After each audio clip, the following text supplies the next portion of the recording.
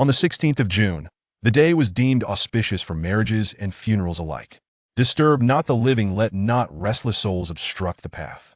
The yin-yang master, with a shrill voice, hoisted a soul-recalling banner on his shoulder, scattering paper money as he walked, followed by 8 robust men carrying a finely crafted coffin made of golden sandalwood. They bore the coffin to lead the way for the deceased's final journey. Behind the golden sandalwood coffin trailed a long procession of mourners, a sea of somber faces. This funeral procession originated from the downtown area of Sheathed, making its way toward a mountainous spot in the eastern suburbs, the ancestral grave of the family. Traditionally, prestigious families observed certain rites.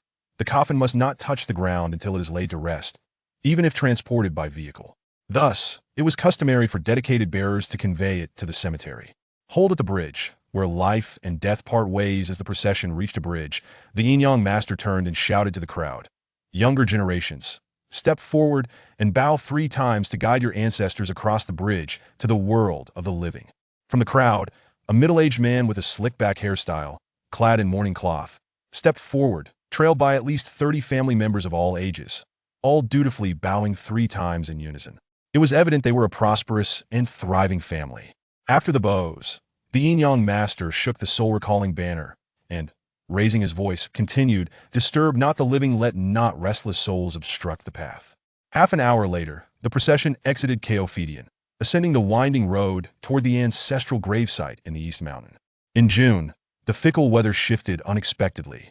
Dark clouds gathered on the horizon, and shortly thereafter, a light rain began to patter down upon the gilded coffin, the droplets coalescing into glistening streams cascading to the ground.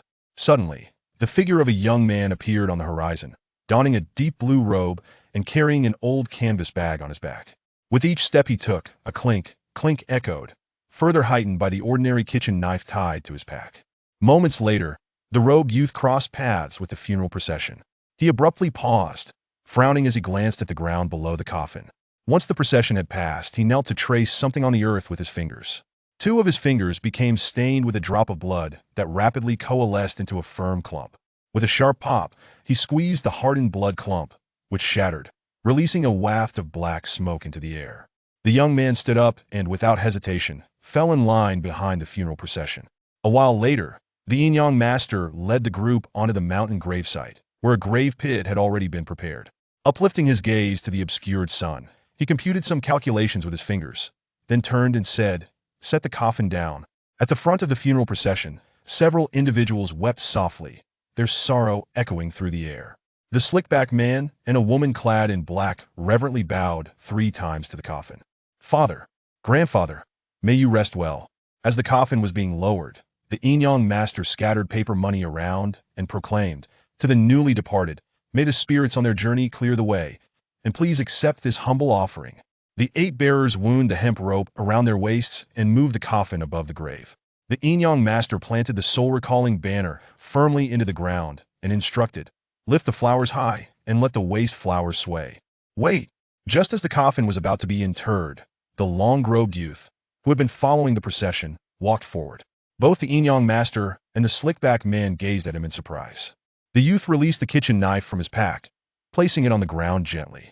"If there should be anything unusual within 3 days, take this knife to the hotel near the train station in town to find me."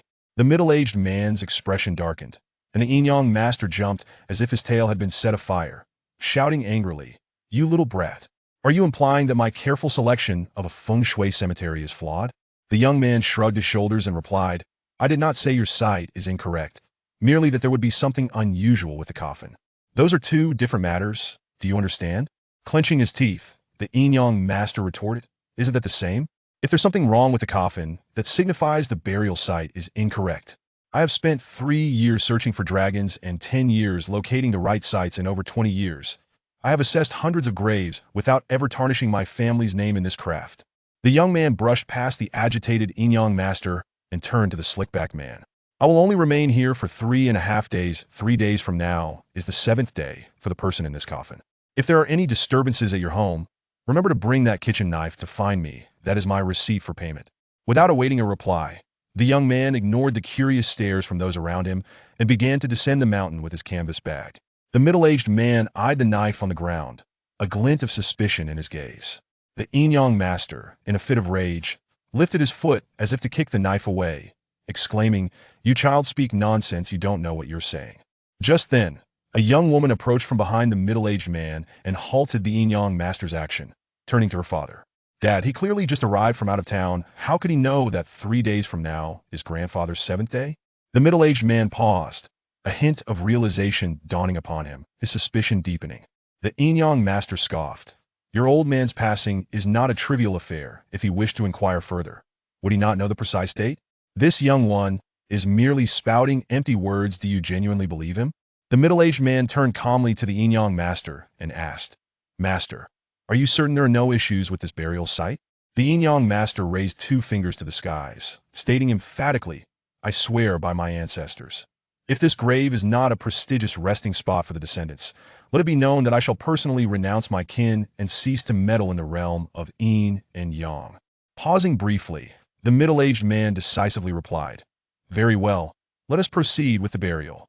The yin-yang master turned to the 8 bearers, declaring, "Shake the flowers loose, let the flowers fall. Prepare to scatter the blossoms." Flowers referred to the hemp ropes securing the coffin, and shaking them signified placing the coffin into the pit. Scattering flowers occurred when the hemp was pulled loose post-interment to secure the coffin in place. Once that was done, the final task remained filling the grave with soil. As the coffin was lowered and soil began to fill the pit, the crowd gathered around the grave exhibited expressions of sorrow and solemnity. On the ground, a plain kitchen knife lay amidst the earth, appearing as ordinary as any used for cooking, rusted and unnoticed by the mourning onlookers. Suddenly, a delicate hand grasped the knife's handle and pulled it from the earth. At the foot of the East Mountain, the robed youth stepped away from the gravesite, glancing back at the inhabited spot now shaded by a mass of ominous clouds drifting toward the mountain summit.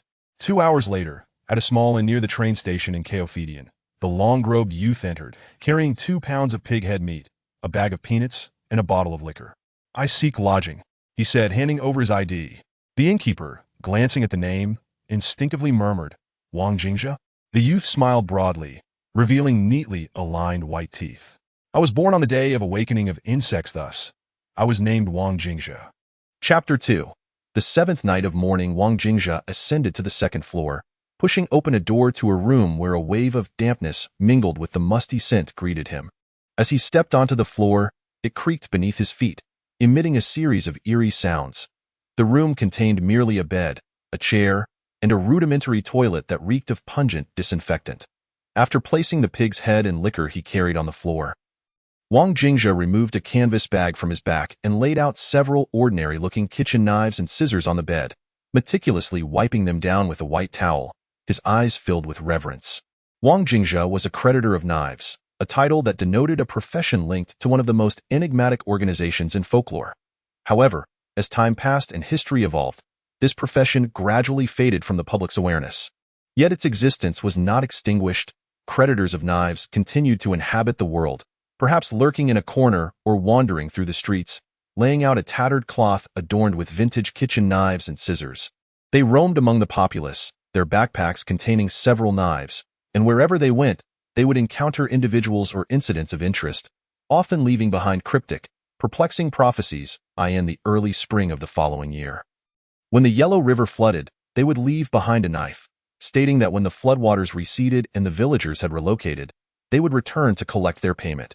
During a year marked by natural disasters, a creditor of knives visited a village in the arid plains of Zhejiang, where he encountered a gaunt village secretary who was leading residents in digging for guanine soil and gnawing on tree bark.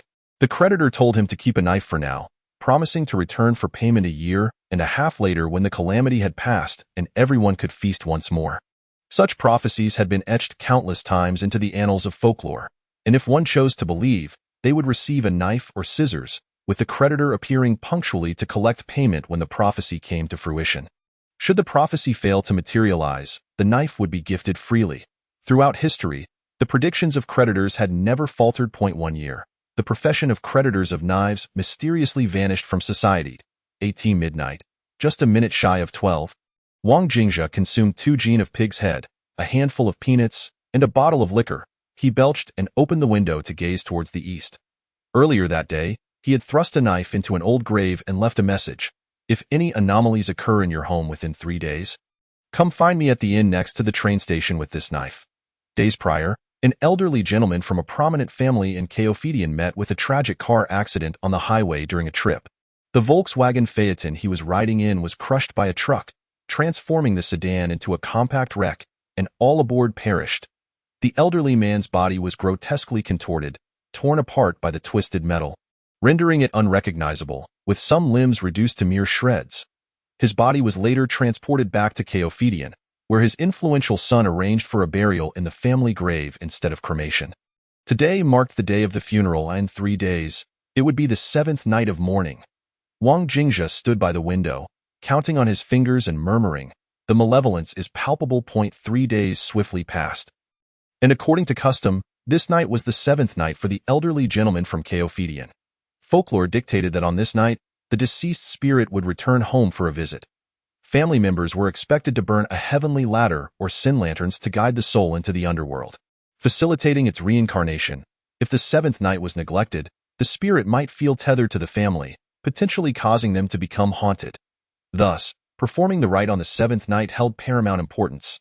That evening, under a moonless sky, Lin Yuan, after sending his wife back to her family, summoned his only daughter to set up a heavenly ladder crafted from yellow paper in front of their villa in the Guanyin Lake Garden.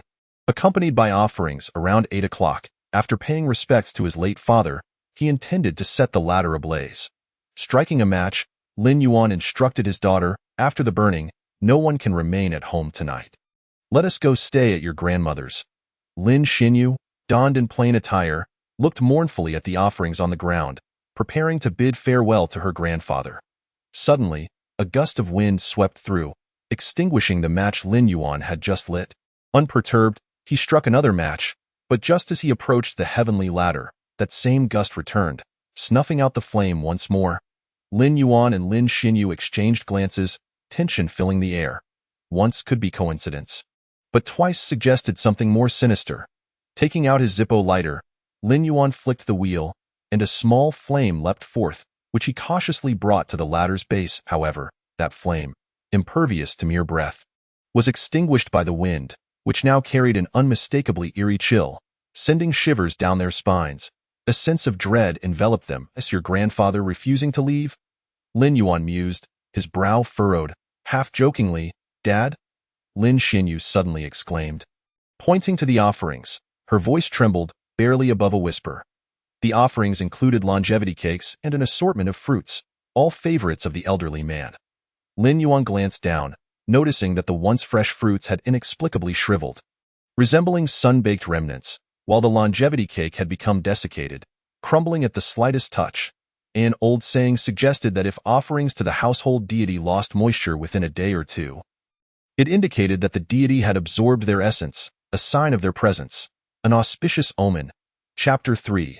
Ironclad predictions. The creditor of knives. A sudden and fierce wind swept through the Lin family courtyard, lifting Lin Xinyu's hair, yet peculiarly, this chilling breeze seemed confined to their abode, leaving the trees of neighboring houses undisturbed. Lin Xinyu felt a cold touch on her shoulder, as if someone had tapped her. The place felt ice-cold. A soft, breathy sound brushed against her left ear, as if someone was exhaling beside her. "Dad, did you call me?" Lin Yuan, who had been facing away from her, turned at the sound of her voice. His scalp prickling with unease, behind his daughter loomed a distorted figure, its head grotesquely misshapen, rendering its face unrecognizable. A hand rested upon Lin Xinyu's shoulder, and a pale, drooping eyeball dangled near her. That unsettling eye shifted, and Lin Yuan felt a jolt of panic as if it were fixated upon him. Bark, bark, bark. 2 Labradors from a neighboring yard suddenly charged towards the fence, barking furiously, their cacophony piercing the night. Lin Yuan trembled as he pointed at the figure behind his daughter, his mouth agape, unable to articulate a single word. The words lodged in his throat. Lin Xinyu was on the verge of tears, perplexed by her father's frozen demeanor. Who was the entity that loomed so closely behind her? "Dad, Daddy."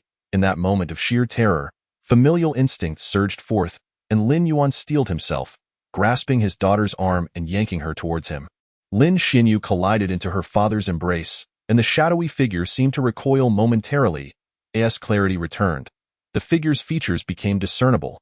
Though its head was distorted, its body bore no semblance of wholeness, appearing as if it were haphazardly stitched together from disparate parts. "Dad, is that you?" Lin Yuan stammered, fear evident in his voice. "We are your family, here to honor your seventh night. What do you intend to do? Have we ever wronged you in life?"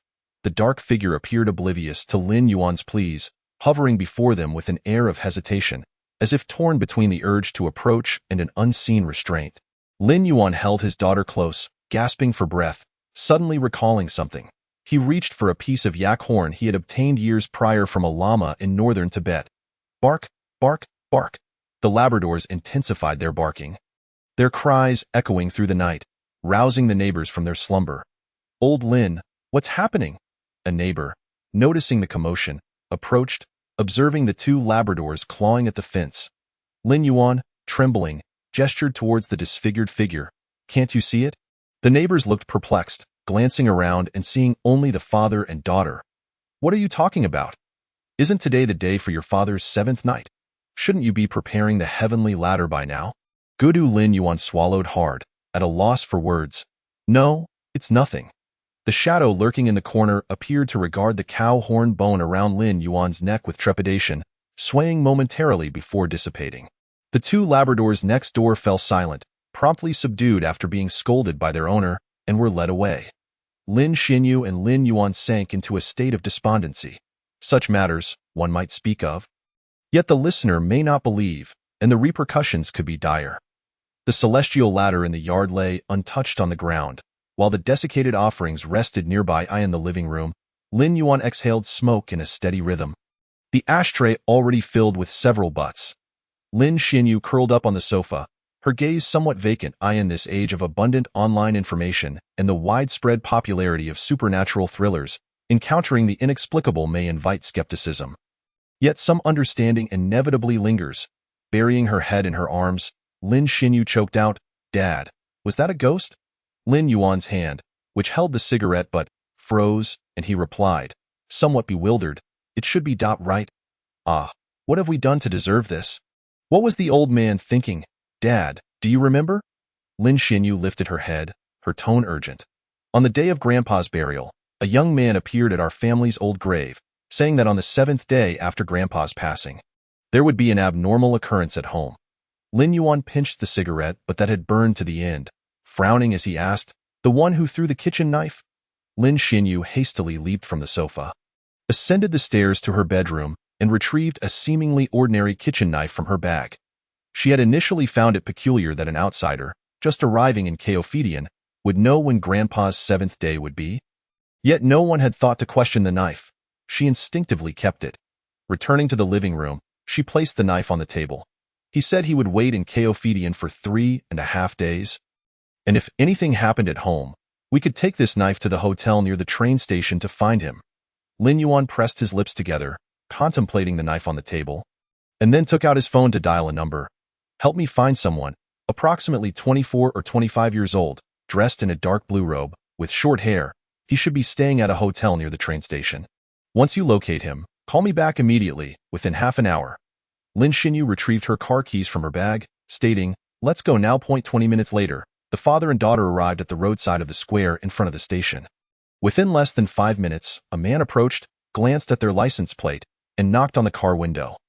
Lin Yuan rolled down the window, and the man bowed his head respectfully, saying, "Mr. Lin, the person you are looking for has been found. At the hotel just ahead. He has been staying here for 3 days." The hotel owner mentioned that he rarely goes out, only leaving for about half an hour in the morning and evening, and otherwise stays in his room. "The first room on the second floor is his." "Thank you." Lin Yuan nodded. Lin Xinyu pulled out a few bills from her wallet and softly said, "Thank you." The man waved his hand dismissively, turning to leave. "No need for thanks, Mr. Lin, as long as we can handle the matter as instructed." The car drove to the side of the train station square. After Lin Yuan parked, he hurriedly opened the door, and he and Lin Xinyu headed towards the hotel. They quickly passed through the lobby and ascended to the second floor, arriving at the first room at the corner. Before they could knock, the door creaked open. Wang Jingzhe was still clad in his long robe, a canvas bag slung across his shoulder. He glanced at the kitchen knife Lin Xinyu held and extended his hand, saying, "Give me the knife, and also I need the money." Direct and assertive, the knife dealer, Chapter 4. Digging the grave for the coffin. My family is haunted. It seems like Lin Xinyu allowed him to reclaim the kitchen knife.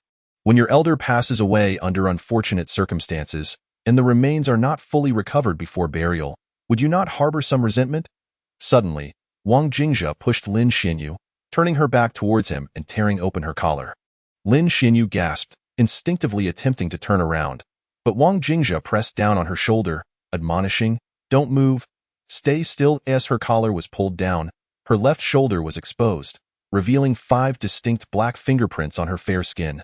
Lin Xinyu tilted her head, noticing the dark handprints on her shoulder, and her face paled in fright. She rubbed at them, but they wouldn't come off, and the more she rubbed, the more she began to cry. "If you don't come find me by noon tomorrow, prepare to be visited by this entity every day. There's no escaping it." Wang Jingzhe swiftly closed the door behind him, saying, "Let us head to your family's old grave. Chaophidian, East Mountain Sloped, the newly buried grave from a few days prior." Wang Jingzhe crouched down, brushing aside the loose soil from the grave mound. Behind him, Lin Yuan and Lin Xinyu observed as a long crack formed from the top of the mound down into the earth. Lin Yuan frowned, stating, "The feng shui master we consulted said that the grave was chosen well. The grave is indeed favorable, and this area has decent feng shui, but the issue lies not with the burial site, but with your elder." Wang Jingzhe remarked, clapping his hands as he turned back to them. "When this elder died, the body was not fully recovered, yet you buried him. Have you heard the saying from movies and television? I will ensure you die without a complete corpse? This is not mere bravado. When someone dies without a complete body, even the king of hell will refuse to collect them. Without entering the cycle of reincarnation, they are doomed to wander the underworld for generations. Which is why your elder will continue to haunt you until you gather his remains fully." Lin Xinyu, unable to hold back her tears, cried out, "My grandfather died in a car accident. The car was mangled, and only after cutting it open were they able to retrieve his body, but some parts were crushed beyond recognition, and we couldn't find them at all, sir, since we can't gather the remains." Then, Lin Yuan, perplexed, asked, "Is there any way to resolve this? That kitchen knife wasn't given away for nothing." Wang Jingzhe replied, glancing at the sky, "Bring someone here to dig up the grave by 11 o'clock. And prepare red cinnabar and fresh lotus root, 9 holes, all of them." He paused. "Never mind. I'll write it down for you. You probably won't remember otherwise. But remember this, the coffin must be unearthed by 11 o'clock. And everything I need must be present. Can you manage that?" Lin Yuan nodded. "No matter the cost, it must be done." "Then let us hurry." Wang Jingzhe waved his hand. Lin Yuan moved aside to make calls, urgently issuing instructions, while Lin Xinyu stood hesitantly behind Wang Jingzhe, asking, "Tonight, during the ceremony for my grandfather, the fire wouldn't ignite several times, and then the wind began to blow in the house. The neighbor's dog barked incessantly, and my dad and I saw a shadow crouching behind me. Was that my grandfather? When he was alive, he was your grandfather. The one you saw earlier was merely a manifestation of his resentment. He clings to you because you were closest to him, wishing for your help in gathering the other parts of his body. If you cannot find them, you will never be rid of him." Wang Jingzhe replied, his eyes fixed on the grave. As he brushed away the loose soil, the crack on the grave became particularly pronounced. Lin Xinyu interjected, "I've heard that if a grave cracks, it's not a good omen. It signifies great misfortune." Wang Jingzhe paid her no heed, taking a few steps forward and wrinkling his nose. Lin Xinyu instinctively mimicked him, inhaling deeply, only to gag violently, saliva dripping from her mouth. "What is that smell? Why is it so foul?" "The stench of a corpse, your grandfather's," Wang Jingzhe replied. Lin Xinyu froze, blinking in disbelief, before squatting down again, retching violently. Suddenly, the overpowering stench of decay surged forth, even reaching Lin Yuan, who was still on the phone not far away. The crack in the grave widened abruptly. Gudu, gudu. A stream of dark blood oozed from the fissure, spreading toward Lin Xinyu at the grave's front. Wang Jingzhe yanked her behind him, the nauseating odor overwhelming them. With a swift motion, Wang Jingzhe thrust the kitchen knife into the grave, the blade disappearing into the earth, leaving only the handle exposed. He then pulled out a piece of yellow paper from his bag, bit his fingertip, and inscribed a series of symbols upon it. Flicking his fingers, the talisman floated gently onto the knife's handle, The flow of blood from the crack began to subside, though the air still reeked of decay.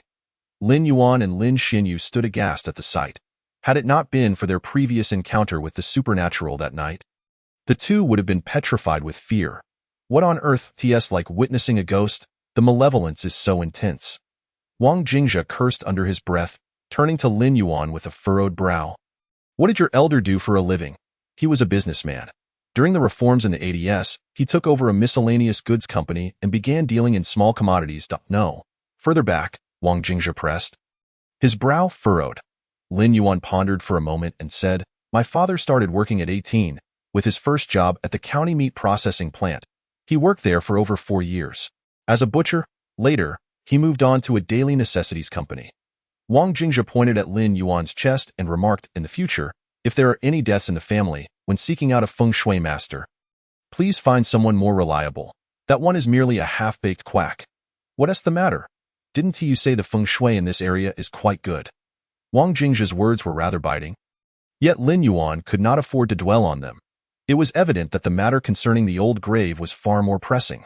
For ordinary individuals, the feng shui of this hill might indeed be favorable, promising fortune and prosperity for future generations. However, your elder worked as a butcher for 5 years at the meat plant. Who can say how many animals he slaughtered? Every living thing possesses a spirit, and the resentment of those creatures at the moment of their demise has surely fallen upon your old man. Hence, he met with a tragic end.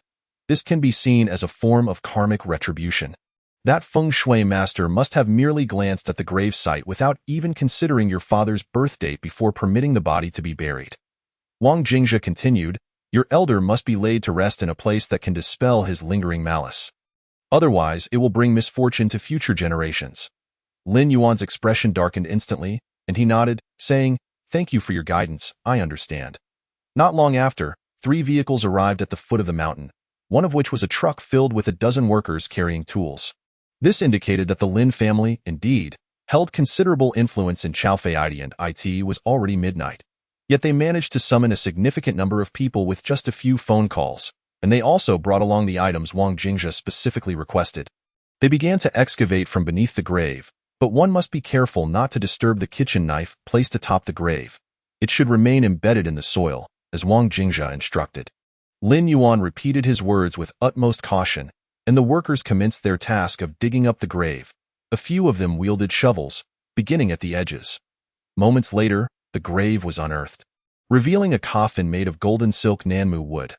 Wang Jingzhe ordered the workers to halt and quietly advised Lin Yuan, Have these individuals wait at the foot of the mountain, but do not allow them to leave. Tomorrow morning, the coffin must be removed and relocated for burial. Understood. Lin Yuan called over the foreman and gave a few instructions for him to lead the workers down. Chapter 5. Taking your wealth to avert disasters, Wang Jingzhe rolled up his long robe and secured it at his waist before jumping into the grave pit. With a crowbar, he pried at the coffin lid, and after a few attempts, it loosened.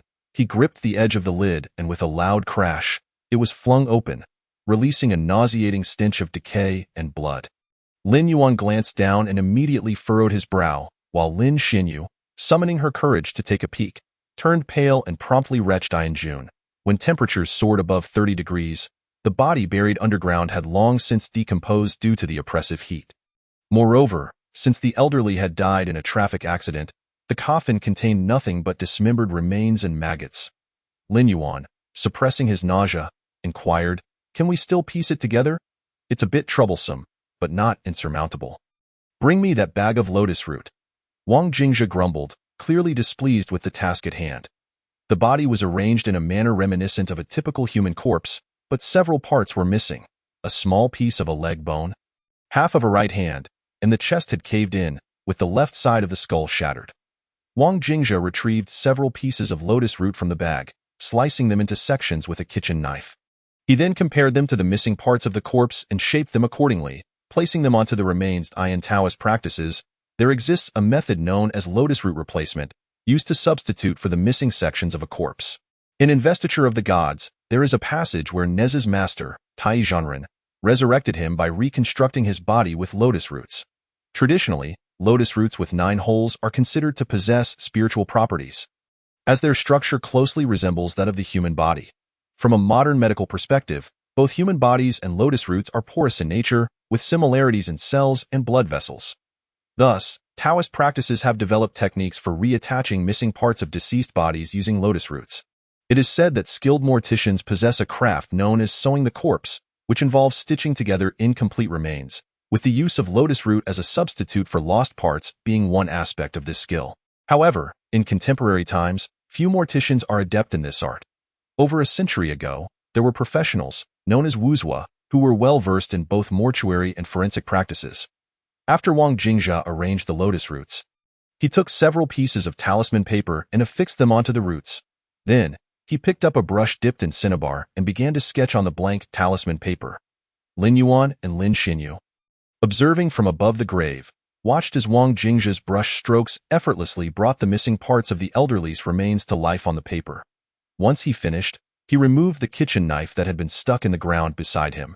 Suddenly, Lin Yuan and Lin Xinyu noticed that the previously overwhelming stench of decay began to dissipate, and the chilling wind around them ceased to blow. Wang Jingjia glanced at the sky. It was just past the midnight hour. The timing was perfect. Once the clock struck midnight, it would be the following day, and the seventh day would have passed. If they wished to suppress the resentment emanating from the grave, considerable effort would be required. When the rooster crows in the morning, have the people at the foot of the mountain come up to retrieve the coffin and relocate it for burial, Wang Jingjia instructed, pulling the coffin lid back into place. The feng shui on this hillside is quite favorable. Near a source of good fortune, there will be a place to dispel malevolence. Just find a spot on the back slope to dig a hole for burial. Is that it?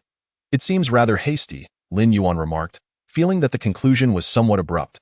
Shouldn't you use a compass or calculate the auspicious timing? After the coffin is buried, it would be best to hold a ritual and chant sutras for several days to alleviate his lingering malice.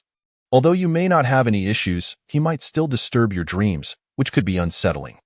Wang Jingjia climbed out of the grave, brushing off the dust from his robe, and added, after 100 days have passed since his death, it would be wise to perform some charitable deeds in his name, lest the king of hell finds fault with the many lives he took during his lifetime, complicating his reincarnation.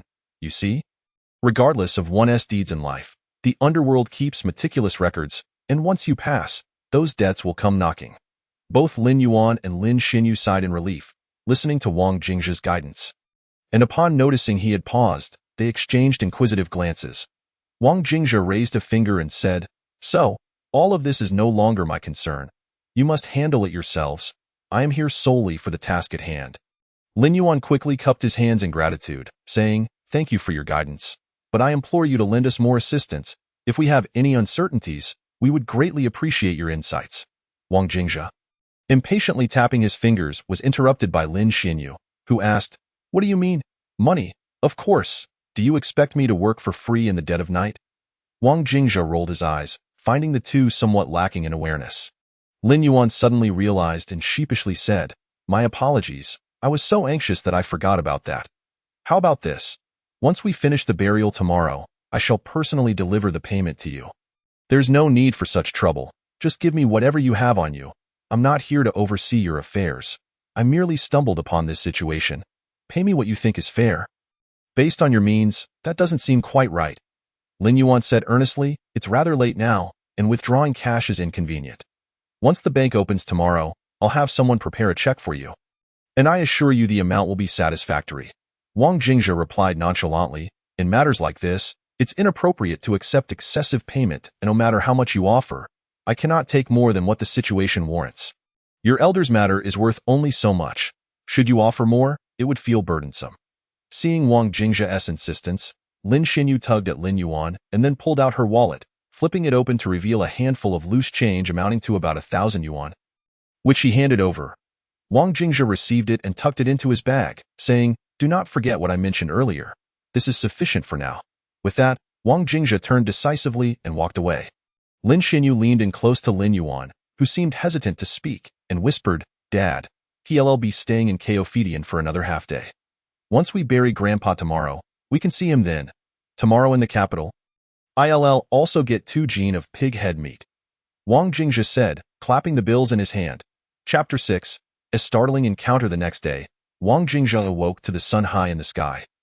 Having slept in until nearly noon, After a hasty wash and gathering his meager belongings, consisting of a vintage canvas bag containing a few kitchen knives, a towel, and a toothbrush, he stepped out of the hotel. Standing on the street, he closed his eyes to bask in the sunlight and stretched lazily. With his left hand, he retrieved a pack of cigarettes from his bag, pulling one out and placing it between his lips.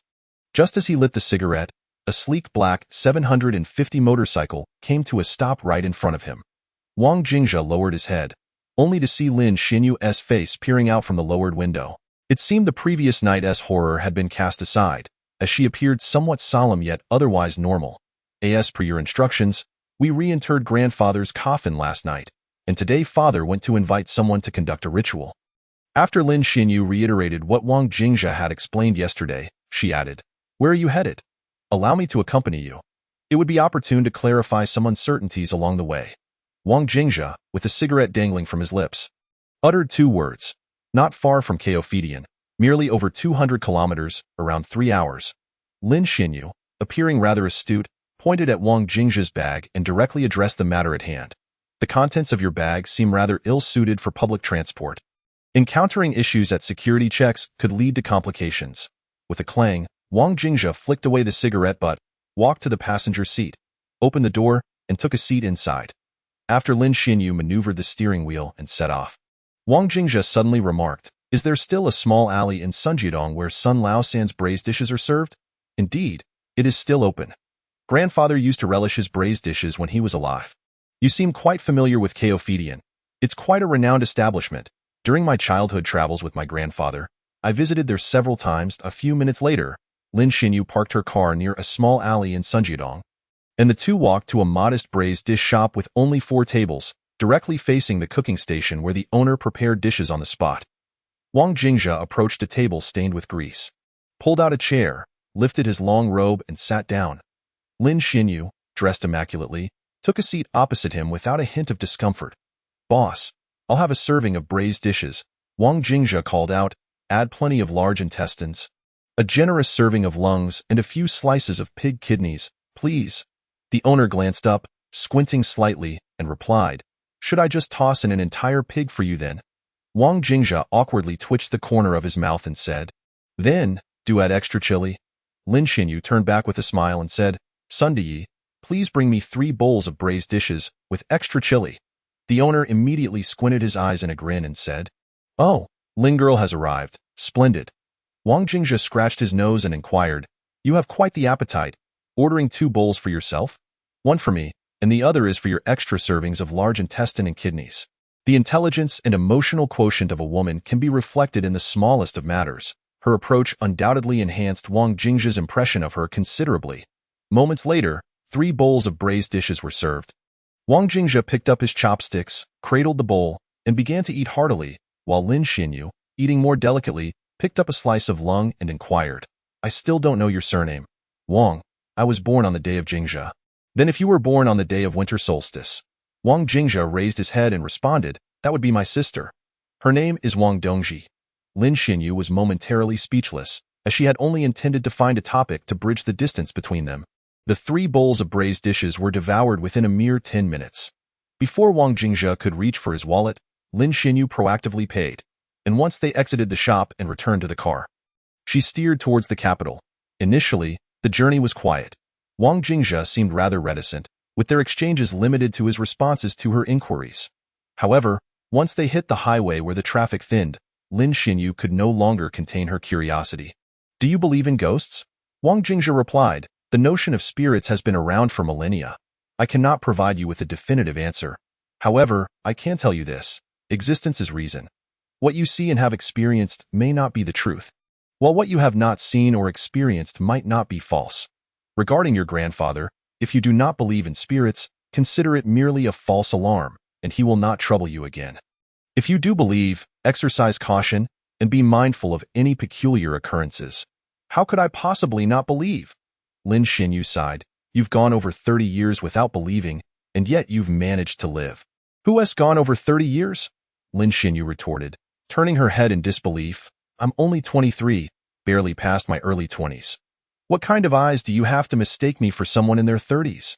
"Ah," Wang Jingjia awkwardly nodded and admitted, "I might have a bit of face blindness." Face blindness means you can't recognize people. Yours is a vision problem. 2 hours later, the car exited the highway. Where to now?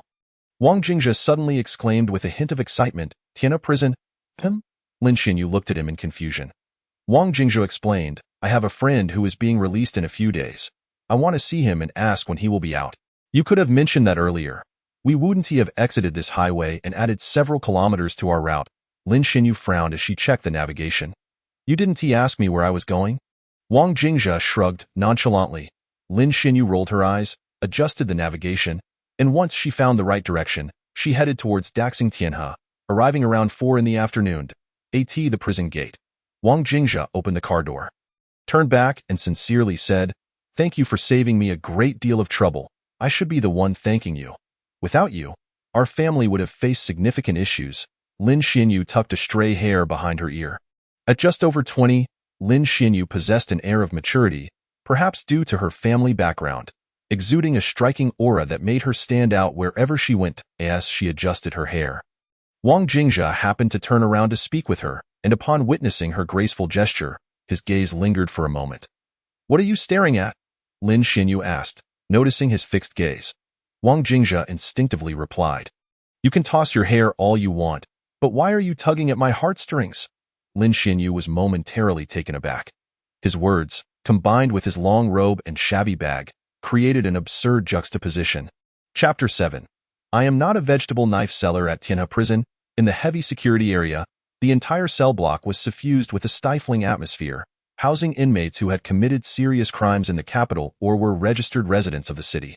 The minimum sentence was 5 years, extending up to 15 years, with some facing life sentences or awaiting execution. The majority of the inmates were convicted of murder, robbery, drug trafficking, or large-scale fraud. Petty thieves or con artists were simply not qualified to be here. Inmate 201258, come out. A guard called from outside one of the cells, addressing an inmate lying on the bed. Hearing his number, the prisoner sprang up instinctively, legs together, looking straight ahead, and shouted, Report. Step out. There's someone in the visitation room who wishes to see you. With a clatter, the guard opened the cell door, placed shackles on inmate 201258, and escorted him to the visitation room. After waiting for some time at a glass window in the visitation room, Wang Jingzhe finally saw Dingwu being brought in by the guards. He immediately broke into a grin, revealing his pearly white teeth, while Dingwu, who had maintained a stern expression, surprisingly displayed a rare smile. If any fellow inmates from the same block witnessed Dingwu smiling, they would undoubtedly be taken aback by his unusual display of joy. Even the most ruthless and untouchable inmate in Tianhe prison, 201258, was capable of smiling. Such a sight was indeed remarkable. Dingwu was Wang Jingzhe's childhood friend, one of the few he had. They had known each other since birth, having been born just 3 days apart, and their childhoods were intertwined. Wang Jingzhe and his family lived in an old house on a hillside, while Dingwu's family resided in the village below. They spent their formative years together until their teenage years. Later, Dingwu followed his parents to the capital for work, but unfortunately, after 2 years, he was imprisoned for a manslaughter case, sentenced to 8.5 years for excessive self-defense. Our family, with its lineage of knife sellers, is said to possess an unerring judgment, yet I could not foresee this calamity befalling you. Wang Jingzhe lamented over the phone, his voice thick with emotion. Wu, if only you hadn't come to the capital. You wouldn't have wasted years of your youth. Dingwu lazily leaned over the counter, replying, I was sentenced to 8 years but had 1.5 years reduced. I'll be out in just over half a month. There's no point dwelling on the past. It's all behind us now. It's good to hear you'll be released. I'll be waiting for you in the capital. Give me a call once you're out. Dingwu scrutinized Wang Jingzhe for a moment and asked, What have you been up to these years? Why are you still wearing that robe? You're only in your 20s, yet you look like a 30-something old man trying to act mature. There is no alternative. My father insists that in our line of work, this attire serves as our signature and cannot be altered. Wang Jingzhe, grinning widely, remarked, These past few years, I have been wandering far and wide. I am an emotional person. Upon hearing Zhao Lei sing about Chengdu, I felt compelled to visit, and after listening to Bai Gu's Hello Zhengzhou, I made my way there as well. The only place I now hesitate to visit is when Han Hong sings, for I fear her song Tian Lu might lead me astray. Dingwu, scratching his head, replied, Just like your father, you're a rascal. When I was a child, He once told me, with utmost seriousness, that kissing would result in pregnancy. One day, while I was eating, our dog came over and nudged its snout against my lips. Shortly after, the dog had 5 puppies, and I ran to my dad in tears, asking if they were mine. To my astonishment, he claimed they were my progeny. From that moment on, I silently vowed that as long as I had food, I would ensure those pups were never hungry. For this reason, my mother would save a few pieces of meat from every meal to feed the dogs. Tell me, how did you go from such innocent childhood to brandishing a knife at the slightest disagreement? Dingwu pointed to a scar on his head and continued, upon arriving in the capital, I discovered that outsiders struggled to find their footing. Without money or skills, one is bound to be bullied. Eventually, I became so downtrodden that I could barely lift my head. I resolved that as long as I am alive, I would ensure my adversaries are kept awake with trepidation. Ding Wu's words encapsulated the essence of his life's journey, showcasing an unwavering and extraordinary determination, akin to a force that could not be restrained. Wang Jingzhe had previously urged him to reconsider, yet Ding Wu firmly replied that he would not allow notions of the afterlife to bind him. He was only concerned with the present and what lay before him. After a while, their conversation approached its conclusion as the prison guard announced that only 2 minutes remained. Dingwu inquired of Wang Jingzhe, what are your plans moving forward? Once I'm free, let us embark on a venture together. Perhaps you could set up a stall selling kitchen knives, but I fear you might not see a single sale in a month. With 2 men relying on your livelihood, wouldn't that lead to starvation? I am not selling kitchen knives, Wang Jingzhe retorted, stretching his neck defiantly. He then furrowed his brow and added, I still have 2 debts to collect, one in the capital and another in Longxi. After I settle the debt in the capital, I must travel to Longxi, and I would like you to accompany me. Once we finish our business, we can deliberate on future endeavors. What of your father? Wasn't he the one who used to handle the debt collection? Dingwu questioned, puzzled. Wang Jingzhe replied, I haven't seen him in 3 years. He told me he was going to wander, and then he vanished without a trace. I haven't even been able to reach him by phone. Moreover, I must personally collect the debt in Longxi. No one else can do it. Very well, wait for me. Dingwu stood up and waved at Wang Jingzhe, declaring, in half a month, your brother Wu will once again see the light of day. Go on, go on. After concluding his visit with Dingwu, Wang Jingzhe exited the prison. As he stepped out, he noticed Lin Xinyu parked across the street in her 750. Upon seeing him, she lowered her window and waved him over. Waiting for me? Wang Jingzhe asked. Chapter 8. I truly am a seller of kitchen knives. Lin Xinyu opened the car door and stepped out, saying, my father just called to inform me that historically, prominent families often kept a resident master to ward off misfortune. Should something untoward occur in our family, such a master could mitigate the shock. While this master may not be versed in everything, they possess some knowledge of feng shui and exorcism. They need not reside with us year-round. It suffices to have someone we can consult when necessary. I believe they used to be called sacrificial offerings, but now they are referred to as advisors. Ah, what are you implying by telling me this? Wang Jingzhe inquired, tilting his head. Lin Xinyu, with her crescent moon-shaped eyes, replied, my father believes that meeting you signifies a serendipitous connection. I am merely a seller of kitchen knives. You are overthinking this. Wang Jingzhe muttered dismissively before abruptly turning away, leaving Lin Xinyu, who had more to say, in stunned silence. Hey, how can you just walk away? Lin Xinyu called after him. I haven't finished my thoughts. My father said we can negotiate the price, and you can suggest any terms you wish. Farewell. I cannot linger for handshakes. Wang Jingzhe waved without turning back. Where's your decorum? Lin Xinyu grumbled, then took out her phone to call Lin Yuan. After hearing their conversation, her father responded nonchalantly, it's fine. If people like them were easily persuaded, then anyone could hire them, and their worth would diminish. We will find a way to contact him later. Just ensure you maintain your connection. Start by becoming acquainted. Unfortunately, I don't have his number, but he will surely return in half a month. I will be waiting for him, Lin Xinyu asserted confidently. Lin Yuan was correct. If one were to look back a century, it was common for affluent families to have masters knowledgeable in feng shui and exorcism residing in their homes. However, as time progressed and historical changes occurred, particularly during the Cultural Revolution, such practices gradually faded.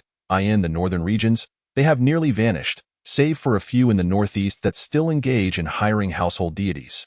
Conversely, in coastal areas, particularly in Guangdong, Hong Kong, and Macau, people hold strong beliefs in such traditions, and these practices are still prevalent. However, the masters they hire no longer reside in their homes. Instead, they maintain contact and are summoned only when needed, transforming the concept of sacrificing into that of consultation. Much like the wealthy in Hong Kong and Macau, who often know various masters or eminent figures, they treat them with great respect, offering substantial red envelopes annually. This is primarily to maintain a bond, especially during significant life events such as childbirth, bereavement, or relocation, as well as business openings. After the recent upheaval in Lin Yuan's household, the desire to hire such a figure was rekindled. Unfortunately, the individual he encountered was a wandering seller of kitchen knives who did not reside in one place. The lineage of knife sellers operates as such. They do not confine themselves to a particular region but roam freely.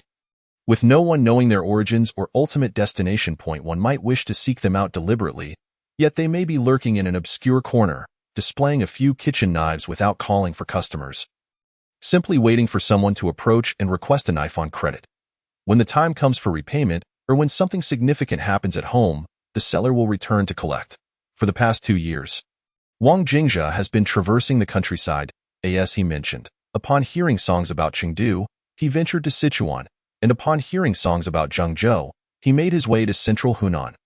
His life has been quite carefree, allowing him to go wherever he pleases, living a transient existence. This time, Wang Jingjia's journey to the capital was not solely to fetch Dingwu from prison. He also had debts to settle. Once he completed his business in the capital, he would need to travel to Longxi. He stated that this year, he had little else to do besides collecting these 2 debts, which were left by his grandfather over 40 years ago. It is evident that the Wang family has long been in the business of selling knives, a tradition that has continued through generations. Daxing Tianhe prison lies in the southernmost part of the capital, nearly bordering the outskirts. After visiting Dingwu, Wang Jingjia made his way toward the city center. This area was relatively remote, and it took him 2 kilometers to reach a bus stop, where he transferred through several stops before arriving at a subway station. Around 6 o'clock, the streets were bustling with people, making it the peak of congestion.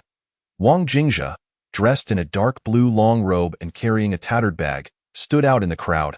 However, he had grown accustomed to this appearance and paid little mind, moving with the throng toward the subway entrance. Yet, trouble arose during the security check. His bag contained several kitchen knives, which were deemed dangerous items in the capital.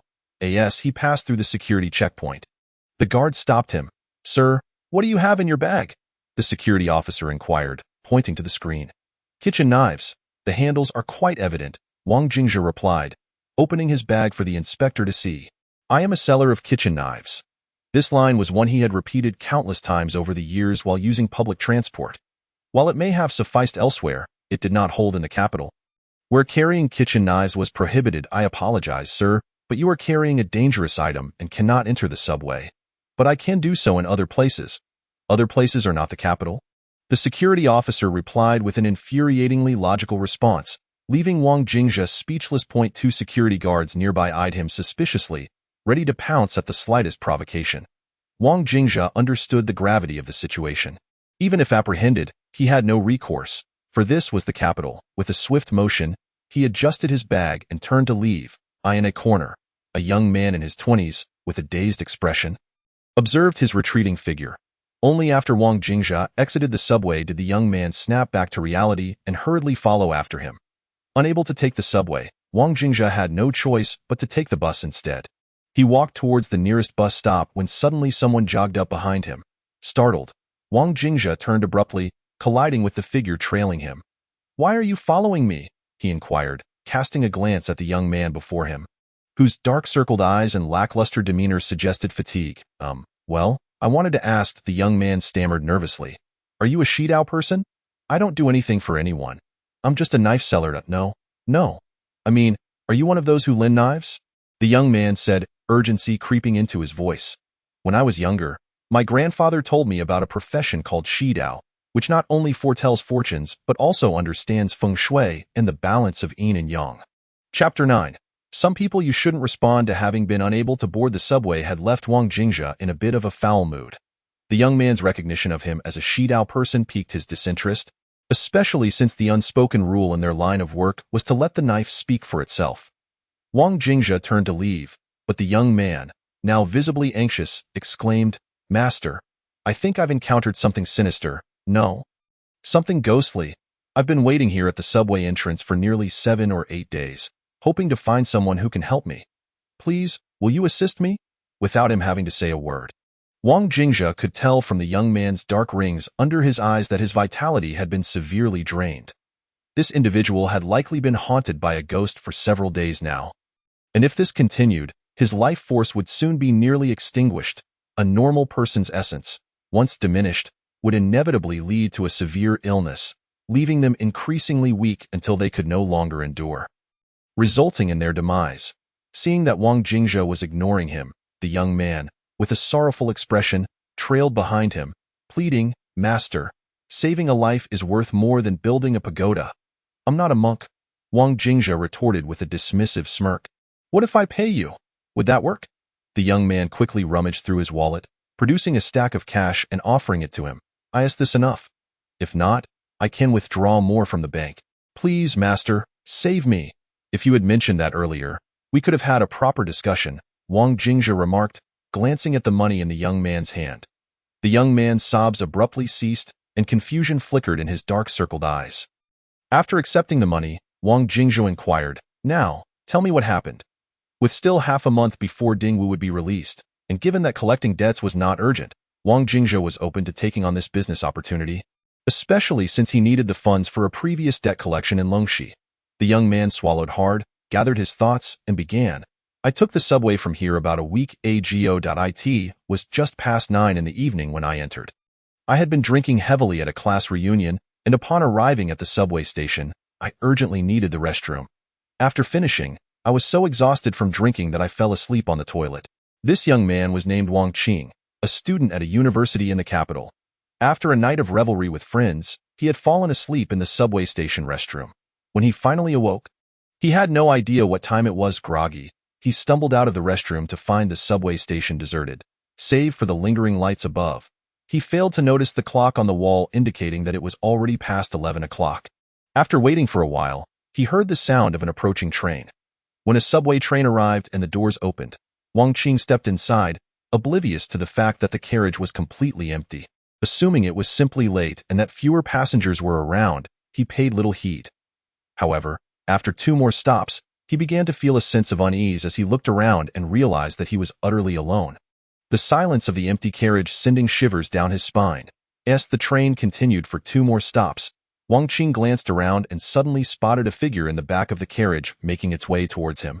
He exhaled a sigh of relief, but as the figure approached, he realized it was a woman clad in a long dress, her hair disheveled, obscuring her face. To this point, Wang Qing's voice trembled as he recounted further. "When she reached me, she was holding a stack of maps of the capital and asked if I wanted to buy one. I initially declined, but since she stood there without budging, I thought that since I was the only one in the subway, I might as well buy one. When I asked her how much, she said 5 yuan. I had no change, so I handed her a 50, and she gave me 45 in return. After purchasing the map, she left, and when I reached my destination 2 stops later, I set the map down and exited the train. Once back at school, I took a nap, but when I went to buy something at the supermarket the next morning, I discovered that the 45 yuan she had given me had vanished and had transformed into paper money. You boarded the subway after 11, didn't you? Wang Qing replied, At first, I was too drunk to notice. But by the time I returned to school, it was already past midnight. Wang Jingzhe sighed.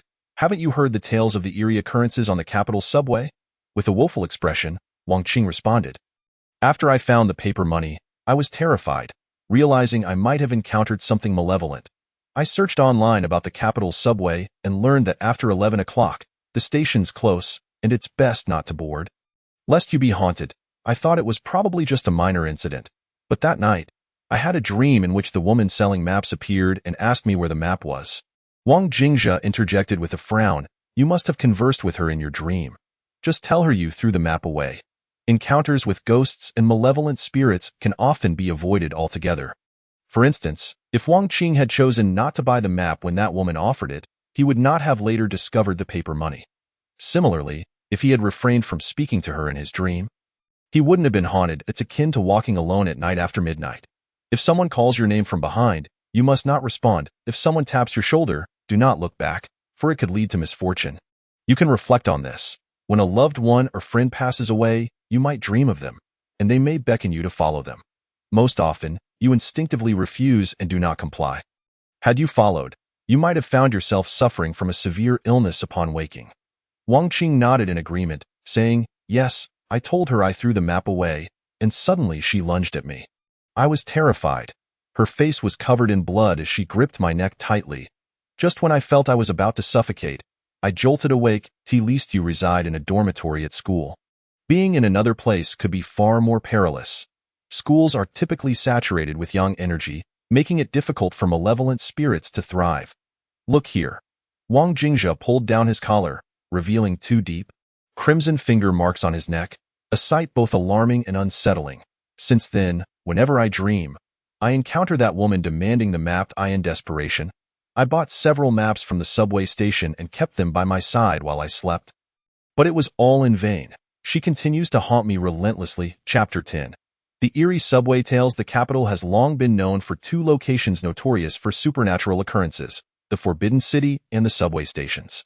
There was once a popular online novel titled The Legend of the Ancient Well, which vividly depicted the paranormal events at the Forbidden City, considered a classic of its genre. Besides the Forbidden City, the subway stations have also garnered attention, with the most prevalent rumor being that after 11 o'clock, the capital subway operates the last train specifically to transport lonely spirits and wandering ghosts. During this time, ordinary people are advised not to enter the subway stations, lest they become ensnared by malevolent entities. This is the mystery surrounding the last train of the capital subway. It is said that during its construction, numerous lines encountered misfortunes, from worker accidents to engineering hazards, which were often unresolvable. Workers claimed this was due to unearthing bones or disturbing ancient graves while digging the subway lines, with others suggesting they had disturbed the dragon vein beneath the capital. Regardless of the myriad of explanations, the outcome remained consistent. The capital subway becomes haunted post-11, with various supernatural incidents reported. Later, it was said that Taoists and shamans were invited to investigate, leading to the establishment of a rule that after midnight, subway trains must run empty to ferry the spirits of the departed. To the public, it was explained as necessary maintenance after a day of operations. Consequently, since that time, all subway stations close at 11, prohibiting any passengers from entering. On the day Wang Qing entered, he had inadvertently fallen asleep in the restroom, allowing him to board the last train without detection. After Wang Qing shared his troubles with Wang Jingzhe, he wiped away his tears, his voice trembling with anxiety. "I have searched online for numerous solutions, yet none have proven effective. I am unfamiliar with anyone knowledgeable in the ways of the Tao. So I have been waiting here daily in hopes of encountering someone who could assist me. Though my surprise, I have met you, Master. This must be fate." The arrival of Wang Jingzhe felt like a lifeline to Wang Qing. He hailed from Liaoyang, and during the time of the Japanese invasion, a credit knife seller had once visited his village. The village chief had inquired when the Japanese would be driven away, and the seller lent him a kitchen knife, promising to return in 5 years to collect payment. The village chief at that time was Wang Qing's grandfather. In August 4 or 5 years later, the Japanese left, and by the end of the year, the seller returned to collect his dues. Wang Qing had heard tales of the knife seller more than once in his youth, thus he was well aware that such individuals existed. Adept in feng shui and capable of divining fortunes, he never anticipated that, in his moment of helplessness, he would encounter a legendary knife seller. Wang Jingzhe glanced at the time, noting it was just past 7, and said, "I'll accompany you tonight to investigate the matter. Your issue should not be too difficult. It is likely just a vengeful spirit tormenting you." Wang Qing breathed a sigh of relief and quickly grasped his arm. Expressing his gratitude, thank you so much." Wang Jingzhe cast a sidelong glance at him. After a moment, Wang Qing began to feel uneasy under his gaze, which seemed to convey multiple meanings: assertive, inquisitive, and perhaps even a hint of desire. Wang Qing instinctively shifted uncomfortably and whispered, "I already paid you, sir. You don't expect anything else, do you? That wouldn't be appropriate." Wang Jingzhe replied coolly, "Isn't it time to eat?" At a nearby restaurant by the subway station, Wang Jingzhe and Wang Qing ordered several dishes. Perhaps in an attempt to curry favor with the gentleman, Wang Qing chose hearty meat dishes and a soup. Wang Jingzhe nodded in satisfaction but showed no intention of picking up his chopsticks. Cautiously, Wang Qing asked, "Sir, if the food doesn't suit your taste, should I order a couple more dishes? What else would you like?" Wang Jingzhe stroked his chin, contemplating. "Something seems to be missing." "Missing what?" Without wine, the meal feels incomplete. Wang Jingzhe remarked with restraint. Bring 2 bottles of beer, or perhaps a case, to avoid the hassle of ordering again later. Wang Qing was utterly bewildered and anxiously responded, Sir, are you not worried about drinking too much and then? Relax, a little alcohol will warm you up and bolster your courage. Wang Jingzhe waved his hand dismissively. You may not understand, but there's a saying, alcohol emboldens the timid. You could interpret it as drinking makes one braver and strengthens one's vital energy. Reducing fear of spirits. Simply put, spirits tend to prey on the weak. If you exude confidence, they might be the ones afraid. Do you understand? It seems somewhat reasonable. Wang Qing pondered for a moment before replying. But that day I encountered trouble precisely because I had drunk too much. Wang Jingzhe replied earnestly, then you simply didn't drink enough tea that moment. Wang Qing felt a pang of hesitation. He sensed that this master might not be entirely reliable. With a ghost hunting mission imminent, why was he still drinking, and why was he encouraged to drink more? In truth, Wang Jingzhe's previous words were mere fabrications. He simply thought it was still too early for their task and wanted to pass the time. Otherwise, sitting across from one another would feel quite awkward. After consuming a few bottles of beer, Wang Jingzhe's face flushed, and the image of him holding a cigarette while cradling a glass made Wang Qing's heart race. He could only comfort himself with the thought that the actions of a master were often inscrutable. At 10 o'clock, Wang Jingzhe, belching from the alcohol, signaled for Wang Qing to rise. He left his bag at the restaurant, telling the owner he would return the next day to retrieve it. They made their way directly to the subway station, and after passing through security, they boarded the train, which was noticeably less crowded now. I'll take a short nap. We'll ride this train back and forth, right? Wake me at 11, Wang Jingzhe instructed, leaning against the railing and dozing off before Wang Qing could respond. As the subway rattled along, it did not deter Wang Jingzhe's desire for slumber. Wang Qing sat beside him, dazed and anxious, feeling beads of cold sweat form as he stepped into the subway. Time passed slowly, and the number of passengers dwindled. This train would soon make its final round trip. As the clock approached 11, Wang Qing anxiously monitored the time on his phone. The last train carriage was now empty, and safety personnel began inspecting the compartments for any remaining passengers. Suddenly, Wang Jingzhe opened his eyes, abruptly grabbing Wang Qing and pulling him beneath the seats. As the train doors closed with a clang, it lurched forward, and the two emerged from their hiding place. Chapter 11. It is her, indeed it is her. The lights in the last train carriage suddenly extinguished, leaving the space eerily empty and devoid of light. The visibility was so poor that one could scarcely see a few meters ahead. As if they had been transported to another realm. Wang Qing's heart raced, his breaths quickening, much to Wang Jingzhe's irritation. Calm down. You have me here. Focus on my presence. There's no need to be afraid. Wang Qing felt exasperated, wishing to express that it was precisely Wang Jingzhe's previous unreliability that made his presence more frightening. Ding dong, ding dong. The train arrived at the station, and as the doors opened, Wang Qing craned his neck to peer onto the platform, finding it utterly deserted. Moments later, the doors slowly closed, and the train resumed its journey. After several stops, sweat began to bead on Wang Qing's forehead. Even though I was drunk that day, I think I remember that just 1 or 2 more stops will bring us to where that woman appears. Yes, Wang Jingzhe grunted, such phenomena follow a fixed pattern, typically manifesting in the same location without deviation.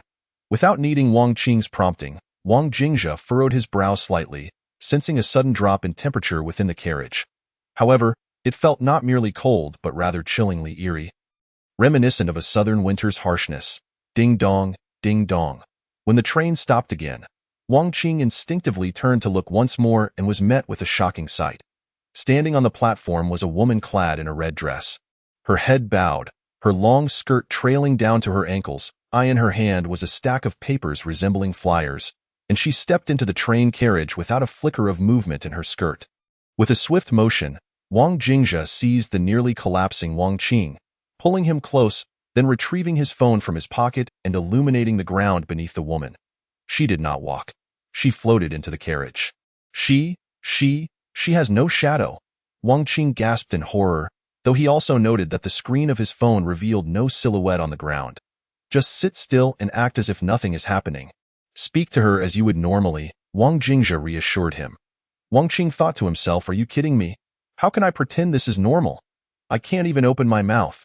As the woman glided closer, Her long hair obscured her face, rendering her features indistinguishable. Her voice was unnaturally stiff, each word uttered with a monotonous tone devoid of emotion. "Sir, would you like to buy a map?" Gulping, Wang Qing turned his head stiffly to glance at Wang Jingzhe, who remained impassive, fixated on the woman, as if she hadn't even noticed him. "Sir, would you like to buy a map?" The woman mechanically repeated her previous question. "How much?" Wang Qing stammered. "0.5 yuan. A fresh wave of sweat rushed to Wang Qing's forehead, the dialogue echoing eerily like a week prior. Without a single word altered, trembling, he retrieved his wallet, extracting a 100 yuan note and extending it with shaking hands. As the woman reached for the money, she suddenly froze. Wang Qing stared, bewildered, as she abruptly lifted her head and said, "Didn't I seek you out 45 times before?" Wang Qing was instantly overwhelmed, his face contorted in despair as he exclaimed, "She is indeed her." With a thud, Wang Qing collapsed to the ground, utterly terrified. As the woman looked up, her entire face was grotesquely bloodied, devoid of any recognizable skeletal structure. To describe it accurately, her countenance resembled that of someone crushed by a wheel. Her features shattered and distorted, making it nearly impossible to ascertain that this visage once belonged to a living person. "Where is the map I sold you? Did you throw it away? Is it true?" Suddenly, the woman extended her hands and grasped Wang Qing's neck. Her face twisted in rage as she repeated, "Did you throw away what I sold to you? Why did you discard it?" "Why?" Wang Qing, struggling on the ground, flailed his arms in a futile attempt to push her away, but she remained unmoved. Before long, his face turned crimson from asphyxiation, his tongue lolling out, clearly gasping for air. "Help, help me." Wang Qing managed to croak out a few words, his gaze desperately directed at Wang Jingzhe, who had shown no reaction. "What are you panicking about?" Wang Qing nearly cursed in frustration. "I'm about to be strangled. How can I not be anxious? This is a disaster. I may have entrusted myself to the wrong person." Under normal circumstances, Wang Jingzhe would be unable to exorcise this female ghost, as doing so would only be a temporary measure. Saving Wang Qing today would only lead to the ghost haunting him incessantly until it ultimately caused Wang Qing's demise. However, Wang Jingzhe could not simply strike the ghost down to obliteration, as doing so would not serve his interests either. Generally speaking, every living being in this world exists for a reason. Unilaterally depriving another of life would lead to one's own accumulation of karmic debt. This is why both Buddhism and Taoism advocate against killing. Each act of taking life adds to one's karmic burden, necessitating greater acts of atonement to alleviate the accumulated transgressions. This is akin to why wealthy individuals often engage in philanthropy. They understand that the more good deeds they perform, the more merit they accumulate to offset their past misdeeds. Just as Wang Qing was on the brink of being throttled, Wang Jingzhe let out a heavy snort. The ghost's grip on Wang Qing's neck instantly slackened, and her body floated backward, crashing into the glass of the train compartment. Suddenly, the subway doors opened, and Wang Jingzhe pulled the incapacitated Wang Qing out, stating, "Let us go. We're leaving." As they exited, the doors closed behind them with a thud. Wang Qing was horrified to see the woman in the red dress pressed against the glass, blood trickling down the window. Her grotesque face rendering a chilling sight, with her broken visage smeared in crimson, her eyes and tongue resembling a mass of decaying flesh.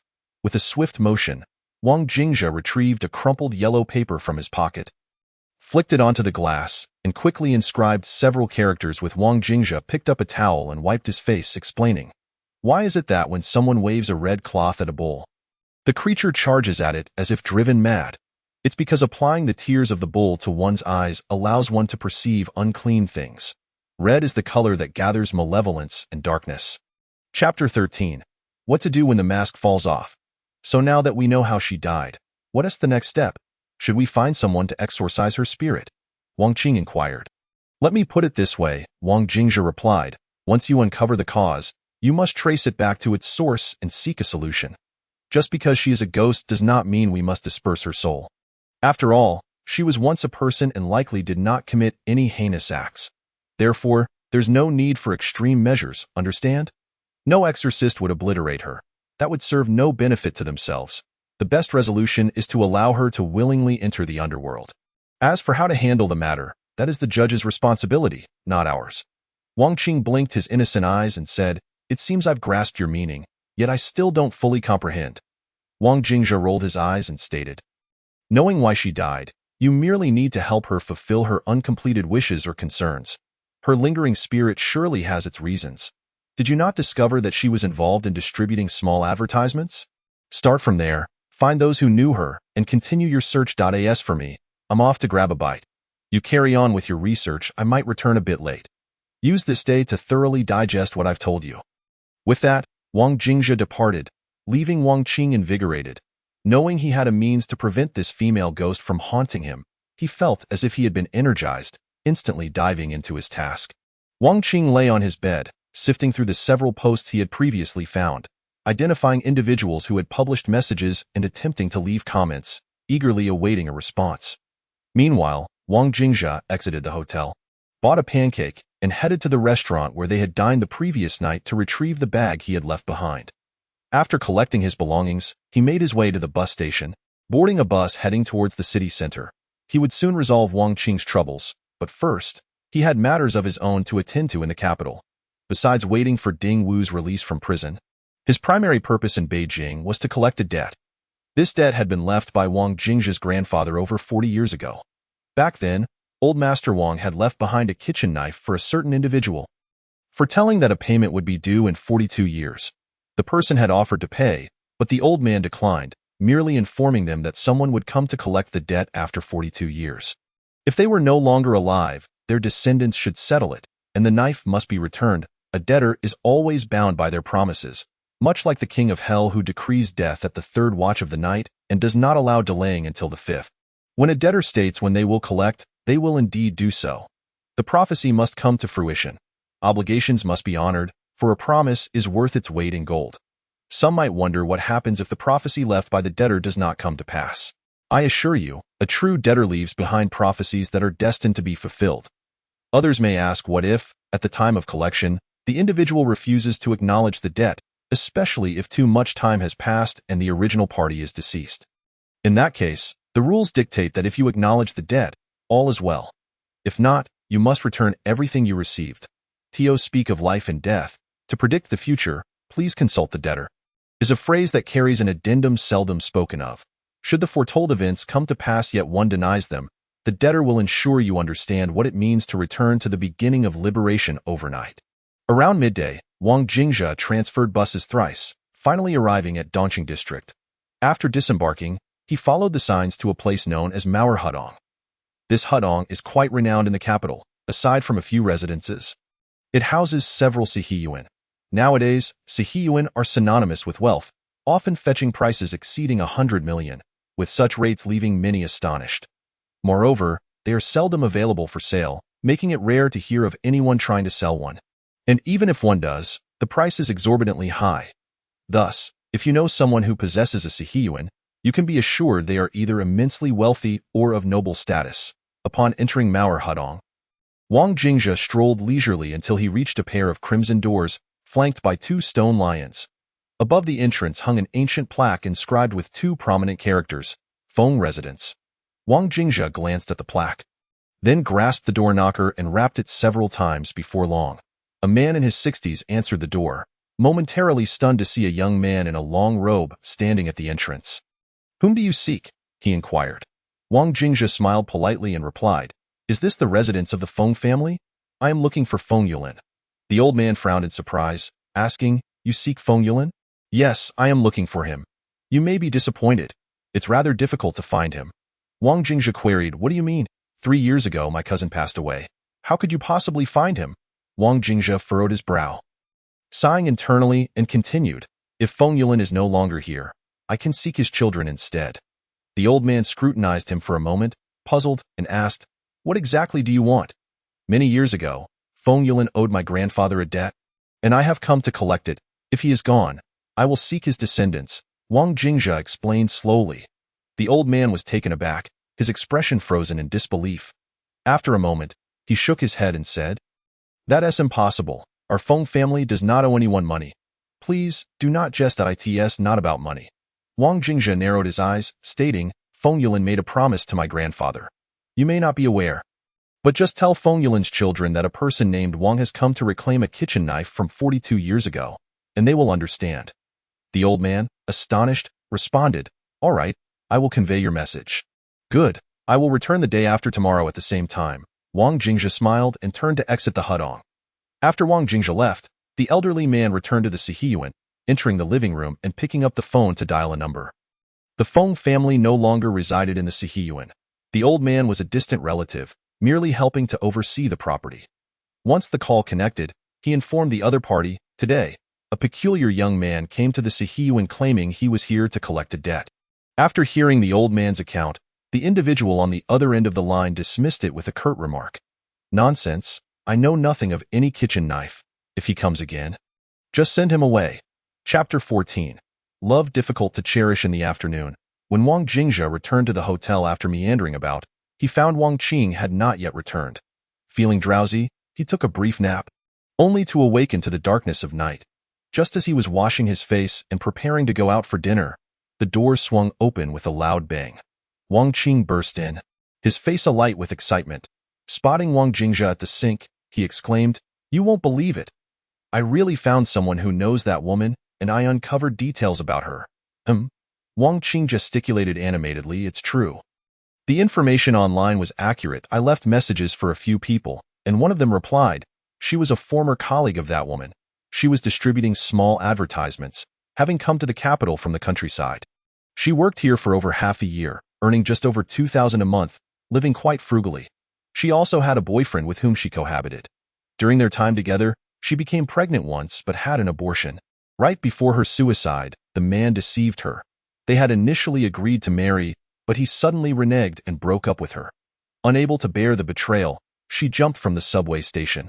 Wang Qing furrowed his brow, saying, "The earlier details are of little consequence. What matters is, have you located this man?" "I have." When she died, he was present, visibly shocked. Her colleagues reported seeing him around here too. He rents in a nearby complex. "And I have the address."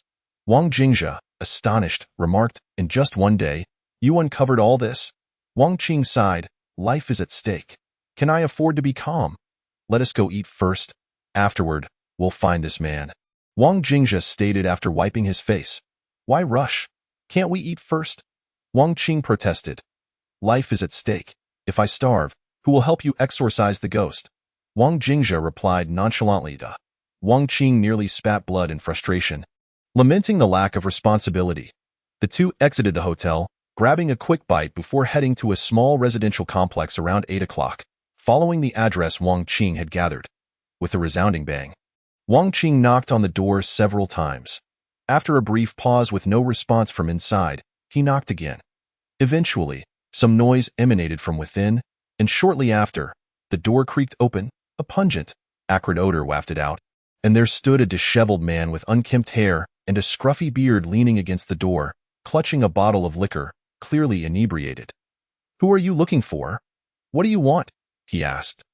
His eyelids drooping, Wang Qing, with an expression of yearning, inquired, "Are you not Zhu Jiang?" The drunken man lifted his eyelids slightly and slurred, "I don't know you." Upon hearing his response, Wang Jingzhe forcefully shoved him in the chest, pushing him into the room, then swiftly kicked the door shut behind them. "Hey, you guys." The drunkard swayed unsteadily, pointing a shaky finger at the two. Wang Jingzhe frowned as he assessed the man's state and said to Wang Qing, "Go fetch a basin of water and splash it on his head." "Huh?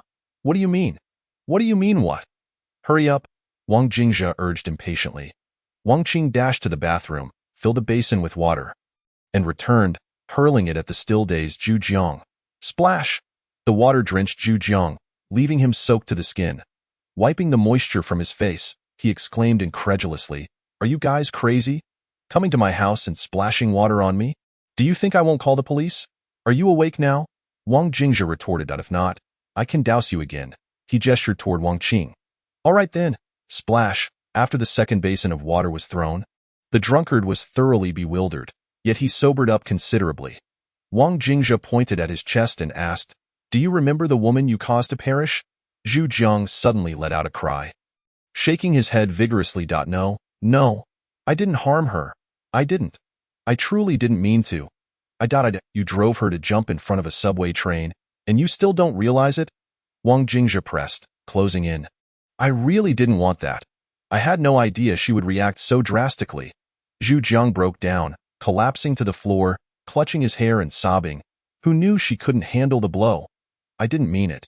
I never intended to deceive her. I wanted to marry her, but my family disapproved, and my mother cried and protested, insisting I break up with her. What could I do? Wang Jingzhe paused, taken aback by Zhu Jiang's words. He lowered his head and asked, "What do you mean? You weren't genuinely trying to deceive her. You really wanted to marry her." Zhu Jiang lifted his head, tears streaming down his face. She was really wonderful. She could do all the housework, was understanding, and unlike other women, didn't waste money. She cooked and shopped without complaint about my circumstances. Why would I refuse her? My mother thought her family was too poor and insisted I break up with her, threatening to harm herself if I didn't. What could I do?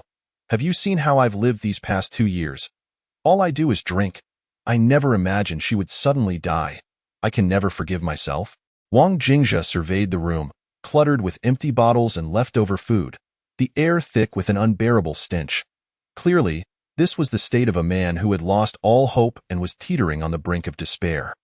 Zhu Jiang wiped his tears, stating, "These past 2 years, the only solace I've found is in alcohol. When I'm sober, I only think of her. I regret not standing firm and not breaking up with her." You must genuinely feel that way, don't you? Wang Jingzhe asked, narrowing his eyes. Zhu Jiang grimaced, "What difference does it make if I truly feel that way? The woman is dead. It's too late for words. If you genuinely wished to marry her and had the chance to do so again, would you? Huh?" Zhu Jiang was taken aback, incredulously asking, "What do you mean? I ask you, would you?" Wang Jingzhe repeated, "Yes, yes." Zhu Jiang nodded eagerly. "But is that even possible? The possibility is not your concern. Just affirm your willingness," Wang Jingzhe instructed. "Get ready, change your clothes, and then come with me." As Zhu Jiang went to change, Wang Qing quietly asked, "What did you just say? You want them to get married?" This woman's restless spirit harbors unresolved feelings. The key to her release lies with this man. Their fates are intertwined. If he truly regrets his actions and genuinely wishes to marry her, it can be resolved. "What if he's deceiving you?" Wang Qing countered. "Deceiving so convincingly? What kind of acting is that? Am I blind? Can't I see through it?" After pondering for a moment, Wang Qing nodded in agreement. Zhu Jiang emerged in fresh attire, and the three of them set out, not heading directly to the subway station, but instead stopping at a store to purchase various items. They waited until around 11 o'clock before finally entering the subway. Anticipating the last train, at the stroke of 11, the final train arrived at the station.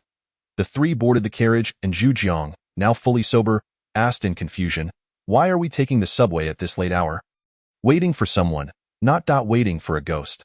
Suddenly, the lights in the carriage extinguished, and Wang Qing's breath hitched, pressing closely against Wang Jingzhe. Despite having encountered this situation before, he instinctively began to shiver. A chill swept through the air, sending shivers down their spines. Wang Qing and Zhu Jiang clasped their arms tightly, nervously swallowing. Moments later, Wang Jingzhe turned his gaze toward the far end of the carriage. Following his line of sight, they beheld a woman clad in a flowing red dress, her long hair obscuring her face, slowly approaching. "It's coming, it's coming," Wang Qing stammered. Zhu Jiang, startled, cried out, "Oh my God," and slid off his seat onto the floor. Gasping in terror, "A ghost? A ghost? We're encountering a ghost." Wang Jingzhe firmly held his shoulder, pinning him down. As the woman drifted closer, she clutched a stack of flyers, mechanically repeating, "Buy a ticket, buy a ticket." Zhu Jiang was on the verge of collapse. Struggling desperately to rise in such a situation, most would be paralyzed with fear. Yet Wang Jingzhe forcefully kept him down, shouting at the ghost, "Do you recognize this man?" The woman slowly turned her head, revealing a disfigured face. Upon seeing Zhu Jiang, she froze, and then let out a piercing wail. The flyers she held fluttered to the ground, and Wang Qing distinctly observed that they transformed into paper money and ghostly offerings. Suddenly, the ghostly figure lunged, seizing Zhu Jiang by the throat, and ferociously growled, "I've been waiting for you. At last, I've found you." Zhu Jiang gasped for breath, struggling against her grip, which left deep imprints on his neck. "Aren't you going to do something?" Wang Qing asked, terrified. "Don't worry, he won't die," Wang Jingzhe assured him. As Zhu Jiang's face began to turn blue, the woman abruptly released her grip, her bloodshot eyes fixed intently on Zhu Jiang's face. She repeated, "Why did you deceive me? Why? You promised to marry me. I even aborted our child for you. Why did you lie to me? Zhu Jiang coughed several times, his voice trembling. You are Xiaoya. Yuan Xiaoya? Why did you deceive me? Why? Wang Jingzhe interjected. Repeat what you said before to her. What did I say? Zhu Jiang stammered. Tell her you didn't deceive her. Speak from your heart, quickly. If you don't, she might really kill you. And no one can save you then. Zhu Jiang was left dumbfounded. You tricked me into this. You're trying to get me killed. You're not dead yet. We'll deal with that if it happens. Hurry, Wang Jingzhe urged impatiently. The woman suddenly lunged forward again, and just as she was about to seize Zhu Jiang, he instinctively reacted. Swallowing hard, he turned his head and exclaimed in terror, Xiaoya, I didn't deceive you. I truly planned to marry you. But my family wouldn't allow it, and I was powerless. I never imagined you would take such drastic measures. Since your passing, I have felt nothing but guilt and remorse. I live in torment every day, regretting my actions. I have always loved you. As her hand hovered perilously close to Zhu Jiang's neck, she hesitated, murmuring, You deceived me. Even in death, you're still deceiving me. No, I swear, if I were given another chance, I would marry you without hesitation. Wang Jingzhe glanced at the time. It was 11:15. He suddenly stepped between them, declaring, If you want to know whether he deceived you, let him marry you once more. And you will find out. Zhu Jiang, bewildered, asked, Marry? But she's already dead. How can we marry? A ghost marriage. Wang Jingzhe uttered 2 words and then spoke to Yuan Xiaoya. Isn't your lingering spirit merely a reflection of the abandonment you felt? You too should engage in a ghostly marriage. Only then will you discover whether he deceived you in the past. Zhu Jiang, with a dazed expression, nodded and said, I am willing. After all, my life is akin to a living death. If I can marry you, it would grant me some solace. Otherwise, I cannot bear to live out the latter half of my life. Ordinarily, a person of not entirely malevolent disposition would feel a twinge of guilt upon realizing that their actions led to another's demise. Some carry this shadow in their hearts for a lifetime, unable to escape its clutches. Zhu Jiang was clearly in such a state, compounded by the fact that the deceased was a woman he once loved. Hearing Zhu Jiang's own promise to partake in a ghostly marriage gradually calmed Yuan Xiaoya. Wang Jingzhe took out a piece of talisman paper and said, I shall seal it within. Tonight, I will host a ghostly marriage for you two, and you will be able to reincarnate in the underworld. Suddenly, tears of blood welled up in Yuan Xiaoya's eyes as she replied, Very well. I wish to see if you are truly sincere. Come in. Wang Jingzhe handed over the talisman, sealing Yuan Xiaoya's spirit within. Ding dong. The subway arrived, and as the doors opened, the 3 of them stepped out. Wang Qing suddenly felt a chill at the back of his head. After searching for a moment, he spotted a child with braided hair peeking out from the subway car, grinning at him. What, there's more! Wang Qing exclaimed in panic, grasping Wang Jingzhe's arm. Wang Jingzhe frowned and glanced at the subway car. Shouting, Scram! The little ghost vanished in an instant. Chapter 16. A rift between the living and the dead. No need for entanglement. Scram! Wang Jingzhe shouted again, and the little ghost was chased away. Wang Qing and Zhu Jiang stared at him in astonishment, asking, How can such things still exist? Consider yourself fortunate. You encountered a newly deceased female ghost whose resentment is not too strong, having passed only 2 or 3 years ago. If you had met a more seasoned malevolent spirit, you might not have had the chance to block me at the subway entrance, Wang Jingzhe explained. The subway lines in the capital disturb many ancient graves due to their depth. Who knows what sorts of entities might arise? The last train operates during the witching hour, when lost souls are most active. This train is teeming with foul presences, so be more cautious when traveling in the future. Wang Qing, trembling, asked, So if someone like me accidentally rides the last subway, I might encounter a ghost? Not necessarily. Others might not encounter one at all. Why is that? Wang Qing asked, bewildered. Wang Jingzhe narrowed his eyes and replied, You might possess a quality that leads to an early demise, making you more susceptible to ghostly encounters. Wang Qing's face fell, and he retorted, Can we speak more civilly? Encounters with ghosts are indeed dependent on the individual. Some may pass right by them without a second glance, while others, like you, attract them simply by riding the last train. Let me put it this way. If a person's vitality is strong, they may be impervious to malevolent entities. Those with righteous thoughts or who serve as law enforcement or military personnel tend to repel spirits. However, you, who often stay up late or indulge in vices, are an inviting target. Wang Qing's face flushed and he protested, "Stop saying nonsense. I don't indulge that much." "Oh, really? Your hands are practically calloused from it. Doesn't that indicate otherwise?" "That can't be. I don't engage that frequently," Wang Qing instinctively defended, checking his smooth palms for evidence. Wang Jingzhe turned to the still-dazed Zhu Jiang and said, "You need to consider this carefully. If you proceed with this ghostly marriage, it may significantly impact you." Zhu Jiang contemplated for a moment before resolutely stating, "As long as it alleviates my guilt, I wish to be entirely liberated." After the three emerged from the subway station, they headed straight to Zhu Jiang's home. Wang Jingzhe instructed Wang Qing to wait outside, saying, "You shouldn't come in." "Why not? I'm curious about what a ghostly marriage entails." Wang Qing protested, "If you want to spend the next few days bedridden, then by all means, come inside. But I must warn you, the atmosphere inside is thick with yin energy. If you absorb even a fraction, you'll suffer misfortune for months to come." Wang Qing, alarmed, stepped back a few paces and said, "Please wish them well for me. I won't go inside." With a clang, the door closed. Minutes later, the windows of Zhu Jiang's home were tightly shut, blocking out any light. The room was shrouded in darkness, making it impossible to see one's own hand. After placing 2 lit red candles in the center of the room, a faint glow emerged. Wang Jingzhe placed the talisman on the table, and Yuan Xiaoye's vengeful spirit shot out from within. He swiftly draped a red cloth over her head. "Now, inscribe your birth dates on the talisman paper on the table." The custom of ghostly marriages still exists in many places today.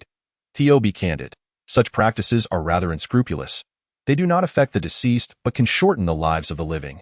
Families often seek spouses for unmarried young individuals who pass away prematurely, sometimes even keeping the body unburied to facilitate a ghostly marriage, fearing that an unwed spirit might disturb the living. In modern society, such occurrences may be rare or less extreme, but a century ago, some affluent families would go so far as to kill someone to provide a partner for a deceased loved one, or even entomb a living person alongside the dead. A truly malevolent act. Your lingering spirit is merely due to the belief that he deceived you. Now, he is willingly participating in this ghostly marriage. I must advise you. Once the marriage is complete, you must report to the underworld. Do not linger in the world of the living as a calamity. If you cling on stubbornly, do not blame me for personally sending you down, I assure you. My patience is limited, Wang Jingzhe warned, frowning. From beneath the red veil, Yuan Xiaoye's voice floated out, "I am in your debt, sir. I understand. First, bow to heaven and earth," Wang Jingzhe remarked, glancing at the unresponsive Zhu Jiang. Zhu Jiang and Yuan Xiaoye stood side by side, turning to face one another as they bowed. As they did, the flames of the 2 candles flickered and diminished, as if on the verge of extinguishing. "Second, bow to your parents. Just bow towards your home," Wang Jingzhe interjected. As they bowed, the candle flames flickered dangerously low, leaving just a faint glimmer. Wang Jingzhe pinched the talisman paper and held it to the candle, igniting it with a whoosh, reducing it to a cloud of ash that drifted down. "Bow to each other as husband and wife," Wang Jingzhe stated. "After this bow, neither of you may turn back. The ghostly marriage is finalized." For a fleeting moment, a look of conflict and struggle crossed Zhu Jiang's face, but it swiftly vanished. He gazed at Yuan Xiaoye, concealed beneath the red cloth, and said, "I truly wish to marry you. Alas, my family compelled me to break up with you, leading to your demise. Xiaoye, today I grant you a wedding, proving that I never deceived you." Without hesitation, Zhu Jiang bent down. A single tear slipped from beneath the veil, falling to the ground. Wang Jingzhe observed Yuan Xiaoye without urging her. After a pause, she suddenly lifted the veil and softly stated, "As long as you never deceived me, I have no grievances." When Zhu Jiang looked up again, Yuan Xiaoye's face had returned to its original form. He reached out tremblingly, but she drifted away, turning to Wang Jingzhe and declaring, "I will not proceed. Knowing he never lied to me is enough." "Have you come to a realization?" Wang Jingzhe asked, nodding. "Between the realms of the living and the dead, why must one remain entangled?" Chapter 17. Consequences of one's actions bound by a thread of obsession.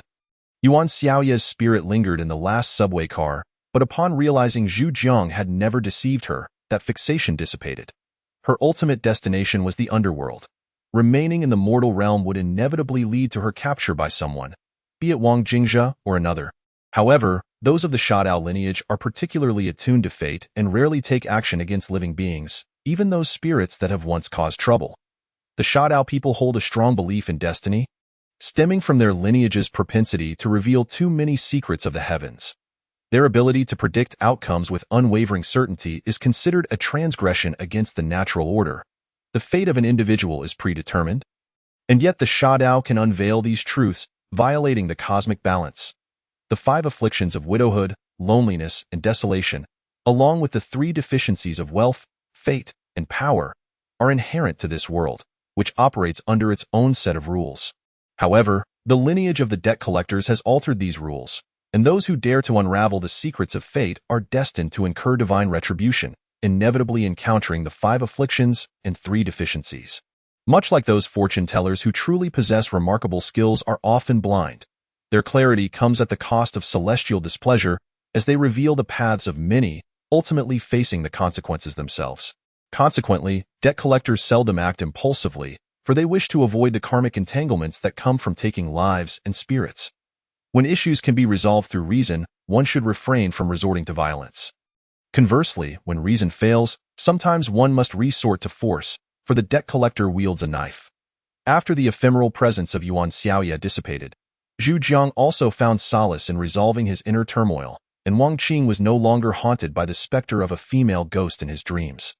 Following a restful night, the next morning, Wang Qing and Wang Jingzhe emerged from the hotel, and Wang Qing's complexion had improved significantly overnight.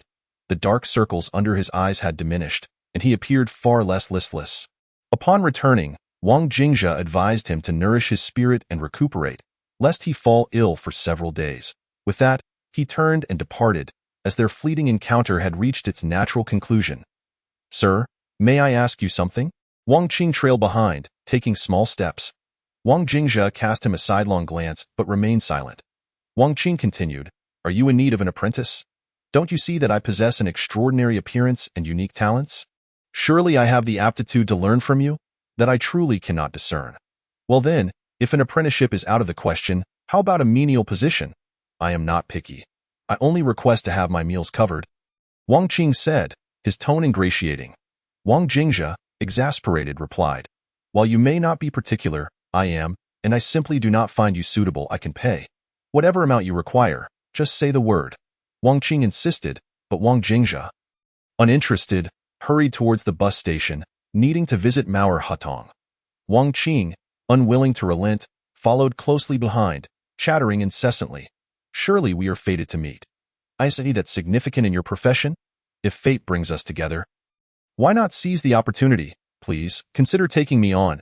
I see you wandering alone in the world, which must be quite troublesome. I can assist with tasks. Wouldn't that be acceptable? At the bus stop?" Wang Jingzhe waited with his arms crossed for the bus to arrive. Wang Qing, still unsatisfied, implored, "Could you spare a moment amidst your busy schedule to at least acknowledge me?" With a resigned sigh. Wang Jingzhe replied, "Can't you see that I am not busy? I simply have no desire to engage with you. Please exhibit some awareness." After a lengthy pause, Wang Qing timidly suggested, "If all else fails, could you at least provide me with a phone number? That way, I can reach out to you in the future. If you refuse, I shall follow you indefinitely. Do you not have any sense of shame?" Wang Jingzhe exclaimed in exasperation. With a resounding clap, Wang Qing slapped his own face and shamelessly remarked, "How much does this cost per pound? It is hardly worth anything. Why would I need it?" Ultimately, Wang Jingzhe could not withstand the thick-skinned persistence of this fool, who could deflect 100,000 huns outside the Great Wall. After reluctantly providing his phone number, he departed in high spirits. Having resolved the troubles concerning Wang Qing and Zhu Jiang ahead of time, Wang Jingzhe found himself with an entire day free and arrived early at Mauer Hutong. He suspected the elderly man overseeing the courtyard would have communicated with the Feng family by now. So he came to see if he could settle the matter today. Entering the alley, he approached the courtyard at the far end and knocked on the door. Moments later, the elder opened it, frowning as he recognized the visitor. "You again? Have you relayed my message to the Feng family?" Wang Jingzhe inquired with a smile. "Are you trying to cause trouble? What does a 20-year-old kitchen knife have to do with anything? Go on, do what you must, but do not stir up chaos here. I have consulted my conscience. The old man never relayed any such matters. Just leave, the elder urged impatiently, attempting to close the door. Wang Jingzhe propped his hand against the gate, frowning as he said, "Have you conveyed my words exactly as I spoke them? Didn't I tell you to cease this nonsense?" Wang Jingzhe narrowed his eyes. "Then I have one more message for you to relay to the Feng family. If they refuse to acknowledge their debts, they must bear the consequences themselves. 300 meters to the right after exiting the alley lies the Mauer Hudong police station. If I report this, the police will arrive in under 2 minutes. Do you believe that?" Well. Wang Jingzhe released his grip, stepping back a couple of paces. With a swift motion, he pulled a kitchen knife from his bag and hurled it toward the plaque above the door. The knife flew through the air, striking the plaque with a dull thud, embedding itself a good 20 centimeters deep. The high-quality wooden plaque, akin to tofu, was easily pierced by Wang Jingzhe's decisive throw, the blade landing precisely between the two characters that spelled Feng residence. The elder stared in shock, finally regaining his composure. He pointed at Wang Jingzhe, enraged, shouting, "Are you looking for trouble? Bear the consequences." Wang Jingzhe declared firmly before turning on his heel and leaving. Disregarding the elder's furious curses, moments later, his figure in a long robe vanished at the alley's entrance. The lineage of debt collectors, who inquire about the future, inherently offends the heavens, yet there exists no principle of incurring debts without repayment. The elder cursed and stomped around for a while before returning to the courtyard to fetch a ladder, determined to remove the knife from the plaque. However, after tugging at it for some time, he found it remained stubbornly lodged, refusing to budge. Chapter 18. The dragon head does not rise. The 7 holes remain closed. Feng Tianliang is a highly esteemed businessman in the Beijing-Tianjin-Hebei region, enjoying a reputation that borders on legendary. To what extent, you may ask? His presence graces financial forums and economic reports with remarkable frequency, and a quick online search yields countless links about him, enough to fill several pages. The term great merchant applies to him without exaggeration. Feng Tianliang's influence stems not only from his recent ascension alongside a prominent figure over the past decade, but also from the groundwork laid by his father, who began showcasing the family's potential for prosperity long ago. The Feng family, once a prestigious lineage, was known as salt merchants in the Lianghuai region, even forging familial ties with the salt transport officials of the time. During that era, Lianghuai salt merchants were synonymous with wealth, with some large salt merchants being described as rich enough to rival nations. However, the downfall of the Qing dynasty led to the family's decline. And amidst the chaos of the times, the Feng family struggled to regain their footing. However, during Feng Yulin's era, in the late 1970s, he seized the opportunity presented by the wave of reform and opening up, revitalizing the family business from humble beginnings to operating a private company. When Feng Tianliang took over the family business, he coincidentally found himself amidst a real estate boom, acquiring vast tracts of land and propelling the Feng family to the forefront of the business world. In recent years, his influence has expanded beyond the Beijing-Tianjin-Hebei region, reaching other areas, and among the influential real estate developments, a significant portion is led by Feng Tianliang's company. Beyond real estate, they have also ventured into online services and insurance, solidifying their status as major players in the business sphere. Given this context, would Feng Tianliang concern himself with the threats posed by an unknown young man? Absolutely not.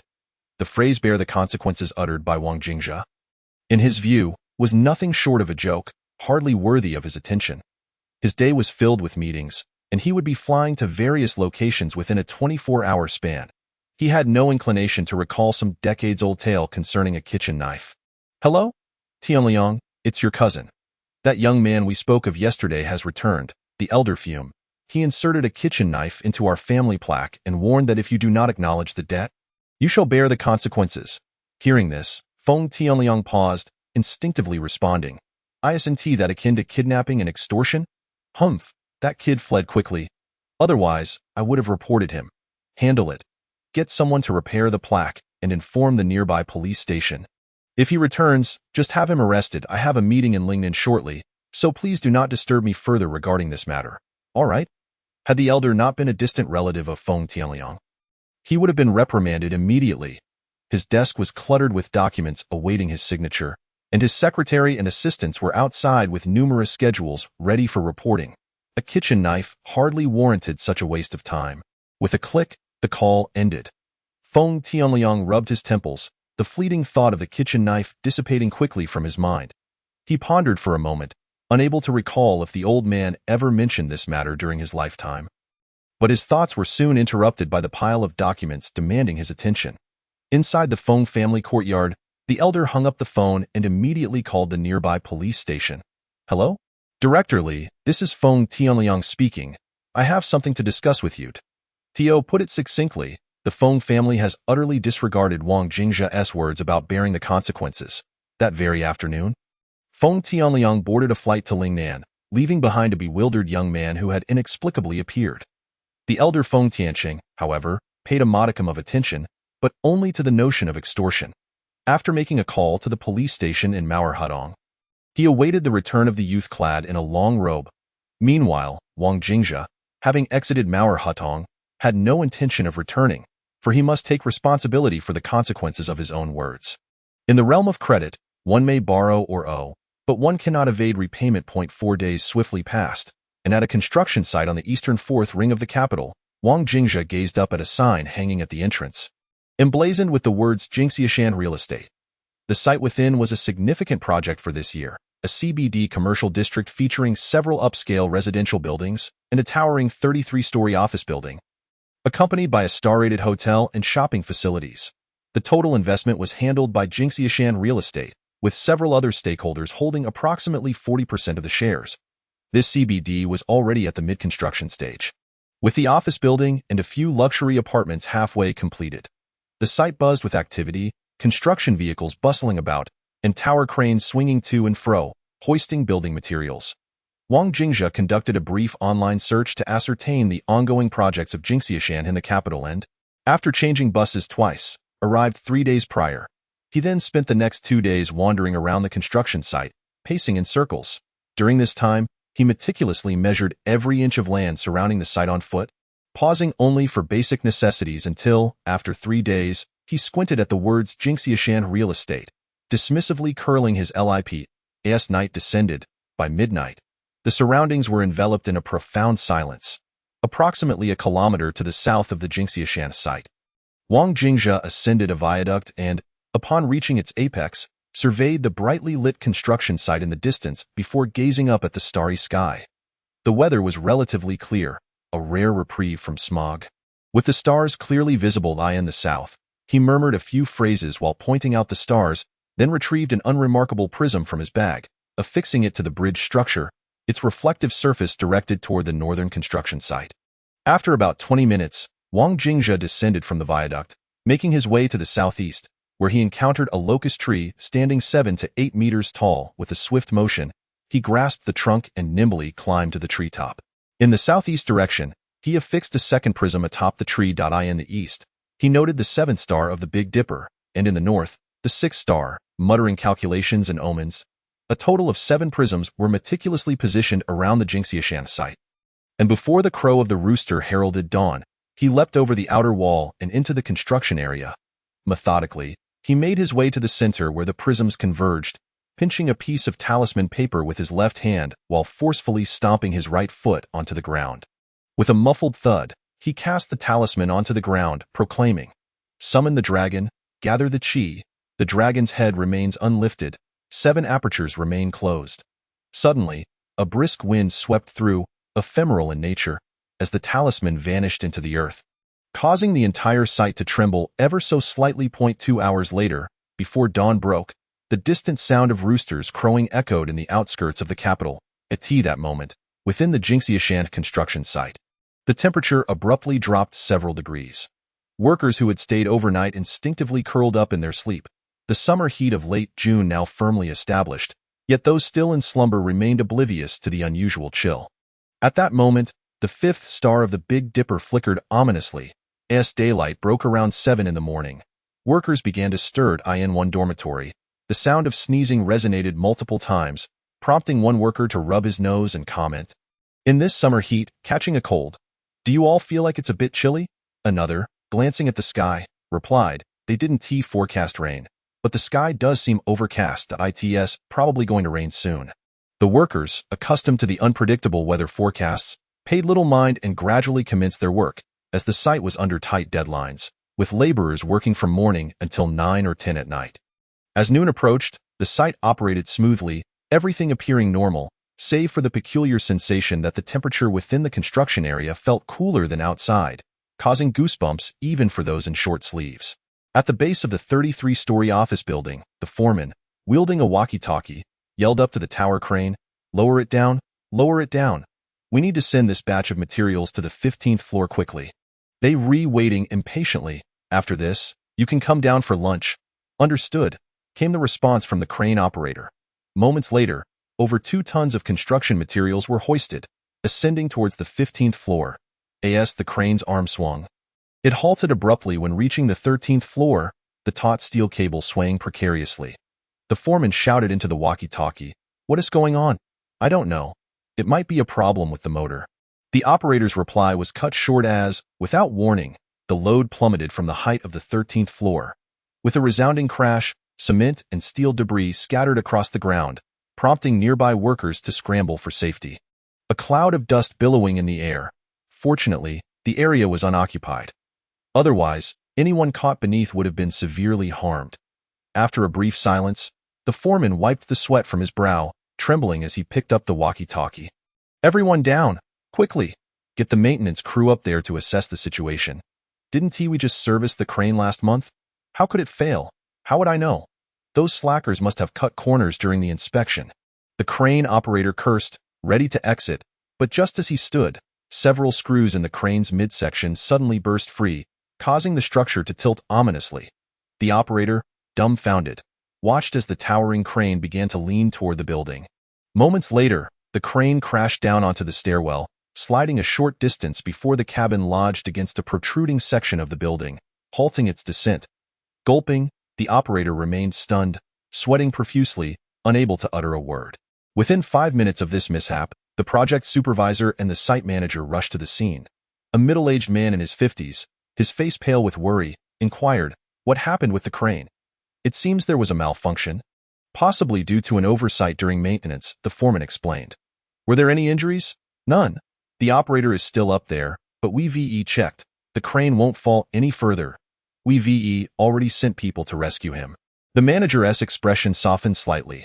Accidents resulting in fatalities were the worst nightmare on a construction site. As long as there were no casualties, it was manageable. Quickly organize the rescue, and then troubleshoot the issue. "We need to resume work by this afternoon." "Understood, understood." The foreman nodded vigorously. Shortly thereafter, the trapped crane operator was rescued, trembling as he touched solid ground, clearly shaken by the recent events. Meanwhile, maintenance personnel began their inspections. Other construction activities continued as usual. Although crane collapses were rare, they were not entirely unheard of, and after a moment of panic, operations resumed. "Stop gawking. Let's eat. After lunch, we need to get back to work." The foreman urged the workers as they headed to the cafeteria. Moments later, as the workers filed out, a sudden, violent tremor shook the building, causing everyone to turn in shock. A thunderous roar reverberated, and the ground quivered beneath their feet. A thick cloud of dust and debris surging outward. The dust lingered for a good quarter of an hour before finally settling, leaving the workers in a state of disbelief as they rushed back to the building. Confirming an astonishing and unbelievable situation had unfolded in the underground level B1 of the commercial building, as well as in levels B2 and B3, the supermarket and shopping center experienced a catastrophic collapse. What was once a fully constructed underground third floor transformed into a vast chasm, having completely caved in. Half an hour later, the project supervisor, the construction manager, the vice president of Jingxiashan Real Estate, and personnel from the Quality Supervision Department convened on site to ascertain the cause of the issue. The head of Quality Supervision pulled Mr. Huang aside, furrowing his brow, and inquired, "Tell me, did you cut corners?" Mr. Huang resolutely shook his head, asserting, "How could that be? This structure is primarily constructed by our company and is intended for leasing. We never even considered selling it. Theo put it differently, would you skimp on building your own house? What nonsense is this? Has the company gone mad?" The quality supervisor replied, "If the quality is indeed satisfactory, then that is good to hear. However, it is possible that an aspect of the construction process or the architectural plans has an issue." Mr. Huang frowned and countered, "That is even less likely. You are aware of our company's qualifications. In the past 5 years, we have built at least 12 such commercial buildings across 6 cities, and none have encountered collapse issues. Our experience is extensive, and the construction process is flawless. The quality supervisor pointed to the collapsed building behind them and remarked, "Is the heavens playing tricks on you, or are we all hallucinating?" Immediately, produce a report to identify the problem. The leaders overseeing urban construction and our bureau have already called me. We must see the investigation report by tomorrow. Not a problem. I will organize it right away. Mr. Huang sighed, exasperated, and said, "Today feels like a nightmare. The tower crane collapsed. The underground third floor has caved in. How could all this misfortune occur in a single day?" Chapter 20. This causality is beyond your comprehension. That afternoon, Jingxiashan Real Estate convened a work meeting while simultaneously commencing random inspections of the collapsed 3 levels of the commercial building, assessing everything from rebar to concrete and structural integrity. The collapse site. Several engineers crouched to examine the fractured concrete layers, particularly focusing on the load-bearing walls. A bespectacled elderly man in his 50s picked up a piece of cement, scrutinized it briefly, and shook his head, stating, "The quality is undoubtedly intact. If any flaws were to be found in this project, I would voluntarily offer my head for you to kick." Mr. Huang furrowed his brow and cautioned, "Engineerly, please maintain a more measured tone while working." A member of the Quality Inspection Department interjected, "There are no absolutes. We must await the report." Engineerly, throwing the piece of concrete to the ground, stood up and declared, "Are you questioning my 30 years of experience? Let me tell you, not only do I say this, but every engineer from our group on site can visually ascertain whether there is a problem or not. Testing is redundant. A report is unnecessary. I can categorically assure you that both the concrete grades and the yield strength, ultimate strength, elongation, and weldability of the rebar are all compliant. I graduated from the top civil engineering program in the country. I can call on my former mentor to provide you with insights from the most authoritative construction experts in the nation." Hearing Engineer Li's emphatic assertion, most present were aware that the project quality was indeed satisfactory. Those within Jingxiashan Real Estate were undoubtedly the most cognizant of their construction standards. As Mr. Huang had previously remarked, one would not deceive oneself when constructing their own home. What kind of madness would lead one to act so recklessly? However, the collapse had indeed occurred, which was an irrefutable fact. There were issues, but the source remained elusive. Mr. Huang sighed internally and said, "Let us rely on data to clarify matters. Immediately send samples of the concrete and rebar for testing. And arrange for experts from the Design Institute to review the architectural plans for a second time. This site will be temporarily sealed while other projects proceed as usual. Later, gather all the reports for me. We must provide an account to the headquarters and communicate with the relevant government departments." Following the collapse, leaders from Jingxiashan's headquarters began to arrive on site, accompanied by personnel from government agencies. Thankfully, there were no casualties at the construction site, which brought relief to many, as in this age of extensive connectivity, even a single fatality would be headline news within minutes. The aftermath would undoubtedly involve a temporary suspension of the site.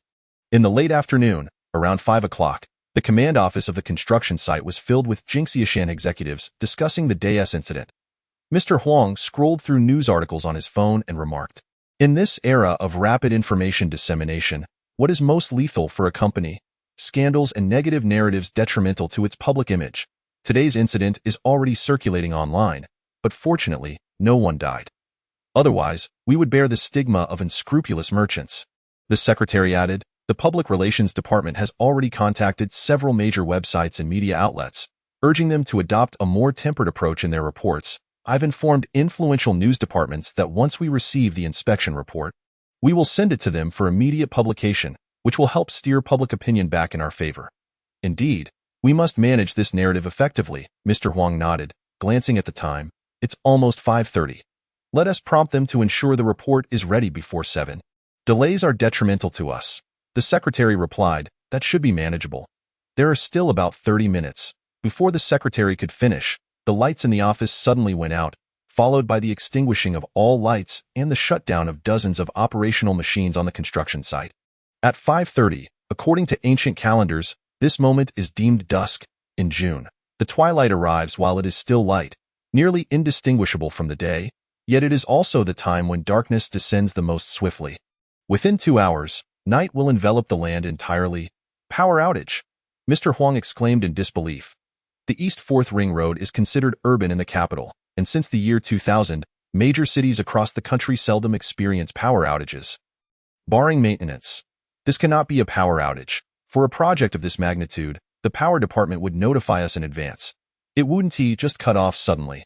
Quickly, call the power supply bureau and have the electricians check the main switch and circuits. Mr. Huang's heart raced. He felt an unsettling sense of foreboding as a series of unexpected events unfolded. Minutes later, it became evident to those on site that it was not a power outage. Nearby areas still had lights, and only their section was dark. Several electricians arrived at the office, reporting that the main switch had tripped, with some wires short-circuited and burned out. This day had been nothing short of tumultuous for Jingxiashan real estate. Beginning with the sudden collapse of the tower crane, followed by the complete caving of the underground third floor, and culminating in a power failure. Such a cascade of misfortunes in a single day left everyone bewildered. While incidents are not uncommon on construction sites, the inability to identify the root cause is quite awkward.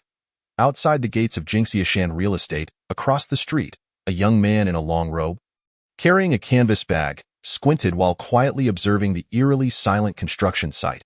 We, of the Sheathed lineage, make decisive judgments about the uncertainties of the future.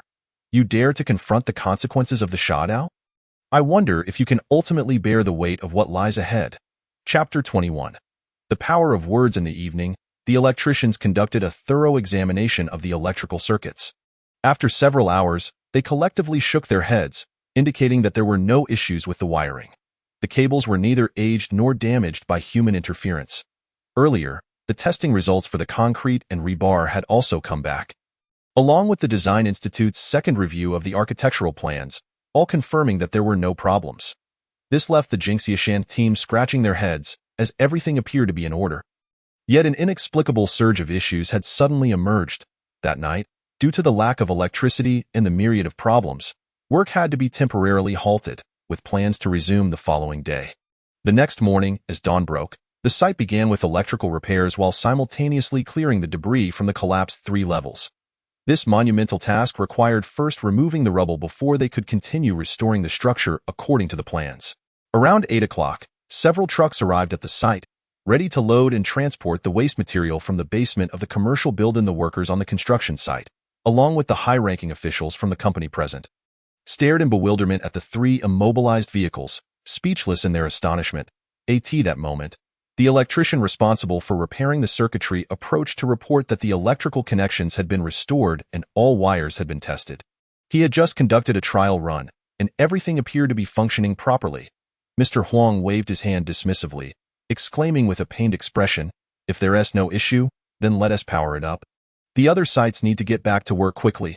"Understood, Mr. Huang," the supervisor replied, clutching his walkie-talkie, urging them to reconnect the power and expedite the resumption of work. Mere moments later, all machinery and equipment requiring electricity sprang to life. But in the blink of an eye, sparks erupted throughout the site, and all machines simultaneously shut down again.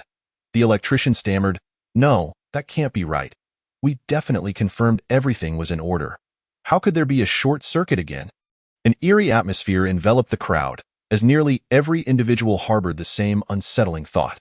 This was too strange. In Chinese culture, there exists a deeply ingrained belief that when a situation cannot be explained through scientific or technical means, people often turn to supernatural explanations, such as curses, hauntings, or unfavorable feng shui. This reaction has been a common human response throughout the millennia of Chinese history. When faced with drought, it is often said that the heavens have been offended. During floods, the dragon king or river god is blamed, and even in the realm of gambling, a string of losses may provoke claims of bad luck.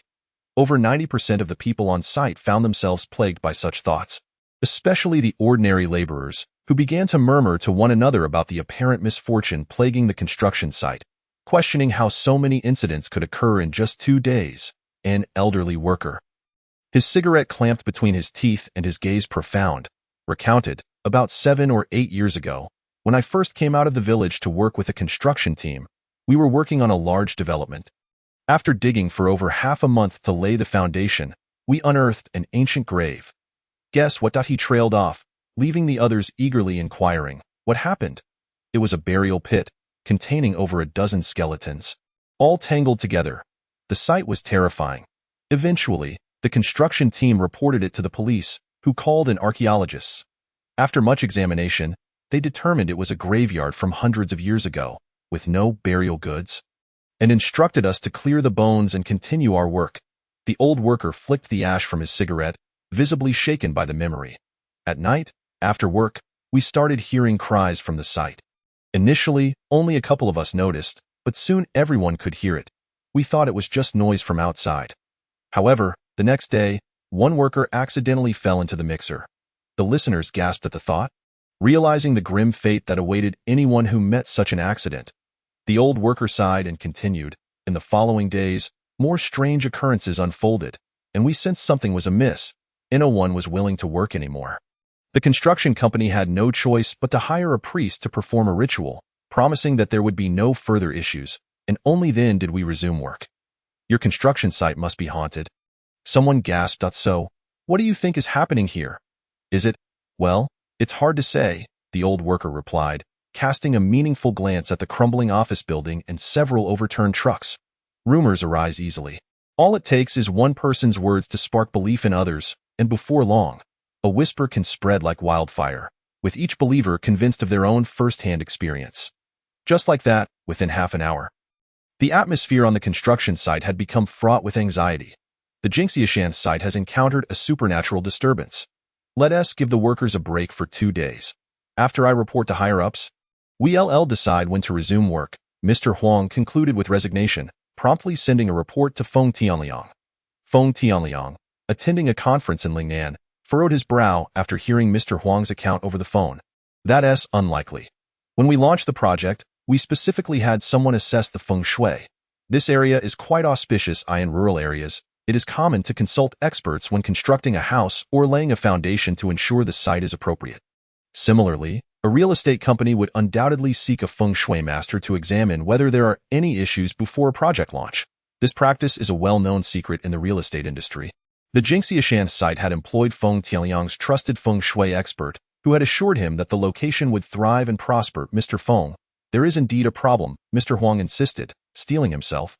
What we fear is not just the issue itself, but the inability to resolve it. Winter is approaching in November, and after December, many projects cannot be commenced. Our timeline is tight, and we cannot afford delays. A single day of stoppage incurs losses of hundreds of thousands. Do you truly believe it's a matter of feng shui or a supernatural disturbance? Feng Tianliang inquired hesitantly. Almost certainly.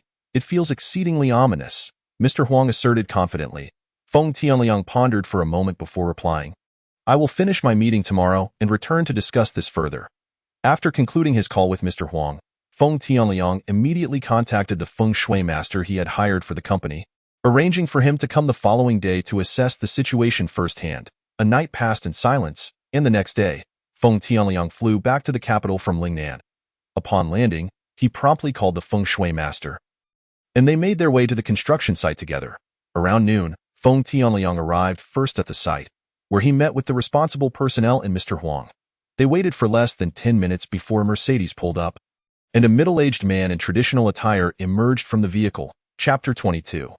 The master, Su. This middle-aged man exuded an air of authority as he stepped out, a young man in his 20s exiting the passenger seat and holding the door open, shielding the master from the sun as he gracefully descended. Su Wenjia, renowned feng shui master in the Beijing-Tianjin-Hebei region, was a favored consultant among both businessmen and officials, frequently called upon to assess both ancestral and residential sites. He had also participated in several forums and articles, commanding appearance fees that often reached 6 figures. The Jinxiashan company had engaged him at the commencement of this project, with Feng Tianliang paying nearly 7 figures for his services, which included a promise of ongoing support. Should any feng shui issues arise, he would provide after-sales service. I'll go inside and take a look, Su Wenjia remarked after shaking hands with Feng Tianliang. Then proceeded into the construction site. As he stepped through the entrance, he immediately felt a chill breeze, with the temperature dropping by 4 or 5 degrees.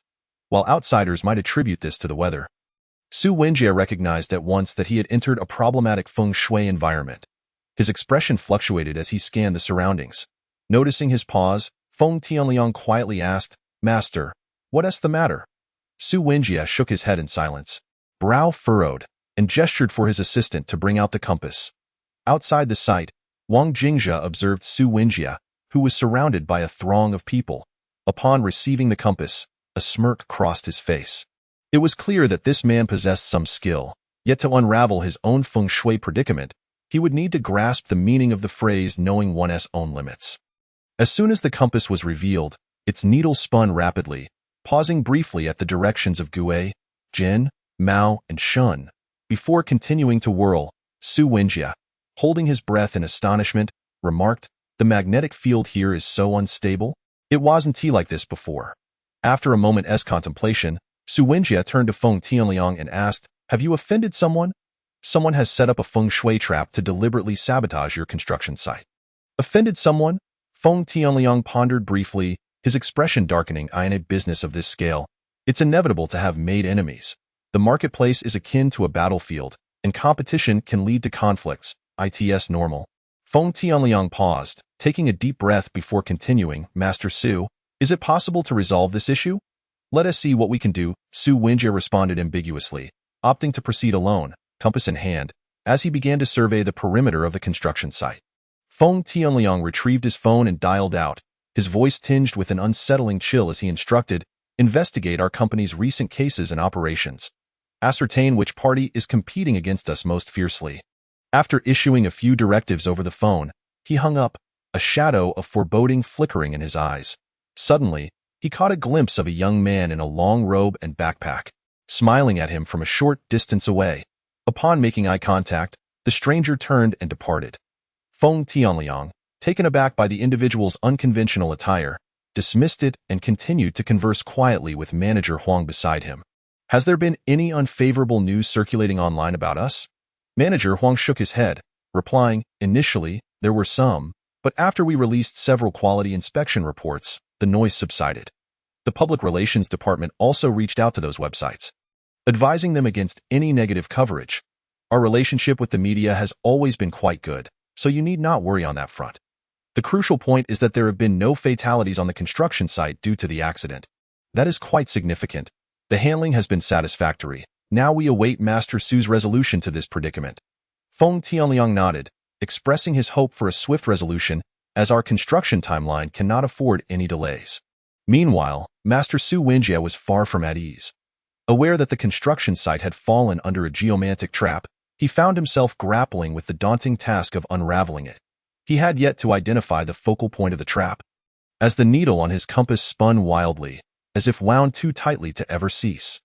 Wiping the cold sweat from his brow, he muttered to himself that he might end up utterly humiliated. Simultaneously, he berated those who had set the trap, lamenting their choice to wreak havoc on Feng Tianliang's site, thus creating trouble for him. Over an hour later, drenched in perspiration, Su Wenjie returned to the construction site. Striving to maintain an air of calm, Feng Tianliang eagerly inquired, "Mr. Su, how goes it?" Su Wenjie pondered for a moment, hands clasped behind him, and replied, "This situation is rather extraordinary. The perpetrator possesses considerable skill. I nearly fell prey to their ruse. Fortunately, my years of immersion in geomancy have equipped me with some insight, and this trap shall not confound me." Feng Tianliang sighed in relief, offering a smile and a nod to Manager Huang. Oblivious to the fleeting panic and helplessness flickering in Su Wenjie's eyes, Su continued, "Today, I conducted a preliminary assessment and gleaned some understanding of the opponent's tactics. Let me gather some materials and prepare. I shall return tomorrow, and we should be able to address this matter." Feng Tianliang extended his hand, expressing heartfelt gratitude. "Thanks to Master Su. I shall certainly reward you handsomely afterward." Su Wenjie waved dismissively, an enigmatic smile gracing his features. "No need for formalities. It is merely my duty." After exchanging a few more words and agreeing to reconvene the following day, Su Wenjie and his assistant got into their vehicle. As soon as he settled into the car, he slumped down, rubbing his anxious face and instructing his assistant, "Let us return home to prepare, then head to the station. We will leave the capital this afternoon." The assistant, taken aback, exclaimed, "Master, what has happened?" Su Wenjie grimaced, "Damn it, I cannot resolve this geomantic trap. I cannot discern the opponent's methods at all. I am utterly powerless." With a despondent expression, he lamented, "My reputation built over the years in the capital seems to have crumbled overnight." The assistant, now panicked, stammered, "So, we are leaving. But where shall we go?" Su replied, "Anywhere will do. We will find a place to reinvent ourselves and continue in this line of work. After all, money can be made wherever. That evening, Master Su made a hasty exit, departing with remarkable swiftness and silence, leaving Feng Tianliang in the lurch. Such individuals in bygone eras would be labeled as charlatans.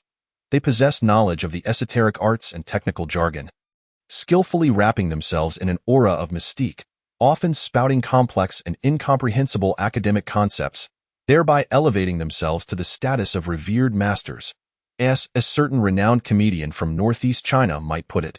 Feng Tianliang and his associates had been thoroughly duped by Su Wenjie. A day later, Feng Tianliang arrived at the construction site early, awaiting Su Wenjie, but found no sign of him by noon. Initially, he thought little of it, assuming the master was engaged in preparations. However, by mid-afternoon, when Su still had not arrived, and his calls went unanswered, Feng Tianliang began to sense something amiss. The master had clearly gone missing.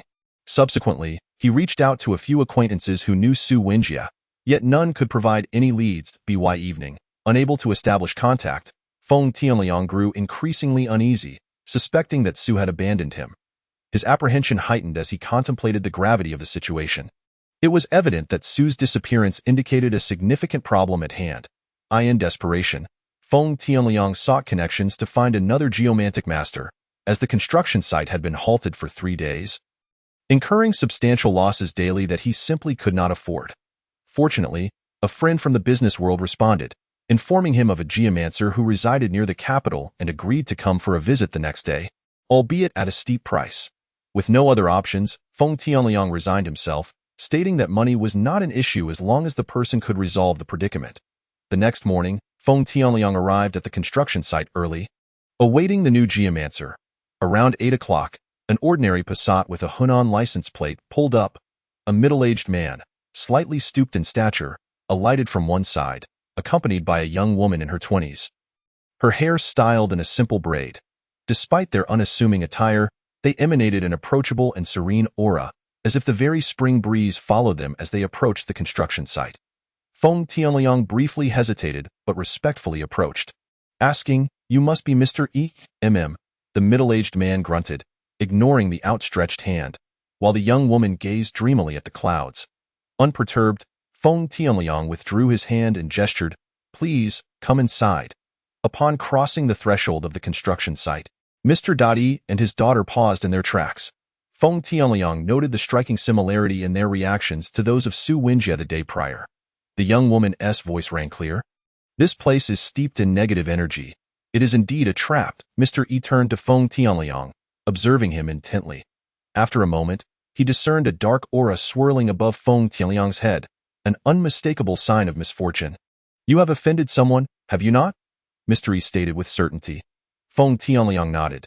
"It appears so. The other day, I consulted a master who suggested that someone had set a geomantic trap on my construction site. However, I could not reach him yesterday. It seems he found the situation too daunting to tackle.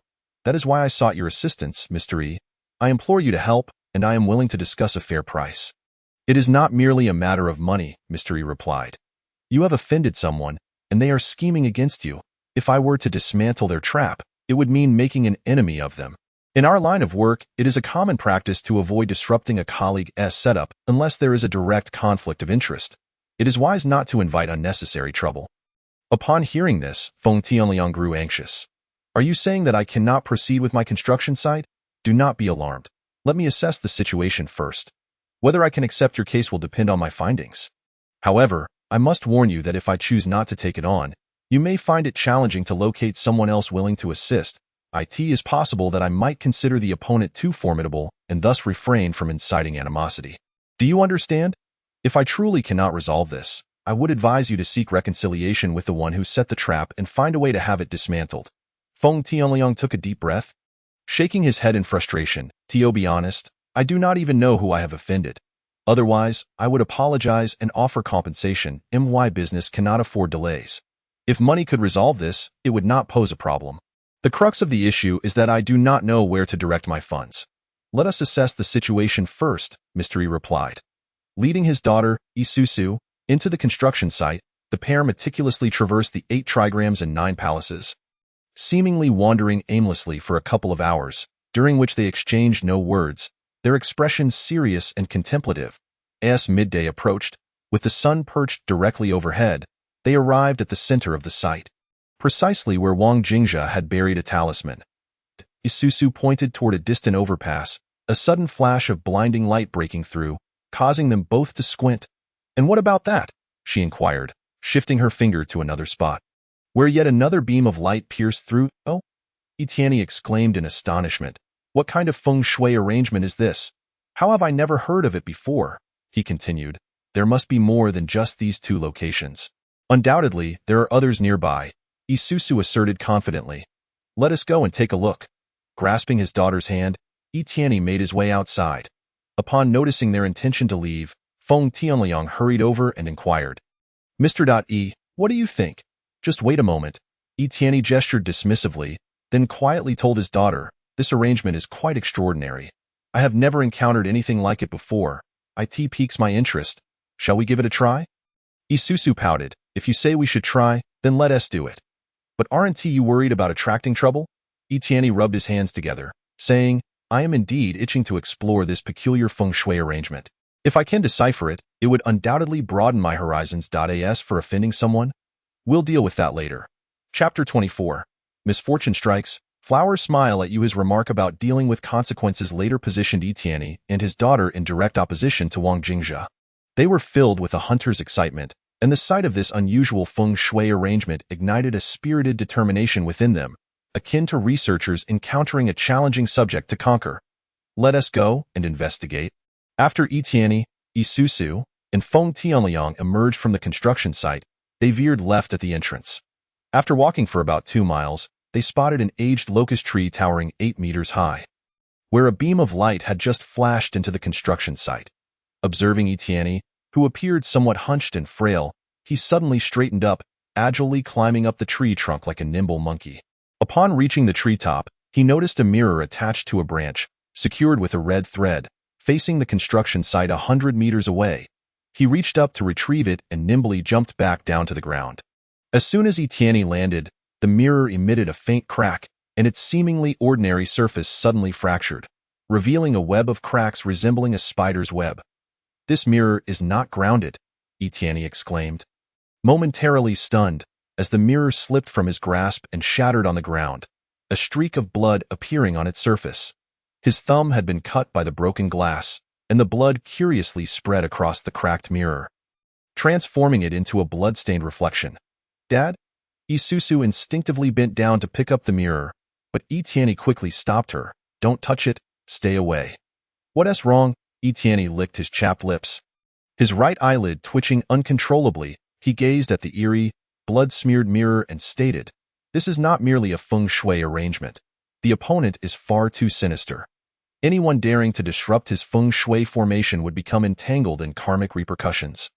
If the arrangement remains intact, the person attempting to break it will inevitably face misfortunes akin to those plaguing this construction site." Isusu abruptly lifted her head to look at her father's crown, and suddenly, a dark aura began to swirl ominously around him. Upon glancing at Feng Tianliang, she noticed he too was engulfed in a similar gloom. In essence, by removing the mirror set by Wang Jingzhe, Etienne had unwittingly drawn himself into this feng shui arrangement, and now both he and Feng Tianliang were destined to endure a streak of bad luck as long as the arrangement persisted. Misfortune is quite easy to comprehend. For example, if you were walking along the street and a fortune teller warned you, "Sir, I foresee a calamity approaching. You may be in grave danger," and offered to help you avert it. Such lines often appear in movies and novels. Most might dismiss them as kitsch, yet in reality, when a competent fortune teller makes such pronouncements, you should indeed be wary, as they may genuinely perceive a lurking disaster in your fate. Isusu, feeling anxious, found her eyes welling with tears. Etienne frowned and remarked, "Why are you so flustered? It's merely a bit of trouble. It's not life-threatening, so what is there to fear?" "Boss Feng," Feng Tianliang quickly interjected, "please find me a quiet place, somewhere not too noisy, and definitely not a hotel or inn, as those are too crowded. Ideally, it should be a secluded spot, the fewer people, the better." For the time being, Etienne could not break this formation. He needed a place to study Wang Jingzhe's feng shui arrangement. An unsettling thought suddenly crossed his mind. He might have inadvertently attracted significant trouble. After pondering, Feng Tianliang recalled an old residence in Mauerhutong, which had been abandoned for the past several years, with only a distant relative occasionally tending to it. Their essay clean place? Just my cousin staying there. Nobody ever goes. All right, let us head there. Etienne nodded in agreement. Who has surnamed Feng?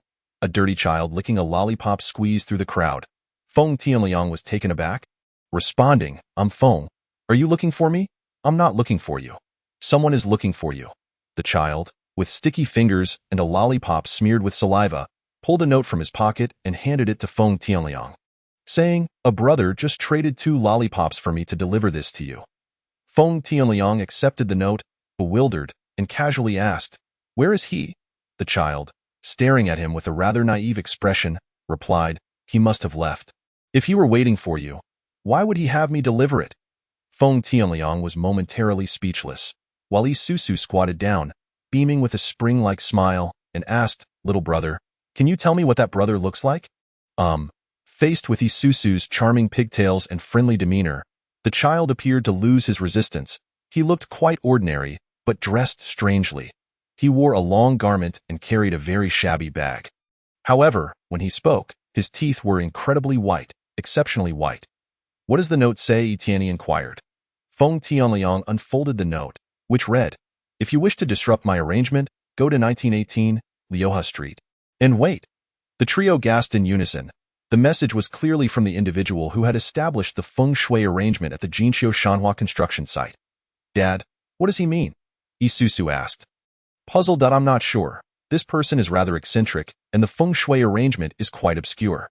His methods are difficult to comprehend. Etienne felt a twinge of regret for accepting this business deal. It seemed he had stepped into a quagmire from which he could not extricate himself. After about 10 minutes, Feng Tianliang's driver took them toward Liuha Street. No matter what hidden implications lay behind the note, they felt compelled to investigate, even though they did not expect to find a solution upon arrival. Dad, do you think he might? Do you think he could be setting us up? Etienne shook his head. Not necessarily. It's a busy area on Chinmin Street. Would he dare act openly? I'm genuinely curious about what he means by asking us to wait there. Around 2 in the afternoon, the car arrived at Liuha Street and halted in front of a restaurant at 1918, situated within a residential area that appeared quite ordinary and unremarkable. After the car came to a stop, they waited for about 2 minutes, yet no one approached them. Only passers-by and vehicles continued along the street, seemingly oblivious to their presence. As the minutes dragged on, impatience grew within the car. Feng Tianliang frowned, expressing his concern. Is he playing us for fools? Let us wait a little longer, Etienne suggested. Just as he spoke, Isusu suddenly noticed a swirling aura of misfortune enveloping Feng Tianliang's head, and concurrently, Etienne's eyelids began to twitch uncontrollably. Drive, quickly, step on it. Etienne, momentarily dazed, urged the driver to leave at once. The driver, bewildered, shifted into gear while glancing back at his boss. Feng Tianliang, puzzled, turned to inquire, Mr. E, aren't we waiting a bit longer? No time to wait. Let us get out of here. Both Etienne and Isusu sensed something was amiss. Upon their arrival, the ominous signs of misfortune became apparent, and they understood that lingering here was ill-advised. Bang! Just as Etienne finished speaking, an object suddenly plummeted from the sky, crashing onto the car's hood and denting it. A flower pot, having fallen from somewhere above, landed right in front of their vehicle, scattering shards everywhere, and among the debris was a rose still rooted in the soil. Chapter 25. Luo Shu, 9 stars, absolute kill. The flower pot that struck the car was not large, measuring roughly 30 centimeters in length and width, and weighing about 4 or 5 pounds. However, the adjacent building towered over 10 stories high. One could imagine that even a set of keys falling from above could cause serious injury. The 4 occupants of the vehicle were immediately drenched in cold sweat. Had they not been inside the car, anyone standing outside could have been killed instantly. Feng Tianliang, still shaken, shouted, "Who is so irresponsible? Don't they fear hurting someone?" Feng Tianliang harbored no sorrow for the elongated Mercedes 600 he occupied.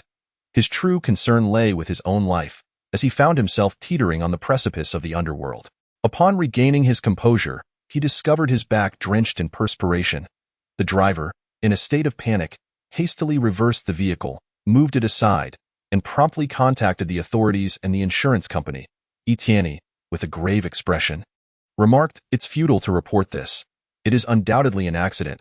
We have fallen into his trap, which we were ensnared in long before." Feng Tianliang, bewildered, turned back to inquire, "So Mr. E detected this earlier and urged us to leave the vehicle swiftly?" The cunning of this individual was formidable, leading them almost unwittingly into his meticulously laid trap. Etienne sighed, a wave of helplessness washing over him. Previously, when he had mentioned that offending someone could be done casually, in hindsight, that statement seemed overly hasty. Isusu, biting her lip in indignation, asserted, "Moreover, it will be exceedingly difficult to extricate ourselves from this predicament unless you can dismantle his scheme."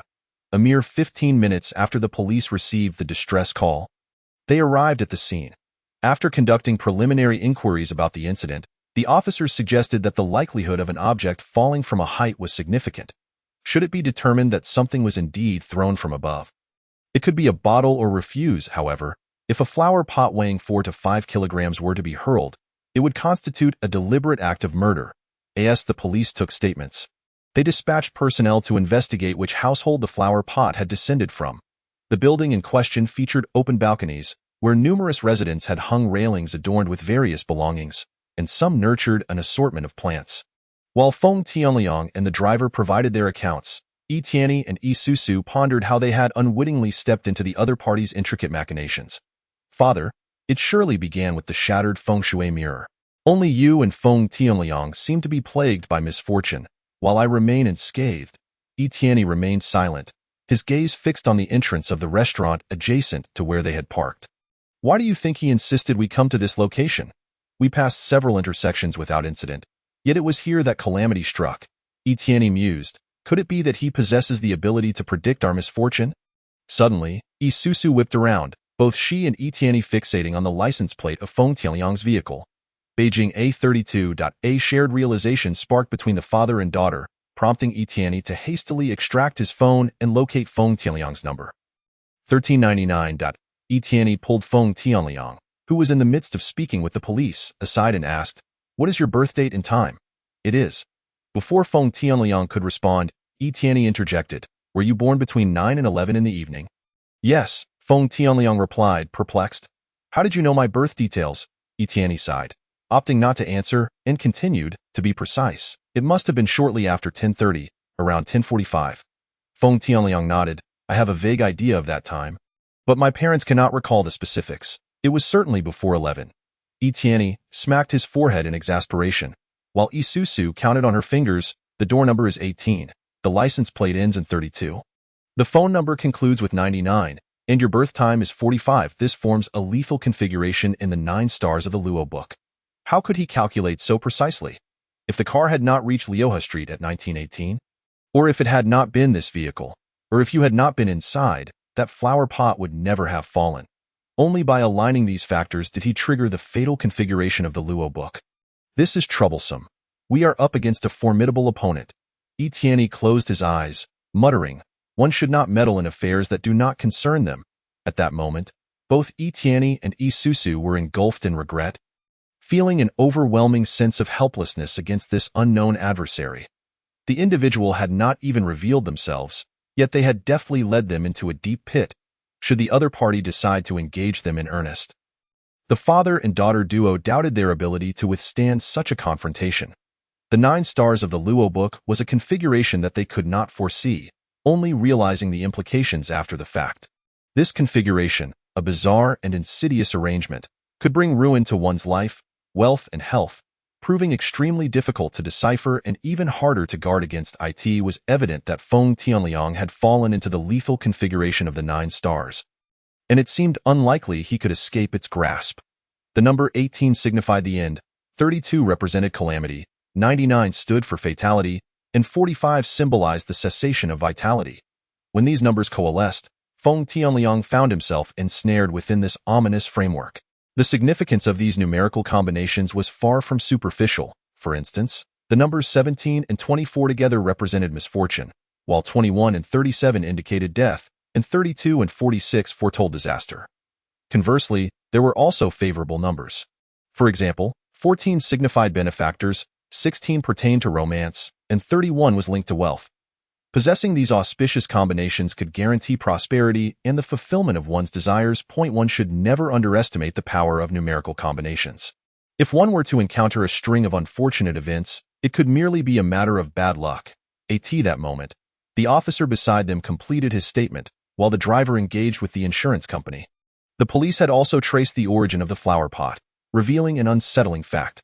The household in question had vacated the premises over a year ago and had remained unoccupied since. Mr. Fong, this appears to be an accidental occurrence. We will actively contact the property owners to facilitate compensation for you. The police have initiated an investigation.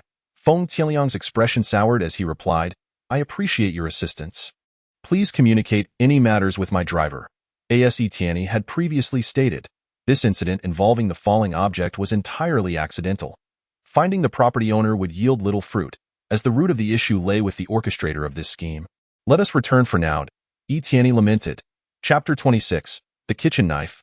A familiar encounter with the kitchen knife. Let us return for now, Tianyi sighed wearily, to which Susu nodded in agreement. As she turned to enter the vehicle, her gaze caught sight of a young man clad in a long robe, standing at the corner of the pedestrian walkway, observing them with an old canvas bag slung across his shoulder. The moment he flashed a smile, revealing a row of neat white teeth, Susu felt a jolt of recognition. Father, is that him? Fong Tianliang responded. I have seen him at the construction site. The young man grinned and turned to leave, prompting Susu to sprint after him. Despite her delicate appearance, she moved with the grace of a gust of wind, her braid trailing behind her like a banner. As she pursued the young man around the corner, a sudden flash of light caught her eye. Her steps faltered as she instinctively leaned back, feeling a chill sweep across her forehead as a lock of hair was severed. Wang Jingjia had swiftly executed a strike, circling around her to deliver a powerful blow to Susu's shoulder. With a resounding thud, his elbow connected with her shoulder, and he thrust his knee into her back, pinning her against the wall. Isn't there a girl in the village named Xiaofeng? With that long braid of yours, if I tied a string to it, you could fly like a kite, couldn't you? Damn it. Xiaofeng? No, it's Susu, she retorted in frustration. You're meddling in affairs that don't concern you. Do you not understand the rules of the streets? I have a long-standing conflict with Fong Tianliang, for whom I have orchestrated a scheme, a knot that binds us. Whether my actions are justified is for the heavens to judge. Your interference is a breach of the established order. Wang Jingjia, gripping a kitchen knife, pressed it against Susu's neck, whispering ominously in her ear. This is a warning. Should you meddle again, you will bear the consequences. You scoundrel, release me. Susu protested, her back pressed painfully against the wall. Despite her struggles, she could not free herself and retorted, What kind of cowardly ambush is this? Are you not bold enough to face us openly? Ha, not a chance. With a forceful shove, Wang Jingjia released her, and she felt a sudden slackening behind her. He turned and strode through the traffic, disappearing into the crowd. That moment, Tianyi and Fong Tianliang arrived, witnessing Wang Jingjia standing defiantly in the street, brandishing the knife as a threat before vanishing from sight. Tianyi looked at Fong Tianliang, who shook his head, saying, I do not know him. This is only the second time I have crossed paths with him. I have never interacted with him before. What did he just say? Tianyi inquired. Turning to his daughter, Susu touched her bangs, which had been severed by the knife, and replied, He warned us against meddling, stating that if it happens again, we will face the consequences. It is no wonder. For we indeed broke the rules first, Tianyi lamented. Fong Tianliang, anxious, interjected, Sir, you cannot turn a blind eye to this. What am I to do now? Fong Tianliang understood the gravity of the trouble he had stirred.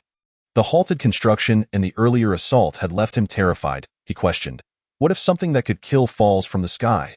Would you not be afraid? Let us discuss this later, Tianyi reiterated. As they entered the car, the atmosphere remained heavy with the gloom that Wang Jingjia had cast upon them. Finally, Tianyi could not contain his curiosity any longer.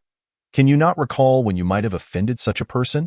I assure you, that young man would not target you without cause, Tio put it bluntly. Even if you begged him to scheme against you, he might not acquiesce. Fong Tianliang's mind raced, and he exclaimed in despair, I swear this is the first time I have seen him. Could it be that a business rival hired him? That factor cannot be dismissed, yet the likelihood is slim. such a person would not act lightly, as taking a life would greatly affect his karma. Hence, he would refrain from striking unless absolutely necessary. As they arrived at the Hatta alley, the three exited the vehicle and walked toward the courtyard. Upon reaching the gate of the Feng residence, Feng Tianliang knocked on the door. That moment, both Yi Tianyi and Yi Susu suddenly looked up at the plaque above, where a knife, missing half its blade, was prominently displayed. "Another knife?" Yi Susu exclaimed. The man earlier also wielded a knife, which bore a striking resemblance to this one. Yi Tianyi's expression turned grave, and Feng Tianliang, noticing the knife on their plaque, felt a chill run down his spine. When the door opened, Feng Tianxing saw the visitors and said, "Tianliang, I attempted to remove the plaque to extract the knife, but it would not budge. The only solution was to replace it, hoping to discuss it with you upon your return." Yi Tianyi suddenly seized Feng Tianliang's collar, exclaiming, "You dare claim you have not offended him? It would be one thing if it were someone else. But he would not strike without reason. You are being pursued for revenge, Dad. Do you know who he is?" Yi Susu inquired. Feng Tianliang raised a finger towards the sky, declaring, "Mr. Yi, I swear I have truly not wronged him." Seeing that Feng Tianliang's demeanor did not suggest deceit, Yi Tianyi released his grip, stating, "If it is not you, then it must be someone from your family. Reflect carefully." Upon entering the courtyard, they settled in a side room, where Feng Tianxing served tea. Feng Tianliang urged, "Recount what that man said when he visited a few days ago." Feng Tianliang struggled to remember, as he had forgotten the specifics of a phone call he received from Feng Tianxing days prior. Feng Tianxing began, "He visited 5 or 6 days ago," stating that Feng Yulin had made a promise to my grandfather 42 years ago. He mentioned that you should inform the Feng family that a man named Wang is here to reclaim a knife left from that time. Following that, I relayed this to Tianliang, but he could not recall it either, so I sent the man away. Before leaving, he uttered a warning that if we did not acknowledge it, we would face the consequences. Bang! Yi Tianyi slammed his hand on the table, gritting his teeth. "This is still your family's issue. You failed to uphold your end of the bargain. But my father has been dead for years. I genuinely do not remember such a matter." Yi Susu pressed again, "Dad, do you know who it is?" "I have merely heard of him. This line of work has been dormant for quite some time." Chapter 27.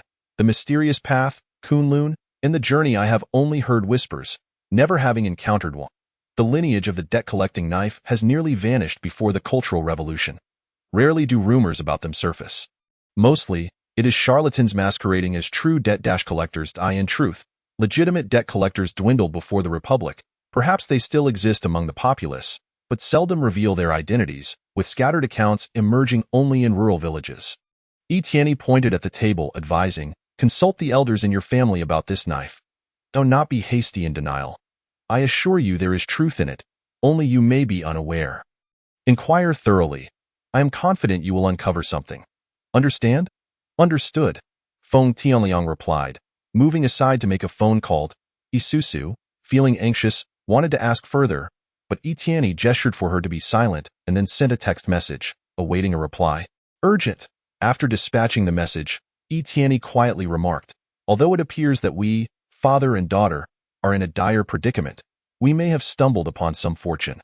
Concerning that knife-wielding youth, indeed, fortune seems to be entwined with him." Yi Tianyi said, his eyes glimmering with intrigue. "He is a debt collector, the most ancient and enigmatic lineage among the common folk. They possess the ability to discern life and death, predict fate, and navigate the currents of yin and yang. Should you wish to foresee future events, you must consult a debt collector, and their predictions are often accurate. However, finding one has become exceedingly difficult, especially over the last 2 to 3 decades. They may be hiding in some obscure corner or moving discreetly through alleys.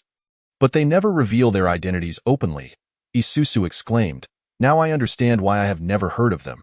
You have never mentioned them to me. I presumed it unlikely that we would encounter a debt collector. Hence I never spoke of it," Yi Tianyi replied, rubbing his hands together with excitement. "Do you know why they can discern life and death, predict fate, and navigate the currents of yin and yang?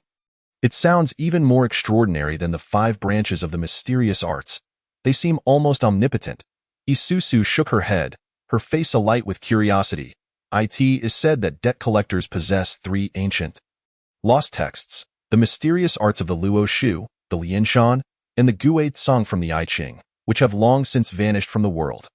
Legends say only debt collectors possess knowledge of these texts, granting them the ability to navigate the currents of yin and yang and foresee future events. Isusu's eyes widened in realization as she nodded. That indeed sounds terrifying, Etienne affirmed. It is said that the great General Wu Zetian had deep connections with two renowned figures, Yuan Tiangang and Li Chunfeng, who were closely tied to the debt collectors.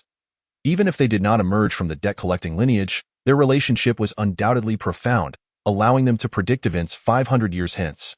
It is rumored that the Tue Bei Tu was derived from the Guade Song and Lian Shan. The I Ching comprises three texts, Lian Shan, Guade Song, and Zhou Yi, with the former two long lost to time, leaving only Zhou Yi in existence. Most of the Luo Shu has been preserved, and it is said that the mysterious arts of the Qi Min Dun Jia originated from the Luo Shu.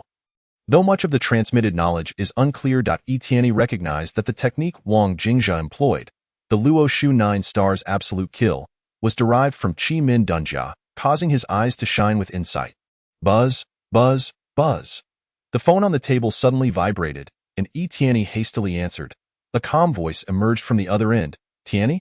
Second uncle, I am in the capital, working on a feng shui arrangement through a friend's introduction, when I unexpectedly encountered a potential adversary of a debt collector. The opponent initiated a scheme, and before I could discern its intricacies, I became entangled in his karma. Subsequently, he employed the Luo Shu 9 stars absolute kill, drawing me into his web. Etienne recounted the entire sequence of events in meticulous detail, leaving nothing unspoken. After he finished, a silence enveloped the call for over a minute before the steady voice on the other end finally spoke again. Are you certain you did not misjudge? Etienne replied with unwavering confidence. Second uncle, how many years have I been in this field?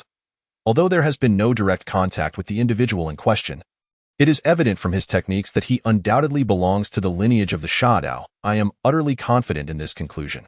Without delving into other matters, just consider the 9 stars absolute killing formation. Do you truly believe there exists anyone within the 5 lineages of the Xinmin capable of executing such a feat? We are situated near the capital. Provide me with the address, and we shall arrive later today. You and your master at smack. The call was abruptly terminated. Etienne exhaled deeply and turned to Isusu, saying, It's all right now. Your grandmaster and second grandmaster are also nearby, and they will reach the capital shortly. Isusu, not paying heed to this detail, inquired, Dad, they aren't coming to resolve the situation, are they? I can't shake the feeling that you two seem to regard that young man with the kitchen knife with greater concern than the feng shui formation itself. Heh, concern. We must take it seriously. We, the 5 lineages of the Xinmin, are the first to be aware of this. If others were to learn that the Shadao lineage has resurfaced, I fear an influx of people would swarm to the capital to seek him out. Etienne narrowed his eyes and remarked, Do you understand the term Hui by Qi Zue? Isusu suddenly comprehended and nodded, saying, Is it not the long-lost text of Lianshan, Guade Song, and Qimen Duanjia? Indeed, these are the esoteric scriptures of the Taoist tradition, long thought to be in the exclusive possession of the Shadao. Who wouldn't desire them? The 5 lineages of the Xianmin, medicine, fate, physiognomy, and divination, have seen countless traditions severed. For centuries, many have sought to restore these legacies. Yet access remains elusive. It is said that one can only replenish them through Lianshan and Guizong. But alas, these texts have remained lost and nearly impossible to find. And what of the southern Kunlun and northern Chuma lineages? They would likely be drooling at the prospect of such news. The southern Kunlun boasts the vast expanse of the Hanhai, an uninhabited sea stretching 800 miles. The northern Chuma is adorned with the undulating Changbai Mountains, reflecting a tranquil pool of water, its azure waves extending to the horizon. In the south lies Kunlun, a phrase that speaks of feng shui, while in the north lies Chuma, a gateway to the netherworld. At this moment, Feng Tianliang, with a look of astonishment, abruptly ended the call and turned to the father and daughter, saying, There is indeed such a matter. 42 years ago, someone gifted my grandfather a kitchen knife, stating he would return to collect it after 42 years. Smack! Etienne slapped his thigh and exclaimed, As long as that is the case, if the knife remains unclaimed, the matter between him and you will not be settled. Chapter 28, Guizong. The art Feng Tianliang learned this from his mother. The old man had not given any specific instructions before his departure, but he had mentioned this to his mother during his lifetime. The Feng family had once been salt merchants in the Lianghuai region, but had fallen into decline before Feng Yulin's birth. During the turmoil of the 1940s, Feng Yulin led his family to flee to what was then Beiping, where they struggled to make ends meet through small trades. After the national liberation in the 1950s, he began working at state-owned Factory 285, laboring there for nearly 2 decades. When the Feng family's fortunes remained lukewarm, Feng Yulin encountered an elderly man surnamed Wang. This old man, carrying a bundle of kitchen knives, set up a stall without calling out his wares. At that moment, Feng Yulin's household was in need of a knife. So he intended to purchase one. To his surprise, the old man told him to take the knife without payment and then asked if Feng Yulin wished to engage in business and earn substantial profits. Naturally, Feng Yulin expressed his desire to do so.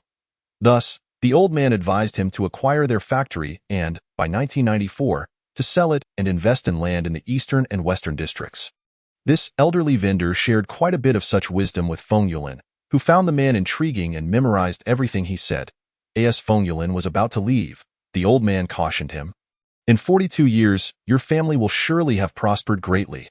When that time comes, I shall send my grandson to collect the payment for the kitchen knife. Feng Yulin, not thinking much of it, laughed and replied, If my family has truly become wealthy by then, whatever requests you make, I will surely accommodate, as long as it is within my power. To his astonishment, the old man replied earnestly, If you say so. Then we have a deal. Keep the knife. I will send someone to collect the payment later. A few days after Feng Yulin purchased the kitchen knife, the state-owned Factory 285 he worked for unexpectedly underwent privatization. A jolt of realization struck him as he recalled the old man's words, prompting him to borrow some funds and sell 2 heirlooms from his family at Panjiayuan. After securing the money, Feng Yulin acquired Factory 285, marking the beginning of the Feng family's resurgence. By the early 1990s, he purchased land in both the eastern and western districts. The rest is history. By the 2000s, the real estate market in the capital was common knowledge. And the Feng family soared to unprecedented heights, especially under Feng Tianliang's generation, becoming prominent merchants in the Beijing-Tianjin-Hebei region. Upon hearing Feng Tianliang's account, Yi Tianyi could not help but exclaim, Indeed, it is characteristic of the Shadao people. There is no exaggeration in that. Isusu, unable to contain her astonishment, asked, Dad, is the Shadao person really that accurate? As long as you accept his knife and he offers you guidance, there is no inaccuracy. Yi Tianyi asserted with conviction. Feng Tianliang, incredulous, remarked, Is it truly the case? Did the Shadao predict the Feng family's fate? If my father had not heeded his words, Yi Tianyi interrupted with a cold laugh. Then who would even know who Feng Tianliang is? Feng Tianliang was left speechless, and Yi Tianyi sighed, contemplating how Feng Tianliang had missed a significant opportunity. Had that young man spoken anything at all? And had Feng Tianliang followed his instructions, the saying that wealth does not last beyond 3 generations would not apply to him. The Shadao could have ensured their family's prosperity for generations to come. However, such matters are often too abstract for others to grasp. At this moment, Wang Jingzhe was at a hotel less than 2 kilometers from Mao'erhadong, with tightly shut doors and drawn curtains. Enveloped in darkness, on the table rested an ancient turtle shell, its surface etched with a myriad of intricate patterns. The patterns on the turtle shell corresponded remarkably with the theories of heaven, earth, and humanity, and the celestial stems and earthly branches found in divination. Whether it is mere coincidence or if the turtle truly possesses divine attributes, these features have made the turtle an essential tool in ancient divination practices. Wang Jingzhe traced the patterns on the shell with his right hand while his left fingers tapped rhythmically on the table. The ominous night reigns, blood is seen, at the hour of high. Southerners and northerners converge. This distance is less than 100 paces. Guizong, the art of divination, a phrase that resonates, can stabilize the cosmos. With a swift motion, Wang Jingzhe drew back the curtains. The sky outside had darkened. He casually stowed the turtle shell into his bag, murmuring, I shall no longer entertain you. Find your own amusement. With a loud bang, he closed the door behind him and stepped out of the hotel, his figure vanishing into the night outside Mao'erhadong. Shortly thereafter, he boarded a bus heading towards Daxing, leaving the Feng family to their own devices. Meanwhile, Yi Tianyi, Isusu, and Feng Tianliang awaited the arrival of others at the courtyard. By around 9 o'clock that evening, a weathered vehicle arrived at the entrance of the alley. After it came to a halt, 2 elderly men disembarked with hurried steps. Yi Tianyi, already informed, stood at the entrance of the courtyard to greet them and quickly bowed. Saying, "Master, second uncle, let us dispense with idle chatter and get to the point. If the phone conversation wasn't sufficiently clear, please elaborate," one of the robust elders with a deep voice instructed. "Very well, master. Here is the situation." Back in the inner room, Etienne recounted the events that had transpired in detail. The two elderly men listened intently without interruption, their brows furrowed in contemplation as they stroked their beards. Once Etienne finished speaking, one elder with high cheekbones and thin lips finally nodded and addressed the other. "Based on Tienne's account, it truly is the Shaodao, is it not? The Luo Book's 9 stars. Without a doubt, is a technique from Chimen Dunjano lineage in the Shinmin possesses this skill. If it is not the Shaodao, then what could it be?" The elder with thick brows turned to the other and smiled gently, saying, "Little Su, why not share your impressions of your grandmaster? You are the only one who has encountered him up close." Isusu sprang to her feet, shaking the elder's arm playfully, and said, "Just a lecture." "Really?" His hands were not idle and even snipped my freshly cut bangs. "If I see him again, I will surely give him a bald head. That indeed does not bode well," the elder chuckled, patting Isusu's head. "Even if you meet him again, it won't matter. You cannot defeat him." Chapter 29. The curse of heaven's wrath. Wang Jingzhe vanished without a trace, leaving no sign of his presence at the Dongxi Ring construction site or Mauerhutong. He had directly gone to the suburban district of Daxing in the capital, where he awaited Ding Wu's release from prison, with only a few days left to go. His departure was inconsequential. It left Etienne, Feng Tianliang, and the two elderly men bewildered. For the following morning, they rushed to the construction site to dismantle the Feng Shui formation that Wang Jingzhe had established. They fervently hoped that Wang Jingzhe would reappear. But while their wishes were beautiful, reality proved cruel. Wang Jingzhe did not show up at all. Knowing there was an ambush, would one foolishly charge in headfirst? The following day, they proceeded to the construction site of the splendid landscape. Given that Etienne and Isusu had already located one mirror, finding the remaining 7 was not a daunting task. It did not take long before the other 7 mirrors were discovered in succession. The elderly man, known as the master, fiddled with one of the mirrors and remarked, "These 7 serve merely as auxiliary formations. We still lack a central eye, which is the key to directing the malevolent energy. Without it, this feng shui arrangement remains unbroken." "Master, do you know what kind of feng shui formation this is?" Isusu inquired, her beautiful almond-shaped eyes blinking curiously. He chuckled softly, patting her on the head, and replied, "There may be 8,000 feng shui formations in the world, yet they all boil down to a single principle. The myriad paths converge into one. The method returns to unity. Ultimately, it is about how malevolent energies disrupt a person's fortune, which closely resembles the act of drawing in malevolent forces. If this construction site cannot break this formation, it will never be able to proceed. Once work commences, it will inevitably disturb the malevolent energy. Previously, we were fortunate to have avoided casualties, but if work begins now, it is quite possible that there will be injuries or even deaths. Should someone perish, their lingering resentment will accumulate here. Should this cycle continue, this place may well become a site of utter misfortune. Not only will the construction be doomed, but anyone lingering here too long could fall ill. And at night, they may even be haunted by spirits." Feng Tianliang, listening from the back, felt a chill run down his spine. He could hardly contain his frustration, wishing he could slap himself for not having been more cautious. Had he only taken a moment to inquire with his family, he would not have found himself in such dire straits. "Old sir, is there any way you could assist me?" he asked, a pained expression on his face. The master lifted his head slightly and responded, "My interest in helping you is rather limited. I am primarily curious to see if the one who wields the knife will emerge once the formation is broken." In Daxing Tianhe, Wang Jingzhe lay in bed wrapped in a quilt, curled up with bleary eyes, nearly drooling. The previous night, after arriving from Mauerhutong, he found accommodation near Tianhe prison and slept soundly until the sun rose high in the sky. Approaching noon, as he leaned against the headboard smoking, his right middle finger suddenly twitched without warning, causing the cigarette he held to tremble and ash to fall onto the quilt. Have these reinforcements already made a move to break my formation? He pondered, jumping out of bed in nothing but his underwear. He pulled back the curtains, squinting towards the southwest direction, where the East 4th Ring Road lay. Only the 5 veins of Su Nm could achieve this. Wang Jingzhe cursed under his breath, Beijing smog is unbearable. Whenever a feng shui formation is disrupted, it invariably causes a stir, and conversely, breaking the formation will also invoke a celestial phenomenon. Unfortunately, the oppressive smog obscured everything, rendering visibility impossible. Meanwhile, at the Jingxiashan construction site, the talisman that Wang Jingzhe had pressed to the ground was retrieved. As soon as the talisman was lifted, the ground trembled noticeably, and everyone felt a wave of energy beneath their feet, while the chilly sensation that had pervaded the surroundings quietly dissipated. Even Feng Tianliang, an outsider, felt a sudden warmth envelop him, the goosebumps vanishing instantaneously. "Is it all right now?" he asked, astonished. "The sight is fine. But you still have troubles." The master glanced at him and said, "You have been ensnared in a deadly trap. Bloodshed may follow you indefinitely. Old sir, can't you help me break this as well?"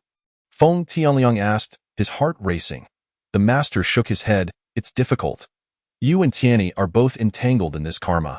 Unless he voluntarily withdraws, it will be challenging for outsiders to intervene." Isusu, her beautiful almond eyes darting around, and Tianyi, frowning as he surveyed the area, were both searching for the figure clad in a long robe.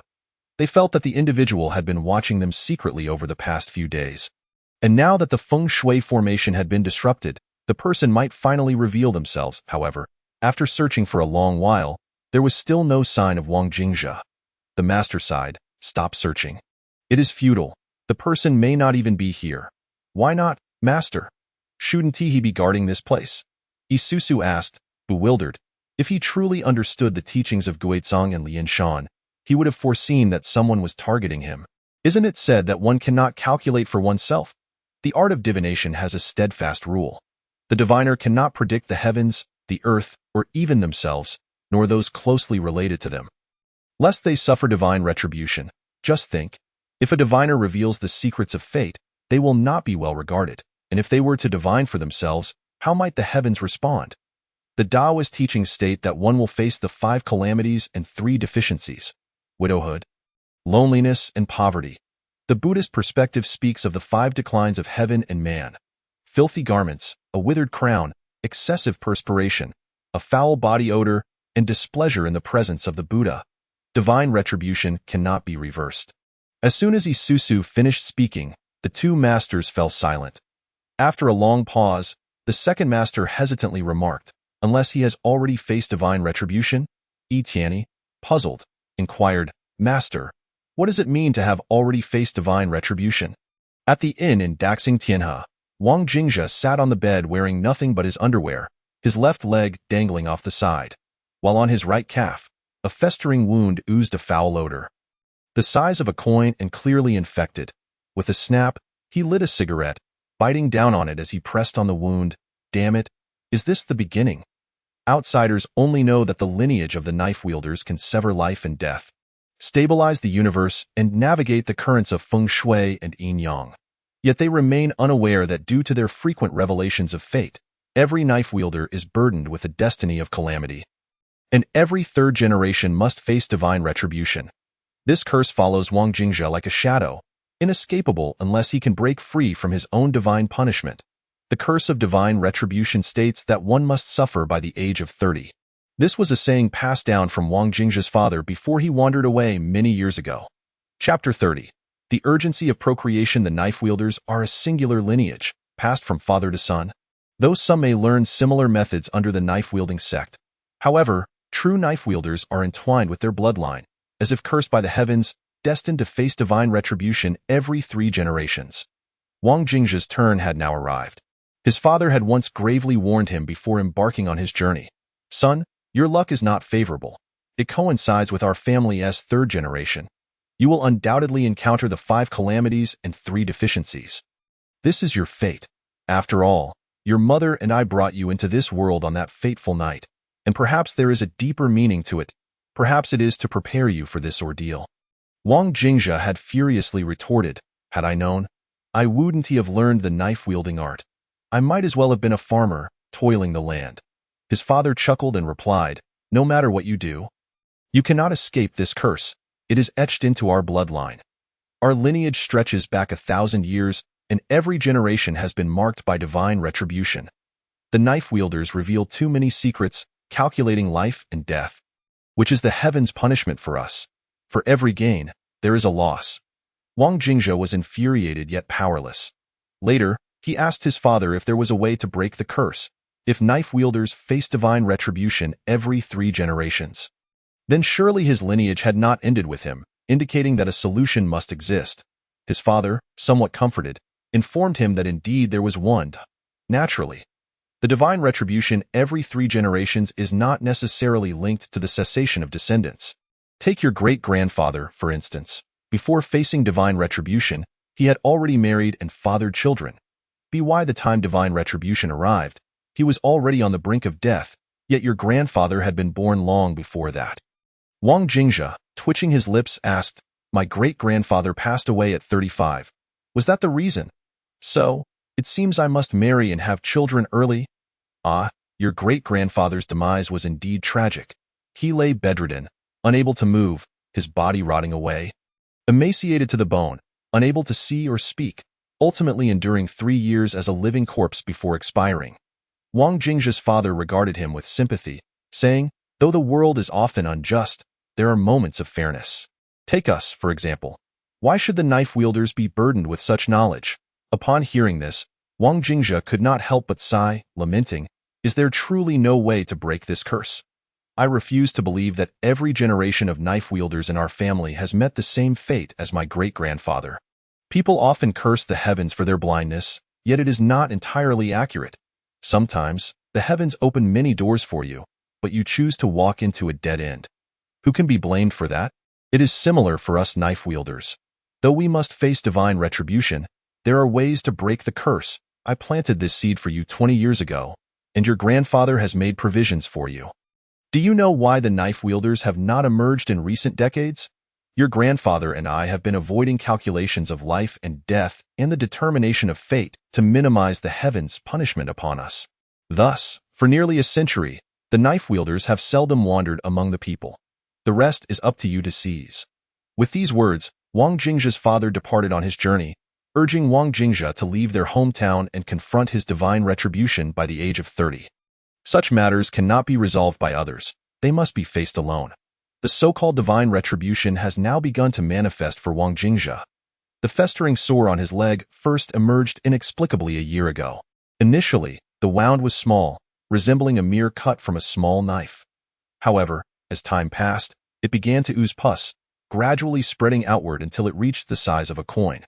Several months prior, when the sore on his leg was still discharging pus, Wang Jingzhe had sought medical attention at a hospital, where he received anti-inflammatory medication and had the wound disinfected and bandaged. The doctor had assured him that it would heal in a few days. Yet upon removing the bandage days later, he found the sore unchanged, with no signs of improvement whatsoever.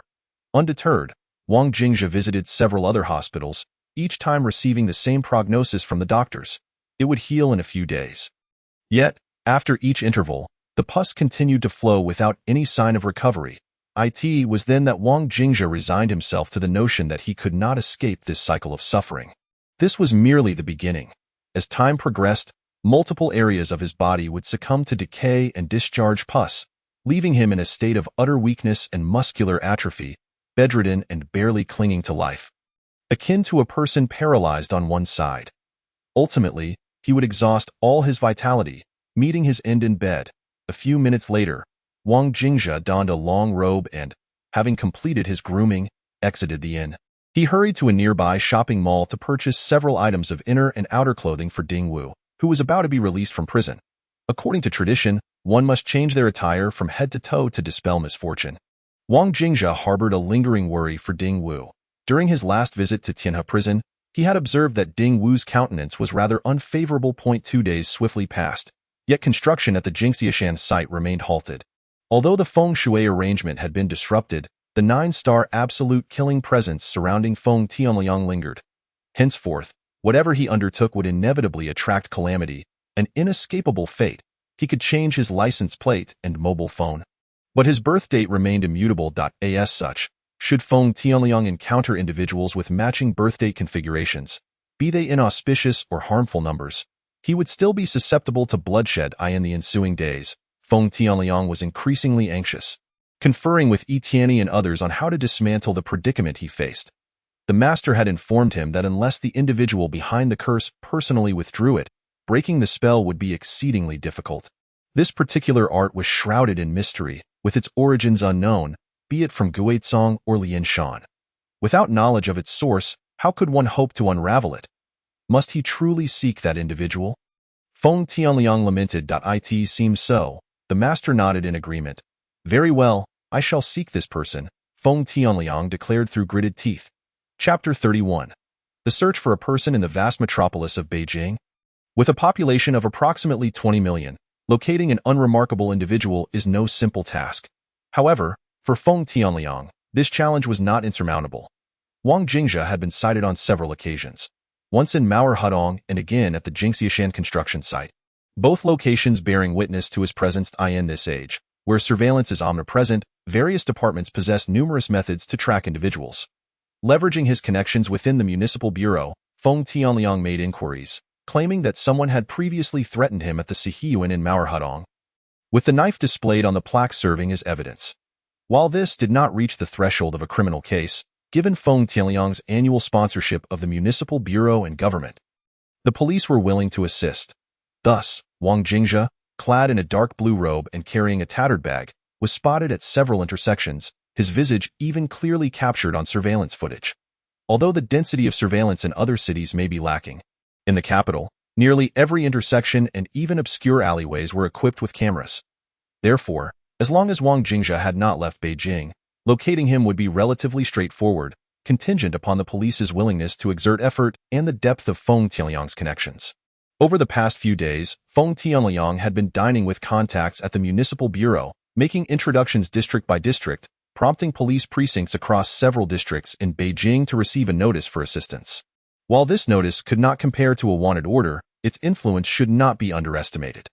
After all, the recent tales of the mysterious populace of Chaoyang were well known, and had Wang Jingzhe remained in Chaoyang, he would undoubtedly have been apprehended within a matter of days. A photograph of Wang Jingzhe in his long robe lay on the table, drawing the attention of the master, the second master, Isusu and Etienne its him. Without a doubt, Isusu remarked, pointing at the photograph. He hasn't changed his clothes in days, and that tattered bag left in the trash is utterly neglected. The two elderly men exchanged glances, and after a prolonged silence, the second master furrowed his brow and inquired, "Have you discerned anything?" The master shook his head. It's too ordinary. His appearance is exceedingly mundane. He could be lost in a crowd, and one might search for ages without successfully identifying him. It's as if one could see him, close their eyes, and then struggle to recall what he looked like. An image easily forgotten. "Master, how can this person's visage be so unremarkable?" Etienne asked, bewildered. Indeed, Wang Jingzhe possessed an unexceptional look. His features lacked any distinctive traits. No prominent brows or deep-set eyes to speak of. Standing over 1.7 meters tall, his physique was also unremarkable, embodying the appearance typical of a suburban dweller, devoid of any remarkable qualities. However, Etienne and the others were not concerned with his physical attractiveness.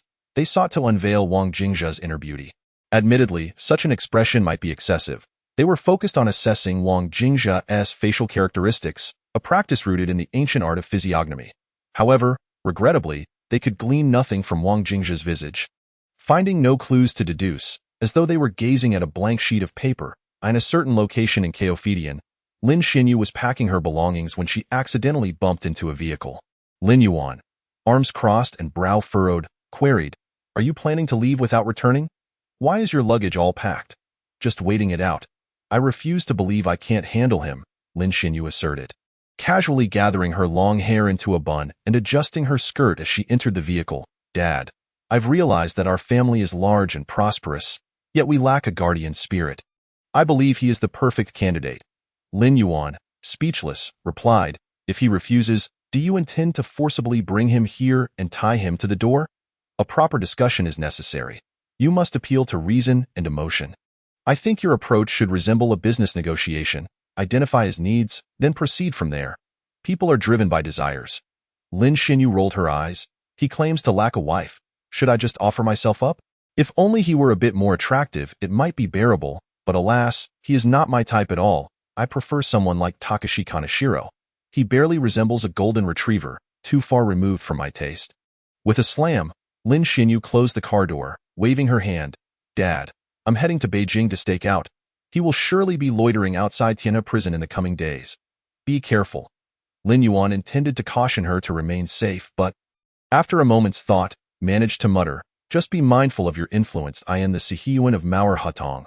Feng Tianliang arrived, utterly exhausted.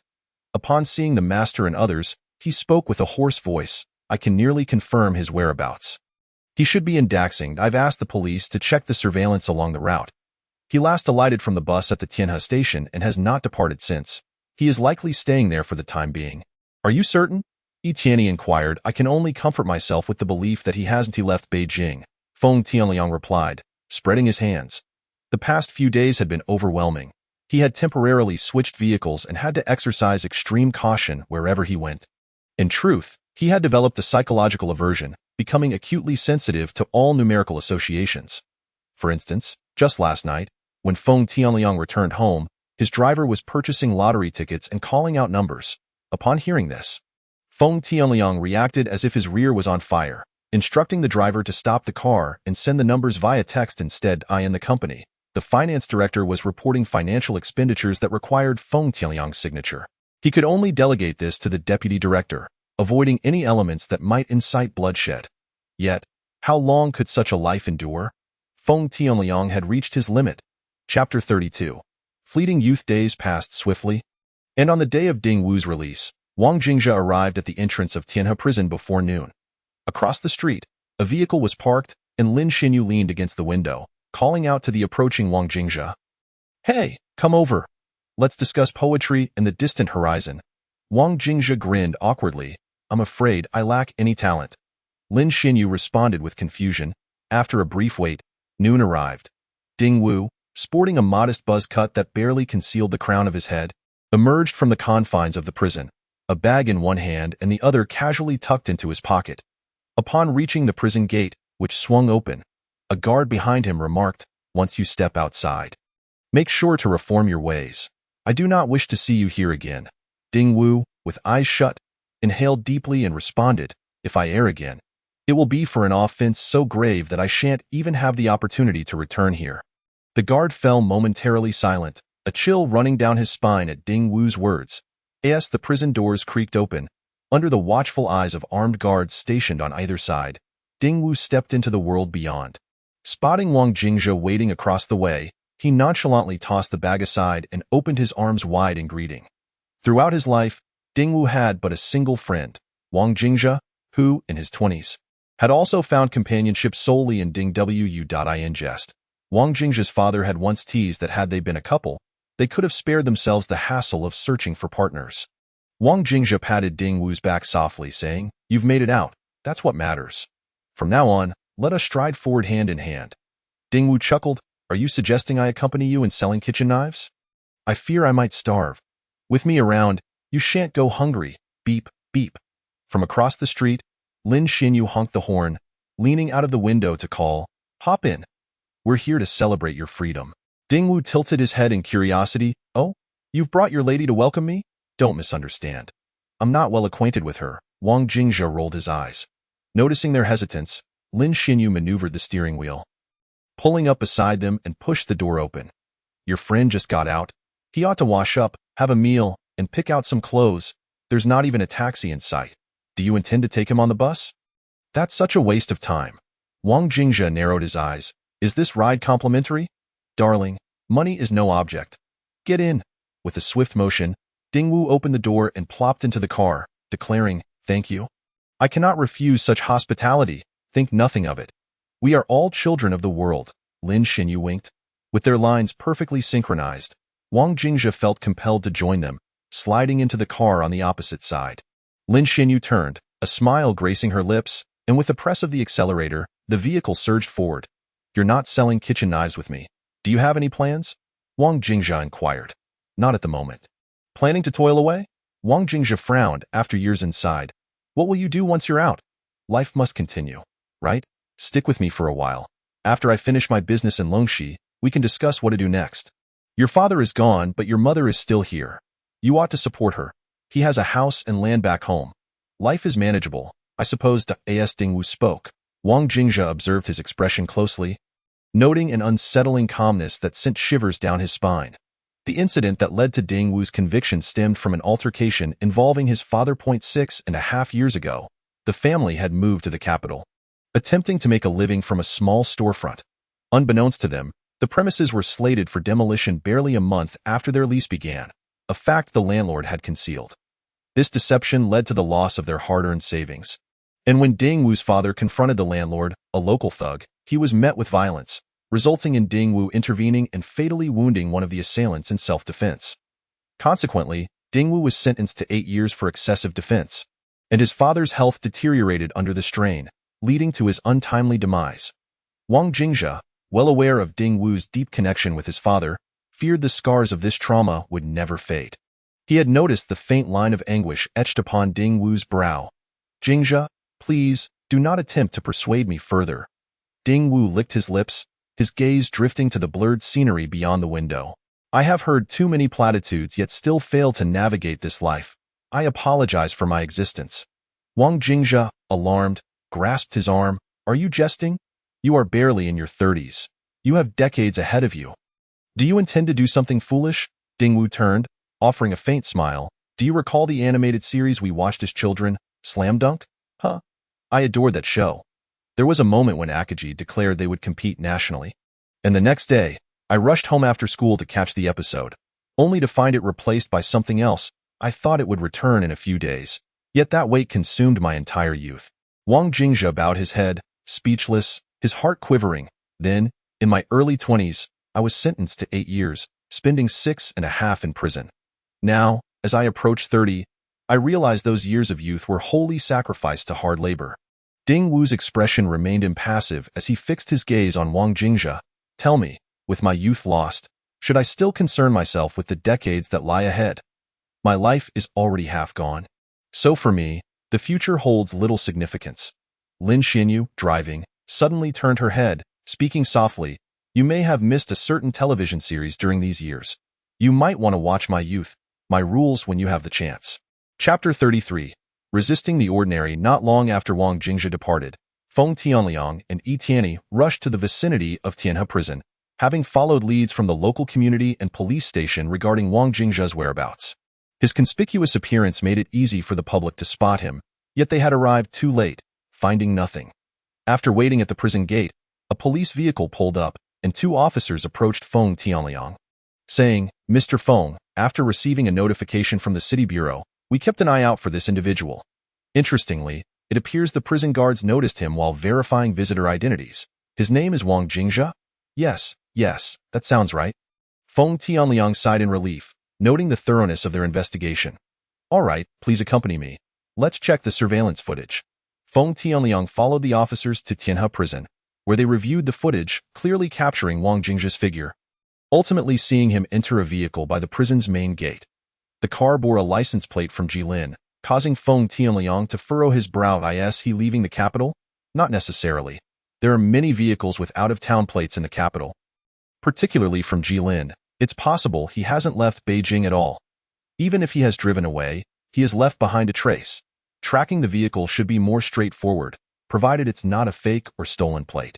Yi Tianyi believed they were closing in on Wang Jingzhe, remarking that locating a vehicle could be easier than finding a person. Lin Xinyu led Wang Jingzhe and Dingwu to a restaurant for a meal before taking them to a nearby bathing center. A common tradition upon release from prison involves a sauna and cleansing rituals, as the heavy atmosphere of confinement often clings to those who have been incarcerated, leading to a need for psychological comfort through purification. After exiting the vehicle, Wang Jingzhe glanced at the bathing establishment sign, then turned to Lin Xinyu, stating, "Miss Lin, how thoughtful of you." Lin Xinyu bit her lip, her cheeks flushing, as the name of the bathing center, Mandarin Ducks in Water, evoked some suggestive imagery. "I'm not very familiar with this area. I simply noticed this place while passing by. Just wash up and come out," she said, rolling her eyes. "Why not join us?" Wang Jingzhe teased. Lin Xinyu shot him a glare, feigning a move to exit the car. Startled, Wang Jingzhe realized her fiery spirit made it challenging to counter her. He was quick-witted but lacked the courage to engage in true confrontation. After changing into fresh clothes, Wang Jingzhe and Ding Wu stepped into the bathing area. The water, heated to a soothing 30 degrees, opened their pores, eliciting involuntary sighs of relief. Ding Wu, draped in a towel, reclined languidly by the edge of the pool. "When do you plan to head to Longxi?" Ding Wu inquired, tilting his head back. "I intend to leave right after you're released. Will you come with me?" "What for?" Wang Jingzhe pondered, then replied, "To propose." "What?" Ding Wu exclaimed, removing his towel and turning in surprise. "Propose? Propose to whom? After several years of absence, are you truly about to step into the encircled city? You have certainly left me quite impressed.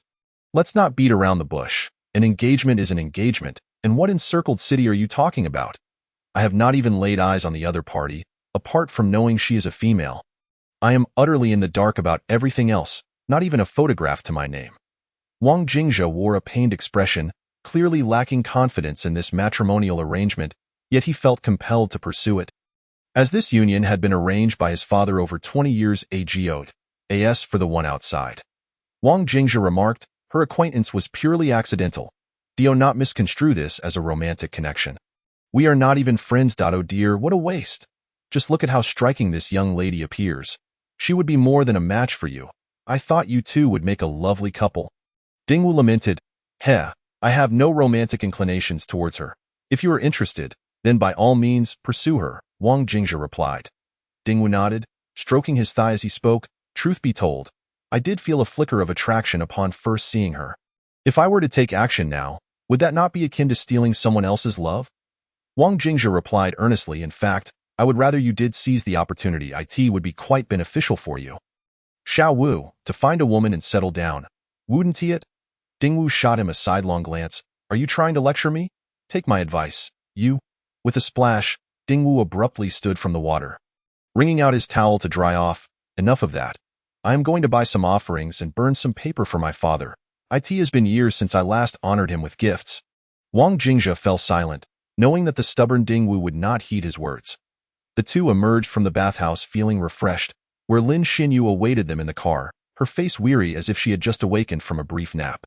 "We are heading to the funeral home," Lin Xinyu stated as she started the engine. "I will drive you." Wang Jingzhe chuckled, "Your service is not inferior to those women inside." Lin Xinyu blinked her large eyes. "Is there not a sense of inexplicable gratitude, perhaps touched by my sincerity?" Wang Jingzhe retorted, "What is your ulterior motive behind this flattery? Our family is in need of a guardian spirit. No, rather, a consultant." Lin Xinyu clarified, tilting her head, "My father wishes to invite you to be a nominal consultant. You need not concern yourself with anything else. However, should any matters arise at home, I hope you can make an appearance like you did last time. First, you must win over my brother, and then I shall consider your request," Wang Jingzhe said as he opened the passenger door and gently pushed Ding Wu inside. "Any dealings concerning me are off the table. If you can reform him, I might reconsider that. Haha." Lin Xinyu turned to Ding Wu and said, "Aside from poetry and distant horizons, I could also discuss youth with you. What do you say, little brother?" "My youth has been utterly squandered. There is nothing to discuss." Chapter 34. A fleeting sentiment, also futile. After paying respects to Ding Wu's father, night had nearly fallen. Observing Lin Xinyu tirelessly running around with them throughout the day, Wang Jingzhe was simultaneously astonished and somewhat sympathetic to her relentless spirit. This woman exhibited remarkable resilience, driving them from place to place without a single complaint, her obedience akin to that of a maid. With a little guidance, she could become an exemplary wife and mother. Alas, our destinies are not intertwined. "Allow me to treat you to a meal as a token of gratitude," Wang Jingzhe said earnestly. "Sure, I'm easygoing with food," Ding Wu replied, still seemingly affected by the sorrow of honoring his father, only stating that he had no preference, as long as there was alcohol. Thus, the three of them randomly chose a roadside eatery, ordered several dishes, and called for 2 bottles of liquor. When the food arrived, Lin Xinyu showed no hesitation in enjoying the humble fare, picking up a piece of boiled fish with her chopsticks, fanning herself with her small hand while exclaiming how delicious it was. Clinking their glasses, Wang Jingzhe and Ding Wu drank heartily. It took Ding Wu a moment to recover from the effects of the alcohol, and after exhaling deeply, he remarked, "What a thrill! It's been years since I had a drink. This first sip has opened up my pores, so refreshing. There will always be opportunities to drink in the future. But pace yourself, Wang Jingzhe cautioned as he refilled Ding Wu's glass. When do you plan to return home to visit? No rush. I've already called my mother, Ding Wu replied, raising his glass for another toast and taking a hearty swig. After belching, he leaned on Wang Jingzhe's shoulder, chuckling. Why do I feel as if you are watching me like a hawk, as if I were in prison? Your gaze is like a spotlight, locking me in place the moment I appear. Are you worried I might engage in something unlawful? Wang Jingzhe fixed his gaze on Ding Wu and asked, Is that not your intention? Xiao Wu, I know you too well. Your father's death and your imprisonment are intertwined. You will not easily let go of that landlord from years ago. Tell me, are you planning to seek revenge on him? Haha, aren't you the one with foresight? Why don't you predict the outcome? Wang Jingzhe shook off his arm, speaking seriously. I don't need to predict. It's evident. You have 100 ways to deal with him, yet you choose the most foolish and clumsy one. As Lin Xinyu listened, she observed the two men in their exchange. After following them around all day, she had pieced together that Ding Wu's imprisonment stemmed from a case of excessive self-defense, which was linked to his father's death. Wang Jingzhe's concern was that Ding Wu, upon release, might retaliate against those involved in the case and might even take shortcuts, seeking an eye for an eye. The two men appeared to be engaged in an endless tug-of-war, one side obstructing while the other resisted, neither able to persuade the other, locked in a futile battle of words. They continued drinking until past 10 in the evening. After finishing 2 bottles of liquor, they moved on to 4 bottles of beer, all of which were nearly empty. Wang Jingzhe and Ding Wu were both becoming increasingly intoxicated. I need to use the restroom, Ding Wu said unsteadily, making his way towards the lavatory. With a flick of his cigarette, Wang Jingzhe took a deep drag, exhaling a thick cloud of smoke as he leaned towards Lin Xinyu. What do you think of my friend? Lin Xinyu blinked, puzzled. What do you mean? How is he as a person? He seems quite spirited, doesn't he? Do you feel any spark of attraction? Wang Jingzhe continued. He mentioned in the bath that he has feelings for you. Why not consider dating? Lin Xinyu covered her mouth in surprise. Surely not. I merely wish to invite you to be a consultant for our family.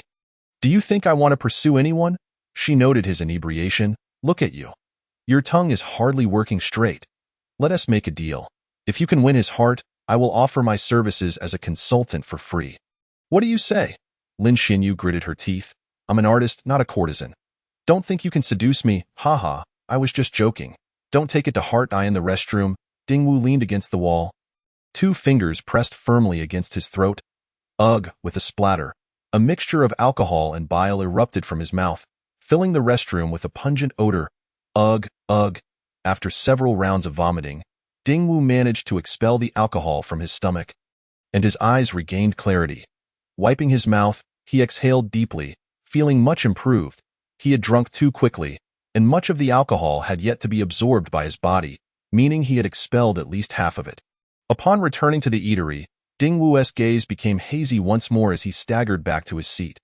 Glancing at the empty bottles, he called out, Boss, bring me another dozen beers. Wang Jingzhe frowned. Are you serious? That's enough. We can't drink all night if need be. We can continue tomorrow. You can't possibly make up for years of drinking in a single night. I'm just happy. We agreed to celebrate my arrival, so you ought to indulge me, right? Ding Wu urged. Before long, the dozen beers were consumed, and as they finished the last glass, Wang Jingzhe was thoroughly intoxicated, swaying precariously as if about to topple over. Just before collapsing, he noticed the crimson line on Ding Wu's forehead appear more pronounced, almost as thick as a pinky finger. Listen, you needn't worry about me tonight. Just keep an eye on him. Don't let him disappear, Wang Jingzhe murmured to Lin Xinyu before drifting off into a stupor. Lin Xinyu nodded, glancing at Ding Wu, who was also on the verge of slumping over the table, pondering how to manage these 2 intoxicated men. Eventually, Lin Xinyu spent 200 yuan to enlist the help of the restaurant staff to assist Ding Wu and Wang Jingzhe to a nearby hotel, where she booked them a shared room. You want me to watch over him? Do you expect me to share a bed with him? After seeing them settled in their room, Lin Xinyu opted for a separate room next door. Chapter 35. Time cannot erase the hatred in one's heart. Wang Jingzhe collapsed onto the bed and succumbed to a deep slumber, utterly lost after an evening of excessive drinking. Another sip could easily lead to alcohol poisoning, and he was surely in a state of blackout now.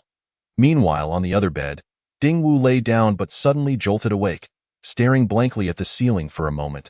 After a brief pause, he turned over, got out of bed, and washed his face in the bathroom. Emerging from there, he appeared considerably more alert. For you, there may be 100 ways to resolve a problem, but for me, none is as effective and straightforward as the 101st. Why apologies, Jingzhe. I fear I may disappoint you. Dingwu murmured softly before quietly exiting the room and closing the door behind him. A few minutes later, Dingwu stepped out of the hotel, standing at the entrance while smoking a cigarette, waiting for a taxi. In a brightly lit room above, Lin Xinyu had just finished showering, donned her sleepwear, and was applying a facial mask, preparing to indulge in her phone before drifting off to sleep. With a swish, Lin Xinyu turned on the air conditioning and approached the window to draw the curtains, only to catch sight of a figure standing on the street below, one hand holding a cigarette and the other hailing passing cars. Isn't he supposed to be completely inebriated? How is he awake so soon? What could he possibly be up to? Lin Xinyu mumbled to herself, then gasped, exclaiming, could it be that that blabbermouth was right? He told me to keep an eye on him, and he actually sneaked out on his own? What should I do? Should I keep an eye on him or not? Oh, what a dilemma! After her thoughts swirled back and forth a couple of times, she hastily removed her facial mask and put her clothes back on. Darn it, am I really putting myself through this? In the middle of the night, I have to go fetch a man back. I am truly torturing myself.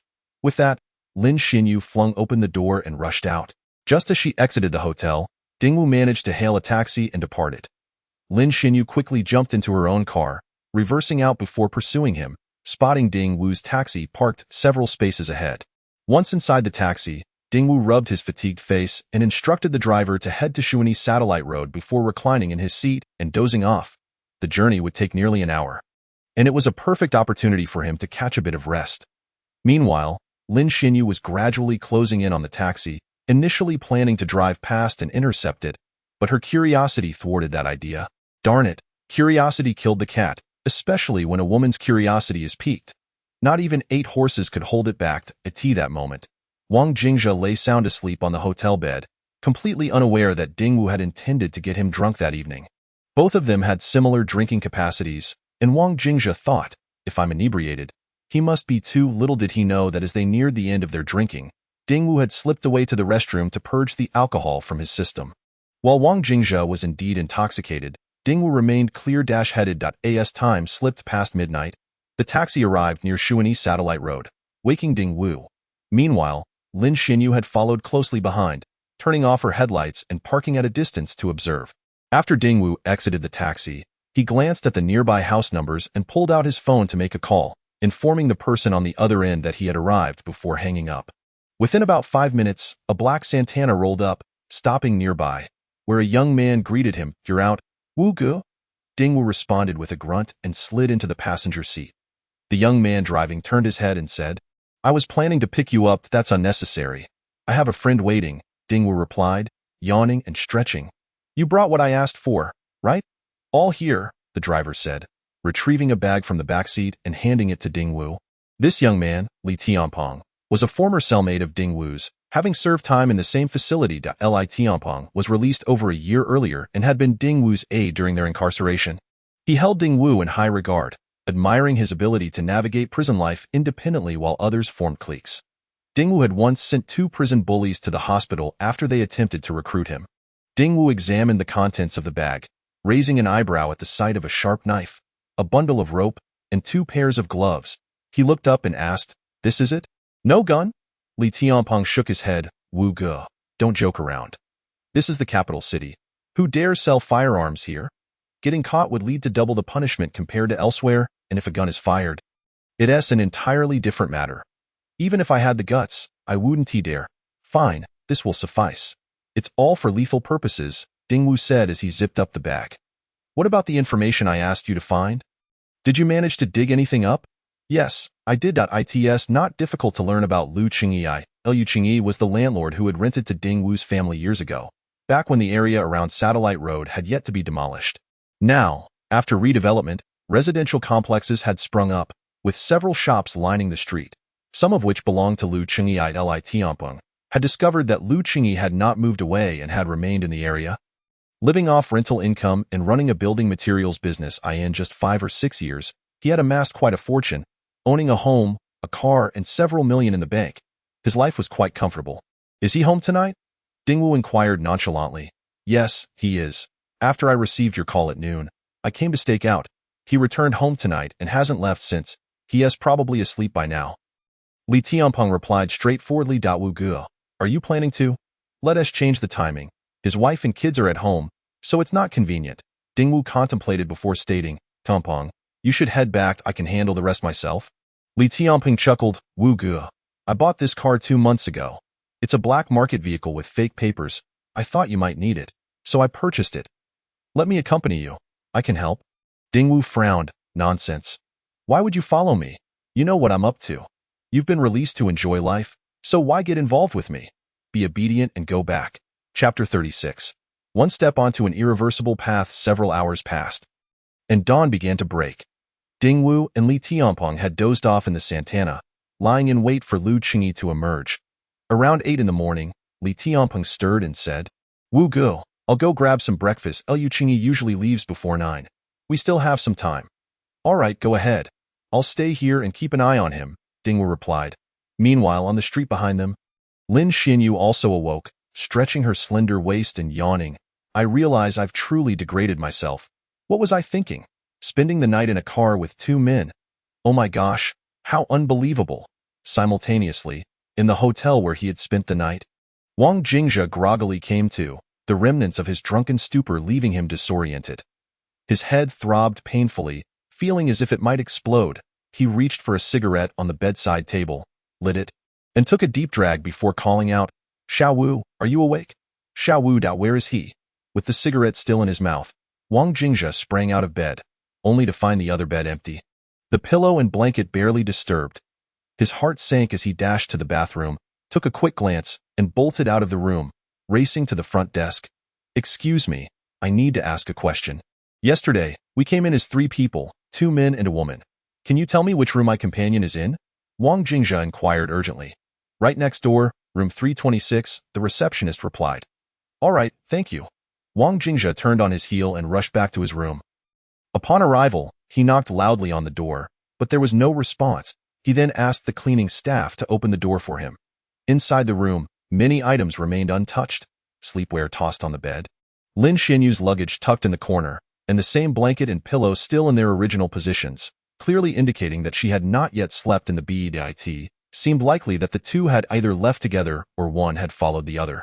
Wang Jingzhe had a nagging suspicion that Dingwu had snuck out while he was asleep, possibly spotted by Lin Xinyu, who then followed him out. He couldn't help but worry about whether the two were together now. Damn it, this is really troubling. Wang Jingzhe cursed under his breath, pulling out his phone to call Dingwu, but the call rang only a few times before being disconnected. When he tried again, it went straight to voicemail. Unable to reach Lin Xinyu, he felt utterly lost. Where could the two of them have gone?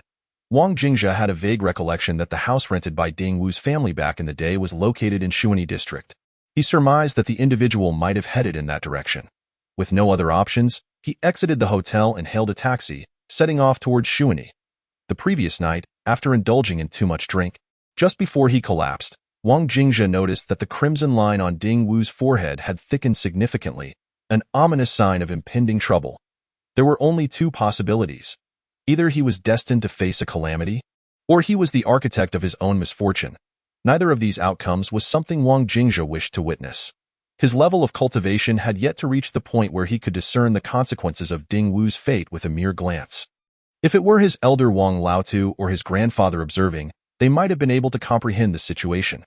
Perhaps Wang Dongji could have, however, after so many years apart, Wang Jingzhe had lost track of his elder sister's whereabouts.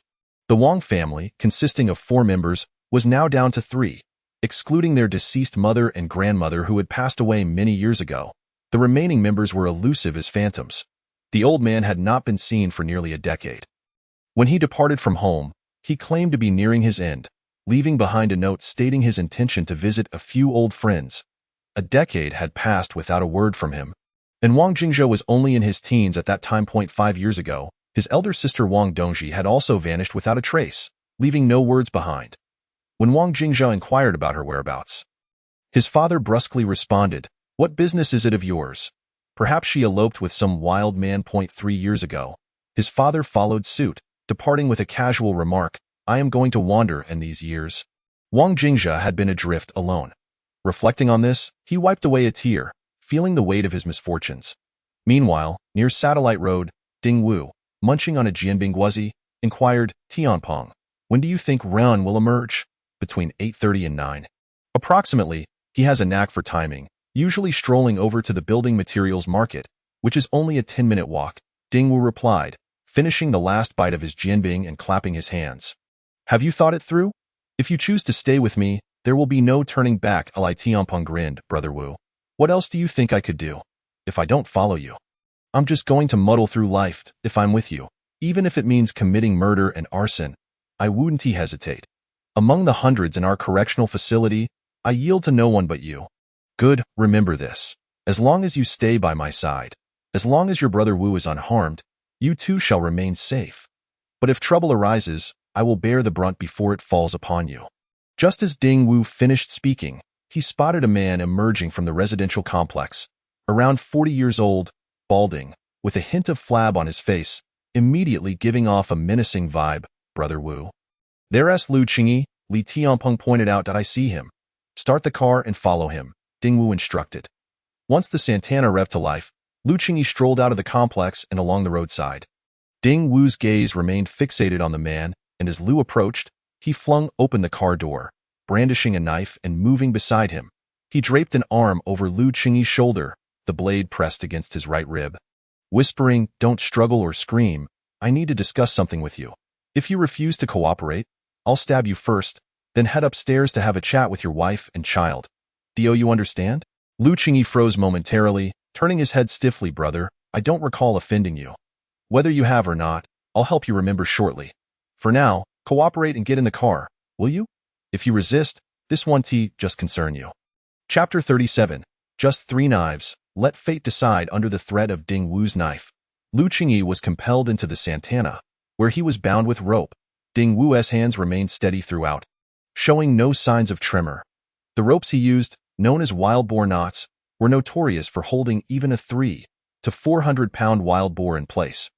Brother, let me make this clear. You're after money, right? I have it. How much do you need?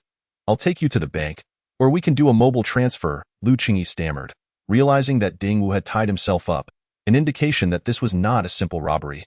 Tianpeng drove towards the crematorium road, while Ding Wu remained silent, urging him to hurry. All right, Brother Wu, Li Tianpeng said, shifting into gear and speeding off. Upon realizing their destination was towards the crematorium, Lu Qingyi's breath quickened as he shouted, Friend, what have I done to offend you? Can we discuss this openly? With the knife tip under Lu Qingyi's chin, Ding Wu replied darkly, Think back. Our story dates back 6.5 years. Back then, our family of 3 left our hometown for the capital, hoping for a better life. But what about you? What were you scheming? Our family managed to save up 50,000 yuan to rent your house, intending to start a small business, yet within a month, the place was demolished, and you refused to return our money. Your greed over trifles led to our downfall. Have you considered that this small sum meant years of hard work for us? You robbed us blind. Did you mean to drive us to despair? With tears brimming in his eyes, Ding Wu shouted, prompting Lu Qingyi to scrutinize him closely.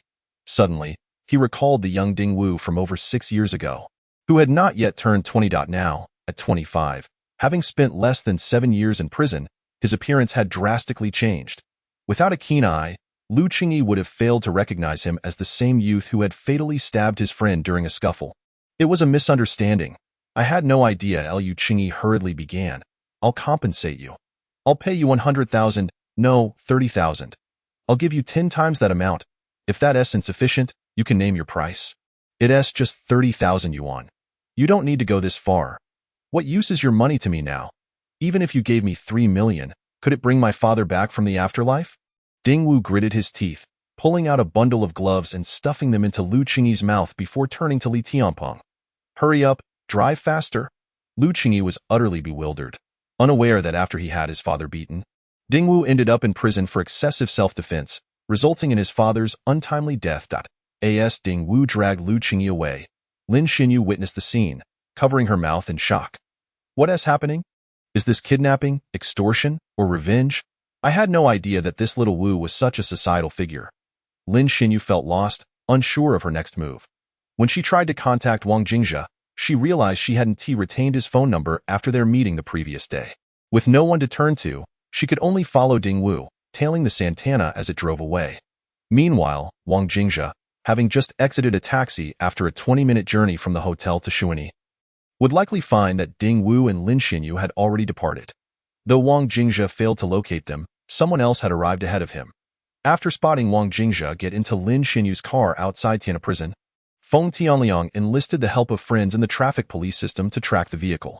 The police sifted through footage from several intersections and, by chance, discovered that the spot where Lin Xinyu parked was adjacent to a crossroads, clearly capturing her license plate, along with a parking violation.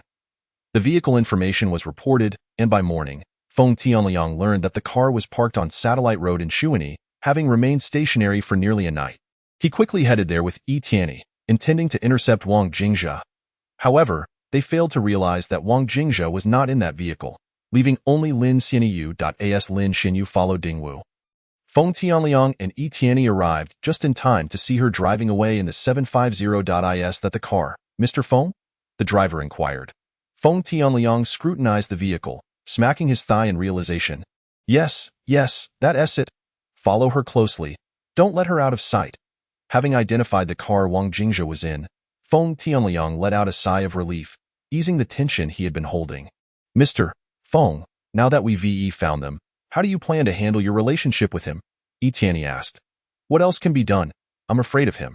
Since our Feng family has indeed made a promise to him, I suppose I must comply with whatever he demands, Feng Tianliang replied despondently.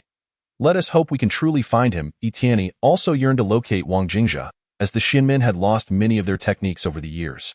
It was said that only the texts of Lianshan and Guizong could restore them. Throughout the years, the 5 branches of Xinmen, alongside Nan Kunlun and Bei Chuma, as well as various feng shui sects and yin-yang masters, had been searching for the other 2 volumes of the I Ching and the mysterious methods within the Luo book. Yet, countless years had passed without success. It was rumored that only the Shadao lineage had preserved these ancient texts, or parts of them, but the Shadao people had vanished. Around 10 o'clock, the vehicle made its way out of Shuani district and arrived near the second crematorium, a desolate area surrounded by dense woods. With scarce traffic and few pedestrians, stop the car, Dingwu instructed Li Tianpeng, noticing the absence of onlookers. Without hesitation, he yanked Lu Qingyi out of the car, and the 2 men shoved him into the woods. With a thud, Lu Qingyi knelt on the ground, crying out, Brothers, I truly didn't mean it. I really didn't. Please, just give me a chance, I'll pay. Whatever amount you want, just name it. Is that all right? My belief is that debts must be repaid. A life for a life, I hold you responsible for my father's death, which might seem a bit cruel to you. Yes, it truly isn't my fault. I didn't want any of this. Lu Qingyi hastily nodded in affirmation. I'm giving you a chance, just one, Dingwu said, gripping a sharp knife and pointing it at Lu Qingyi's chest. I'll stab you 3 times. If you survive, consider it your lucky day, and we can put our grievances behind us. If you die after the 3 stabs, then that's just fate, and you'll owe me for my father's life. Lu Qingyi was momentarily bewildered. With swift precision, Dingwu plunged the knife into Lu Qingyi's chest 3 times. Blood sprang forth with a violent burst. 3 stabs, just 3. If you can withstand it, we'll wipe the slate clean. If not, well, that's on you. Dingwu continued to stab, and with each thrust, the blood splattered onto him. Tianpeng, give me a change of clothes. We need to leave in 2 minutes. This area is quite remote, and seldom do people pass by. We're close to Yuzhong, so once I change, we'll leave Beijing directly and discard the car halfway. Dingwu urged, swiftly changing out of his blood-stained garments. I in the woods, Lin Xinyu, hiding behind a tree, was aghast at the scene unfolding before her. Her face turned pale. Murder, they've committed murder? Initially, she thought Dingwu had brought someone to either extort or beat up, never anticipating that he would stab Lu Qingyi 3 times before exchanging more than a few words. Although her understanding of human anatomy was limited, she could discern that those 3 stabs had certainly pierced his lungs and heart, and the quantity of blood gushing from him indicated a severe internal pressure. Still reeling from the shock, a car pulled over by the roadside, and Yi Tianyi and Feng Tianliang, who had been following, exited the vehicle. They were both in search of Wang Jingzhe and, upon seeing Lin Xinyu's car, assumed he had also disembarked, hastily entering the woods. At that moment, Dingwu believed he was unnoticed, as this area was typically devoid of passers-by. However, he was unaware that two groups had followed him into the woods just after he had stabbed Lu Qingyi. The hurried footsteps of Tianyi and Feng Tianliang echoed as they rushed in, oblivious to the murder that had just occurred. Lin Xinyu turned around, hearing the commotion, and spotted the two men approaching. As they arrived, Dingwu and Li Tianpeng felt a jolt of anxiety. Their gazes shifted towards Lin Xinyu, followed by Tianyi and Feng Tianliang. In an instant, all three parties were struck dumb, and the atmosphere grew eerily silent. The sudden stillness was palpable. Dingwu was confused, unable to comprehend how Lin Xinyu had followed him. Lin Xinyu was in shock, realizing that not only had Dingwu committed murder, but he had also been witnessed by others. Tianyi and Feng Tianliang were equally baffled, having come in search of Wang Jingzhe only to stumble upon a murder scene. Lu Qingyi lay on the ground, blood bubbling from his mouth, his eyes wide and unfocused. With great effort, he raised a hand, forcing out two words. "Help! Save me! Wu Gu." "What do we do?" Li Tianpeng stammered, cold sweat trickling down his brow. Initially, they had planned to escape immediately, leaving no traces behind, confident that even if the police discovered Lu Qingyi's demise, they would remain undetected. Yet, they had not even taken their first step when misfortune struck, and they were caught in this predicament. Dingwu remained silent, his face cold and composed as he took a few steps forward. Lin Xinyu, startled, retreated, pleading, "Wait, don't misunderstand. He asked me to follow you. Last night, I saw you leave the hotel, and I just followed. I didn't expect. I didn't see anything. I swear. Please, don't kill me." Tears streamed down Lin Xinyu's face as fear gripped her. She was well aware that merely witnessing a drink could provoke murderous intent. Dingwu's lips twitched slightly, his gaze darting between Lin Xinyu and the approaching Tianyi and Feng Tianliang. Momentarily perplexed by their sudden appearance, "I was looking for Wang Jingzhe. I didn't expect." Feng Tianliang quickly interjected, realizing he had seen the car Wang Jingzhe was in. Upon witnessing the exchange between Lin Xinyu and Dingwu, he deduced that they must be acquainted with Wang Jingzhe. Indeed, Dingwu's steps halted abruptly. The implication of Feng Tianliang's words struck him, leading him to subconsciously assume a connection between Wang Jingzhe and the two newcomers. Just moments ago, he had contemplated silencing Lin Xinyu, but the presence of Tianyi and Feng Tianliang complicated matters. Feeling the tension, Tianyi sighed internally, his mind racing as he processed the situation. They had arrived at an inopportune time, unwittingly stumbling into a murder scene that seemed tied to Wang Jingzhe. "Do you know Jingzhe?" Dingwu asked, his eyes narrowing on Lin Xinyu, implying that if they had arrived with her, she must have some knowledge of Wang Jingzhe. Lin Xinyu shook her head, and Feng Tianliang quickly clarified. "She may not know, but you can call Wang Jingzhe and tell him my father is Feng Yuland. I'm Feng Tianliang. He'll understand." "She doesn't know? How do you know that? How did you follow her car here?"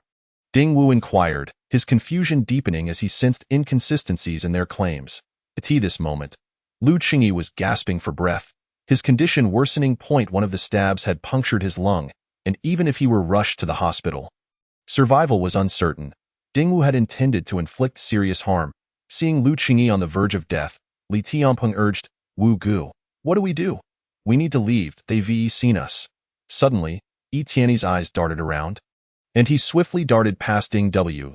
As Dingwu turned, attempting to block him, Tianyi adeptly raised his left hand to deflect Dingwu's arm and, with his right hand, produced a talisman from his pocket. Igniting it with a flick, he then tossed the burning paper onto Lu Qingyi's body. With a muffled thud, the body erupted in flames, engulfing it in a violent blaze. Dingwu and Li Tianpeng stood frozen in shock, unable to comprehend Tianyi's actions. Now, Tianyi clapped his hands with a grin. "If we continue this conversation, the pressure should be off, right?" The flames consumed Lu Qingyi's body, reducing it to ash that scattered with the wind. This method of obliterating evidence was far more effective than simply abandoning a corpse. Even if the police were to investigate Lu Qingyi's disappearance, they could only classify it as a missing persons case. Dingwu regarded Tianyi with deep contemplation, and after a moment, he took out his phone and turned it on. He dialed Wang Jingzhe. Soon as the call connected, Wang Jingzhe's furious voice erupted from the receiver. "Where the hell are you? Is this some sort of game? I regret to inform you that our relationship has come to a definitive end. From this moment forth, we shall cease all contact. Severing ties completely. Farewell." Wang Jingzhe's furious outburst nearly caused him to spew saliva all over his phone. On the other end, Wang Jingzhe was undeniably furious. Upon awakening that morning to find someone missing, his heart immediately leapt into his throat. Dingwu felt an immediate sense of awkwardness and gestured at the phone, saying, "He might just be a bit irritable after waking up. Let us give him a moment to settle down." After a few expletives, Wang Jingzhe's temper visibly calmed. Dingwu then said, "I'm in the woods near the second crematorium. There's been a minor incident, and someone wishes to see you." Dingwu glanced at Yi and Feng Tianliang, who both introduced themselves. After repeating their names, he added, "If you feel uncomfortable, you need not come." "Very well, I'll wait," Wang Jingzhe replied curtly before hanging up. Dingwu then turned his attention to Lin Xinyu, who resembled a frightened rabbit, shaking her head vigorously, insisting, "I saw nothing. I am suffering from amnesia." Dingwu sighed, saying, "Even if you did witness something, it wouldn't matter much. The police would hardly take your word as credible alone. And you wouldn't be foolish enough to report it, would you? After all, you still wish for Wang Jingzhe to serve as your family's protective deity, don't you? If you were to land me in jail, that lad would likely avoid you in the future." Lin Xinyu lowered her hands and earnestly replied, But you just killed someone, him?" Dingwu pointed to the ground, saying, "If you consider him a human, then he is one. If not, you could just as easily deem him a beast. My action in eliminating him may spare many from future harm. Thus I might be seen as performing a good deed." Yi Tianyi nodded, agreeing with Ding Wu's sentiment. This was precisely why he had acted without hesitation to dispose of the body. Upon seeing Lu Qingyi, he had immediately recognized him as a person of great malevolence, a man who had committed countless wicked deeds throughout his life, his very visage a testament to his nature. It is not an exaggeration to say that a person's appearance can often reveal their moral character. Many individuals with sinister faces immediately trigger a sense of caution, indicating they are not to be trifled with. A recent example is that of the infamous Long Gu, whose features were so unappealing that even a 3-year-old could tell he was no good. His demise was met with widespread relief. In a similar vein, Lu Qingyi belonged to this category. His years in the construction business had been rife with deceit and trickery. Less than half an hour later, Wang Jingzhe arrived by car. Entering the woods to find a gathering of people, he furrowed his brow and sniffed the air, inquiring, "Is he dead?" A faint aura of despair lingered in the woods, remnants of Lu Qingyi's tormented spirit still lingering. His death had been particularly tragic, likely leaving him unaware that his greed for a mere few thousand yuan had cost him his life. There is truth in the saying, retribution is inevitable, just not immediate. One may not recognize the consequences of their misdeeds until it is too late. Wang Jingzhe scanned the crowd, fixing a fierce glare on Dingwu before addressing Yi Tianyi. "You sought me?" Before Yi Tianyi could respond, Feng Tianliang hurried over, nearly in tears. "Feng Yulin is my father. I apologize, Mr. Wang. When you first approached me, my father did not mention having received a kitchen knife. I only learned of it later from my mother. Had I known, I would never have dared to default on my debt, and I hope you can forgive me. This is not entirely your fault. It falls upon your father for not clarifying. Or perhaps he simply dismissed it." Feng Tianliang trembled, quickly adding, "He did take it seriously. He once mentioned encountering a fortune teller who helped the Feng family recover, but he certainly never mentioned the kitchen knife." "Well then, we can discuss that matter later," Wang Jingzhe said, turning to Yi Tianyi. "You've been so eager to find me. I presume it's regarding that issue?" Yi Tianyi, astonished, asked. "You know," Wang Jingzhe scoffed, "before my elder passed, he imparted a piece of wisdom to me: be wary of fire, theft, and the Shuangguan sect." Chapter 40. Like a gentle rain, falling upon your heart. In a side room of the Feng family's courtyard at Maoyuer Hudong, the news of Wang Jingzhe's appearance had summoned both the Grand Master and the Second Master. It was reminiscent of mythical creatures, sensing the aroma of the Tang monk's flesh, their eyes gleaming with hunger as they awaited the feast. The courtyard resembled a spider's lair, and Wang Jingzhe had become an object of desire. Isusu, unable to contain her agitation, absent-mindedly tucked a strand of hair behind her ear upon seeing Wang Jingzhe. The memory of her recently cut bangs ignited her fury. A woman's attachment to her hair is akin to her affection for high-end cosmetics and luxury handbags. Undoubtedly, the desecration of her bangs by that kitchen knife had left Isusu seething with resentment. How dare he? Feeling the hostile glares directed at him, Wang Jingzhe defiantly retorted, "Bang! Isusu slammed her small fist on the table, declaring, "Just wait. One day, I will shave your head bald." Ha, no need for that. With the heat of the season, I was just contemplating a trendy buzz cut for comfort, Wang Jingzhe replied, stroking his already short hair with a mischievous grin. Isusu's eyes blazed with fury, while the Grand Master cleared his throat, attempting to interject. "Young man, ah," Wang Jingzhe responded readily, clearly pleased with the respect conveyed by the title. Isusu and Etienne were momentarily taken aback. The Grand Master's elevation of Wang Jingzhe's status was an unmistakable signal for them to respect their elders and refrain from conflict. "We are all practitioners of the same path, so I shall not conceal anything from you. I have heard that you possess two legendary texts, Guizhong and Lianshan?" The second master asked directly, his straightforward nature evident. "Who told you this?" Wang Jingzhe scoffed, casting a sidelong glance, and replied, "Did a Shadoran admit it to you? Or did you see Guizhong and Lianshan in my family's bookcase? I could just as easily claim that the Hichu and Luoshu are enshrined in your Shuangguan sect's headquarters. Is there any truth to that? Such rumors are harmful. Do not be misled, my friends." The Grand Master and the Second Master were momentarily rendered speechless by Wang Jingzhe's rambling.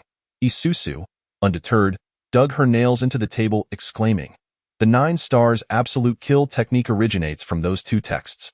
Who in the world knows it but you, yet you refuse to admit it? Taoist arts number in the thousands, while Buddhist scriptures reach into the thousands as well. Your knowledge is too limited. I shall speak only of your Shuangguan sect's 2 branches. Go ask the Hezi branch if they have compiled every medicinal formula in existence. Does the Shanzi branch possess every talisman? Are you suggesting that anything you cannot find is relegated to Guizhong, Lianshan, and Chimenduanjia? Enough of this nonsense, young lady. Zhang Daoling would not dare claim to know every exorcism incantation, and even Hua Tuo might not fully recall his own prescriptions. What gives you the authority to assert that everything unknown to you in the Taoist world resides with the Shadoran? Shallow, far too shallow." Wang Jingzhe spread his hands, feigning innocence. "Oh? I have no idea where the jade seal of the Emperor Qin is. Perhaps it's propping up my table at home. Do you believe it?" Outside the side room, Dingwu sat on the steps, a cigarette dangling from his right hand, his gaze hollow as he observed a bustling colony of ants on the tiled floor. The ash of his cigarette had burned down to half. Lin Xinyu leaned against an old elm tree, casting fearful glances at Ding Wu.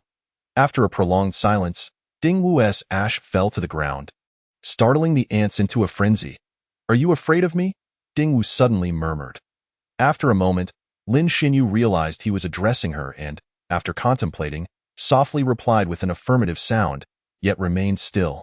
Ding Wu took a deep drag from his half-burned cigarette, stating, "My relationship with my father is not one of grand gestures. Our days together have been rather mundane. There have been few moments of sentimentality, but I recall a day when I was 10, caught in a fierce rainstorm after an argument with my mother. I sneaked out, and when my father discovered my absence, he ventured out into the downpour on his bicycle to search for me. Coincidentally, there were people gathered by the river outside the village, discussing a child who had fallen in and had yet to surface after quite some time. Upon hearing this, my father leapt from his bike and plunged into the river." Lin Xinyu blinked in surprise, exclaiming, "Did he think it was you? My father cannot swim and harbors a fear of water." Ding Wu lifted his head, his eyes reddened as he spoke. Lin Xinyu was rendered speechless in an instant. Ding Wu lowered his head once more, and as he did, 2 streams of tears cascaded down his cheeks, falling onto the ground. Lin Xinyu suddenly felt that a man who can cry may not be so fearsome after all. Consequently, she lowered her guard against Ding Wu, who had recently been stained with another's blood. Sometimes, it is surprisingly simple to touch a woman's heart. It does not always require diamonds, luxury cars, or extravagant gifts. At times, a man's most tender side can swiftly dismantle the fortress of a woman's heart. Ding Wu's duality was perplexing. In one moment, he had ruthlessly plunged a knife into someone's chest without flinching as blood splattered upon him. Yet in the next, he merely recounted a past story, and tears flowed freely. The contradictory man? In the adjoining room, Wang Jingzhe spat as he animatedly gestured towards the table, declaring emphatically, "I tell you, do not place the blame on me. What you allege I have done is simply untrue. Chatting is one thing, but resolving issues is another. Do not resort to petty tricks." Chapter 41. calculations. After a bout of nonsensical bickering, Wang Jingzhe's throat became parched, and he raised his teacup to moisten it, his mind brimming with a single, self-satisfied thought. Hee. The second master raised an eyebrow slightly, while the master idly traced circles with his finger and spoke slowly. I believe what the young brother says. Wang Jingzhe set down his teacup. Hee. The master continued, whether we believe it or not is inconsequential. The key point is that the other branches of the Xinmen, along with Kunlun in the south and Chuma in the north, do they believe it? Tell me, if news suddenly spread that the disciples of the Shidao sect have re-emerged in this world, possessing the three texts of Lianshan, Guizhong, and Chimanduanjia, would they not swarm in droves searching for you? Do you think your explanation would convince them? Young one, there are not many of us kind-hearted people left. Wang Jingzhe exclaimed MMP. The master's underlying implication was clear. If you do not deny it, then we shall make your appearance and your knowledge of Lianshan and Guizhong known to the world. And then you may see if those who find you can still coexist peacefully. The master and the second master simultaneously raised their teacups to moisten their throats, their eyes conveying a singular message. We are all foxes of 1,000 years. What tales are you trying to spin with us? Wang Jingzhe felt a twitch at the corner of his mouth. He suddenly realized that his youth and lack of experience rendered him incapable of contending against these two old gentlemen, who together were nearly 200 years old. They had swiftly struck at his weak spot, achieving a decisive blow. He gulped down saliva and stubbornly asserted, I truly know nothing of Lianshan or Guizhong. Suddenly, Isusu took out her phone, placed it on the table, and opened a page, finding a WeChat group with a mere 2-character name. Xinmen. Isusu licked her small tongue, her fair hand tapping on the group name. Then quickly typed a line of text, hovering her index finger over the send button. The disciples of the Shidao sect have re-emerged, holding the texts of Lianshan and Guizhong. Whoosh. As soon as the message was sent, Isusu deftly tapped to retract it. Wang Jingzhe was left bewildered. Oh no, I retracted it. Isusu wiggled her delicate finger, grinning like a little fox. What if I retract too slowly next time? Wouldn't everyone see it? Wang Jingzhe replied, Imimpi, cough cough. The master cleared his throat and, after setting down his teacup, said, Little friend, we are not greedy. We merely wish to acquire the few techniques lacking in the Xiang character lineage. Take the art of seeking dragons and locating graves, for instance. The knowledge passed down to this day is merely superficial. It is said that within the art of acupoint sealing, there exists a method that can penetrate mountains. Is that a freebie? Wang Jingzhe weakly and plaintively replied. The master and the second master's eyes instantly brightened, their voices tinged with excitement and yearning. Please, young friend, tell us. Any request you make that we can fulfill will be met without hesitation. Wang Jingzhe glanced at Isusu, who immediately clutched her chest and declared, No, I am already betrothed to another. Do not even think about it. Wang Jingzhe rolled his eyes and turned to the master, saying, I only understand Guizhong. With that, the group collectively sighed in relief. The taut nerves relaxed as they heard Wang Jingzhe's admission, solidifying their hopes. Feel free to make your requests. Anything we can accomplish will be taken seriously, the master solemnly stated. Are your words reliable? After all, in this society, promises are often superficial. One can easily go back on their word. Even written agreements are not always trustworthy, let alone mere verbal assurances. If you say something and fail to deliver, can I pursue you? Wang Jingzhe's words carried a tone of caution. We can swear by heaven and earth. You should know that those of the Xinmen rarely make oaths. And once made, there is no turning back. Otherwise, one would suffer the consequences. The second master promised earnestly, I have 2 matters that require your assistance. One is urgent and needed immediately, while the other can wait 5 years. Wang Jingzhe raised 2 fingers and shook them. The master and the second master exchanged glances, both frowning slightly. 5 years? Isn't that a bit too long? Hee. For the sake of Guizhong and Lianshan. The Xinmen has likely been waiting for more than 500 years, right? That is true, they admitted. Is 5 years really too much? The master pondered for a moment before continuing, then it shall not be too much. Wang Jingzhe rose and rummaged through the cabinet in the room, retrieving paper and a pen, then sat back down to write. His strokes flowed like a dragon, bold and powerful, and in a matter of moments, a series of obscure and intricate lines appeared on the white page. Good writing. The second master praised Wang Jingzhe's vigorous and impressive calligraphy without even reading the content. Wang Jingzhe passed the paper to them, nudging it forward as he tapped the table, stating, within Guizhong, there is a passage regarding the principles of mountain and water. Take a look. This serves as the initial guidance I offer in exchange for your future cooperation. Once you fulfill my 2 requests in 5 years, I will provide the remaining content. Do not fear my potential change of heart. In this line of work, one must adhere to their word. You need not say more, the second master interjected, raising a hand. There is no promise in this world more trustworthy than the words of the Shidao people. We believe you. The master nodded in agreement. A word is worth 1,000 pieces of gold. And that is no exaggeration. The 4 of them leaned in unison towards the page, their eyes greedily fixed on the lines Wang Jingzhe had written. Opening the mountains, the undulating terrain, the waters falling. The winds rising, the art of geomancy stems from the veins of mountains and rivers, dating back to the time of Gun and Yu. This is merely the preface? The master exclaimed in disbelief. It is unimaginable that the feng shui techniques passed down today have barely reached 1/10 of what the ancients possessed. Wang Jingzhe retorted, if the world were filled with such knowledge, would it not be in chaos? Indeed, indeed, the master nodded repeatedly. Wang Jingzhe leaned back in his chair, casually propping his feet up on the table, swaying back and forth. His foot inadvertently kicked someone's leg. Isusu looked down to see Wang Jingzhe's cloth shoe swinging, and a flicker of suspicion crossed her mind. Is he perhaps feeling pleased? Shouldn't he be in a state of anxiety and distress? Chapter 42. A blade severing glory and wealth as Wang Jingzhe emerged from the room. Feng Tianliang was anxiously waiting at the door, rubbing his hands together. After the discussions, he was the most tense of all. Seeing the 2 parties engaged in pleasant conversation, with calm demeanor, Feng Tianliang breathed a sigh of relief. The situation appeared to be quite favorable, Mr. Wang. Feel free to give any instructions.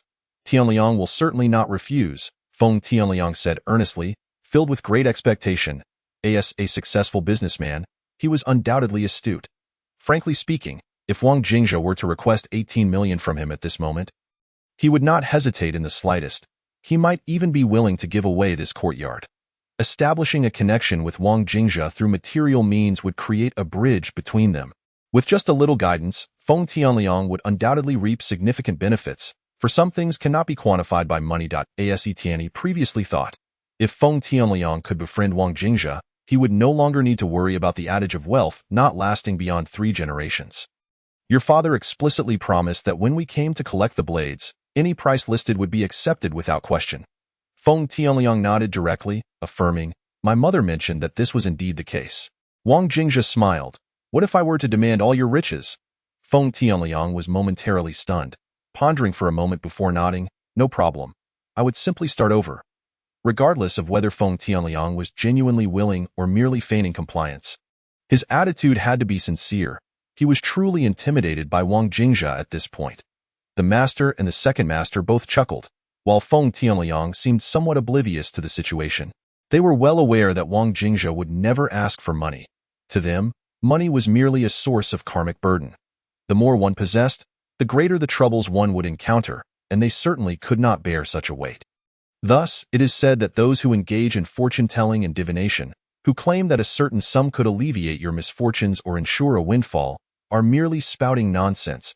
If they truly had the means to wealth, would they still be peddling their services on the streets? Surely, the fortune-tellers would dominate the Forbes list. I will provide you with an address shortly, located in the Guangzhou region. You might want to dispatch someone there promptly. There is an old residence where an elderly man keeps watch. Upon seeing my calligraphy, he will immediately recognize who sent you. Your task is quite simple. Have that old house repaired, but remember to maintain its original appearance. No significant alterations should be made. Exercise caution during the renovation. Nothing inside should be disturbed. Can you manage that? Feng Tianliang was somewhat perplexed by Wang Jingzhe's peculiar request. His company had several construction teams at its disposal. Any of them could easily handle such a small job. Is that all? Feng Tianliang inquired tentatively. As long as you can do it well, Wang Jingzhe replied, brushing aside further explanation. Feng Tianliang nodded affirmatively. I assure you, I won't let you down. It's no trouble at all. As he began to speak, the others turned their attention to Wang Jingzhe, as if to say he had agreed. But how would he resolve the matter of the 9 stars' ultimate death? The layout is a skill. And so is the resolution. People often say that to untie a knot, one must first tie it, yet sometimes the knot is so tightly bound that unraveling it is no easy feat. Wang Jingzhe offered no response and stepped out of the courtyard, approaching the two large crimson doors. Once the others followed him outside, they witnessed Wang Jingzhe place a foot upon the right guardian lion and leap into the air, landing in front of the plaque of the Feng residence, where he struck the plaque with a resounding slap. A kitchen knife, which had been wedged between the characters for Feng residence, flew out in response. Wang Jingzhe swiftly caught it, and upon landing with a thud, Feng Tianliang shuddered as the misfortune that had been lingering above his head dissipated instantly. Tianyi stared in disbelief and exclaimed, "Is that all it takes? I can draw my sword just as well, but you cannot," Wang Jingzhe retorted, stowing the knife away. Tianyi, bewildered, was about to ask more when the master raised a hand to stop him, shaking his head gently and whispering, "Understand some decorum. Is the keeper's skill something you can casually inquire about?" Tianyi blushed and murmured an acknowledgement, while Isusu rolled her eyes and remarked, "What a show-off! Do you remember the first thing you promised me?" Wang Jingzhe asked. "I do. I will personally make a trip for you when the time comes," the master replied, lifting his gaze. "Very well. You have enough weight to your words. We shall meet again." Wang Jingzhe waved his hand, signaling Ding Wu and Lin Xianyu to come forth, and the three departed towards the alley. After their figures vanished, the master turned to Tianyi and Isusu, instructing, "Walk around the courtyard and observe its feng shui layout." The second master and the master stood with their hands clasped behind their backs, gazing up at the plaque. After a moment, they turned to Feng Tianliang and inquired, "When did your family acquire this courtyard? It must not have been passed down through generations, correct?" "Indeed not. My father purchased it," Feng Tianliang recalled. "After my father took over the 285 factory, our family's circumstances gradually improved, and we began to accumulate some savings. I recall my mother mentioning that my father had followed the advice of a fortune teller, who instructed him to acquire a courtyard once our financial situation improved, preferably in the eastern part of the city. Reflecting on it now, the person who suggested my father buy this particular courtyard must have been the same gentleman who gifted him the knife." The master and the second master nodded knowingly, without further explanation. After a while, Tianyi and Isusu returned from their circuit. "This courtyard possesses excellent feng shui. It is a place of wealth and fortune." The master sighed in admiration. "The knife master alone possesses skills that resonate deeply with us. In our practice of feng shui formations, each formation stands alone, yet the knife master's methods are intricately interconnected. It is truly beyond our reach." Isusu inquired curiously, "What did you discern, master?" When the knife master guided Feng Yulin, he foresaw the year when Feng Yulin's fortune would rise, and it was after taking over the factory that the family's fortunes began to turn. It was then that Feng Yulin must have acquired this courtyard at that time. The courtyards in the capital were quite old, and most were built under the scrutiny of feng shui experts, thus possessing good energy lines. Coupled with the abundant imperial and noble aura in the capital, it significantly influenced the courtyard's feng shui, attracting both wealth and fortune. Hence, after Feng Yulin purchased this courtyard, the Feng family's fortunes became intertwined with it, leading to prosperity and wealth. The master then asked Feng Tianliang, "Your family must have advised you never to sell this courtyard, regardless of the circumstances, correct?" "Indeed, during my last phone call with my mother, she explicitly instructed me that my father had told her they must never sell this courtyard." Feng Tianliang had not fully understood this before. He sought someone to appraise the courtyard because courtyards in the capital are now exceedingly rare, with demand far exceeding supply. He regarded it merely as a fixed investment. As long as disaster did not befall his family, this courtyard could remain unsold for a century. Isusu, puzzled, pointed at Feng Tianliang and asked, "What does the deadly formation he possesses have to do with this?" The second master indicated the plaque above, saying, "This plaque is the focal point of the courtyard's formation. Wang Jingzhe's knife embedded in it has severed the Feng family's fortune. The blade rests upon the guardian lion. How can they hope to recover?" Additionally, Feng Tianliang's phone number, birth date, and vehicle registration number coincidentally align with the energy disruption from your previous visit to Liuhe Street.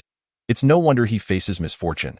Tianyi realized, if it were anyone else, they would not be able to extract that knife unless they destroyed the plaque. If the plaque shatters, the courtyard's feng shui would be compromised, rendering any other attempts futile. The master sighed, "That knife is not so easily wielded." Chapter 43.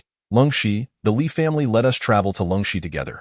After leaving the Feng residence, Wang Jingzhe said to Ding Wu, now that you've avenged yourself, you have nothing further to do. Accompany me to Longxi. Ding Wu tilted his head in confusion. Why would I accompany you to propose? Wang Jingzhe replied weakly, to bolster my courage. Ding Wu was momentarily taken aback, struggling to comprehend. You fear nothing, neither demons nor monsters, yet you fear proposing? There exists a type of being in this world that is far more terrifying than any demon or monster. They are collectively known as mothers-in-law. Wang Jingzhe gazed upward at a 45-degree angle. A hint of melancholy in his expression. He felt a mixture of anticipation and trepidation regarding his yet-to-be wife. After all, he dared to disperse demons and monsters with a mere slap, but if the mother-in-law were to glare at him, would he dare to retaliate? Ahead, Lin Xinyu strained to eavesdrop on the conversation between the two, her curiosity ignited. Once they boarded a roadside vehicle and started the engine, she could no longer contain herself and turned back to ask, Wang Jingzhe, are you going on a blind date? It's a proposal, Wang Jingzhe repeated, emphasizing the word "o." A proposal, Lin Xinyu nodded, her gaze appraising Wang Jingzhe with an expression that was easily interpreted. Someone like you going to propose? Indeed, Wang Jingzhe was clad in a tattered long robe, carrying a worn bag, and his appearance was unremarkable. His features were plain, and although there were redeeming qualities, when considered as a whole, he appeared exceedingly ordinary. In an era where relationships are often judged by looks or wealth, his prospect seemed rather bleak. What kind of look is that? Wang Jingzhe couldn't help but protest. It's just so amusing. Are you sure you won't be thrown out? Lin Xinyu laughed exaggeratedly, covering her mouth. Wang Jingzhe gritted his teeth. Why would I be thrown out? You have nothing to offer. No wealth or good looks. Are you planning to propose by saying, I can exorcise ghosts and predict fortunes? Lin Xinyu teased, and when she saw Wang Jingzhe's reaction, she pointed at him and said, You would claim you possess talent, wouldn't you? Yes, talent. Wang Jingzhe grimaced, and after a long pause, he sighed, speaking with a tinge of melancholy. In dreams? Who awakens first? I alone know my worth. Talent cannot earn the dignity and extravagance of life. Sometimes, it amounts to nothing but a heap of nonsense. Ding Wu rubbed his face, saying, Then I certainly cannot accompany you. I fear being thrown out by your mother-in-law as well. Can you two not have a pleasant conversation? Wang Jingzhe exclaimed in exasperation. Ding Wu and Lin Xinyu fell silent, and Wang Jingzhe's pitiful expression elicited a touch of sympathy. You think proposing requires a process, right? Wang Jingzhe asked, his gaze vacant and forlorn. Setting aside your personal circumstances, Lin Xinyu, sensing his murderous glare, quickly shifted to the main point. You cannot go empty-handed, right? Even if you cannot secure the proposal, you must adhere to the necessary etiquette. A betrothal gift? The rural prices generally hover around 88,000, 66,000, and for the trifles, such as gold, silver, and jewels. This does not even account for the house or the car. If one hails from a prominent family or possesses status and influence, they might find little need for such mundane possessions. Yet, one must surely have something of value to present, mustn't they? Wang Jingzhe contemplated the contents of his bag, thinking that any knife he pulled out would be presentable, but alas, he could not offer it. Speaking of which, what sort of family does your betrothed come from? Lin Xinyu inquired curiously. From Longxi, surnamely, Wang Jingzhe replied, what kind of family? What do they do? Are they of high standing or from a modest household? Are they officials or wealthy merchants? Lin Xinyu expressed her dissatisfaction. I already told you, they are the Li family from Longxi, Wang Jingzhe explained with a straight face. Lin Xinyu replied, Fine, perhaps you lack an understanding of this term, hence I am unable to elucidate further.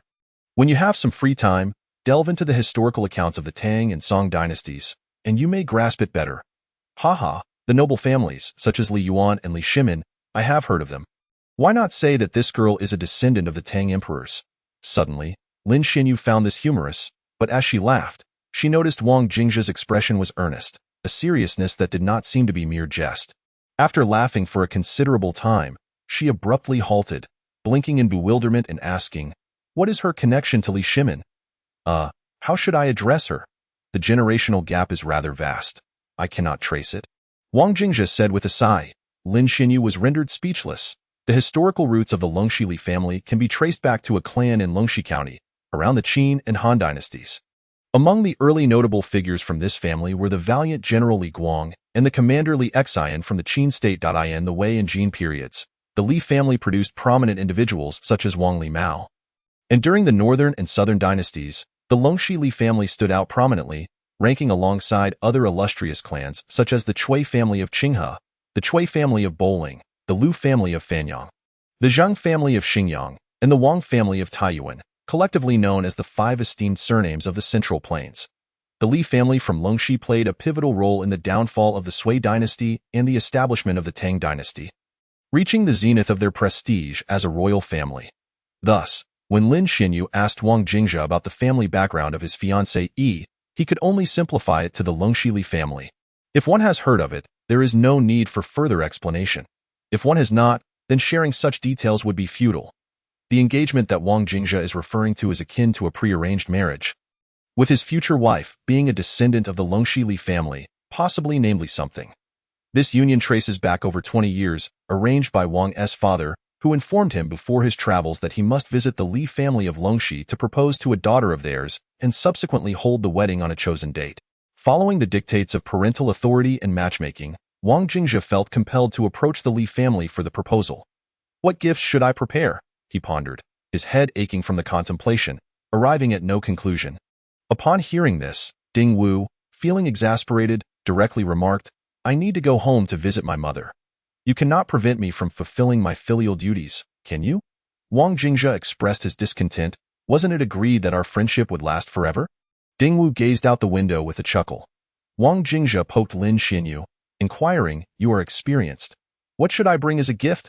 Lin Xinyu instantly flared up. I am still an unmarried maiden. I have never been married. How would I know what to bring?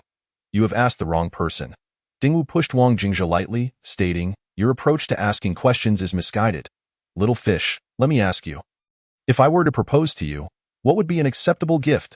Lin Xinyu, tousling her hair with charm, replied, As long as you can take me out to dinner, that would suffice, for my family is not in want of money. Chapter 44. Understanding comes to those who seek it. Ding Wu took his leave, using the excuse of visiting his mother as a means to escape. Upon hearing that Wang Jingzhe's betrothed might be a descendant of Li Shimin, he felt his legs weaken, abandoning the notion of eternal friendship. Wang Jingzhe then told Lin Xinyu, The moment you have captured Ding Wu's heart, I shall agree to protect your family's home, and he too departed, worried that this girl would follow him closely, as he had to approach Longxi for the proposal. Lin Xinyu's presence became a concern, as he needed to prepare for the engagement gifts, with the date of the proposal looming ever closer. The tradition of engagement gifts has persisted throughout thousands of years of Chinese history. In ancient times, gifts might have included pigs, horses, cattle, and sheep. Later, it evolved to silks, satin, gold, silver, and jade, and in the present day, it often means houses or cars. In any case, one must present something of value during the proposal. However, Wang Jingzhe found himself in the unfortunate position of having nothing to offer, save for a bag of kitchen knives and scissors, which hardly seemed suitable as gifts. What was he to do? He needed to devise a way to procure some form of engagement gift. Otherwise, arriving empty-handed would be rather unsatisfactory. With a sigh of melancholy, Wang Jingzhe lamented. In the southeastern part of the East Third Ring Road in the capital, near the Panjiayuan Bridge, Wang Jingzhe strolled through the streets, an area notorious for its chaotic mix of people, particularly during the late hours, often referred to as the ghost market, where various dubious antiques could be found. If one possessed discerning eyes, they might be able to unearth remarkable treasures amid the chaos. Aptly summarized by the phrase, anything is possible, as dusk approached. After wandering the streets of Panjiayuan twice, Wang Jingzhe chose a secluded corner to sit down, laying out a red cloth on the ground. He arranged a few kitchen knives and scissors, then picked up a piece of chalk he had found and wrote a line on the ground. Only credit, no sales. The script was quite legible, executed with a bold flourish. After a while, Wang Jingzhe felt that merely relying on this single line might not sufficiently attract attention or convey his intent.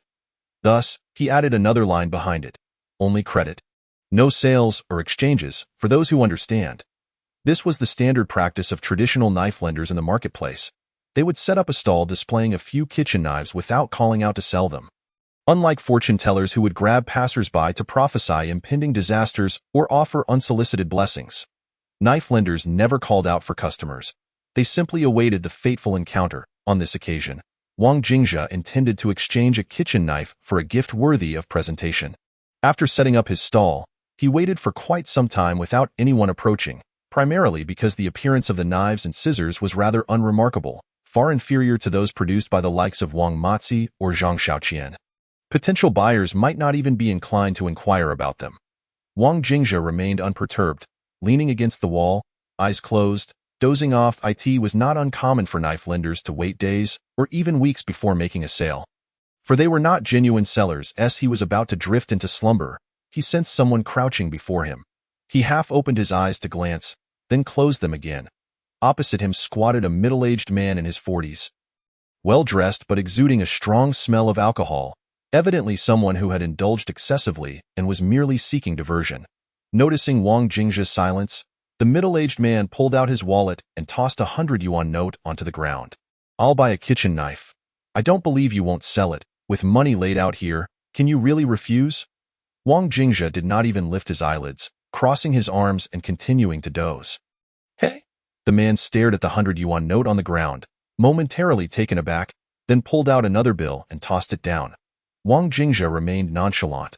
Another smack of cash hit the ground, and then another. The middle-aged man tossed down a total of 500 yuan in crisp notes, yet Wang Jingzhe kept his eyes shut, muttering, "Not for sale. Do you think this is some legendary dragon-slaying sword? I bet you couldn't even kill a chicken with it." The middle-aged man, clearly agitated, threw all the money he had in his wallet onto the ground, totaling over 1,000 yuan. "I absolutely must buy this kitchen knife. Will you sell it or not?" This unexpected commotion began to attract a crowd, with many curious onlookers gathering. Some were simply passers-by, while others were stall owners from nearby, and a few were individuals looking to sell their own antiques. Witnessing someone willing to pay over 1,000 yuan for a mere kitchen knife that was not even for sale piqued their interest. "Is this a publicity stunt?" Some in the crowd grinned, finding Wang Jingzhe's approach intriguing, considering the middle-aged man merely a plant. Only credit, no sales, or exchanges. Who would want that shabby knife? Only a fool would trade for it. Wang Jingzhe chose not to explain. As the noise disrupted his nap, he leaned against the wall, lighting a cigarette and casually observing the crowd. His gaze fell upon several individuals brandishing antiques, each holding items of varying uniqueness, perhaps a snuff bottle from the Qianlong era, or a chamber pot from the Yongjing period. There were even claims of possessing genuine works by Tang Yin. A puzzled individual squatted on the ground, picked up a kitchen knife and, after fiddling with it for a moment, exclaimed in astonishment, "It's not an antique, just an ordinary item, certainly no more than a century old. What could possibly make it valuable?" Observing the crowd, Wang Jingzhe was the first to speak up, stating, "The knife is worthless and not for sale. I only offer it on credit to those fated to possess it." "What does it mean to be fated?" At that moment, an elderly man in his 60s or 70s strolled over. Clad in handmade cloth shoes from Lianshang and a long gown from Longqingxiang. Upon noticing the throng gathered around, he hummed a little tune and pushed his way through. As soon as he entered, Wang Jingzhe's gaze fell upon him, immediately noticing the Longqingxiang gown and the Lianshang shoes, for he himself wore a deep blue robe made by Longqingxiang. Centuries ago, Longqingxiang specialized in tailoring garments for emperors, princes, and high-ranking officials. In modern times, while their clothing remains bespoke and rather pricey, there exists a special line that is not for sale. These garments are crafted by master tailors and produced in limited quantities. Such attire is exceedingly rare and only recognizable to those who have the privilege to wear it, as the unique emblem of Longqingxiang adorns both the cuffs of the elderly man's gown and the hem of Wang Jingzhe's robe. A mutual recognition sparked between the two, akin to drivers of Rolls-Royces exchanging knowing glances, while those in lesser vehicles might simply overlook each other. The Longqingxiang garments they wore were equivalent to Rolls-Royces among clothing. Thus their brief eye contact ignited a flicker of intrigue, each aware that the other bore some significance. Upon the old man's entrance, the onlookers parted, seemingly recognizing him, offering him a clear path. One jovially greeted him, "Ah, I see this Mr. He from Baruafu? Out for a stroll?" The old man smiled and nodded in acknowledgement, then glanced down to see several kitchen knives and scissors laid out before Wang Jingzhe. His brow furrowed upon this sight, and he appeared momentarily taken aback. Baruafu is a renowned tea house situated in the bustling heart of Panjiayuan, boasting a history of several centuries. Its reputation is formidable, as it serves not only tea but also acts as a hub for antique dealers traversing the country. The annual value of the antiques exchanged there often reaches 9 figures, with many opting to conduct their transactions under the watchful eye of He Sandow. The proprietor.it is said that He Sandow is a significant collector, possessing many rare items, some of which have even been borrowed by museums for exhibitions. He Sandow, whose real name is He Tingjin, earned his nickname from his uncanny ability to authenticate antiques with merely 3 glances. Thus, the moniker He Sandow became synonymous with his reputation. He squatted down, glancing at the inscription written by Wang Jingzhe, then picked up a knife and inquired, "Only on credit, or perhaps a trade?" Wang Jingzhe smiled and replied, "If you desire a knife, I cannot extend credit. A trade is the only option." The crowd gasped in disbelief, astonished that the knife seller would speak to the owner of Baruifu in such a manner, shaking their heads in disbelief. "Do you know me?" He Sandow asked, momentarily taken aback. "I do not," Wang Jingzhe replied. But he raised 2 fingers to point at his eyes and continued, "I can see." He Sandow chuckled, adjusting his robe, and asked earnestly, "What do you discern?" Leaning in closer, Wang Jingzhe whispered, "I can perceive a layer of stagnation surrounding you.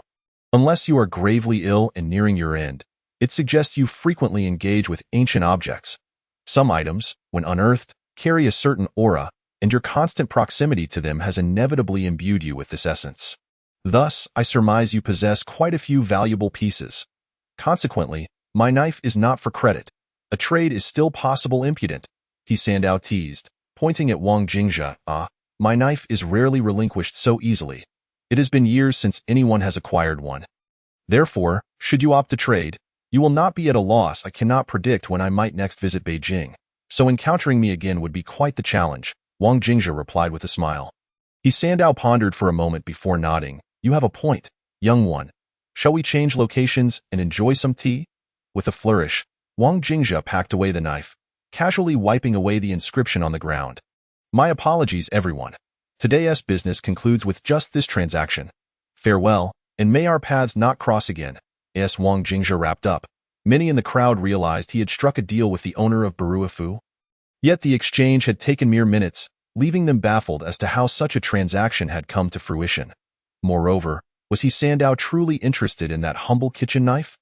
"Make way, please," He Sandow urged the onlookers, hastily moving towards the tea house, anxious that Wang Jingzhe might change his mind and flee. A bewildered middle-aged man, still clutching over 1,000 yuan, stammered, "Is it really not for sale?" Wang Jingzhe paused, leaning in to whisper to the man, "To be honest, this deal has benefited from your presence. Without your commotion, the energy wouldn't have been as lively. I am not one to owe favors," he continued. "Having borrowed your influence, I must repay you." The middle-aged man looked confused, struggling to grasp Wang Jingzhe's meaning. Wang Jingzhe softly remarked, "You seem to be experiencing a dilemma in your business decisions. If you trust my insight, heed my words. The Southwest is your prosperous land. If you are uncertain, simply follow my guidance." Without awaiting a response from the middle-aged man, Wang Jingzhe followed He Sandow, leaving the man in a daze, scratching his head and muttering, "How did he know?" Indeed, the middle-aged man was a businessman currently facing a crossroads, unsure of where to establish his factory. He was torn between 2 locations, one in a small county just outside Beijing to the southwest, and the other in Hunan province. Both options were similar, and he was troubled over how to decide. That night, after a restless sleep, the middle-aged man reflected on Wang Jingzhe's words. He abruptly slapped his thigh and resolved to follow that advice, for he had initially considered flipping a coin to make his decision. However, after encountering the peculiar knife seller, he opted to go along with the suggestion instead. Sometimes, a single choice, whether left or right, can serve as a pivotal turning point in life. For those in business, beyond relying on human effort, one must also identify their own prosperous land where fortunes can flourish. After following He Sandow for a while, Wang Jingzhe arrived at a 3-story tea house.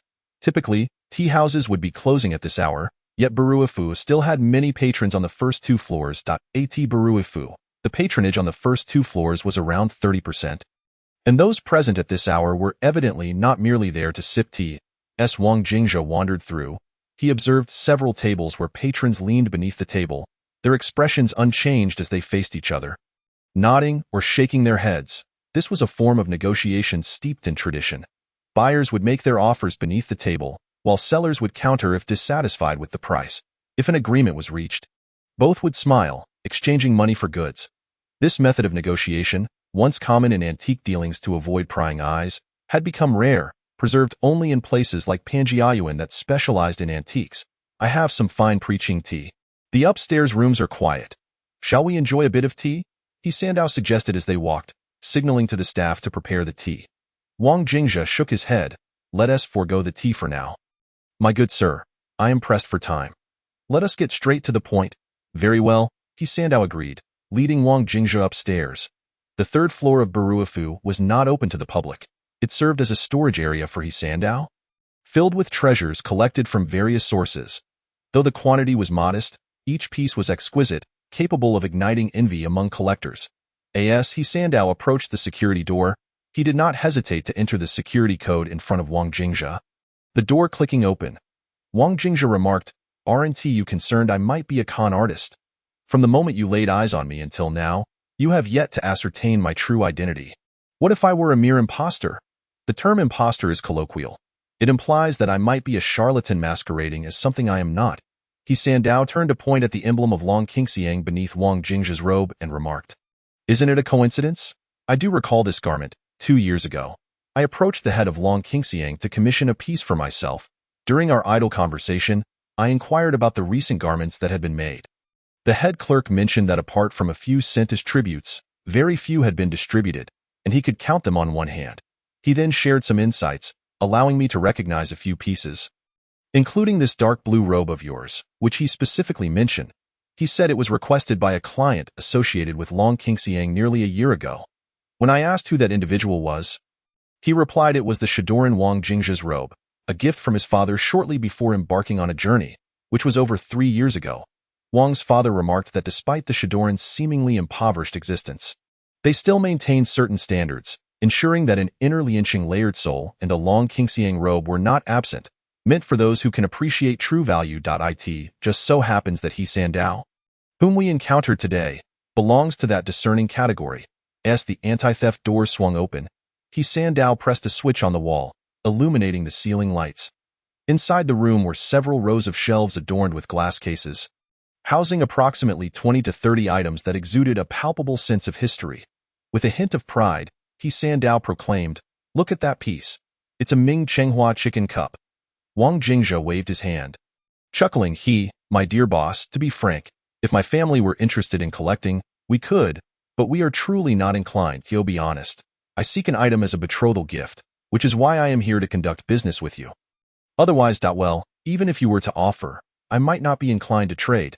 He Sandow was taken aback, his brow furrowing slightly. Wang Jingzhe's words were rather blunt, and had it been anyone else, he might have dismissed them outright.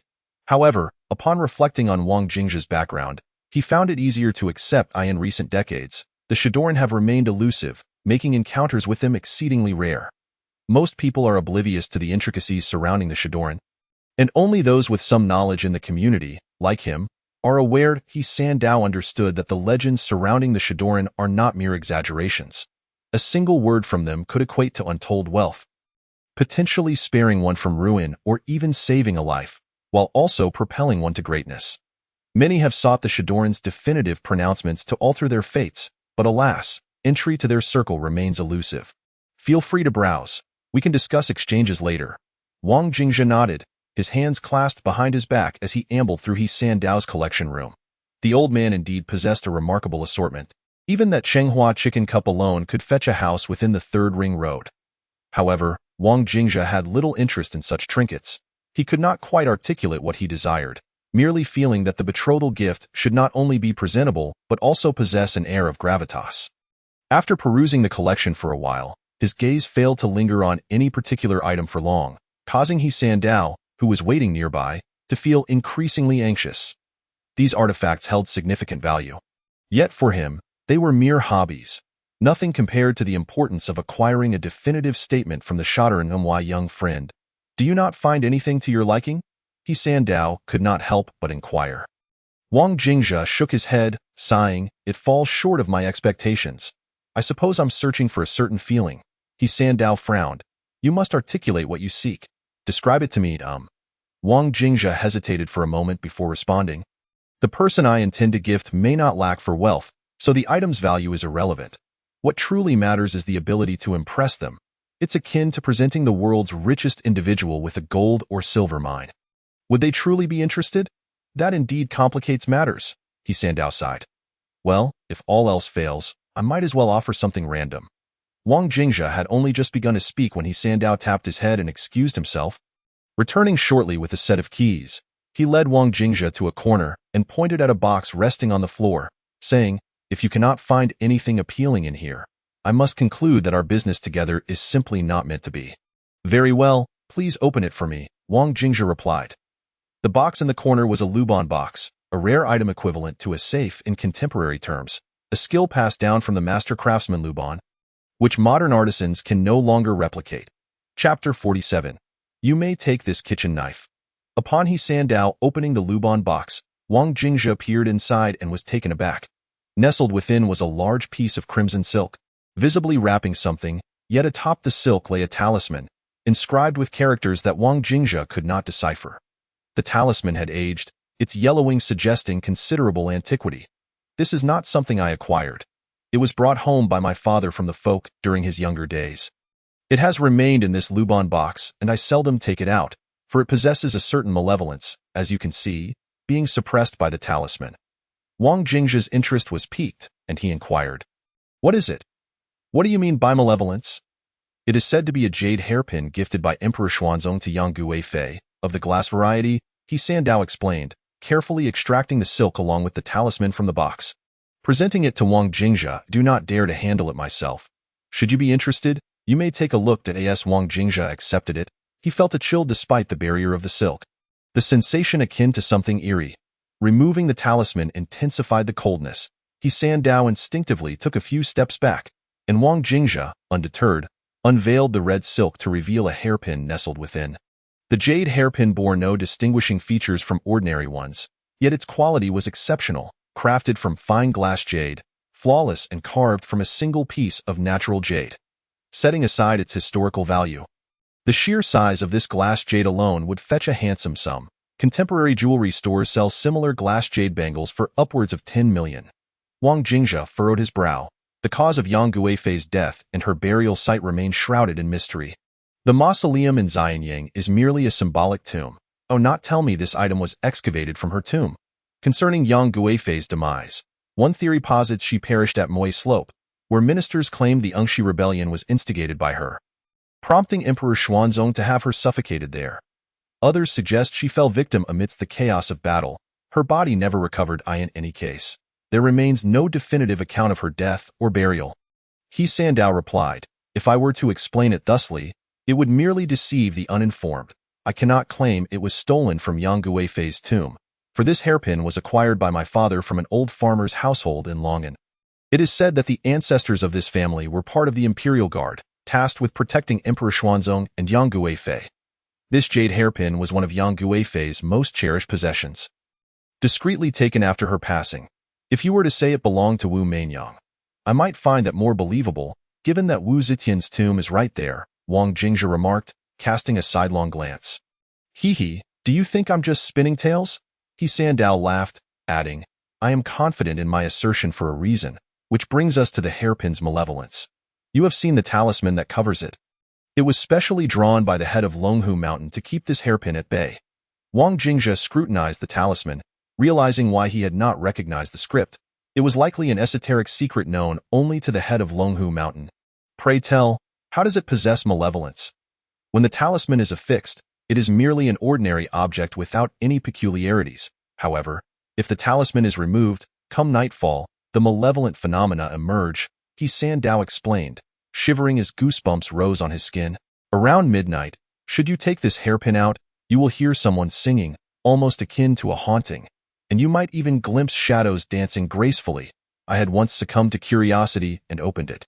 Indeed, it was as I described. There was a figure in a Guifei gown, adorned with a traditional palace hairstyle. Although the silhouette was somewhat indistinct, the opera they sang was unmistakable. It was the Nishang Yue song, delivered in the accent familiar to Chang'an. Wang Jingzhe was momentarily speechless. This was rather fantastical. Was he Sandao implying that the jade hairpin was haunted, with the apparition dancing and singing being none other than Yang Guifei herself? It was well known that Yang Guifei was fond of song and dance, enchanting Emperor Xuanzong with her performances, a fact that echoed in the later narrative of Guifei Drunk, a vivid portrayal of Yang Guifei's artistry. He Sandao's audacious declaration must hold truth. He has no reason to deceive himself. After hearing this, Wang Jingzhe remained silent for a considerable time, prompting He Sandao to continue. This item was never intended for display or sale. Encountering you is merely fortuitous, especially since you seem to dismiss everything. I genuinely desired your acknowledgement, hence I presented it. Wang Jingzhe mused to himself how fortuitous this was. He was planning to travel to Longxi to propose and present betrothal gifts, and had been troubled by the lack of offerings. Yet here was He Sandao, conveniently providing him with a jade hairpin once worn by Yang Guifei, which could be somewhat tenuously claimed as a relic of the Li clan of Longxi. It was indeed a perfect fit, quite serendipitous. Wang Jingzhe carefully wrapped the hairpin again, pressed a talisman upon it, and raised his gaze to declare, I shall take this. Upon hearing Wang Jingzhe's acceptance, He Sandao was first taken aback, then visibly relieved, stating, if you have taken a liking to it, that is well. Although this item appears invaluable, it is somewhat of a double-edged sword. Even if sold, most would fail to comprehend its worth. And should any trouble arise, I would find it difficult to explain. If you can take it, I shall rest easy. After finishing his words, He Sandao gazed at Wang Jingzhe with eager anticipation, longing to hear the customary opening line regarding the enduring legacy of the debt-collecting blade. Take this kitchen knife, I shall return to collect the debt. Wang Jingzhe returned the red satin to his bag, and indeed produced a kitchen knife, handing it to He Sandao while saying, take this knife. Should your descendants face misfortune in a year's time, I shall return to collect the debt. He Sandao, bewildered, received the knife, his mouth agape as he struggled to formulate a question. Wang Jingzhe nonchalantly remarked, from your features, it is evident you have one son and one daughter, correct? Approximately 13 months hence, your son may encounter a peril. I shall return then. If you do not cross my path, this calamity may prove difficult for him to survive. He Sandao grew anxious, exclaiming, no, my son is perfectly well. What misfortune could he possibly face? You inquire too much. Even if I disclosed it now, you would be powerless to prevent it. It is a calamity destined for him. Chapter 48. A sister Yang descends from the heavens? He Sandao wished to press for further inquiries, but Wang Jingzhe pointed to the collection within the room, saying, consider these items. How many were unearthed from graves? These objects have long been in the company of the deceased, steeped in death's aura, which you have collected. Over time, this will surely diminish your moral standing. At your advanced age, it may not matter to you, but the loss of virtue will inevitably fall upon your descendants. Skeptically, He Sandao retorted, there are many collectors like me across the country. Are you suggesting they all suffer a decline in virtue and their descendants inevitably face calamity? They may fare better than you, Wang Jingzhe indicated with a gesture towards the ground. You engage in too many transactions of aged goods each year. Upon hearing Wang Jingzhe's words, He Sandao sighed, refraining from further questioning. However, within less than a year, Baruifu gradually ceased its dealings in antiquities. Transforming into a genuine tea house, He Sandao publicly announced that Baruifu would withdraw from the realm of antique appraisal, inviting patrons to enjoy tea and conversation, but to refrain from discussing antiquities. Wang Jingzhe's warnings were not unfounded. Upon entering Baruifu, he perceived a faint aura of death enveloping the establishment. Kyo put it plainly, the place resembled a mausoleum, with antiquities perpetually passing in and out. As the proprietor, He Sandao was undoubtedly affected. At his age, he might only suffer a reduction in longevity, but the repercussions would inevitably extend to his progeny. Sure enough, a year later, He Sandao's son faced a dire predicament, nearly losing his life. At this juncture, Wang Jingzhe arrived as promised, fulfilling his earlier commitment to save the boy. After exiting Baruifu, it was around 10 o'clock. Intrigued by the jade hairpin allegedly once worn by Yang Guifei, he sought lodging nearby after leaving Panjiang. As he drew the curtains, the room was instantly cloaked in darkness. Placing the red silk on the table, he removed the talisman, revealing the hairpin in the pitch-black space. The emerald hairpin emanated a faint glow, enveloping the entire piece in a halo. This jade, of the highest quality, would surely fetch tens of millions at auction, not to mention the craftsmanship that modern artisans would struggle to replicate. Presenting this as a betrothal gift would undoubtedly suffice to impress.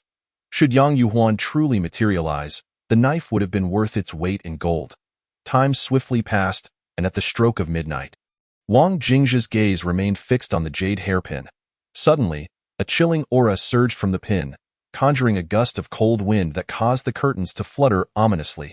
Squinting, Wang Jingzhe uttered a sound of surprise.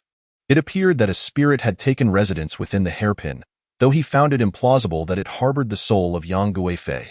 The beloved consort had been imbued with the fortune of the dynasty. Absent extraordinary circumstances, she would never become a wandering spirit. The glow of the hairpin dimmed abruptly, and Wang Jingzhe's gaze shifted toward the mirror, where an unsettling sight unfolded. A figure clad in golden palace attire danced gracefully. Its form somewhat indistinct, but it was evidently a woman. In the stillness of the night, ethereal melodies filled the room, their tones obscure and reminiscent of the dialect spoken in ancient Chang'an. Though the visage of the dancer remained obscured, her movements conveyed a sense of allure, and her figure exuded a certain voluptuousness. Ancient wisdom spoke of beauty and contrasts. Yang Yuhuan was celebrated for her ample form. Estimating from the mirror's reflection, the dancer's frame suggested a weight of approximately 120 jin. Neither excessively plump nor thin, but distinctly curvaceous. As she danced, an air of captivating charm enveloped her. Wang Jingzhe observed intently. The figure in the mirror continued to dance, offering no other actions. Were she a vengeful spirit, she would have lunged forth by now. It seemed she bore no ill intent, merely performing a solitary dance. Wang Jingzhe reached for the jade hairpin on the table. It no longer radiated that chilling sensation but felt merely cool in his grasp, oddly comforting. After a moment of contemplation, he exclaimed, "Aha! It becomes clear now. This is indeed a piece of dead jade. You may well be a remnant of Yang Guifei's spirit." He understood now that this hairpin had once been a piece of living jade, worn by Yang Yuhuan over time, absorbing her essence until her death, eventually producing a lingering spirit. Jade, beyond its material quality, is categorized into living and dead jade. The adage states that one nurtures jade for 3 years, while jade nurtures a person for a lifetime. Jade possesses a spirit. A fine piece of living jade, when worn for an extended period, melds with its wearer, offering tranquility and clarity, as well as protective properties. Conversely, dead jade exerts the opposite effect. There are tales of individuals who, enchanted by a seemingly exquisite jade ornament, were it only to find their health deteriorating over time, ultimately learning from an expert that the jade was draining their vitality. As he placed the talisman upon the jade hairpin, the figure dancing in the mirror vanished instantaneously, and the hairpin grew cold once more. As a betrothal gift, it would certainly suffice. Meanwhile, within 100 meters of Wang Jingzhe's lodgings, a shadowy figure hurriedly approached, eyes fixated on a window. Such a heavy aura of death. The figure looked up at the third-floor window, muttering before suddenly sprinting towards Wang Jingzhe's room. With a swift motion, the individual leaped onto the windowsill of the first floor, and as their body soared into the air, their right hand grasped the landing platform of the second floor before propelling themselves upward. They then bent their knees slightly, harnessing their strength to leap, landing deftly upon the windowsill of the third floor. This seamless sequence of actions brought them to the exterior of the room where Wang Jingzhe resided. Just as Wang Jingzhe had finished wrapping a hairpin in talisman paper, he was startled to see a figure appear outside the window. The glass shattered with a crash as the intruder forcefully collided with it, shattering the barrier and leaping inside. Upon casting a glance at the jade hairpin, now enveloped in talisman paper and red cloth, the intruder furrowed their brow and suddenly hurled an object toward Wang Jingzhe. A silver lighter soared through the air, emitting a sharp sound before erupting into a burst of flames that swept across Wang Jingzhe's face. With a thud, he staggered backward, colliding with the door, instinctively dodging to the side as the lighter clattered against the door behind him. The assailant then advanced a few steps, raising a leg to deliver a kick. Wang Jingzhe instinctively raised his hand to block, seizing the opponent's ankle and thrusting his left elbow forward with force. The adversary evaded slightly, their shoulder brushing against Wang Jingzhe's arm as they collided with his chest. A sharp pain toward the old bridge gestured towards the side, prompting the two individuals to respond with a sound of acknowledgement. They swiftly leaped onto the wall and cautiously scanned their surroundings. Mu Qiao, furrowing his brows, pondered for a moment before softly murmuring, "Where has this person gone? I clearly saw him turn in here. His presence has barely dissipated, yet he has vanished without a trace." Merely a foot away from Mu Qiao, Wang Jingzhe could even feel the breath escaping from his lips and noticed a fragment of chive leaf clinging to Mu Qiao's forehead. He had dined on chive and egg dumplings that evening. Despite the proximity, Mu Qiao was oblivious to his presence, unable even to reach out and touch him. The concealment technique of Chimenduanjia, a form of illusion crafted from the 9 palaces, could obscure all within its realm, rendering both sight and sound ineffective, as long as Wang Jingzhe did not step out of the formation. Even if someone collided with him, they would simply pass through as if he were not there. With a thud, the 2 individuals, having searched the wall for some time, jumped down and shook their heads, signaling that they had seen no one. Mu Qiao remarked, "If there is no one, then there is none. I simply happened upon this. My visit to the capital was not specifically for him, so let it go." "Very well, let us depart. We must prioritize our business." Moments later, as the 3 of them exited the alley and were about to turn the corner, he cast a lingering glance back inside. For some inexplicable reason, Mu Qiao felt an unsettling sensation that a pair of eyes was fixated upon him from within the alley. Those who traverse the shadows are exceptionally attuned to such feelings, rarely misjudging them. However, this time Mu Qiao suspected he might have erred in his judgment. If someone were indeed present, he would undoubtedly have sensed their presence. Wang Jingzhe, hidden beneath the illusion, waited for a while longer.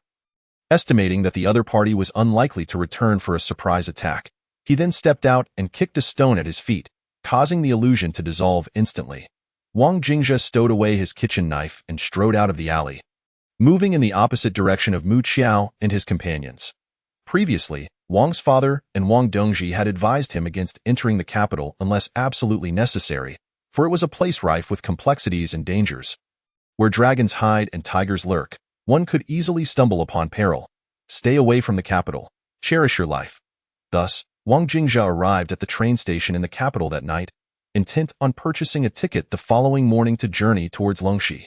Remaining here even a day longer would mean an additional day of trouble.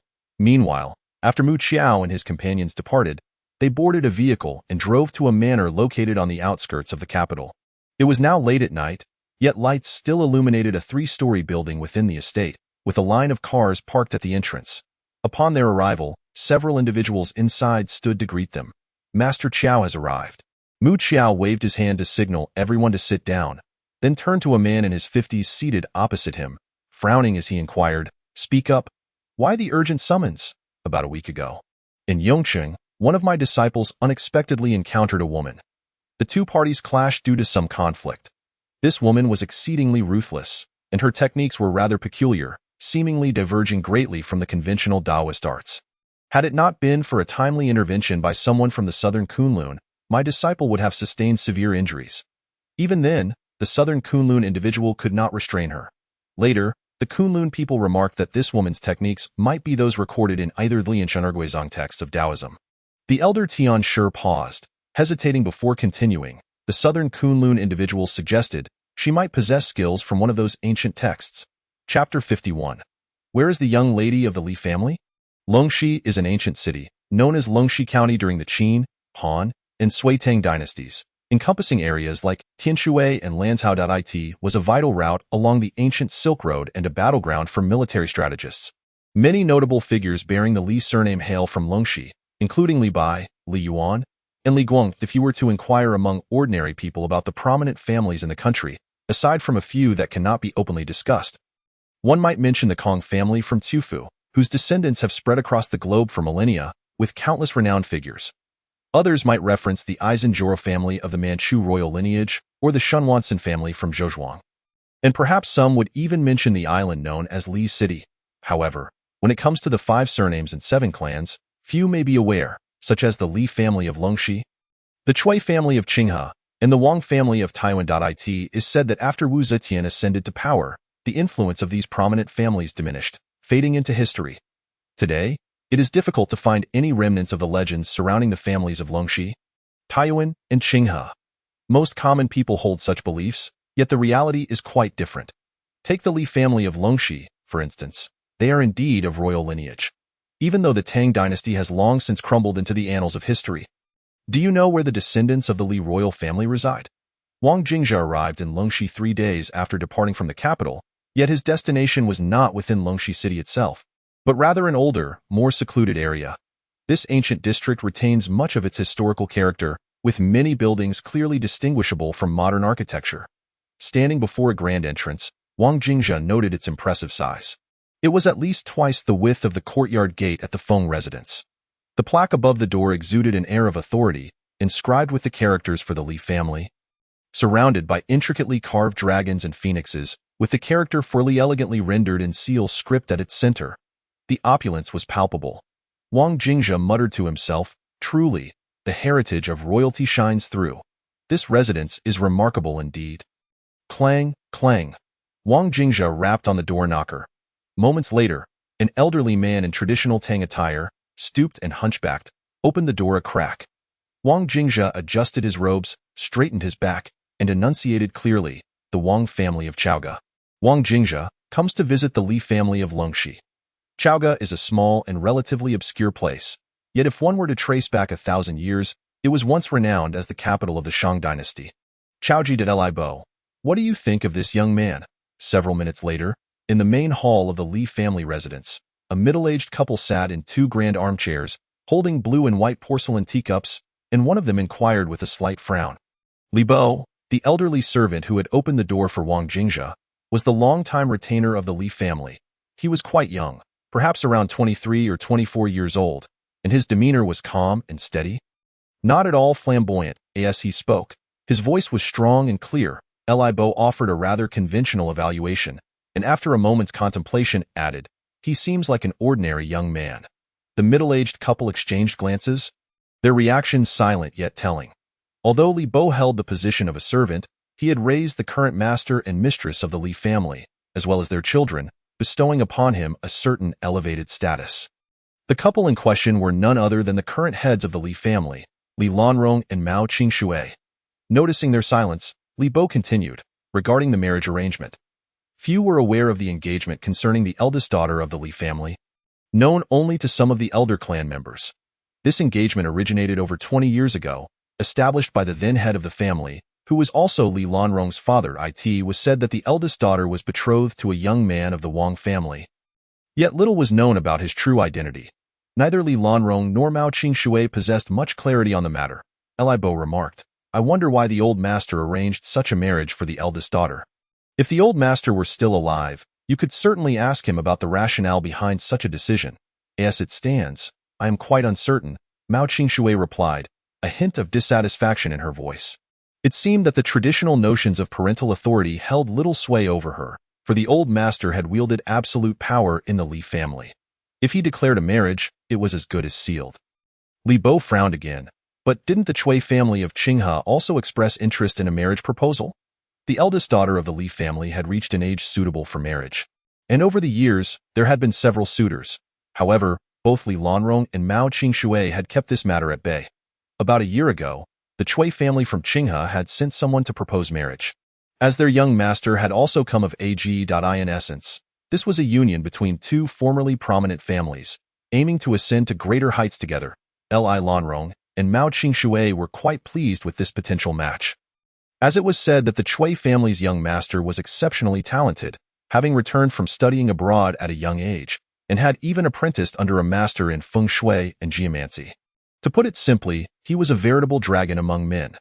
The proposal from the Chui family had recently come to light, but unexpectedly, the engagement arranged by the Li family's elder over 20 years ago had also resurfaced today, creating a rather awkward situation. "There are still people waiting outside," Li Bo reminded them. Li Lanrong furrowed her brow, while Mao Qingshui smiled. "You mentioned that the engagement arranged by the elder was for whom?" "Our eldest daughter, of course," Mao Qingshui inquired further. "Naturally, it should be the Li family," Li Bo responded, and at once, realization dawned upon him. Mao Qingshui chuckled, clapping her hands. Indeed, that engagement was for the eldest daughter of the Li family.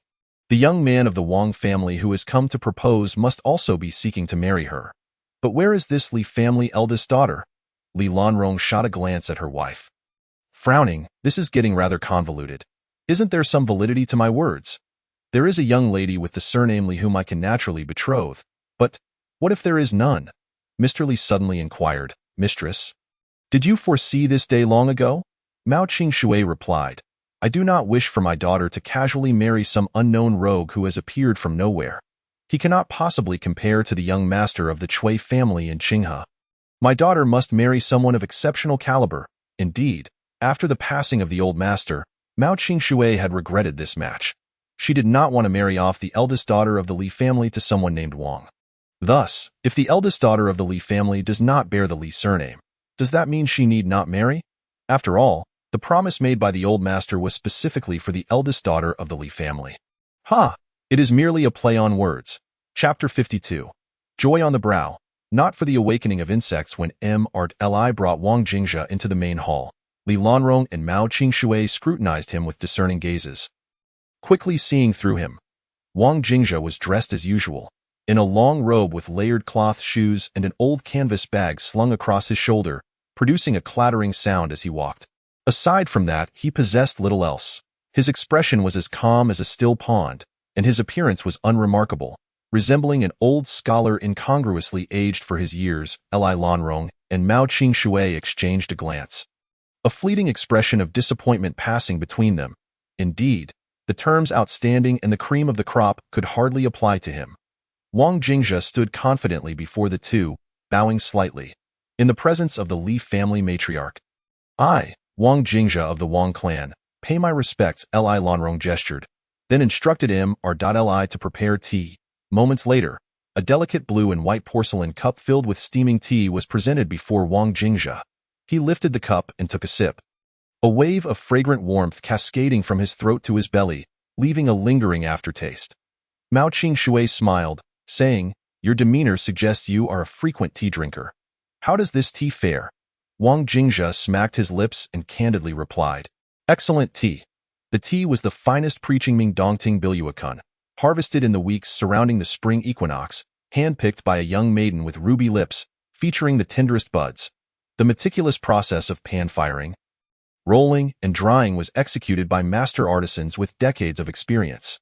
This Biluakun yields only about 100 to 180 pounds each year, and even this year, after the new tea was processed. Several prominent figures in Jiangnan sought to acquire 3 to 5 pounds, but found no channels available, as that tea garden had been cultivated by the Li family for centuries. We only drink, not sell, reserving it solely for entertaining guests. Furthermore, the water used for brewing is sourced from the Tiger Spring in Hangzhou, brought directly to our home by a dedicated courier. We do not use ordinary water. Mao Qing paused, then pointed to the cup in Wang Jingzhe's hand, saying, This set of blue and white porcelain dates back to the Tang and Song dynasties and was acquired from Sotheby's a few years ago. It is said that several European royals were present at the auction and coveted this set of tea wares, but in the end, the Li family was fortunate enough to secure it. Wang Jingzhe sighed inwardly. He truly did not wish to commend such pretentiousness. I have several pounds of Dahong, Pao picked from the mother trees of Wui Mountain stored in my family's cabinet. Who would I boast to? After a few moments of hesitation, Wang Jingzhe managed to stutter out, I am quite flattered. Mao Qing smoothing her hair, remarked coolly, What I mean to convey is, do you believe that if you were to marry our Li family's daughter, you could provide her with the kind of lifestyle that, while ordinary to us, is seemingly unattainable to others? The daughters of the Li family are accustomed to a certain quality of life. Should their circumstances change, they may find it difficult to adapt. Therefore, I will be forthright with you regarding the engagement set by my late grandfather and your elder. I am not optimistic about it. Wang Jingzhe did not expect to hear such words upon their first meeting, leaving him momentarily at a loss for words.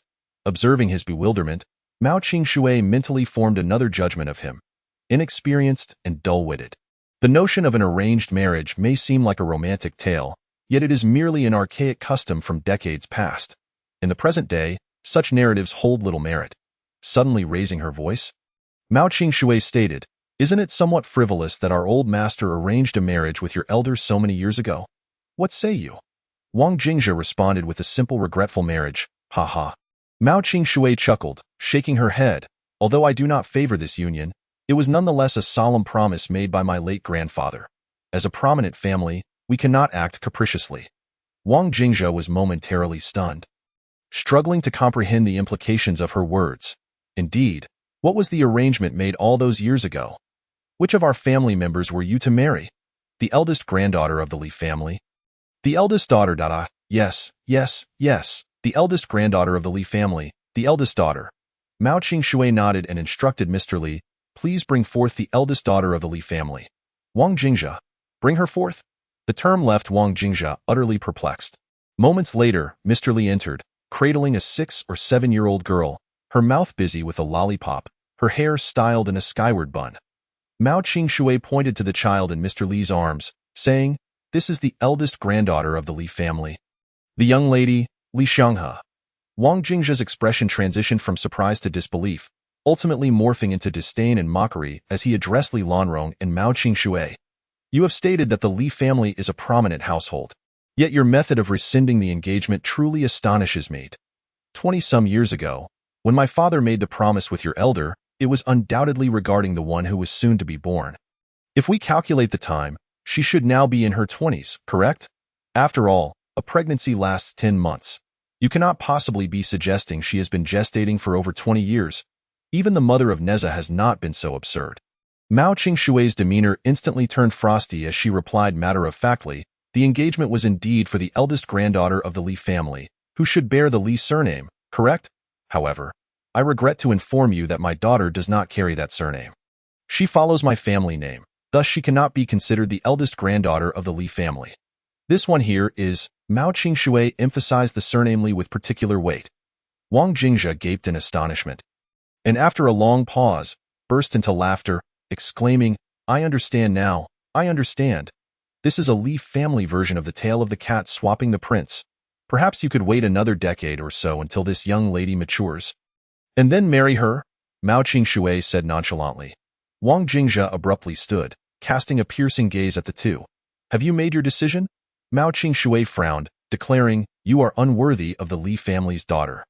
You may not be aware, but the promise made with our Wang clan of Chaoga is one that only we can rescind. No one else dares to go back on it, young man. Your words are overly presumptuous, Li Lanrong interjected for the first time, admonishing Wang Jingzhe. Ha ha. Wang Jingzhe chuckled lightly, flicking his robe and turning to leave. As he reached the doorway, he suddenly turned back. In 1 month, I shall personally come to rescind this engagement. I hope you will be prepared. Mao Qingshui waved her hand dismissively. Do as you please at that time. You shall bear the consequences. Wang Jingzhe shot a cold smile at the two. Both Li Lanrong and Mao Qingshui had a hint of color beneath their left eyebrows, indicating good fortune. Before I rescind the engagement, your daughter will not marry anyone. The two parents, with the right brow reddened indicating a son's marriage and the left indicating a daughter's, showed signs of joy on their brows. When Wang Jingzhe first encountered Li Lanrong and Mao Qingshui, he had assumed their joy was due to his proposal, but it now appeared that the eldest daughter of the Li family had long been promised to another. Chapter 53. Boating on the Wei River. After Wang Jingzhe departed, Li Lanrong and Mao Qingshui regarded the brief encounter as inconsequential. They believed that between Wang Jingzhe and the Li family of Longxi lay a wide Wei River, its torrents rendering any possibility of convergence utterly improbable. However, the elderly Mr.Li expressed concern, saying, this young man claims he will return in a month. By then, it will be approximately the time when the Chui family from Qinghe comes to propose. If he chooses to make a scene at that moment, it could have unfavorable repercussions. Wouldn't that merely provide them with a spectacle? Li Lanrong chuckled. If he truly comes, we can simply send him packing. Mao Qingshui directly stated, let us ensure he has no opportunity to enter at all. Regarding the engagement arranged by the Li family's late patriarch for his granddaughter, Li Lanrong and Mao Qingshui had never truly agreed with it. It was not that they looked down upon Wang Jingzhe, but rather that they felt it was rather rash to determine the marriage of the Li family's eldest granddaughter through an arrangement. More than 20 years ago, shortly after Li Lanrong and Mao Qingshui wed, she became pregnant at that time. The Li family was facing some hardships, with many businesses struggling and numerous challenges lay ahead that needed resolution. The country was on the brink of economic takeoff, and a single poor choice could lead to the decline of the vast Li family estate. The old master, serving as the family head, wore a perpetual frown, and some influential clan members even began to pressure him to step down, It was during this time that the old master told Li Lanrong he needed to make a trip to Longxi. In the past, when Wu Zetian ascended to the throne, do you know what the true reasons were for her rise, aside from her ruthless and tenacious methods? Furthermore, apart from the support from the aristocratic families, Li Lanrong stated, according to the family genealogy, it was due to the predictions made by two eminent court masters of the time, Yuan Tiangang and Li Chunfeng, that Wu Zetian was assisted in her rise to power. Without these two, there would have been no Empress Wu Zetian, and perhaps no flourishing era of the Tang dynasty. Li Shimin once summoned Li Chunfeng and Yuan Tiangang to forecast the fortunes of the Tang dynasty. Unfortunately, they only predicted events for 200 years into the future and ceased thereafter. At that time, Li Shimin inquired why they could not extend their predictions for the next 500 years. The two masters knelt down and explained that forcibly calculating the fate of a nation could jeopardize lives. If they were to predict the entirety of the Tang dynasty's fortunes, it was likely they would perish on the spot. They believed that if they died, it would not bode well for the Tang dynasty to be without its court masters, so they decided to limit their predictions to a mere 200 years. Li Shimin, trusting their words, thought that having nearly 300 years of fortune was acceptable. Little did he expect that the Tang dynasty would only last for 289 years. In truth, during their calculations, they were aware that the Tang dynasty's reign would only extend to 289 years, but such knowledge was never to be disclosed to Li Shimin. Li Lanrong remarked, "Father, is it truly so extraordinary, the divination skills of Li Chunfeng and Yuan Tiangang?" "Naturally." The old gentleman, without delving deeper, informed Li Lanrong that he would seek out an individual who also understood the art of divination and seemed to share a common origin with Yuan Tiangang and Li Chunfeng. He suggested they inquire about their family's matters with this person. After the old gentleman departed for over 2 months, upon his return, it was evident that Mao Qing-shui was already 5 months pregnant. Able to discern the baby's gender.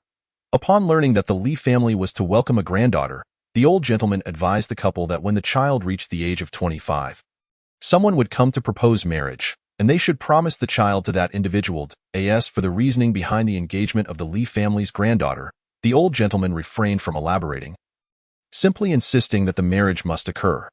Initially, Mao Qing-shui considered opposing this, but Li Lanrong held her back, explaining, "No matter how robust my father's health, he certainly would not live to see 25 years hence. By that time, the matter of the girl's marriage would be ours to decide. Moreover, the family to which she would be wed might not genuinely wait for over 20 years. This engagement might merely be a jest, an idle remark." Months later, Mao Qing-shui gave birth to a daughter, but the old gentleman's health continued to decline, and within a few years, he lay on his deathbed. Before passing, he summoned Mao Qing-shui and Li Lanrong, urging them to remember the marriage pact and not to renege on it. However, both Li Lanrong and Mao Qing-shui believed the old gentleman had lost his senses, thinking it absurd for him to recall an engagement set for over 20 years in the future. They did not contradict him at that moment, but after his passing, they swiftly changed their daughter's surname, no longer bearing the Li name.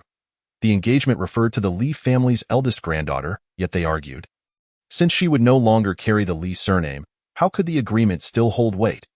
They felt that their daughter, regardless of arrangements made, should marry into a family of equal standing among the aristocracy. Marriage alliances were of paramount importance, and an ordinary suitor would never suffice.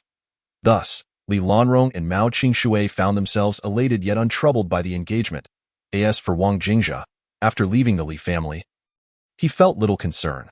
His father merely suggested he propose, but no firm commitment was made. He mused that if the other party was unwilling, he would not resort to coercion. The idea of withdrawing from the engagement did not seem problematic. Yet he felt it necessary to maintain his dignity.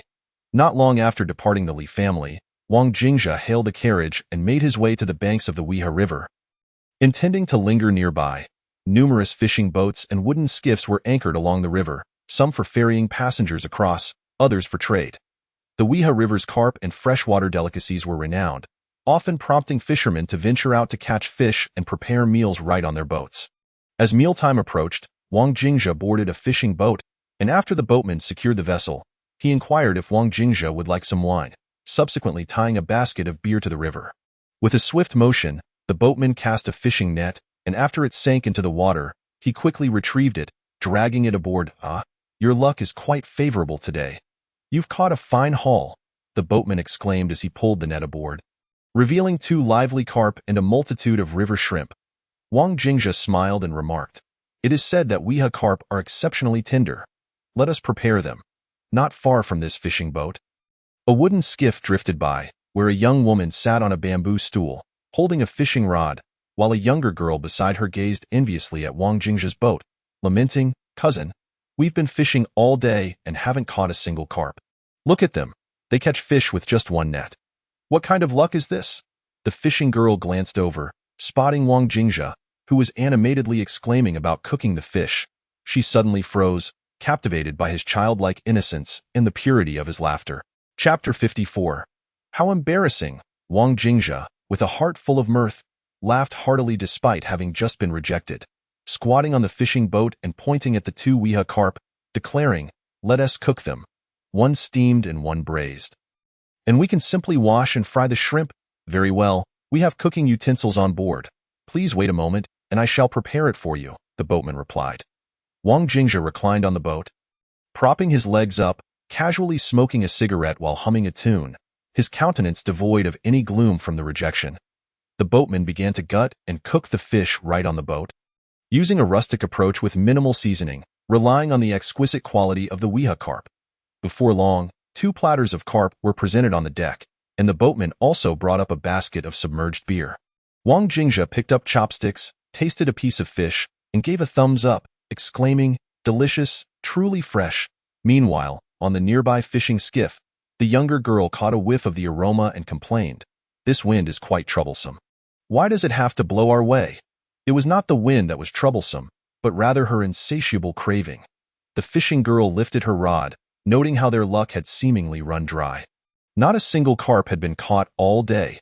She often found solace in fishing on the Weha River, spending the whole day without feeling lonely, as her master had once remarked that she possessed the temperament of a 50-year-old at just 20. Her steadiness and restraint surprising to many. The weather today appeared somewhat overcast, the air thick with the scent of summer rain, with occasional drizzle falling softly. "Let us drink well. Not a cup should be spared. Let us finish them all," Wang Jingzhe declared, shaking his head, holding a piece of fish in one hand while lifting a bottle of wine with the other, tilting his head back to drink. The fishing girl, resting her chin on her hand, lazily glanced over at him, humming a tune as she did so. The youth listens to the rain while drifting on the water, with red candles dimming in the tent. The manhood listens to the rain aboard a boat, the river vast and clouds low, the lone goose cries in the west wind.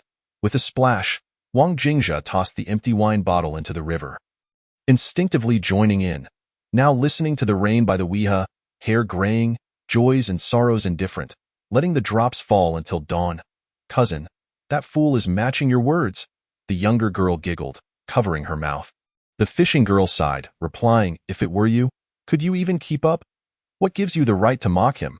"I just dislike him eating fish while I have none," the younger girl pouted. "Oh, then let us row over. That area seems to yield fish well. Just now, didn't they catch 2?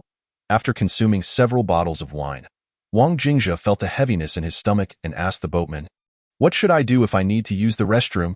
For the big one, hold it until we reach land. For the small one, just relieve yourself into the river," the boatman replied. Wang Jingzhe hesitated. "Isn't that a bit inappropriate?" "What's inappropriate?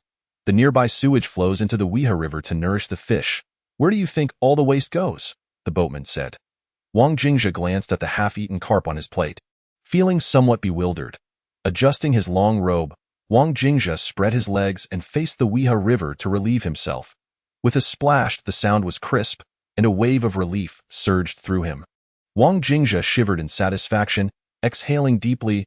"Ah, that feels good. Hey, you rogue."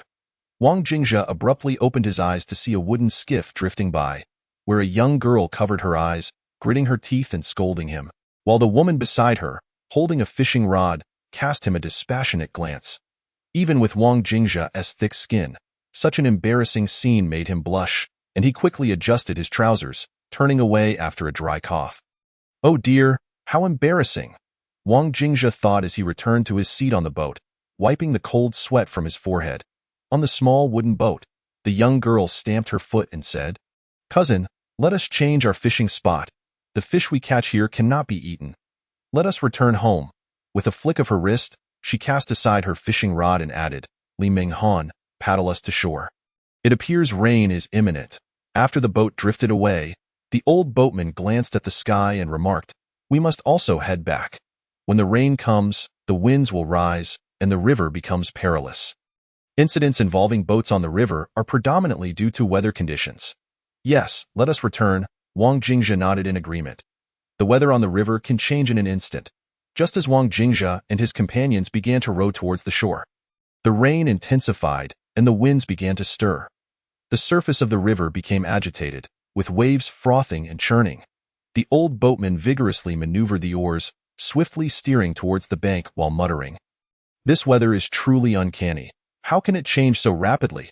Is it time once more to offer sacrifices to the river god?" Since ancient times, legends abound regarding the great rivers such as the Yellow River, Yangtze River, and Wei River. Those who make their livelihoods by the water believe in appeasing the river god, offering incense and prayers, along with slaughtering pigs and sheep to cast into the waters as tributes. Failing to do so could provoke the river god's wrath, resulting in misfortune for fishermen and boatmen alike. Minutes later, the fishing boat reached the shore, and the rain poured down with renewed vigor. Just as Wang Jingzhe stepped onto dry land, he noticed the waves behind him had begun to swell, and several small boats were struggling to return, rocking violently in the turbulent waters. The old boatman frowned and remarked, "This is not a good sign. With heavy rain and rough waves, trouble is imminent." Wang Jingzhe wiped the rain from his face and asked, "Will the boat capsize?" "It is difficult to say." Shortly thereafter, several fishing boats returned, yet one vessel remained over 20 meters from the shore. Suddenly, a massive wave surged forth, crashing against the stranded boat. Onlookers gasped in horror as they witnessed the boat being overturned, and the two occupants were thrown into the river. The old boatman stamped his foot and exclaimed, "This is dire. Quickly, tie 3 boats together and row over to rescue them." The boatmen on the shore, recognizing one another, hurriedly organized their boats to aid, creating a flurry of activity along the bank. Wang Jingzhe joined the commotion, but as he moved forward, his foot slipped on a patch of moss, causing him to stumble. Instinctively, he reached out to grasp the nearest person for support. With a sudden lurch, he knelt on one knee but avoided falling. As he looked up, he found himself face to face with a woman. Having inadvertently tugged at her clothing before slipping, the woman blinked, unfazed, as she adjusted her attire. Wang Jingzhe felt a rush of heat to his face, realizing she was the same woman he had encountered earlier while she was relieving herself by the river.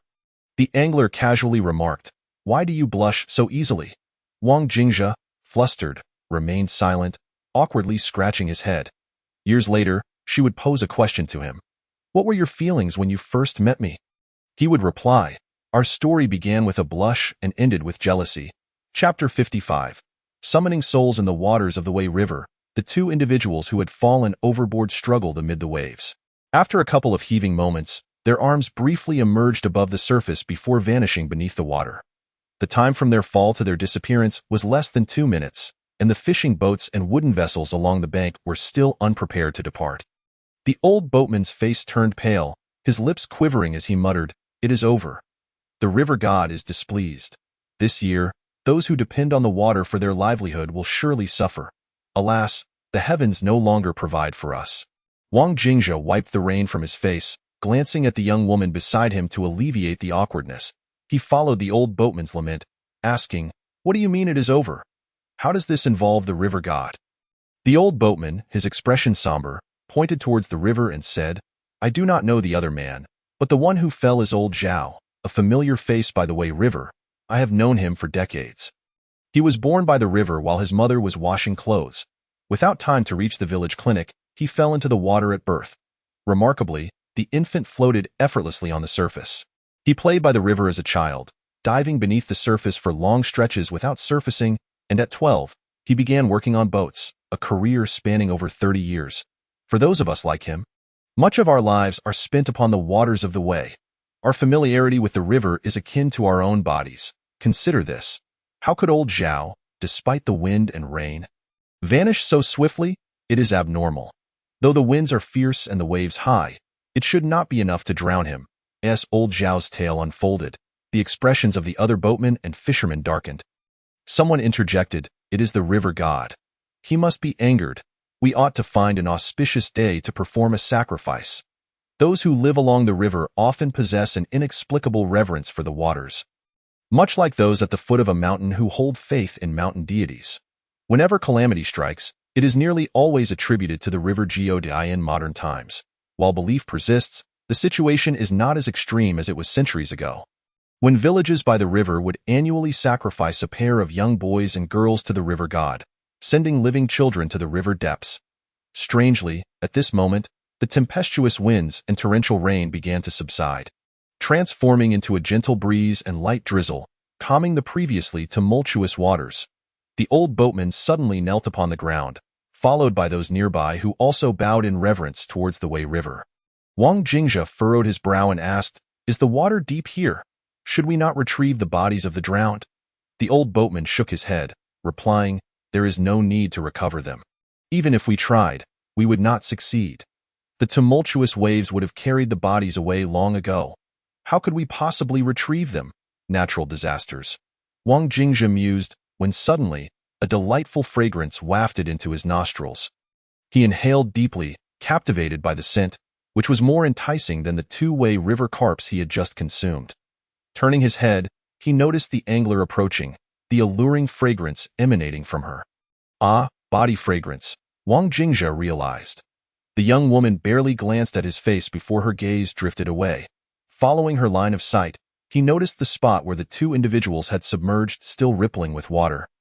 The circles gradually dissipating. Before long, darkness enveloped the sky, the Wei River transforming back into a placid expanse, the gentle sound of flowing water becoming almost inaudible. At this moment, a crowd of villagers gathered by the riverside. With old Zhao's family being the most numerous, an elderly woman sat wailing by the riverbank, while several young men and women crouched nearby, burning paper offerings. The loss of old Zhao weighed heavily on his family. Wang Jingzhe lingered by the shore, awaiting the encroaching night. His curiosity about the two who had drowned kept him there. He did not believe in the notion of the river god's wrath. The river god was not so petty as to take two lives over a mere displeasure. He valued cause and effect, moral conduct. Unless the river god were irrational, he would not drown two individuals without reason. In this world, all things possess a spirit.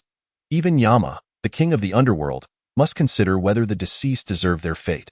According to tradition, families of the deceased vigil overnight, especially before the seventh day, as the soul may return home or appear at the place of death. During this time, family members must keep watch, ensuring the spirit does not feel alone and forsaken. As midnight approached, a figure emerged from the distance.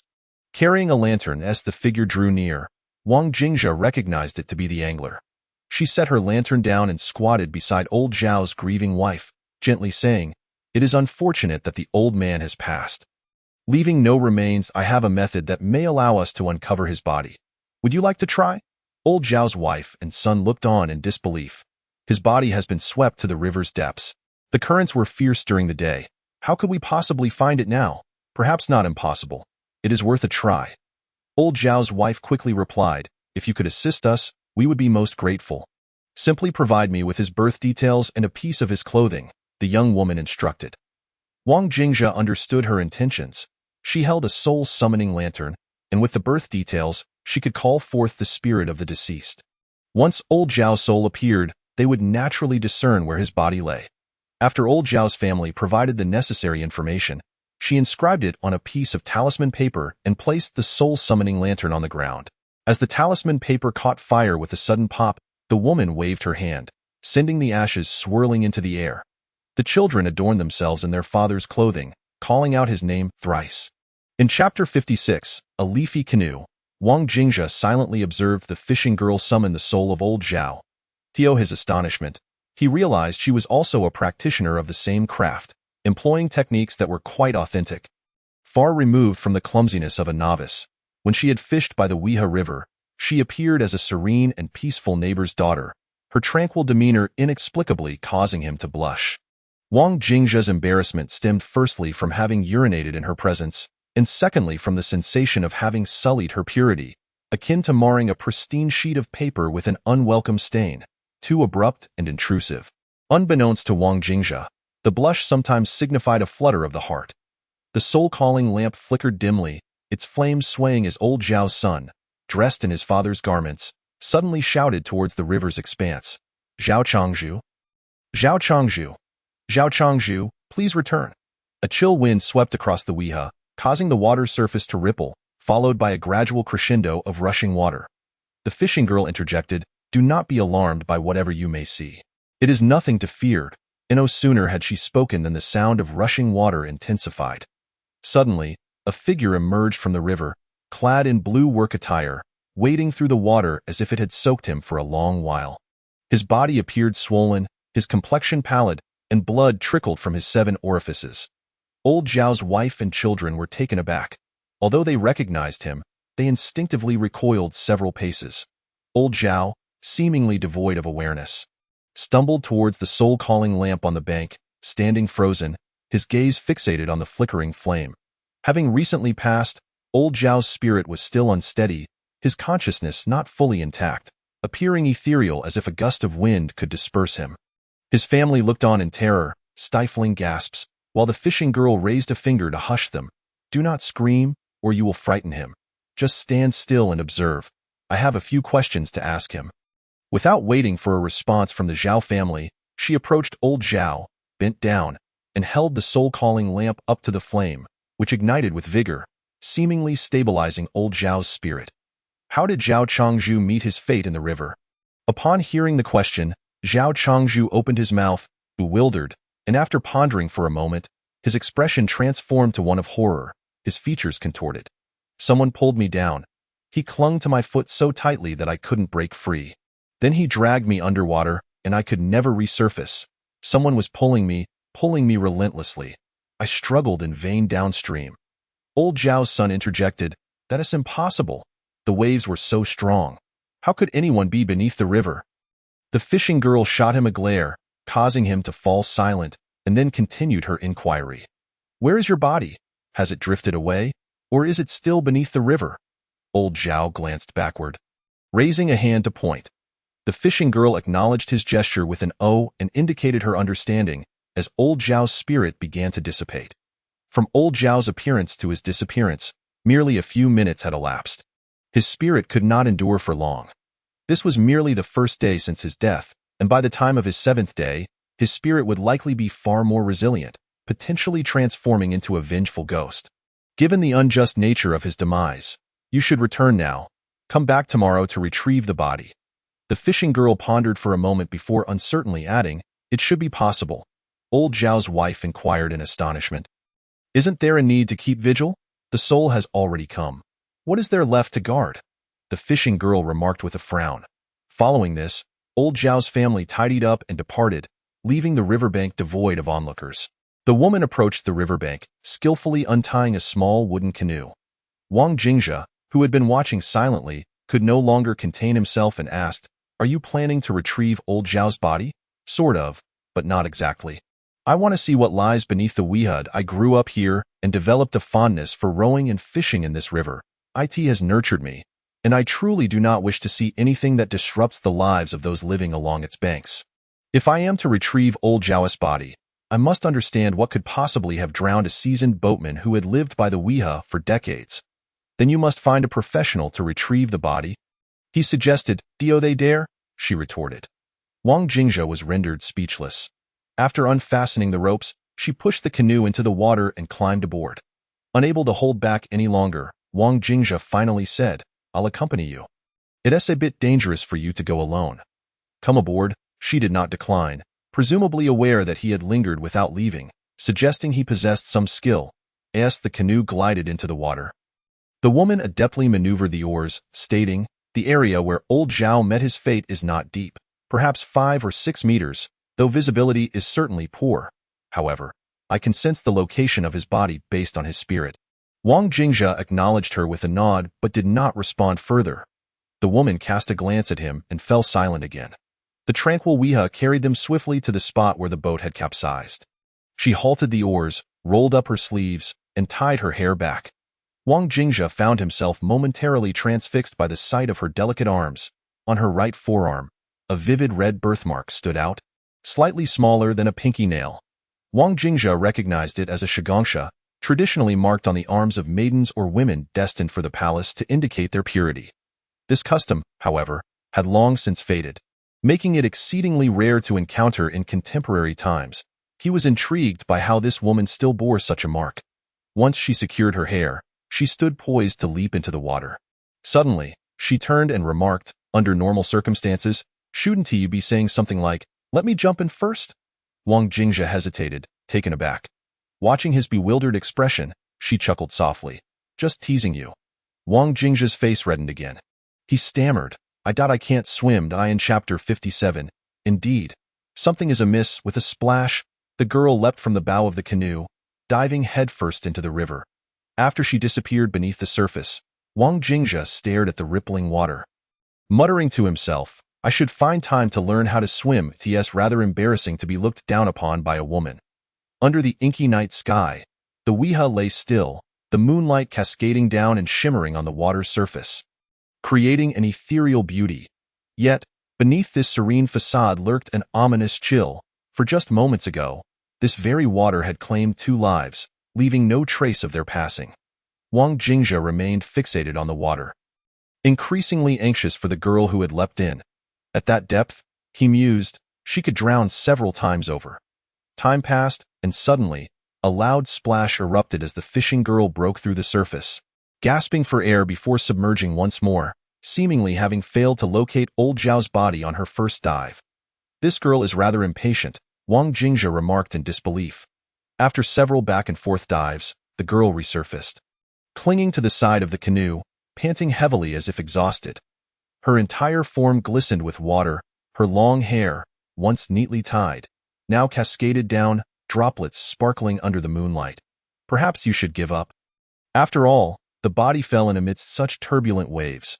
There must be undercurrents. It could have drifted far from where it sank. Searching like this is likely futile. We could report it to the authorities tomorrow. They would be far more reliable in retrieving the body, he suggested. The girl shook her head resolutely.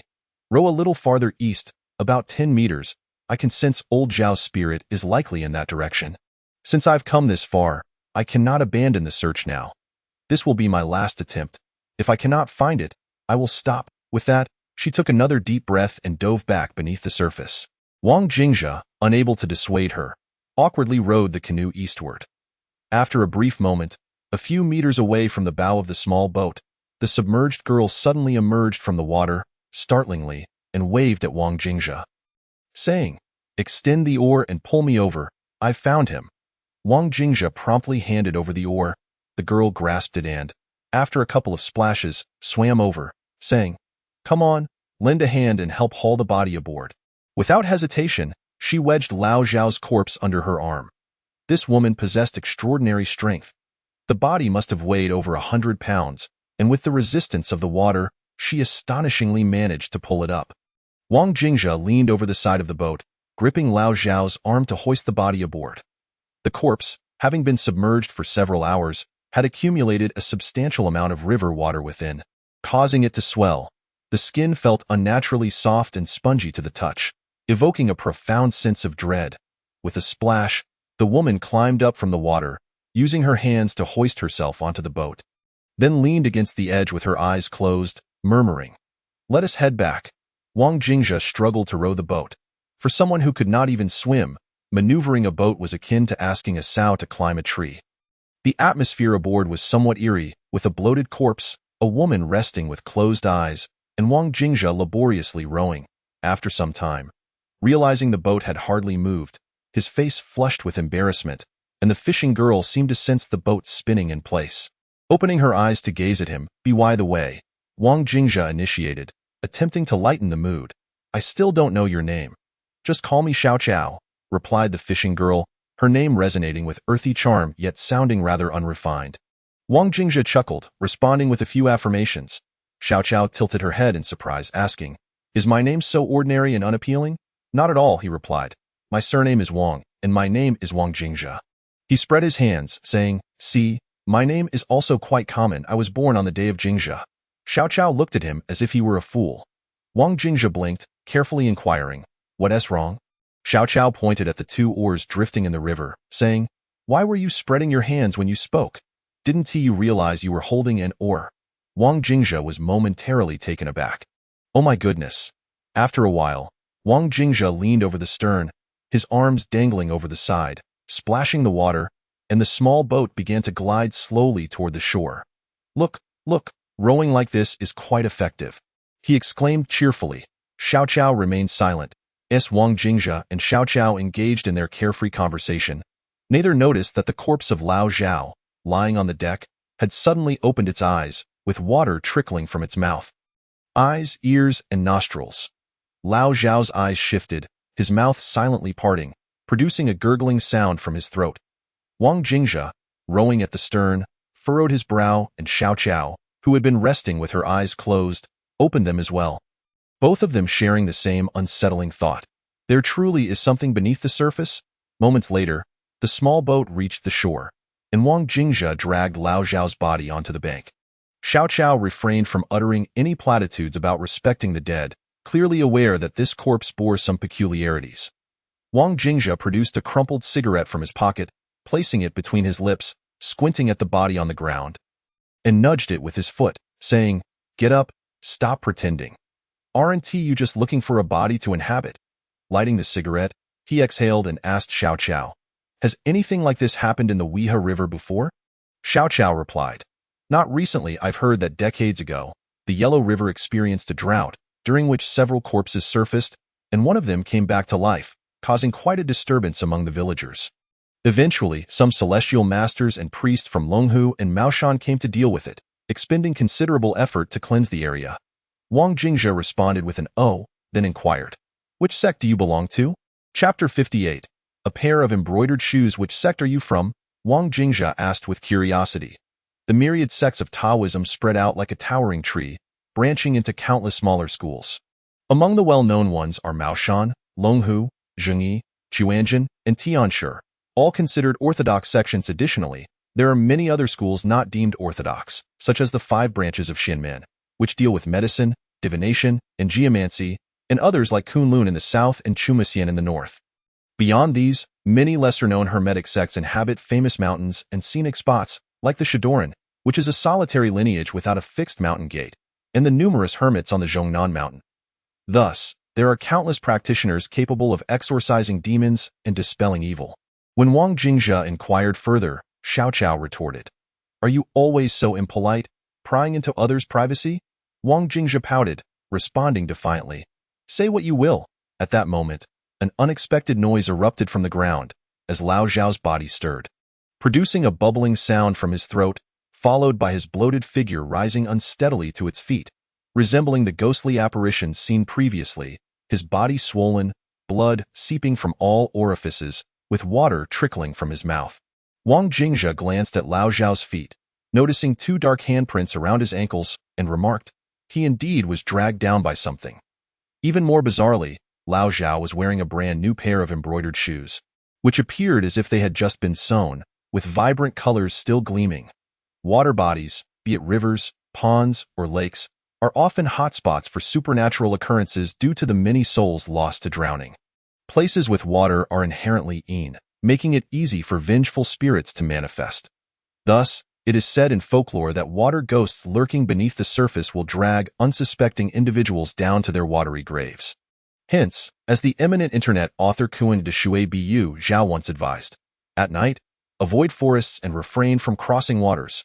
The dark woods and waters at midnight are the most likely places for paranormal events, where countless restless souls wait to ensnare the living. In this day and age, even the most remote and ancient villages might not see the likes of such embroidered shoes. Along the banks of the Weha River, one would certainly not find any. The style of these shoes resembled those from the late Qing dynasty or earlier.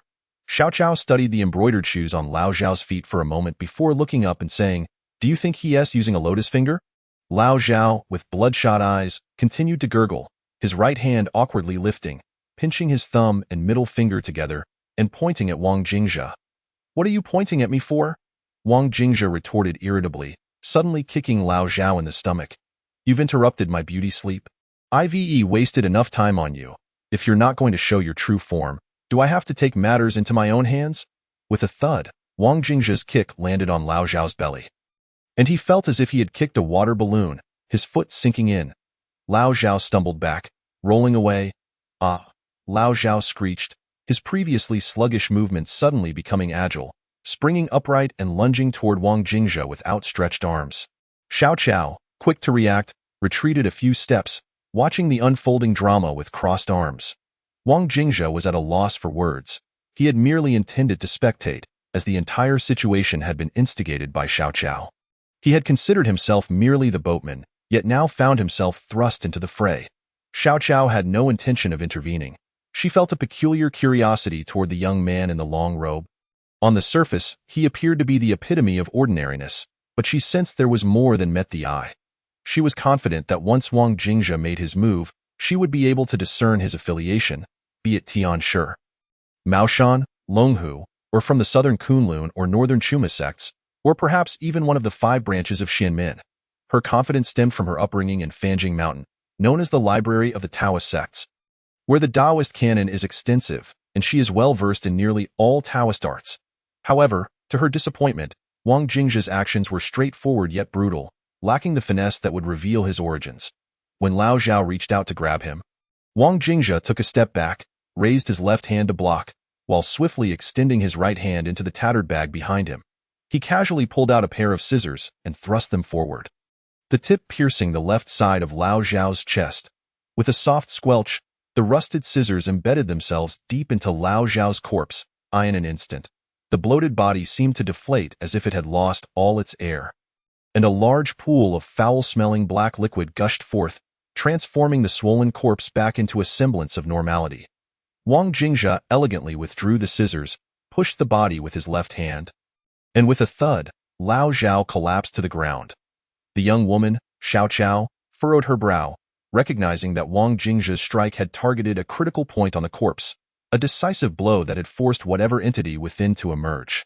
The technique was simple, its origin unclear, yet the most remarkable aspect was Wang Jingzhe's extraordinary perception. She had failed to discern the vulnerability of Lao Zhao's body. Suddenly, the atmosphere turned cold, and a faint shadow drifted from Lao Zhao's corpse. Clad in a pair of brand-new embroidered shoes, this figure was neither a blood-soaked spirit in a crimson dress, nor a malevolent ghost with a fearsome visage. Rather, it was a young woman adorned in floral fabric, with delicate features and a hairpin nestled in her hair. Aside from the eerily pristine embroidered shoes, she appeared pitiful. Such shoes had long been associated with supernatural phenomena. They were the very shoes she had sewn with her own hands, stained with her blood during their creation.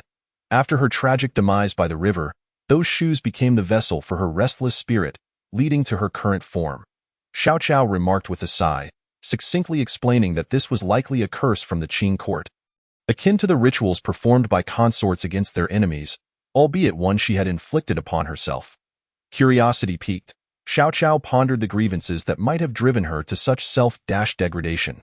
It seemed that such desperate ambitions in a woman were often rooted in the realm of love. Wang Jingzhe, half amused and half exasperated, retorted, "Could you refrain from emphasizing the word man so pointedly when you say that? You're looking at me as you say it. What are you guilty about? I never named names." He continued, yet he felt a flush rise to his face. He realized that whenever he conversed with Xiao Chao, he never held the upper hand. However, he soon questioned whether he truly felt guilty. His thoughts drifted to his marriage pact, which his father had described without explicitly stating that it was imperative to marry the eldest daughter of the Li family, only mentioning that this woman would be his fate, an inescapable destiny. Yet now, he found himself blushing repeatedly in the presence of this enigmatic Xiao Chao, while the Li family's eldest daughter remained but a vague notion. From an ethical and moral standpoint, was he betraying something? Even though the engagements with Li Lanrong and Mao Qing had preceded this, a betrothal was still an agreement, and breaking it constituted betrayal, regardless of whether the Li family adhered to the custom. He was lost in this chaotic train of thought when the ghost in embroidered shoes suddenly shrieked and lunged at him, finally revealing her ghostly nature. Her delicate hands sprouted long, sharp nails, painted a garish red that exuded a nauseating stench. Wang Jingzhe sprang into action, swiftly darting towards Xiao Chao, and as he brushed past her, he tossed a parting remark, "You stirred up this trouble. You deal with it.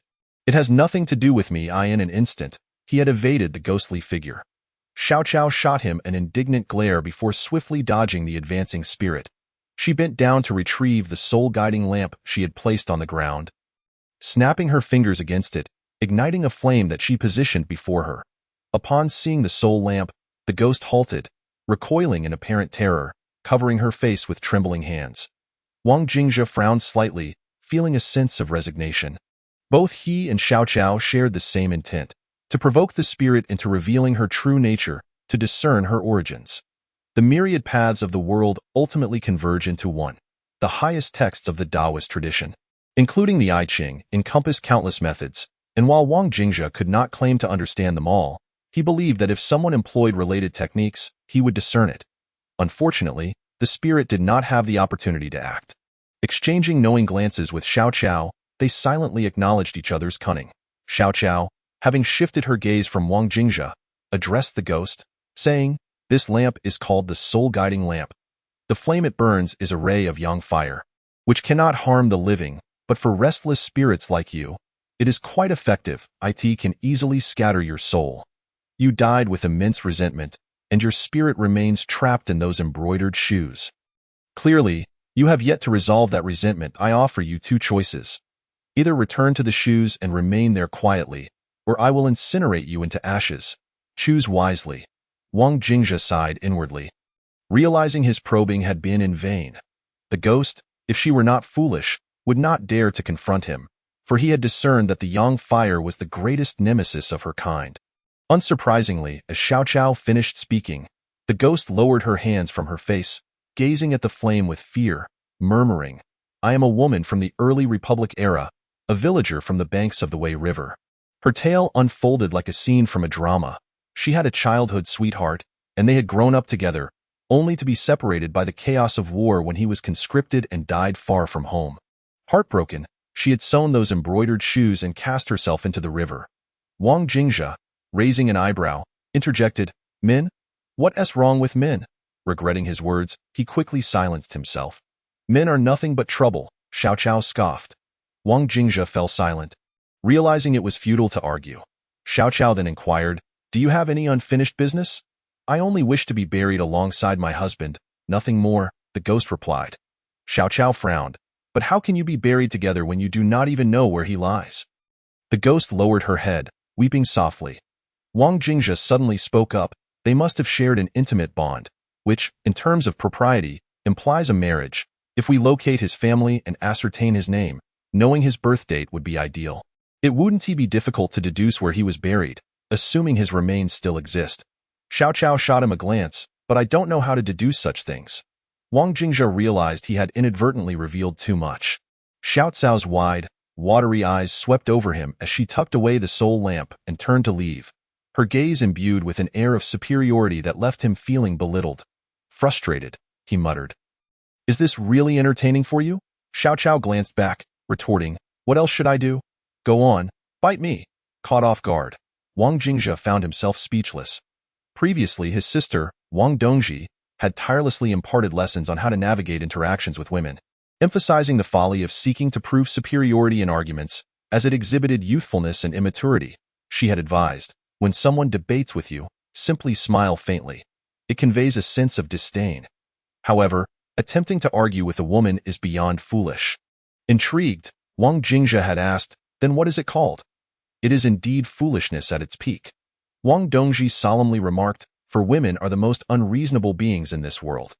The moment you wish to engage in a debate with them, you have already lost. Just think about it.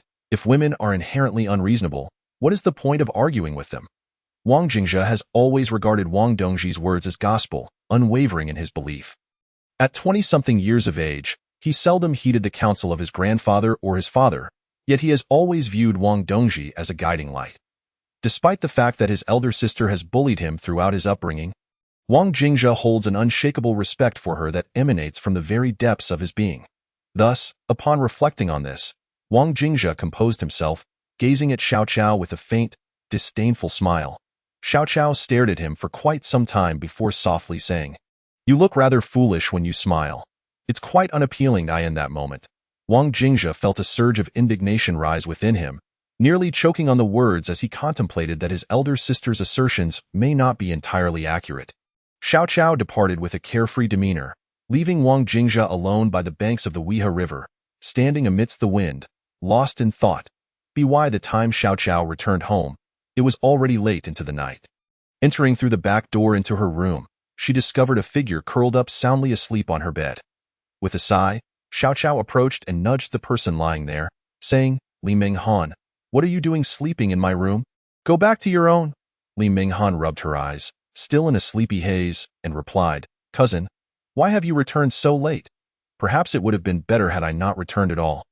Xiao Chao retorted with a roll of her eyes, for she possessed a rather peculiar aversion to others touching her. Li Minghan yawned and sat up cross-legged, stating, "Uncle and Aunt have been waiting for you all night.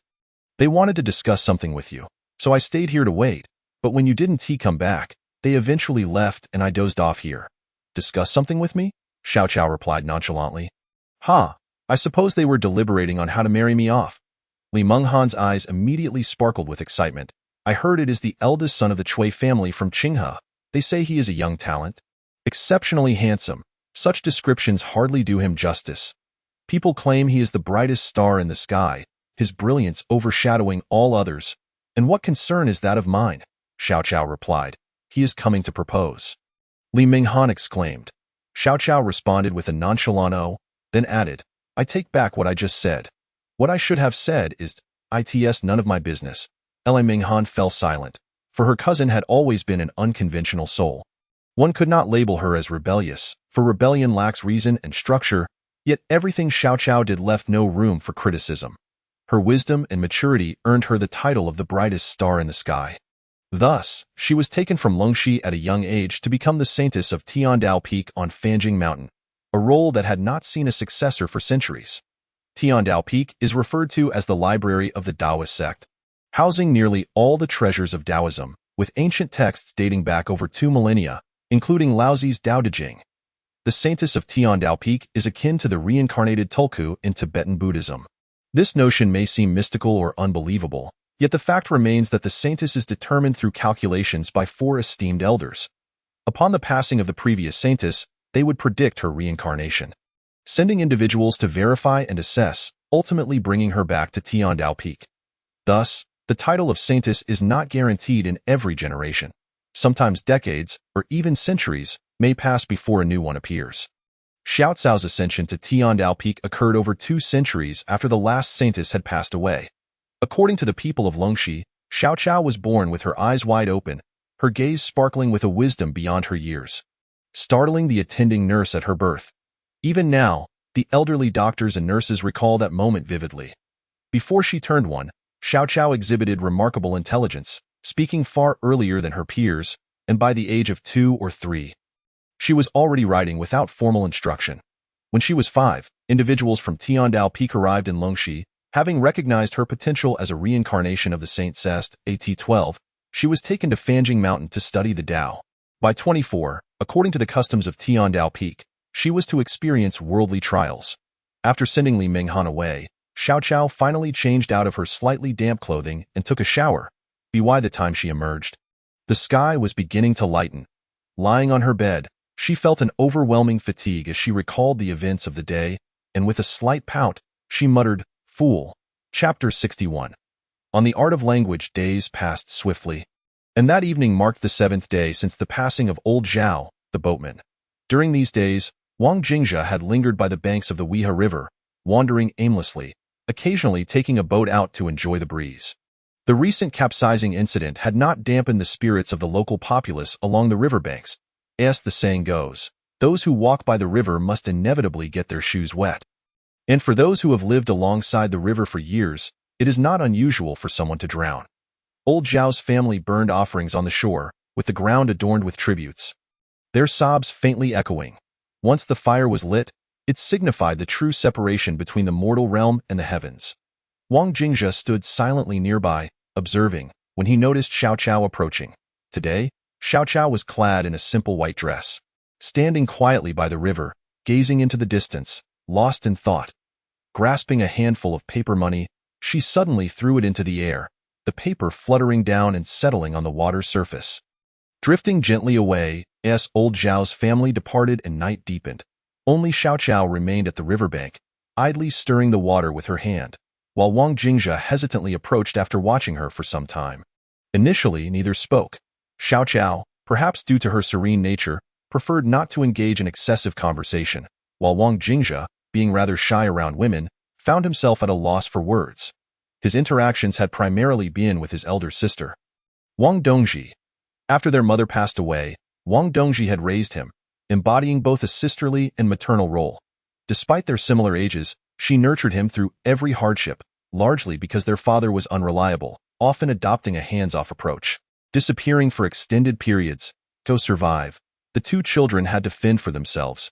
Throughout his upbringing, Wang Dongji was gentle as a spring breeze, yet when angered, as cold as winter frost, causing Wang Jingzhe to tremble in fear.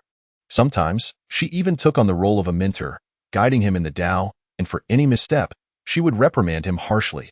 He had only a cursory knowledge of the I Ching and Qimeng Duanjia, while Wang Dongji had mastered all three texts, having read them countless times. The lineage of Shadao passes only through males, yet their father had unceremoniously bestowed these Taoist classics upon his daughter, justifying that as long as there was a successor, he had not violated the traditions. Wang Dongji was entirely self-taught, epitomizing the adage that a book read 100 times reveals its meaning without a teacher. Their father often lamented that had Wang Dongji been born male, she would have surpassed Wang Jingzhe by leaps and bounds.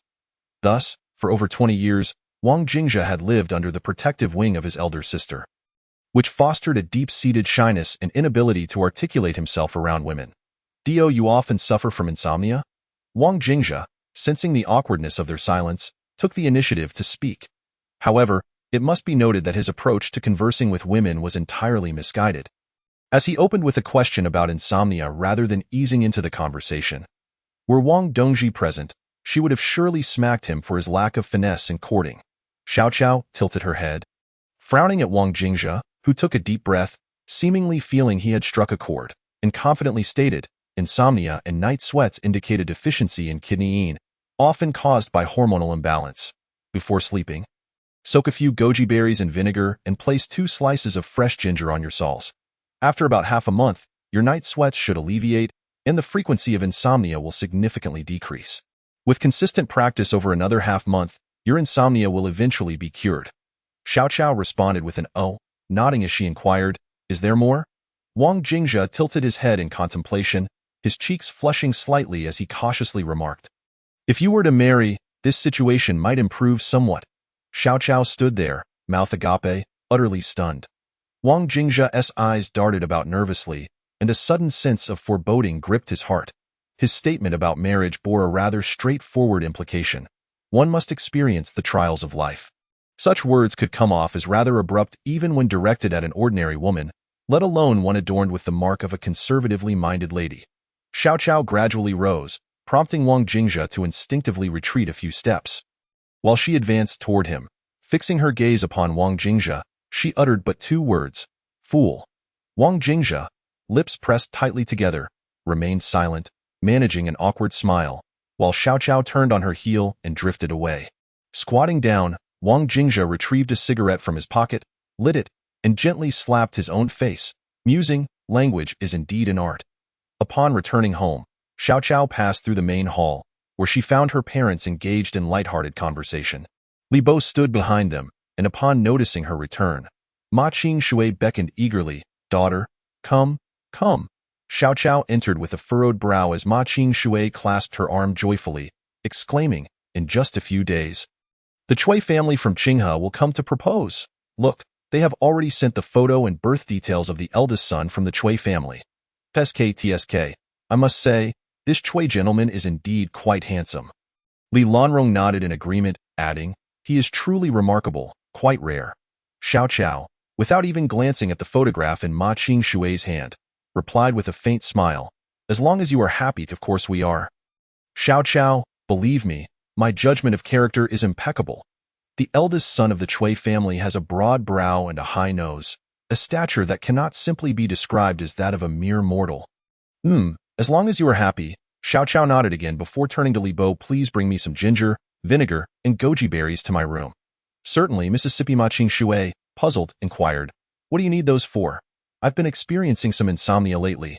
That night, Xiao Qiao did not quite understand why she had inexplicably requested Li Bo to bring her vinegar, ginger, and goji berries. Firstly, she had indeed been suffering from insomnia, and secondly, why did she so readily believe that fool's words? Over the past decade or so, while immersed in the Taoist texts atop Fanjing Mountain, her sleep had gradually deteriorated. In recent years, she even found herself waking in the early hours, drenched in cold sweat. The struggle of being unable to sleep while feeling exhausted was truly a torment. After Li Bo delivered the items to her room, Xiao Qiao suddenly furrowed her brow and asked, "Has he come?" He, referring to the man she was betrothed to by arrangement. Xiao Qiao had known of this man for several years, yet she felt no particular connection to him, much like her indifference towards the eldest son of the Cui family. It was as though they were mere passers-by in her life, and she had no need to even learn their names, Li Bo replied. He visited a few days ago, but has since left. Xiao Qiao responded with a simple "oh," and casually asked, "What kind of person is he?" This was merely a curious inquiry, as he was indeed her betrothed, and according to ancient customs, they were considered to hold a marital title. Li Bo pondered for a moment and candidly replied, "An ordinary fellow, nothing particularly special, this." The conversation concluded, and Xiao Qiao did not pursue further inquiries. Thus, she remained unaware of Wang Jingzhe's parting words. "I will personally come to annul the engagement." That evening, Xiao Qiao retired early, sipping a glass of vinegar infused with goji berries, with slices of ginger placed under her feet. The following morning, she awoke at her usual time, but today she felt refreshingly invigorated. After a moment of careful thought, she realized that she had managed to sleep for at least half an hour longer than usual, a phenomenon that had not occurred in years. Xiao Qiao pursed her lips and mused, "That fool actually knows a thing or two, the Chu." Meanwhile, the man referred to as a fool, Wang Jingzhe, was nestled in a stilted house by the banks of the Wei River. After sneezing and rubbing his nose, he rose from his bed and opened the window to gaze upon the expansive river, feeling a sense of warmth akin to facing a vast ocean in springtime. Bathing in sunlight, he stood before the riverside room, rummaging through his bag for a turtle shell, which he tossed casually onto the table, his fingers drumming a rhythmic beat upon its surface. Just half a month left? The Cui family of Qinghe traces its origins back to the spring and autumn period. Being one of the noble families of the Qi state, their descendant, Cui Yin, once served under Cao Cao, establishing the Cui family as a prominent lineage within the region of Yu. The Cui clan, renowned for its illustrious heritage, has seen 23 members rise to the rank of chancellor. However, by the late Tang dynasty, many illustrious families began to decline, and the Cui family's fortunes waned. Nevertheless, due to the many knowledgeable individuals within the clan, several members transitioned to commerce, leveraging their influence in the court. Particularly during the Ming dynasty, when Zhang He embarked on voyages abroad, many merchants from the Cui family accompanied him, discovering numerous nations beyond Chinese soil. Thus, during that era, many Cui clan members took to the seas, carrying porcelain, silk, gold, and silver, establishing trade routes overseas, resulting in a flourishing enterprise that continues to thrive to this date. It is said that the Cui family's ventures abroad extend to at least a dozen countries, many of which remain discreetly held, having prospered for countless ages, well aware of the adage that a large tree attracts the wind. The world of politics is akin to a vast ocean, and those who have spent considerable time within its depths often become astute. The Cui family understands well that quiet accumulation of wealth is far more sustainable than ostentatious displays.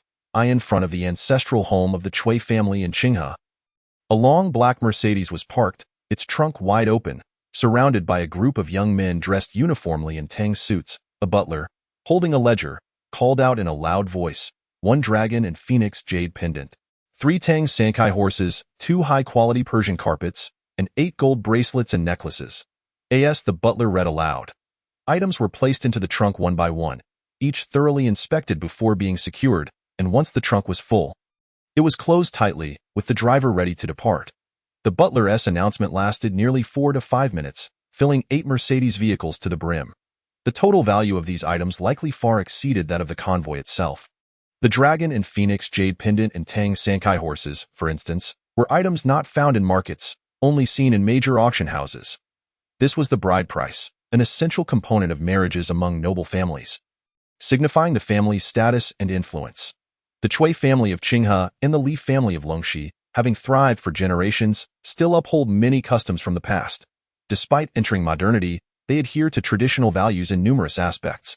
Just as the eldest son of the Chui family prepares to propose to the Li family of Longxi, they must first make a trip to Bowling, where many members of the Chui clan had relocated during the Eastern Han dynasty, forming another prominent branch of the family. Several renowned ancestors emerged there, so it is customary for the eldest son of the Chui family to visit Bowling before proceeding to propose in Longxi. In front of the Chui family's ancestral home, a young man, appearing to be in his 30s, observed the butler managing the bride price with an impassive expression. Beside him stood two men who bore a resemblance to him. One of them remarked softly, "Brother, seeing you like this gives me a sense of a grand CEO, making a dramatic entrance. Are you envious? Not at all. The lack of freedom in marriage is what I despise most. Thankfully, you are the eldest, so we younger brothers are spared much of the trouble and avoid becoming sacrifices." The other brother scoffed, "Don't complain about grapes you can't reach. They say the eldest daughter of the Li family is a beauty beyond compare." The eldest son of the Chui family shot him a sidelong glance and replied, "Are you envious?" The one who had just spoken fell silent. "In truth, I also advocate for marital freedom." The eldest son of the Chui family sneered. "That's all nonsense." The younger brothers exchanged nervous glances, swallowing their apprehension, and one added, "Brother, please don't start anything troublesome now." On this day, Gongga Airport welcomed an Airbus arriving from Huanghai as the plane touched down. A woman who had feigned sleep since boarding gradually stirred awake amidst the gentle vibrations. As she stretched and yawned, at least 2/3 of the male passengers in first class turned their gazes toward her. The remaining third sat beside female companions, yet their eyes remained restless and eager. As the Airbus glided down towards the terminal, a gentleman seated next to a woman, clad in an Armani suit and appearing to be in his 30s, extended his right hand, and a Rolex submariner with a green bezel gleamed on his wrist as he smiled politely and remarked, "I couldn't help but notice that you've been asleep since we boarded. I hope it's not too intrusive, but may I introduce myself?" Qi Zhengrong, a visitor from Shanghai, stretched her limbs before lowering her hands, casually engaging in conversation as she replied with a smile, "Thank you, but I truly dislike being disturbed while I sleep." Their exchange ignited a wave of frustration among the men in first class, 2/3 of whom found themselves lamenting their missed opportunity, each silently chastising themselves for not initiating the conversation first. The woman bore no resemblance to the youthful Yang Yueying or the elegantly Jussin. Neither did she evoke the allure of a mature Maggie Chung. While she did not possess the conventional attributes of breathtaking beauty, her figure and presence evoked a certain desire for conquest among men. This essence, it could be said, epitomized the notion of charisma. As the aircraft approached the terminal, the woman stood to access her luggage. Just as she reached for her carry-on, a nearby arm extended unexpectedly, revealing a Patek Philippe casually resting on the man's wrist. "My luggage is right beside yours. Allow me to assist you," he offered, exuding an aura reminiscent of Takashi Kaneshiro, his voice deliberately lowered to amplify its magnetism. "Thank you," the woman responded with a smile. Seemingly accustomed to such attentions, embodying the essence of being the center of admiration, "My company has sent a vehicle to pick me up. If it's convenient, I can offer you a ride," the middle-aged man suggested, his face lighting up upon receiving her reply. Suddenly, Qi Zhengrong interjected, "My car has been parked at the airport.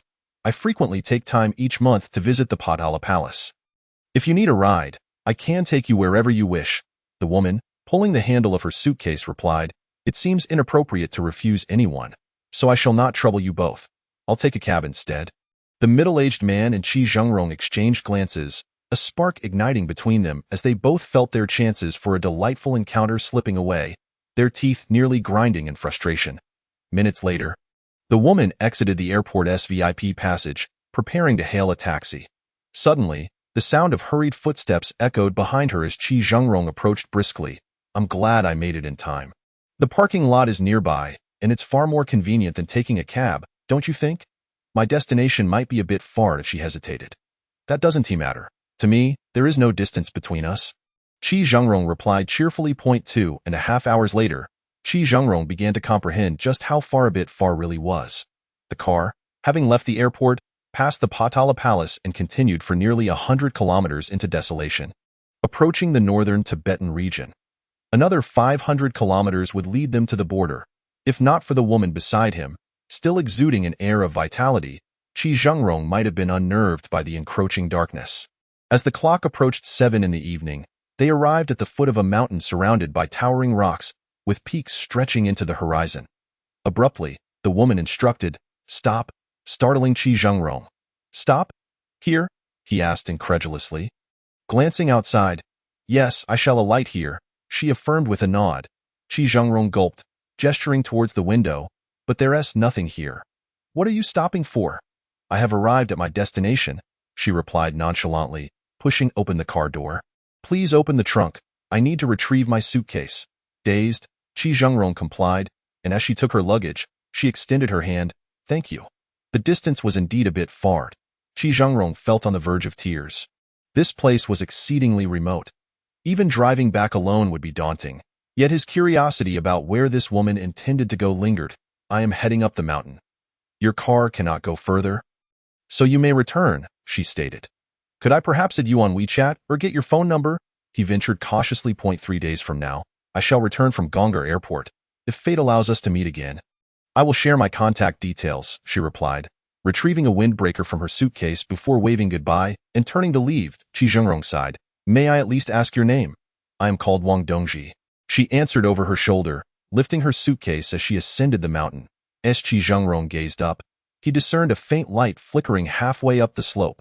Taking out his phone, he located the position and searched for the address. Moments later, revealing a few lines of text. Nanga Parbat Peak, altitude 7,782 meters, perpetually cloaked in snow and mist. At the foot of the mountain, at an elevation of 500 meters, lies a Lama temple known as Shao Zhao Temple. Half an hour later, Wang Dongji ascended effortlessly to the entrance of Shao Zhao Temple, where the flickering lights within hinted at lamas engaged in evening prayers, the recitation of scriptures resonating in the air. Standing at the temple's threshold, she called out clearly, "From the Wang family of Chaoga, Wang Dongji has come to visit His Holiness Sangmu Rinpoche." Wang Dongji did not step inside. While most Lama temples do not prohibit women, the most orthodox practitioners maintain a certain caution regarding female presence. Shao Zhao Temple boasts a rich history, tracing back over 1,000 years, with the reincarnation of its living Buddhas free from any institutional or administrative interference. Existing in a realm of its own, as her voice echoed, the recitation within the temple ceased abruptly. Shortly after, a procession of monks emerged, surrounding a venerable Lama. It is not common for just anyone to summon Sangmu Rinpoche from within the temple. His reputation within Tibetan Buddhism ranks him among the top 5 illustrious lamas. His appearance was marked by a weathered face, yet his steps remained remarkably steady as he regarded Wang Dongji with surprise. "This young benefactor seems rather youthful," he mused. Wang Dongji pressed her palms together in reverence. "Your Holiness, I beg your pardon for any disturbance. My visit is perhaps a bit abrupt, but I come with a request." "Please, speak," he invited.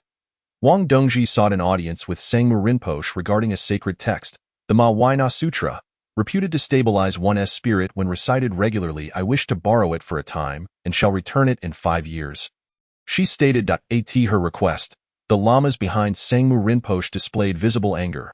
The Ma Huaina Sutra was the temple's most treasured scripture, used to solidify the souls of their reincarnated lamas. It was unthinkable for anyone, let alone an outsider, to take it away. Indeed, Sangmu Rinpoche furrowed his brow, his expression revealing his displeasure. "It was akin to someone visiting your home and inquiring to borrow your wife." Wang Dongji, undeterred, continued, "Borrowing without consent is unreasonable. Both morally and logically, if I may borrow the Ma Huaina Sutra, I can offer you 2 items in return. That should suffice as an equitable exchange." Sangmu Rinpoche, maintaining his composure, replied, "Please, elaborate. To the east of Lamona, so Holy Lake.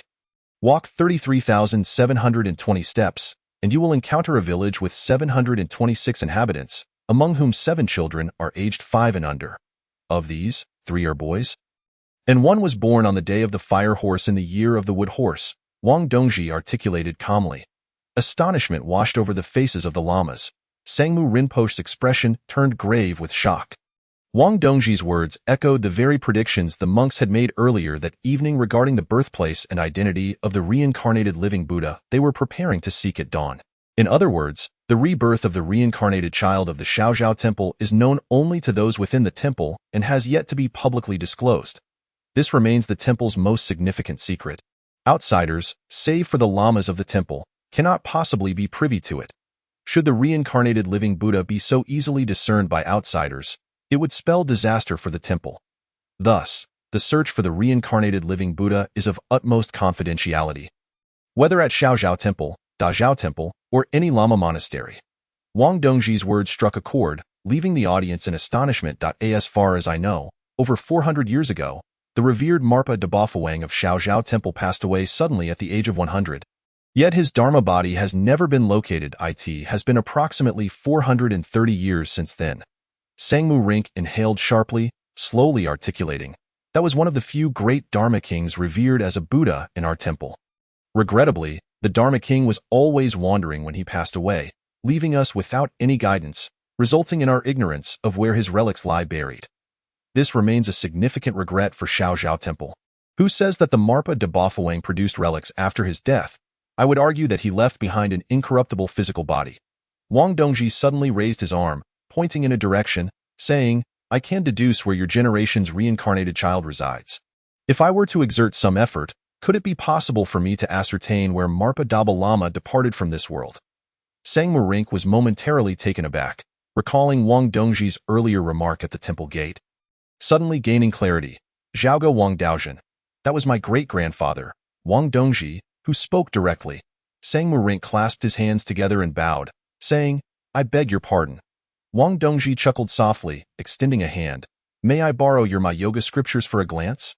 I shall return them to you in 5 years, and shortly, I shall reveal to you the location of Marpa Dabafawang's physical body." Sangmu Rink promptly turned, extending his palm. "There are guest rooms behind the temple. Please follow me." A day later, Wang Dongji determined the resting place of Marpa Dabafawang's physical body for Shaozhao Temple. On the third day of her arrival in northern Tibet, Wang Dongji hurried to Gonga Airport. Upon reaching the airport and approaching the counter to collect her boarding pass, she was momentarily stunned. The airport announcement broadcasted a missing person notice. "Dear esteemed guest, Miss Wang Dongji, your friend Qi Zhengrong has become separated from you and is uncontactable. If you hear this announcement, please proceed to the Southern Airlines check-in counter for assistance. Dear esteemed guest, Miss Wang Dongji, your friend Mr. Qi Zhengrong is currently unreachable."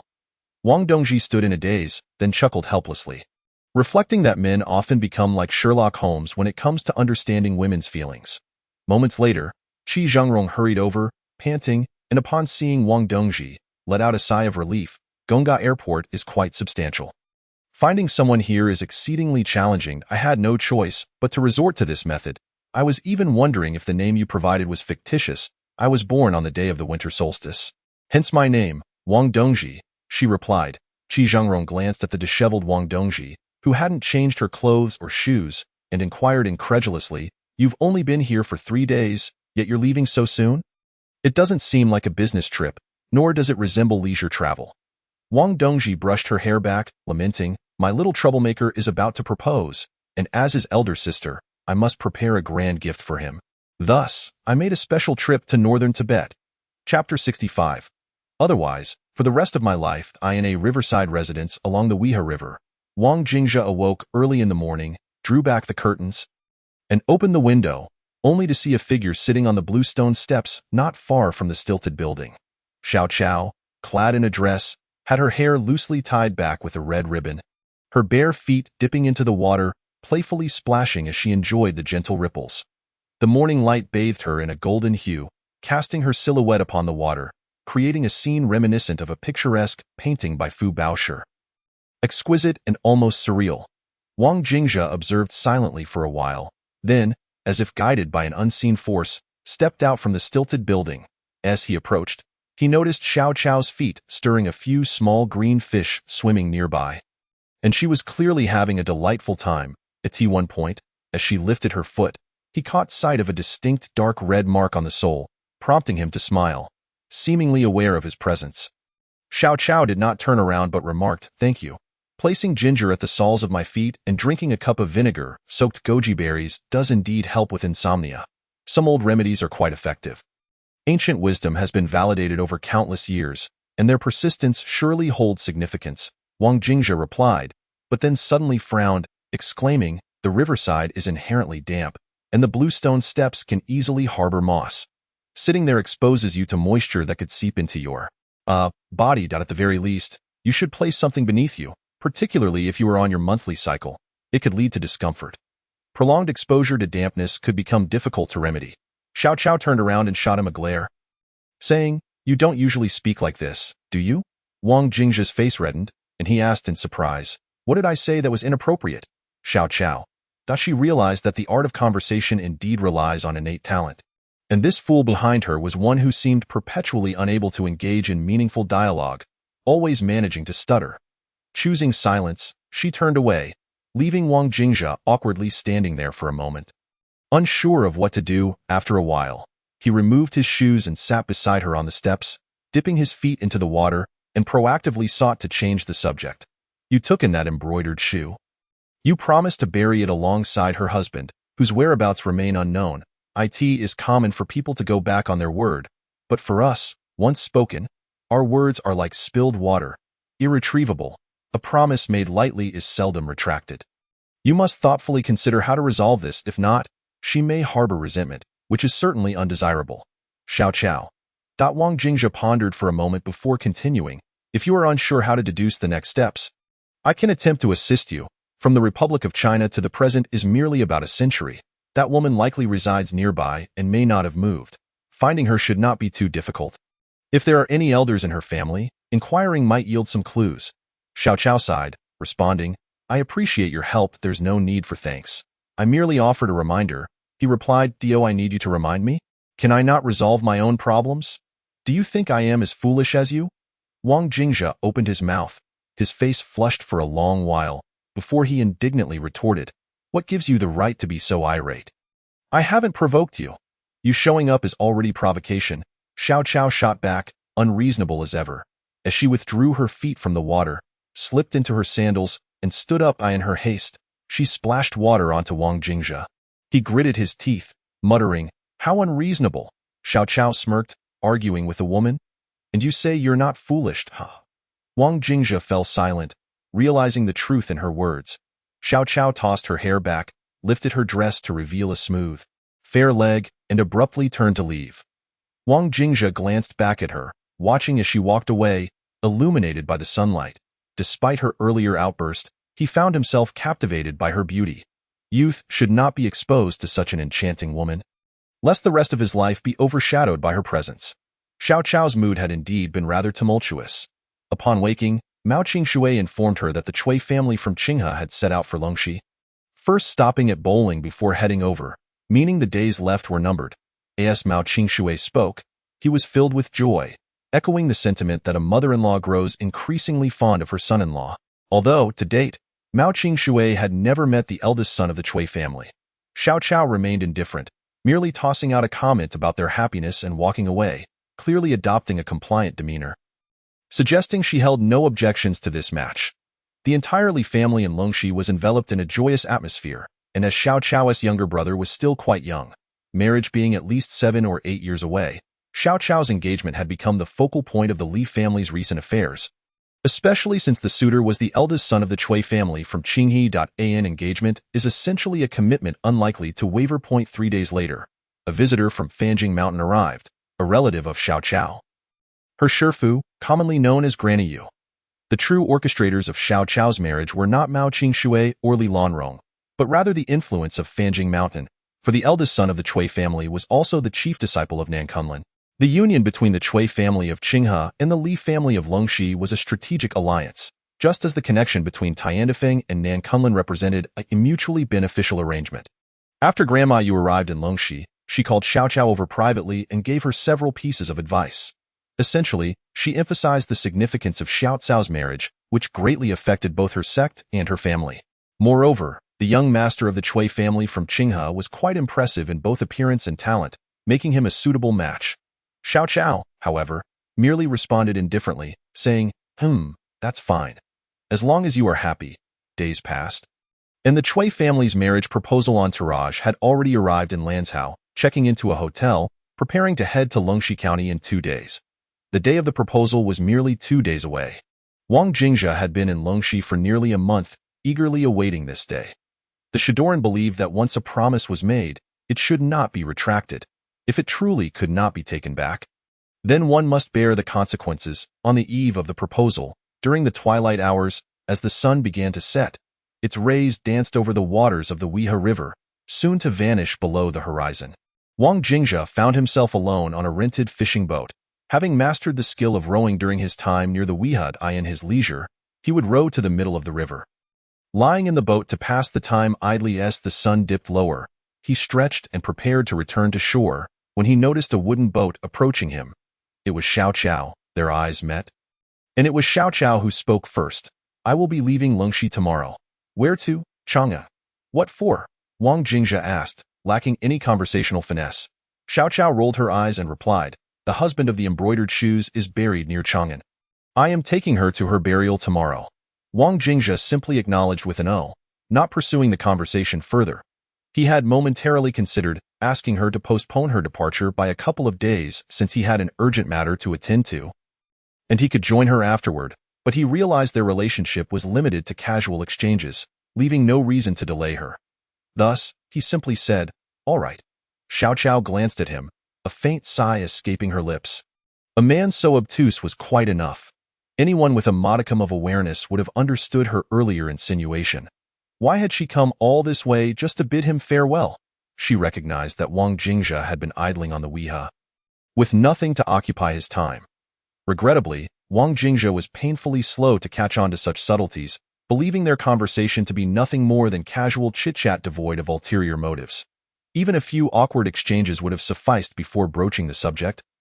Yet there were none. A brief, awkward silence enveloped them as their boats floated side by side, the only sounds being the gentle flow of water and their faint breaths. How awkward it was.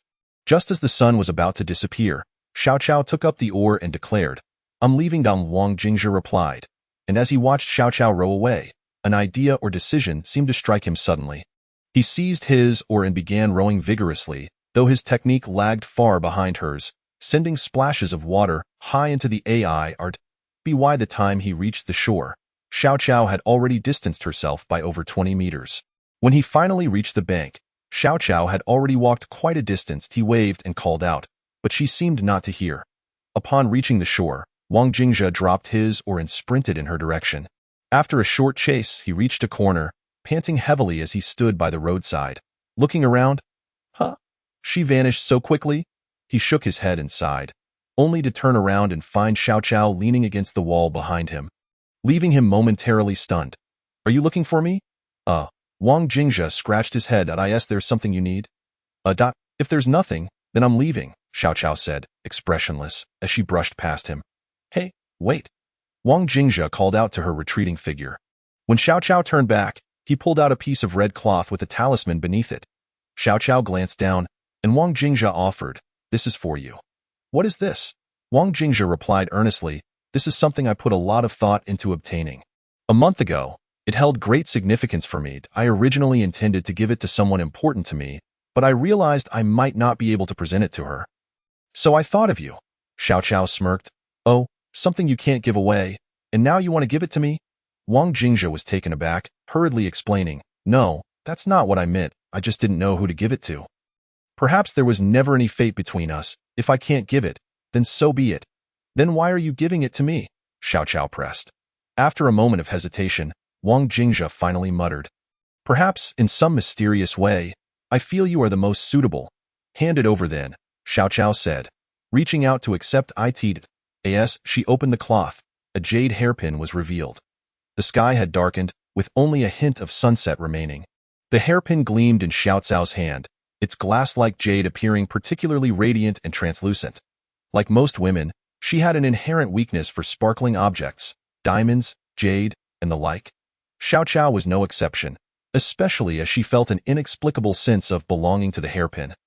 As though it were meant for her, a fleeting expression of delight crossed her face, which Wang Jingzhe noticed, feeling a sense of relief wash over him. He had feared she might reject it.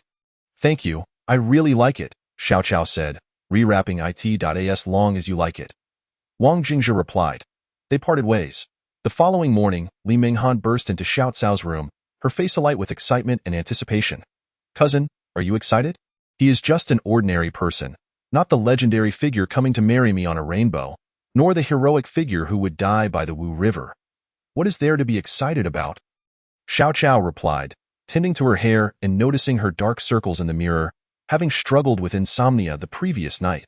But he is the eldest son of the Chui family, the brightest star. What do I care? At that moment, the Chui family's proposal entourage was merely a few kilometers away from Longxi.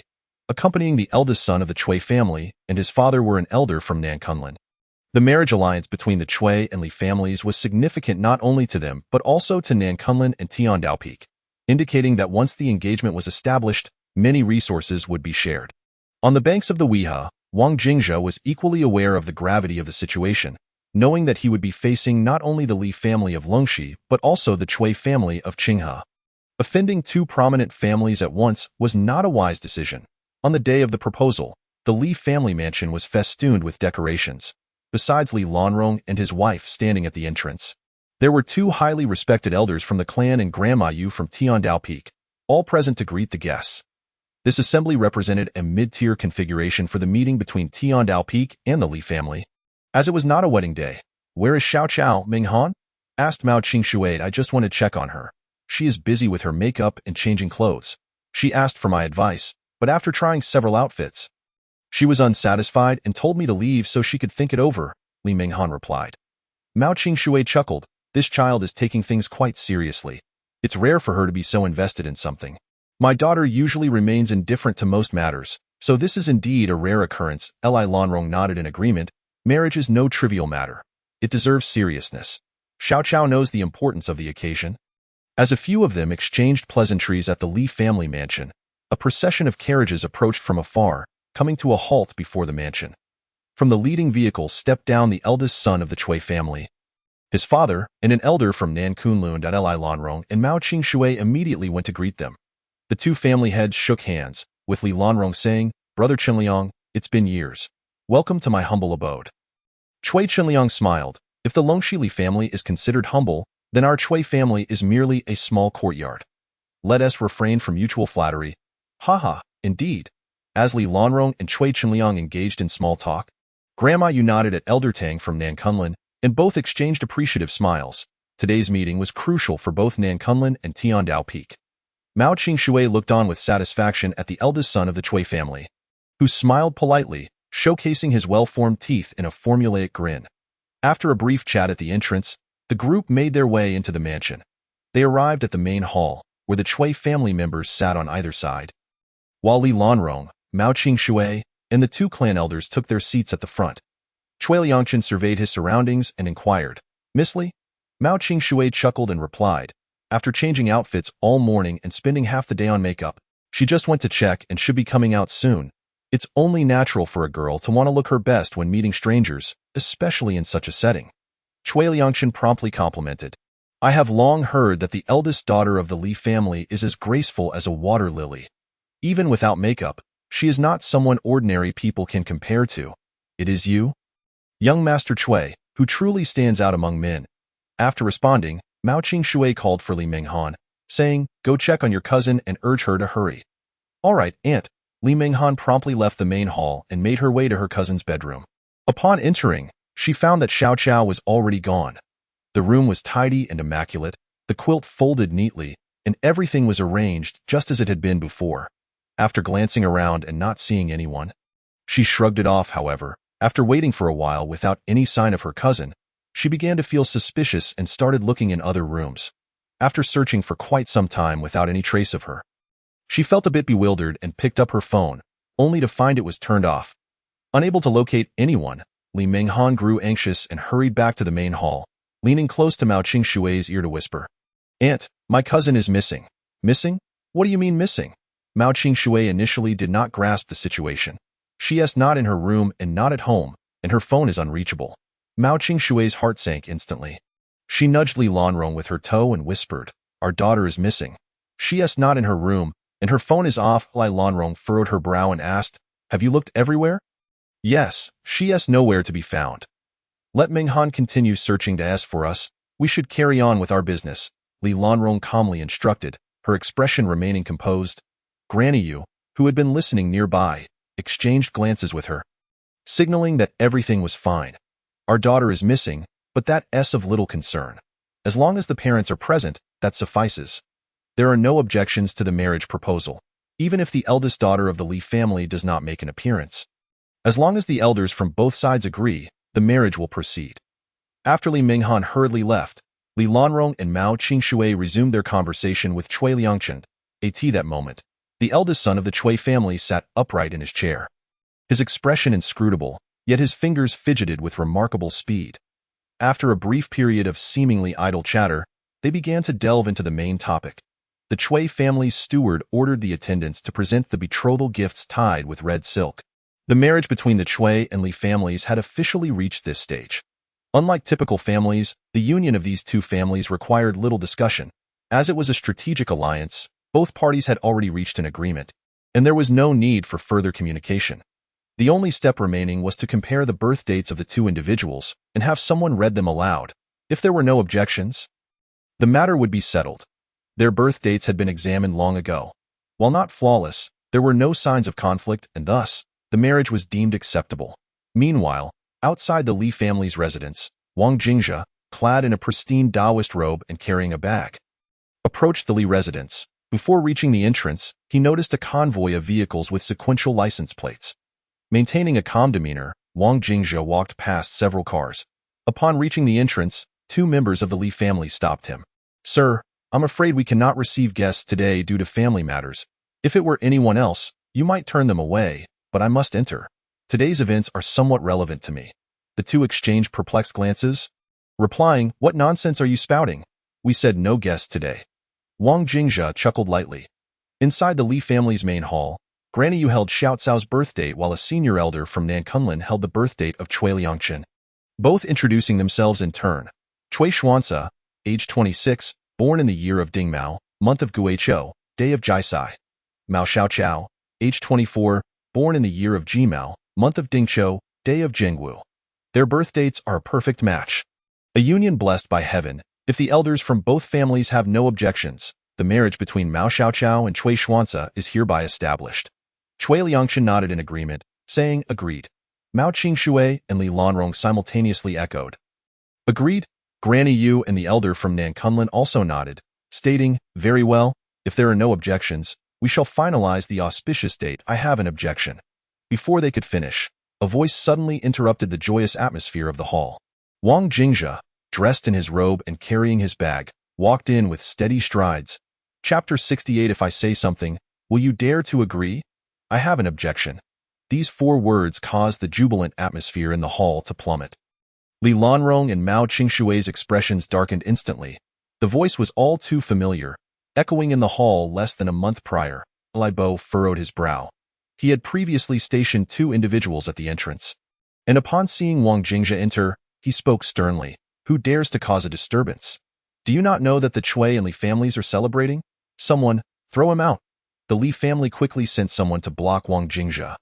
Unfazed, he halted his steps, his gaze piercing through those trying to obstruct him, landing on Li Lanrong and Mao Qingshui with a smile. "It may be a bit late to try to expel me now. I wouldn't have dared to step into your door if I feared being thrown out. Besides, since I am here, surely the Cui family members are curious about who would oppose your marriage. Right? To simply expel me, do you not fear that the Cui family may harbor some resentment? Some matters may not be so easily explained." The Li family was aware of Xiao Cao's engagement, as were Granny Yu from Tiandao Peak and the elder from Nankunlin. Naturally, the Cui family members would be oblivious to it. Upon Wang Jingzhe's sudden intrusion, the Cui family members quickly realized that there might be more to this marriage than meets the eye. Li Lanrong's face turned pale with rage. She abruptly stood, pointing at Wang Jingzhe and shouting, "What nonsense are you spouting?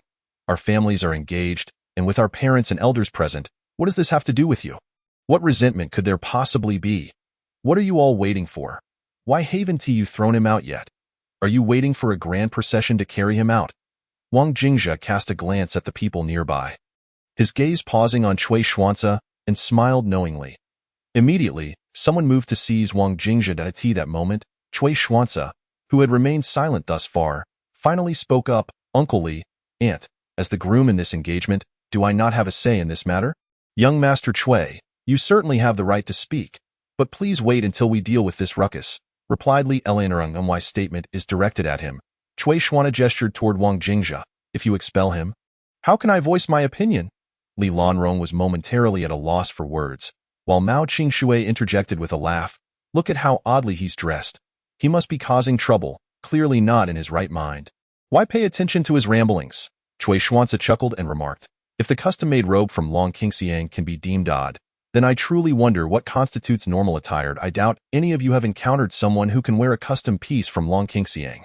Cui Xuanzi, astute, immediately recognized the Long Qingxiang label on Wang Jingzhe's robe, a brand that the Cui family ordered several sets from each year. Li Lanrong exhaled deeply, sitting back in her chair with a decidedly unfriendly demeanor. Cui Xuanzi turned to Wang Jingzhe and inquired, what was it you said about this marriage? I have an objection. And why is that? Wang Jingzhe replied, I am already engaged to the eldest daughter of the Li family. The engagement was personally arranged by our elders. If she wishes to marry someone else, I naturally have an objection. Cui Xuanzi narrowed his eyes upon hearing this, while Cui Qinliang regarded Wang Jingzhe with a measured gaze. Then turned to the Li family members. Mao Qingxue, maintaining a calm demeanor, stated, what nonsense. You claim my daughter is engaged based on your word alone. Who is your elder, and which elder from the Li family arranged this? Your claims are baseless. Do you have any proof? Was there a signed agreement or any token of evidence? An engagement cannot simply be established with empty words. You wish to know my family elder? My father, Wang Xinji. Upon uttering his father's name, both the Cui and Li families were momentarily taken aback, their minds racing to comprehend who this Wang Xinji might be. After pondering for a while, they realized that none of them had ever heard of such a person, neither among the ordinary populace nor among the renowned figures of the Taoist community. Mao Qingxue burst into exaggerated laughter. I thought you might mention some earth-shattering name, but it seems we may be the ones lacking knowledge. Wang Jingzhe remained unfazed, continuing, years ago, it was my father who arranged the engagement with your family as elder. Li Lanrong scoffed, you continue to spout nonsense. If there were an engagement, do you have any written proof? None. Wang Jingzhe shook his head. Any witnesses? None either. And no tokens from the Li family? Still none. Li Lanrong and Mao Qingxue erupted in laughter, while Cui Qinliang and the elder from Nankunlin furrowed their brows. Granny, you could no longer hold her tongue, saying, young man, you are being utterly unreasonable. You have nothing to support your claims. Do you think we are mere jesters? While I may lack tangible evidence, my father's arranged engagement is recognized by no one but us. No one else dares to deny it. Wang Jingzhe spoke softly. What a jest! Li Lanrong retorted coldly. Then turned to Cui Qinliang and said, Brother Qinliang, I trust you have discerned that this person is merely spouting nonsense, filled with baseless claims. If he could indeed produce evidence of a marriage contract, I would concede, but with nothing more than a flick of his lips, he seeks to tarnish the reputation of the Li family. Surely, you have all witnessed this, have you not? Cui Qinliang pondered for a moment before responding. It does indeed seem that way. Let us have him expelled. We cannot allow him to disrupt our joyous occasion. Suddenly, Li Lanrong rose, pointing an accusatory finger at Wang Jingzhe. Will you leave of your own accord? Or shall I summon others to carry you out? I can leave on my own, but I have a question for you, Master Li. Would you dare to answer? Wang Jingzhe retorted disdainfully, hands clasped behind his back. Speak. With his head held high, Wang Jingzhe pronounced each word deliberately. If you would simply utter the words that the marriage contract between the eldest granddaughter of the Li family and the Wang family of Chaoga does not exist, I shall turn on my heel and depart, never to set foot in your Li family estate again, and I shall refrain from ever mentioning the marriage contract between myself and your esteemed Miss Li. Mao Qingxue's heart leapt with joy, while Li Lanrong pursed his lips and asked, Is that so? Do you dare to acknowledge it? What was never true cannot be acknowledged. It is merely your wild ramblings. What reason do I have to fear acknowledgement? Wang Jingzhe smiled, a knowing glint in his eye. Very well, you admit it, and I shall take my leave. Li Lanrong hesitated briefly before he spoke again.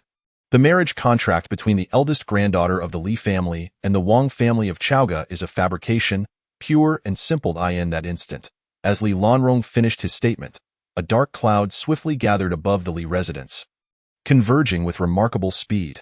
Suddenly, a flash of lightning split the sky. With a resounding clap of thunder, a bolt of lightning descended from the cloud, striking fiercely at the ancestral hall of the Li family. Li Lanrong, momentarily stunned, looked up in bewilderment, pondering the origin of the lightning strike. Such oaths should not be made lightly, for there are always those who would proclaim that if I were to lie, may the heavens strike me down. It seemed to be just such a moment. Crack! A second thunderclap echoed as the assembly remained in a state of confusion. The very hall trembled under the weight of the third, fourth, and fifth strikes, each one resonating through the heads of those present. The sudden claps of thunder signified an impending transformation. Chapter 69. A great change after the thunder. The weather in July is not akin to that of June. The face of a child can change in an instant. Just that morning, when the representatives of the Chui family arrived to propose marriage, the sky was clear and devoid of clouds.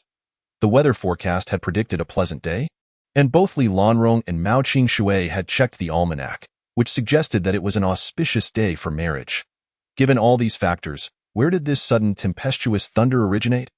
Had the heavens caught a chill and sneezed? Following the 5 strikes of thunder, the hall fell silent, only to be interrupted by hurried footsteps. Li family members rushed in, disregarding the tense atmosphere, exclaiming, "Patriarch, the thunder has left a gaping hole in our ancestral hall," shattering several ancestral tablets. In an instant, at least a dozen gazes turned to Wang Jingzhe, particularly those of Li Lanrong, Mao Qing, and several elder members of the Li family, their faces contorted with anger, their bodies trembling with rage. There was no doubt that the lightning was somehow connected to Wang Jingzhe, for all had seen the mocking smile etched upon his face. For families that have endured for millennia, ancestral tablets are a source of pride. The Li family's spiritual tablets include those of several historic figures, including that of their revered ancestor. Those seated in the room were not the ordinary folk outside, who dismissed the supernatural. All were aware that, beyond mere mortals and livestock, many unknown entities exist in this world. For instance, the feng shui practitioners of the southern Kunlun clearly understand that in these 960,000 square kilometers, one cannot escape the influence of feng shui. The Tian Dao Peak of Mount Fanjing is revered as the Taoist library, housing countless sacred texts, and they are well aware that demons and spirits are not mere fabrications. Moreover, both the Chui and Li families boast millennia of history, with many ancient texts preserved. Thus, it was clear to all that the thunder was not merely a coincidence nor the result of divine whimsy. It was undoubtedly linked to Wang Jingzhe. However, the mystery remained. How had the lightning struck? Cui Xuanzi cast a penetrating glance at Wang Jingzhe before shifting his gaze to the Li family members. Speaking slowly, as I understand it, there exists within our realm a sacred vow, once made, cannot be retracted unless the vow-maker themselves rescinds it, or both parties mutually agree to abandon it. Otherwise, should one party breach the vow, they shall surely face retribution. I recalled that earlier, you, dear Uncle Li, were asked if you would dare state that the marriage contract between the eldest granddaughter of the Li family and the Wang family of Chaoga does not exist. You then echoed that statement, and thus the lightning struck. I believe this is indeed the truth of the sacred vow. In that light, it appears that this individual from the Wang family of Chaoga is indeed linked by a marriage contract to your esteemed young lady of the Longxi Li clan. Otherwise, how could the lightning have struck without reason? The Sha Dao lineage places immense importance on promises. The oaths made by its members are unbreakable. Should a blade lent out not be returned, it would validate Wang Jingzhe's previous assertion. The consequences shall be borne by oneself. Yet, in this instance, the consequences that the Longxi Li family must face are not borne by Wang Jingzhe, but rather by the heavens intervening on his behalf. Cui Xuanzi's words were akin to a stinging slap to the face of the Li family, resounding with undeniable clarity. Previously, Li Lanrong and Mao Qing had confidently declared that Wang Jingzhe was merely a nuisance, spouting nonsense, and shortly thereafter, their ancestral hall was struck. Truly, the sound of that slap echoed loudly, and what of it? This marriage contract is ambiguous. Why should we acknowledge it? Why should the eldest granddaughter of the Li family recognize it? An elder from the Li family remarked coldly, "Now, the marriage contract has emerged, the thunder has struck. Must we not continue with the engagement?" Wang Jingzhe, momentarily taken aback, spat out 3 words with disdain: "Shameless." The elder responded, equally shamelessly, "And what of it?" With a knowing smile, Wang Jingzhe chose silence and turned to depart. Li Lanrong then addressed Cui Chenliang, "Brother Chenliang, this is merely a minor interlude. Once it passes, We shall resume our discussions regarding the marriage between our families. Cui Chenliang furrowed his brow. This interlude was less than pleasant, bordering on distasteful. Yet, as Li Lanrong had stated, the interlude had passed. Could the marriage not proceed? Cui Chenliang turned to the elders of the southern Kunlun and quietly inquired. They nodded in affirmation, indicating that the engagement would continue. Although the eldest granddaughter of the Li family had a marriage contract, it seemed the moment had passed, and both families were eager to proceed. At that moment, Wang Jingjia had reached the entrance of the main hall, slightly tilting his head and shaking it gently. Just as he was about to step outside, Li Lanrong's phone rang. He glanced at the screen and saw that it was the elder guarding the family cemetery calling. Such calls only come during the annual ancestral rites. The Longxi Li family has two cemeteries, one well known at Tangzhou Mausoleum, now a popular tourist destination. The other, less known, is near the Wei River in Longxi, serving as the resting place for the family's patriarchs and notable figures since the Tang dynasty. Li Lanrong answered the phone, astonished, as the elder's voice came through, low and grave. Lanrong, there has been an incident at the cemetery. Li Lanrong gasped in surprise and hurriedly inquired, what has happened? The tomb of your father has cracked open, and numerous snakes, insects, and beasts have emerged. Moreover, the graves of your great-grandfather and brother have also suffered issues.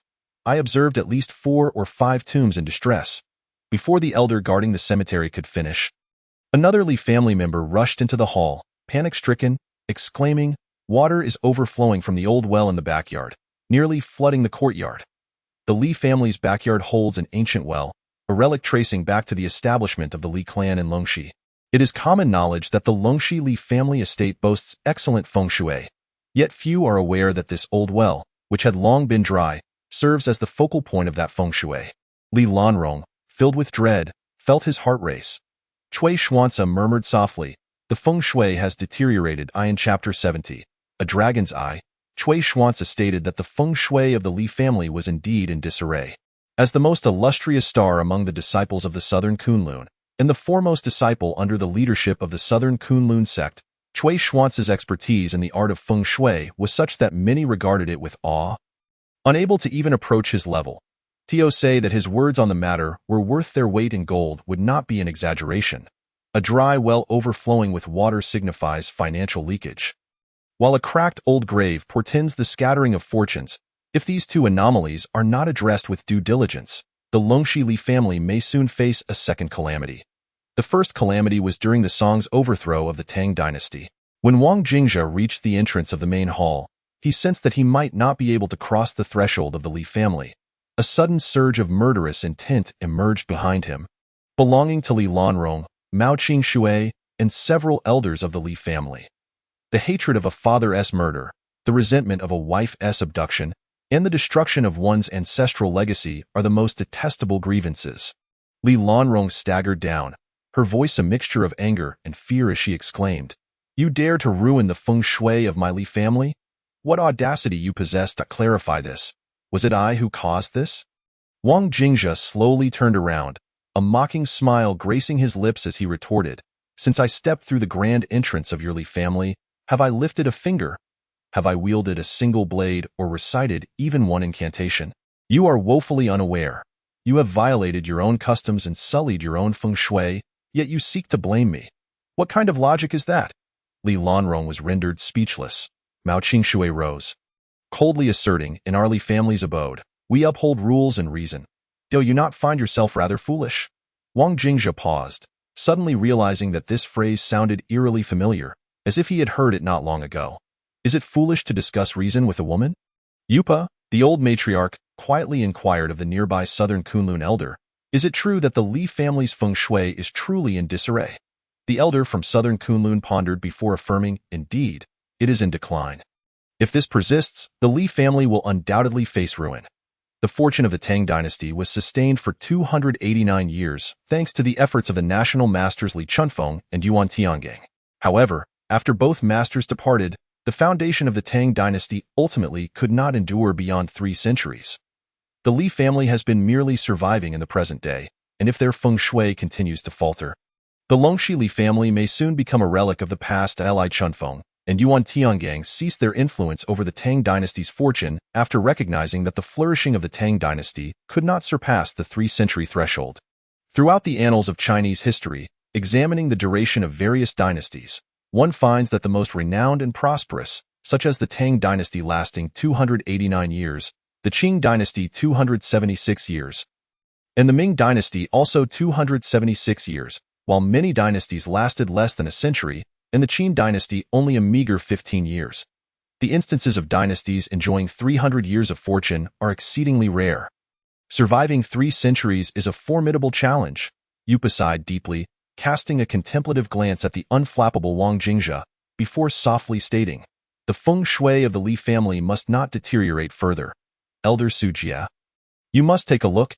Elder Sujie nodded and called to Cui Xuanzi, "Come with me to investigate.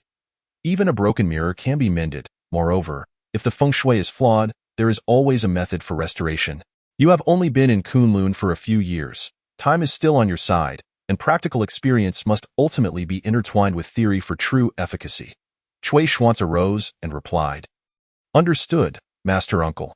Let us proceed." Li Lanrong pointed at Wang Jingzhe, sternly instructing Li Bo and the others from the Li family, "Do not let him leave the Li family. He must not take a single step outside." Wang Jingzhe smiled lightly and chose to return, casually sitting down on a chair, closing his eyes to rest. After shutting his eyes, he softly remarked, "If you manage to restore this flawed feng shui, Southern Kunlun will no longer be known as Southern Kunlun." Sujie and Cui Xuanzi, who had not yet strayed far, halted simultaneously, both recognizing that Wang Jingzhe's words were not mere idle chatter. Yet they found themselves at a loss for understanding. Sujie frowned and inquired, "What do you mean by that?"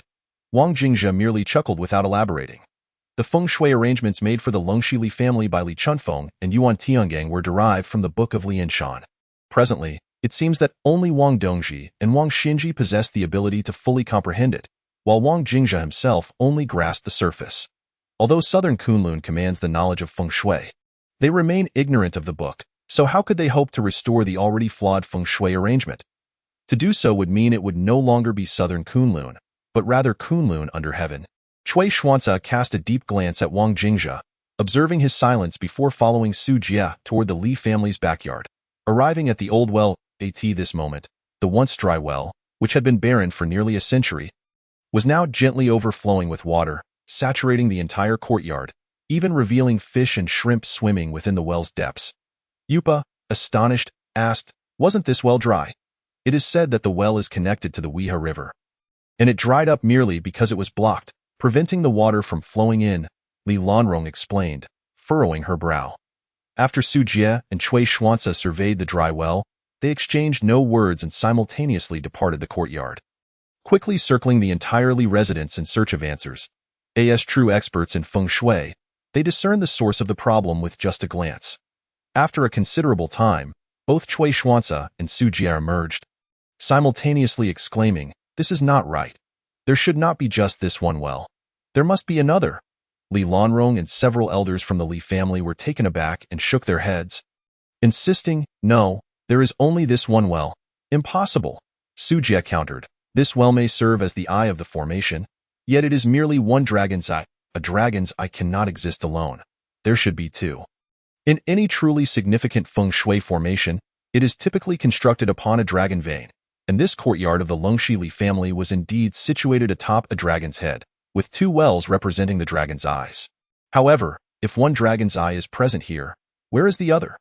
The dry well springing forth water signifies the dragon's eye weeping, a profoundly ominous omen. Li Lanrong was instantly bewildered. Who could possibly know the details of her family's land better than she? How could she be unaware of the presence of multiple wells? If this well is now gushing water, then surely the other must also be doing so.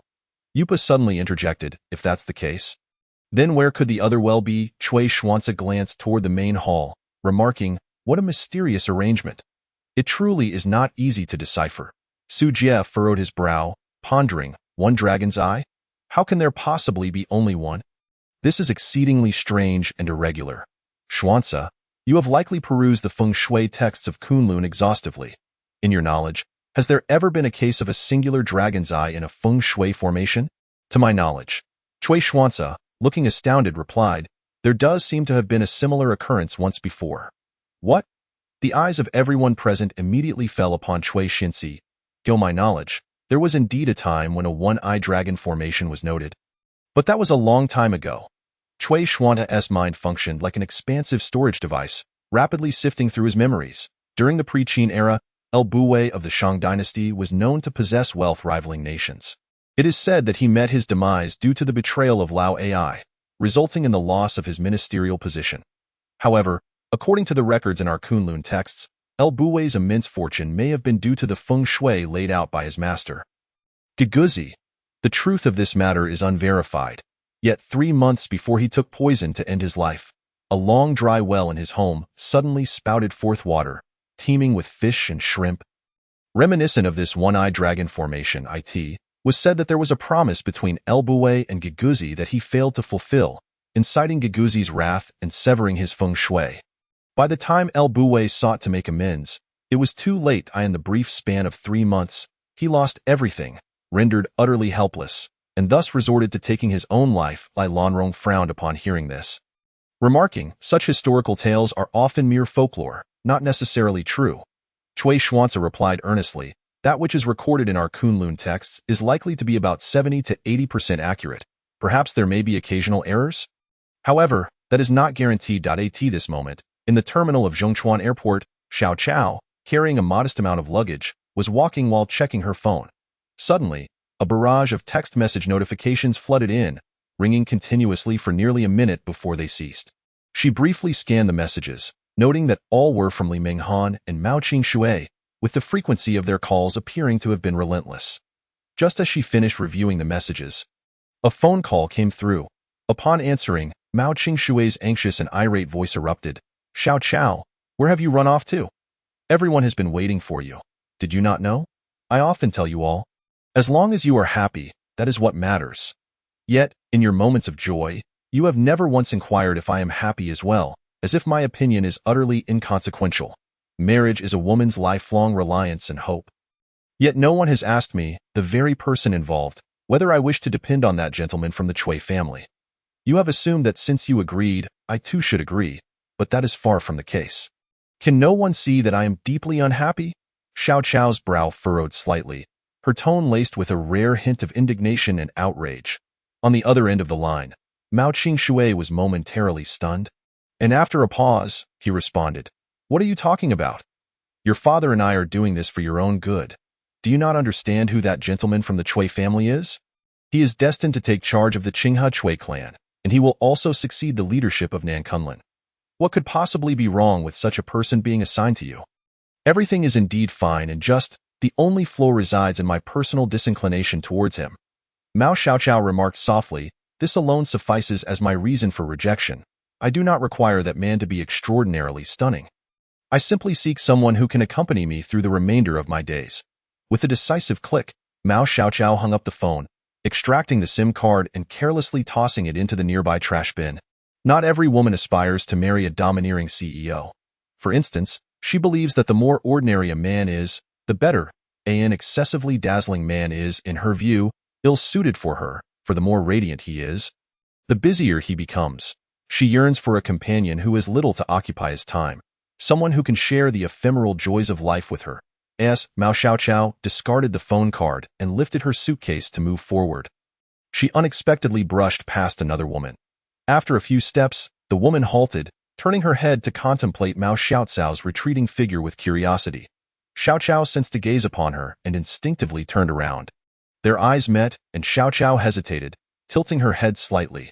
For some inexplicable reason, the woman's face struck her as familiar, evoking a sense of déjà vu, yet she could not recall where she had encountered her before. Wang Dongji smiled and unexpectedly initiated a conversation. Why are you staring at me like that? I feel as if I have seen you somewhere before. Mao Xiaochao was momentarily perplexed. She prided herself on her memory, believing she could never forget anyone she had met. Yet this woman left her with a vague impression. There was a familiarity in her brow. Mao Xiaochao responded with an "oh," nodding yes in the brow. Wang Dongji chuckled, leaving behind a cryptic remark as she departed. It is all merely fate. Mao Xiaochao furrowed her brow, murmuring in bewilderment, what fate do I have? whose fate is intertwined with mine. At this juncture, Wang Dongji arrived at the residence of the Longxili clan. Within the Li family estate, Su Jie and Cui Xuanzi were both in search of another Longan. Yet despite scouring the entire mansion and inquiring with every individual bearing the Li surname, no one knew the whereabouts of the second Longan. Longxi boasts numerous ancient wells, at least a dozen still in existence, yet after inspecting each one, none revealed the elusive Longan, as if it were a figment of imagination. After their fruitless search, the group hurriedly made their way to the Li family tomb. Upon their arrival, they immediately sensed an oppressive aura enveloping them, the thick atmosphere of gloom causing every member of the Li clan to feel a disquieting thrum in their hearts. The elder overseeing the graveyard, upon seeing Lanrong Li and the others, hastily exclaimed, "Lanrong, ever since I received your call, all the direct descendants' graves of the Li family have begun to crack." Upon hearing the elder's words, Lanrong Li suddenly stomped down hard on a cockroach that had crawled onto his foot. The elder pointed at the ground, declaring, "These pests are now everywhere." Inside the cemetery, several small snakes, about the thickness of a thumb, coiled around the branches, while cockroaches and centipedes scurried across the ground. Even a few large rats ran about, unperturbed by the presence of humans. The sight of serpents and insects infesting the graves is considered a dire omen, signifying that the resting ancestors have been disturbed, which portends misfortune for their descendants. As Lanrong Li and his companions entered the cemetery, they noticed several aged graves had developed fissures, through which insects crawled in and out, igniting a fury among the Li clan. Would you not be enraged if insects were crawling over your ancestors' remains? Outrageous, utterly outrageous, Lanrong Li shouted, his lips quivering with indignation. Su Jie produced a feng shui compass, and the moment it was revealed, the needle began to spin wildly, rendering its direction indecipherable. The magnetic field of the graveyard was in utter disarray. Chapter 72. To untie the knot, one must first tie it regarding ancestral graves. The appropriateness of their burial location and the quality of feng shui directly impacts the descendants, often playing a crucial role in their fate. Therefore, the positioning of ancestral graves is of paramount importance. Unlike modern practices where ashes are merely placed in a funeral home, lacking true burial, the ability to thrive on the blessings of ancestors is rendered impossible, compelling individuals to rely solely on their own efforts to succeed. Upon realizing the anomalies surrounding the ancestral graves, the Longxili clan was consumed with rage. It was akin to severing their lineage's future, driving them to harbor deep-seated resentment towards Wang Jingzhe.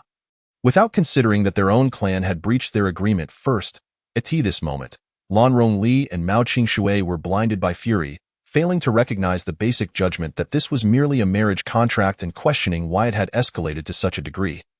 Culminating in the disruption of their ancestral graves, the bond between Wang Jingzhe and Mao Xiaoqiao was clearly more complex than it appeared. Alas, when human hearts are clouded, they become exceedingly difficult to unveil. With the ancestral graves in disarray and the family's feng shui compromised, these 2 points struck at the very core of the Li clan's lineage. Old Su, can the issues regarding the Li family's ancestral graves be resolved? Lanrong Li inquired, suppressing his anger. It is quite challenging. The disturbance to your ancestral graves does not stem from the burial site itself, and there are no traces of human intervention. Hence, identifying the source of the disruption will require considerable effort and thought. Su Jie replied, shaking his head. Suddenly, Cui Xuanzi recalled Wang Jingzhe's earlier statement. If you can restore the disrupted feng shui, Nan Kunlun would no longer be called Nan Kunlun. Wang Jingzhe's words were only half spoken, yet it was evident that he possessed absolute confidence that those from Kunlun Mountain would be unable to resolve the feng shui woes of the Longxili clan. Lanrong Li gritted his teeth, asking, "What then can be done?"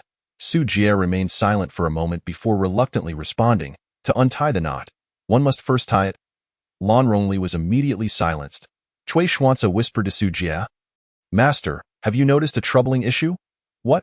Su Jie's curiosity was piqued. The feng shui arrangements of the Li family's one-eyed dragon, along with the anomalies surrounding their ancestral graves, have not been documented in our Kunlun records. This is rather intriguing. The saying that the world's feng shui originates from Kunlun is becoming slightly embarrassing. Encountering one troublesome feng shui problem is understandable, but encountering two at once seems rather coincidental, does it not?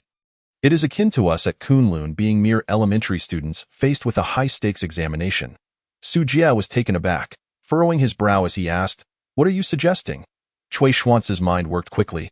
Adept at unearthing unusual details and unraveling them into coherent threads, it is said that Kunlun Mountain possesses records of approximately 50 to 60% of the world's feng shui formations, while others have been lost or forgotten over millennia, accounting for about 20 to 30%. However, what of the remaining feng shui formations unknown to Kunlun? Cui Xuance narrowed his eyes, articulating his thoughts clearly. Master, I have a bold hypothesis that seems highly plausible. Su Jie fell silent, the weight of Cui Xuance's words sinking in, his expression growing grave, even his breathing quickening. After a long pause, Su Jie rubbed his hands together, asking, "Do you truly believe the possibility is high?" "It is likely," Cui Xuance replied. "The feng shui formations that even we at Kunlun are unaware of could very well belong to the records of Lianshan. For many years, it has been speculated that Lianshan may not have been lost, but rather remains in the possession of certain individuals. For instance, when Li Chunfeng and Yuan Tiangang served as state advisors during the Tang dynasty, there were rumors that they might have knowledge of Lianshan or Guizong. However, news of the disappearance of these two texts predates the Tang dynasty. How then could Li Chunfeng and Yuan Tiangang be aware of them?" Su Jie gasped in astonishment. "If your hypothesis holds true, then it implies," Cui Xuance asserted firmly, "the Li family's ancestral graves and the disturbance of their estate's feng shui are likely connected to Lianshan. Is it possible that your Longxi Li clan's feng shui was crafted by Yuan Tiangang or Li Chunfeng?" Su Jie cautiously inquired of Lan Rongli. "This matter is unknown to anyone. However, Longxi is the Li family's rented land, and since Li Chunfeng and Yuan Tiangang were state advisors and feng shui masters, it seems reasonable for them to have provided feng shui services to the Longxi Li clan," Lan Rongli responded. "Uncertain," Cui Xuance remarked. "If that is the case, it becomes quite intriguing. Sometimes, it truly is the case that human calculations pale in comparison to the will of heaven. The lineage of the Shidao sect possesses Lianshan, Guizong, and Chimen Duanjia, all of which have remained shrouded in secrecy. Yet, perhaps even Wang Xianji could not have anticipated that the Li family's renunciation of the marriage contract would entangle Nan Kunlun, thereby alerting others to the potential emergence of Lianshan or Guizong. To be honest, if these two feng shui conundrums had been presented to other feng shui masters, they might not have discerned any issues. Yet, Kunlun Mountain could, precisely because of the adage that the world's feng shui originates from Kunlun. Kunlun holds an abundance of feng shui formations, making it exceedingly rare for a formation to exist that is not catalogued within this feng shui treasury. Thus, Cui Xuance and Su Jie quickly deduced that Wang Jingjia or his family members might be privy to the knowledge contained within Lianshan. The calculations of man cannot rival those of heaven. Even the most astute predictions of a skilled strategist cannot compare to the whims of chance, for the uncertainties it brings are indeed overwhelming. Su Jie narrowed his eyes and softly remarked, "To untie the bell, one must seek the one who tied it." The assembly comprised of astute individuals, seasoned by life's trials, and this statement resonated with a shared thought in their minds. Rather than laboriously contemplating how to resolve this intricate dilemma of feng shui, why not summon the one who is capable of addressing it? After all, would that not be the simpler course of action? The person in question was Wang Jingjia, who was currently within the confines of the Li family estate. Wang Jingjia remained, not contemplating departure, even though he was acutely aware that he might face encirclement later. His pride as a strategist, coupled with a desire to test his skills against Nan Kunlun, compelled him to stay. During his years away from home, he had seldom engaged in conflict, even when pursued by Bei Chuma Wuqiao. He refrained from confrontation, primarily to conceal his capabilities and because he was eager to propose marriage. However, this time, he felt no urgency nor concern. The art of feng shui did not necessarily require the contents of the Guizong. The strategist had numerous avenues at his disposal. Regrettably, Wang Jingjia's inexperience in practical matters became evident. Just over 20 years of age, his limited encounters in the world had not prepared him for the deductions made by Cui Xuance and Su Jie, who, through the unique Longyan and the changes in the Li family's ancestral tomb's feng shui, had discerned certain truths. After a prolonged wait, he suddenly sensed a shift in the energy around him, as if he had been ensnared in an invisible cage, a prison without bars or shackles, trapping him within the grand hall of the Li estate. Feng shui, one of the most enigmatic concepts in Huaxia, is often associated solely with residential layouts, the positioning of graves, and the pursuit of wealth and promotion. Yet, Few realize that the principles of feng shui can also be wielded in combat. Take, for example, the 8-formation battle diagram created by Zhuge Liang during the Three Kingdoms, a feng shui formation capable of multiplying one's strength against the enemy. Similarly, the formidable 8 Gates Golden Lock formation from the Warring States period serves as a testament to this principle. Thus, feng shui is not merely a tool for prosperity. It can also determine life and death amidst the clash of blades. Upon realizing his predicament, Wang Jingzhe observed a group entering: Cui Xuanzi, Su Jie, Li Lanrong, Mao Qingxue, and Granny Yu, each bearing distinct expressions. Cui Xuanzi and Su Jie displayed surprise and confusion, mingled with a hint of yearning, while Li Lanrong and Mao Qingxue radiated indignation, their eyes ablaze with fury that seemed capable of incinerating him. "You have not left yet?" Upon seeing Wang Jingzhe seated calmly in a chair, the newcomers were perplexed, uncertain how he remained so composed. "Why should I leave?" Wang Jingzhe retorted, as if the question were absurd. Li Lanrong, her face darkened, replied, "You have disrupted the feng shui of the Li family, severing the ties to our ancestral tomb. Do you truly believe I would let you remain unscathed?"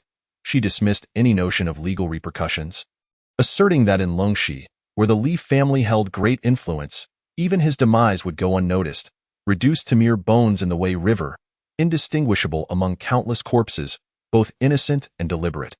Wang Jingzhe tilted his head, responding earnestly, "All that you claim hinges upon one condition: that you possess the ability to detain me." Su Jie interjected, "Is that not possible? Do you not sense your current predicament? The formation is the 16 heavens, external square and internal circle, with the 4 directions as the wind's embrace. The 2 instruments' confinement formation seals the magnetic field of this area. Not even a ghost could escape, let alone a human.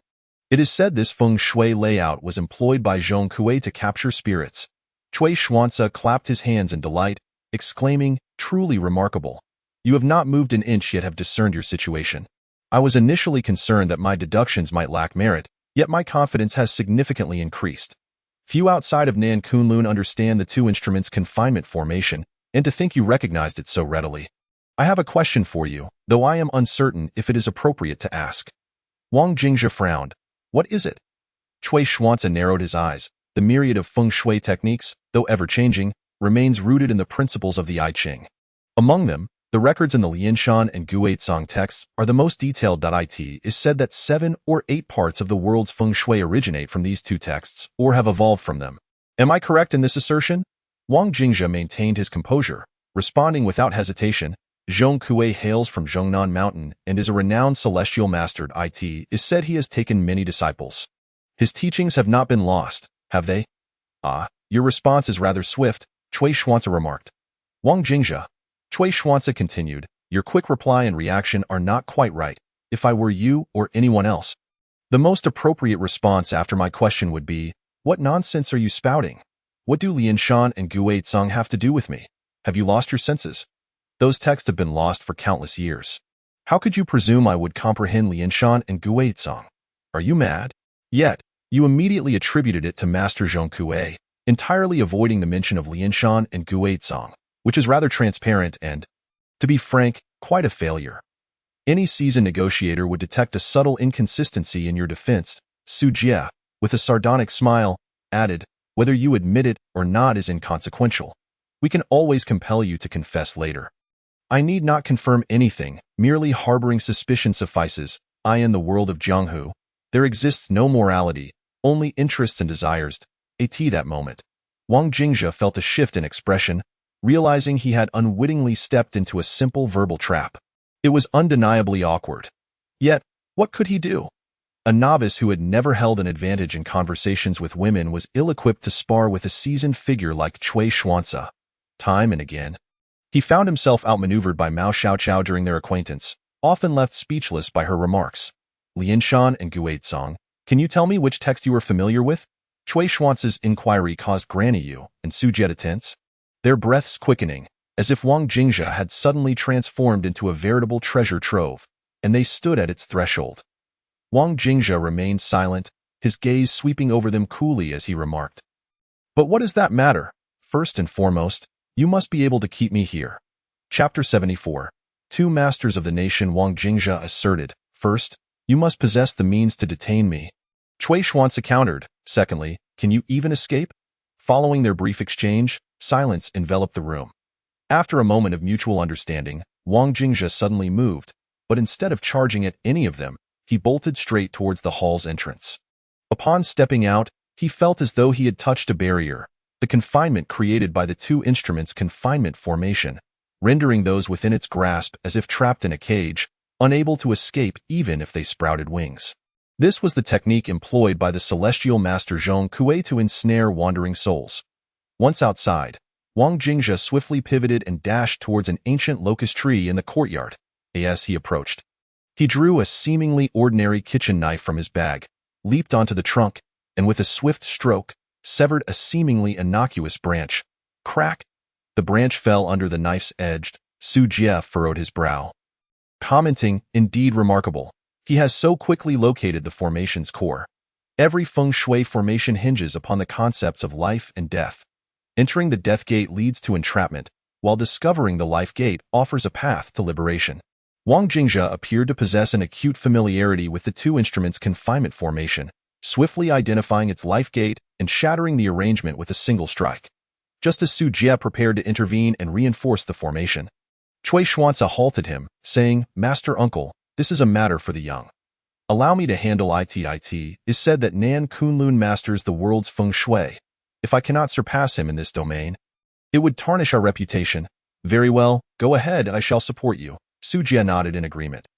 After Wang Jingzhe dismantled the two instruments' confinement formation, he did not rush to flee but instead turned to observe Cui Xuanzi. He sought to gauge the weight of Nan Kunlun's expertise, well aware that his opponent likely had further strategies awaiting him. A feng shui master excels in layering formations, capable of intertwining several similar arrangements. Seemingly innocuous alterations can yield profound transformations in effect.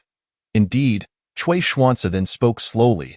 Your speed in breaking the formation astonishes me yet again, reinforcing my assertion that aside from the people of South Kunlun, only those well-versed in the theories of lianshan or guizhong can achieve such feats with ease. But what of it? Wang Jingzhe replied nonchalantly. What of it? Let us test our skills against one another. Upon finishing his words, Cui Xuanzi casually lifted a chair and took 2 cups filled with tea from the table. As he stepped into a bagua formation, he seemingly carelessly placed the chair on the ground, then moved left 3 steps to set down 1 teacup, advancing 3 feet to place the other on the windowsill outside, as if merely discarding 3 ordinary objects. Suddenly, the courtyard outside the main hall underwent a remarkable transformation, and a chilling breeze swept through the in the blink of an eye. Cui Xuanzi had transformed the two instruments' trapping formation into the 4 symbols trapping spirit formation, an evolution derived from the trapping spirit formation of the celestial master Zhong Kuei, a legacy of the Kunlun sect.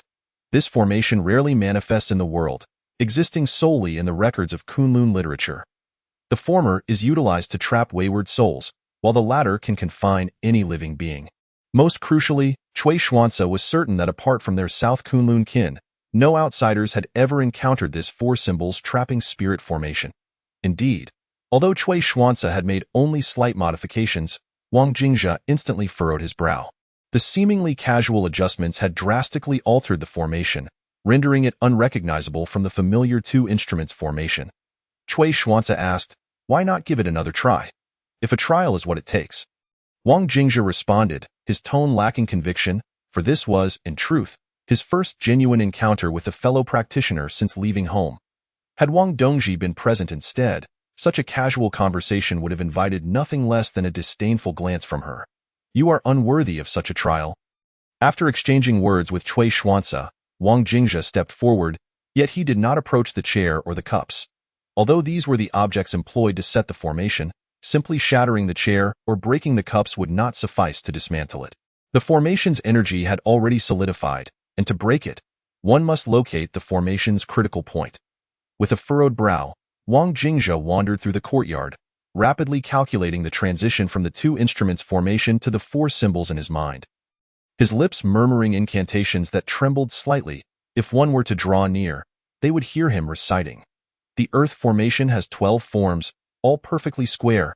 The clouds preside over the 4 corners. Upon scrutiny, there must be a center of harm. A lone soldier charges forth, while the entire army falters. At that moment, Wang Jingzhe had traversed 98 steps, and beneath his feet appeared an ordinary brick.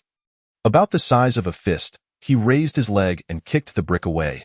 With a swift motion, the brick was sent flying, causing one of the cups Cui Xuanzi had placed to suddenly shatter with a sharp crack. Su Jie stood stunned, his expression grave, while Cui Xuanzi remained unfazed. As if he had anticipated Wang Jingzhe's rapid breakthrough, a flicker of excitement and astonishment crossed his face before he resumed the contest of geomantic formations against Wang Jingzhe. This time, the two seemed akin to unparalleled masters in a martial arts novel, exchanging strikes and counterstrikes. With a distance of merely a dozen meters between them, Cui Xuanzi swiftly altered his familiar formations. And each time he set a new formation, Wang Jingzhe promptly devised a counter-strategy. They were like two grandmasters locked in a game of Go, engaging in a battle devoid of bloodshed yet fraught with peril. A single misstep could lead to the formation master being backlashed, while the one unable to dismantle the formation could find themselves ensnared in danger. Gradually, Cui Xuanzi's breaths grew rapid and erratic. His eyes bloodshot, and with each movement, his hands trembled slightly, a testament to the immense mental strain he was enduring. Wang Jingzhe, too, was not in a state of ease. Beads of sweat formed on his forehead and nose. His brows knitted tightly. Chapter 75. I have a sister. Time slipped away, and both Cui Xuanzi and Wang Jingzhe found their steps faltering, resembling frail elders relying on canes to walk, having expended extraordinary mental and physical energy. Their struggles not unlike a fierce battle amidst a sea of soldiers. It was evident to all that soon one of them would surely fall, or perhaps they would both collapse simultaneously in this round of formation setting and dismantling. Their rhythms had noticeably slowed, each move laden with hesitation, their actions appearing rigid and laborious. Granny Yu watched in astonishment, uncertainly remarking, "It seems Xuanzi has set 18 formations, while that lad named Wang has consecutively unraveled 18 formations." 19 formations, Su Jie replied gravely. Such an exceptional occurrence is rare in this world. The Kunlun texts recount that before Jiangxia assisted King Wu in overthrowing the tyrant Zhou and establishing the Zhou dynasty, he consecutively set 28 geomantic formations. This is the only recorded instance of such a solo formation setting. Since then, while there have been unparalleled geomancers who have attempted similar feats, none have reached Jiangxia's level. Only figures like Huang Shigong, Zhuge Wuhou, and Giguzi could hope to rival him in the centuries since. No one has managed to consecutively set multiple formations. Perhaps it is due to a lack of opportunity or necessity. Or perhaps no one possesses the mental or physical stamina to do so. Most importantly, who can harbor countless geomantic formations in their heart? Granny Yu sighed. Cui Xuanzi of Kunlun truly deserves the title of the brightest star in South Kunlun over the past few centuries. Su Jie smiled with pride. The foremost disciple of Kunlun is not merely a figure of empty renown. Just as their conversation concluded, the expressions of all present suddenly stiffened. Indeed, Cui Xuanzi was that shining star. Yet what of the seemingly humble Wang Jingzhe? He had matched Cui Xuanzi blow for blow, and at this moment, they were evenly matched, indistinguishable in prowess. Observing Wang Jingzhe and Cui Xuanzi stumbling as if on the verge of collapse, a glimmer of brilliance flashed in Su Jie's eyes as his gaze darkened upon Wang Jingzhe. 20th formation. One sets the formation while the other dismantles it. This time, both seem to have become exhausted. Their eyes growing distant, their mental and physical exertion rendering them on the brink of collapse. Cui Xuanzi gasped for breath, his gaze fixed intently on Wang Jingzhe as he spoke. In our final move. You and I. Before Cui Xuanzi could finish his sentence, Wang Jingzhe, who was in the midst of dismantling the formation, suddenly gasped, blood erupting from his mouth. Pooh! A spray of blood shot forth as Wang Jingzhe fell into a violent cough.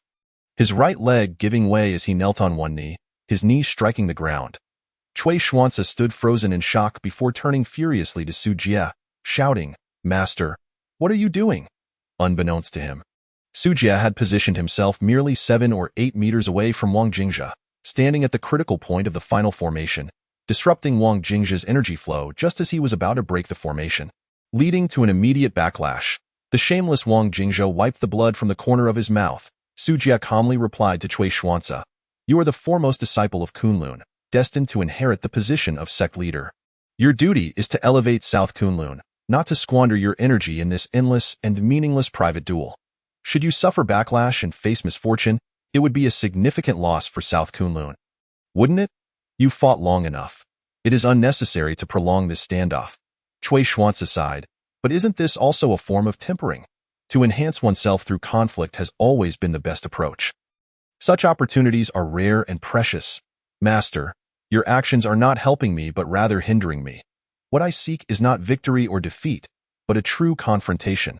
Alas, what a pity. Su Jie shook his head indifferently. Your intentions may be noble, but the outcome is not what I wish to see. As your elder and a senior of Kunlun, my focus is on the greater picture. I desire a victory, not for you to fall like him. Wang Jingzhe scoffed, gritting his teeth. Kunlun holds dominion over the world's geomancy. Ha! What a hollow title. What absurdities can be enacted here? Cui Xuanzi's face flushed with anger. Falling silent, while Su Jie remarked nonchalantly, I have said before, the martial world is devoid of righteousness. Only interests and desires remain. In the face of self-interest, what value is there in maintaining honor? All I require is the result. You have lost. You can no longer hold on, and Kunlun can seize you. Obtaining what we desire. Su Jie's words were harsh and shameless, yet they rang true. Conflict is about winning or losing, and few care about the means employed.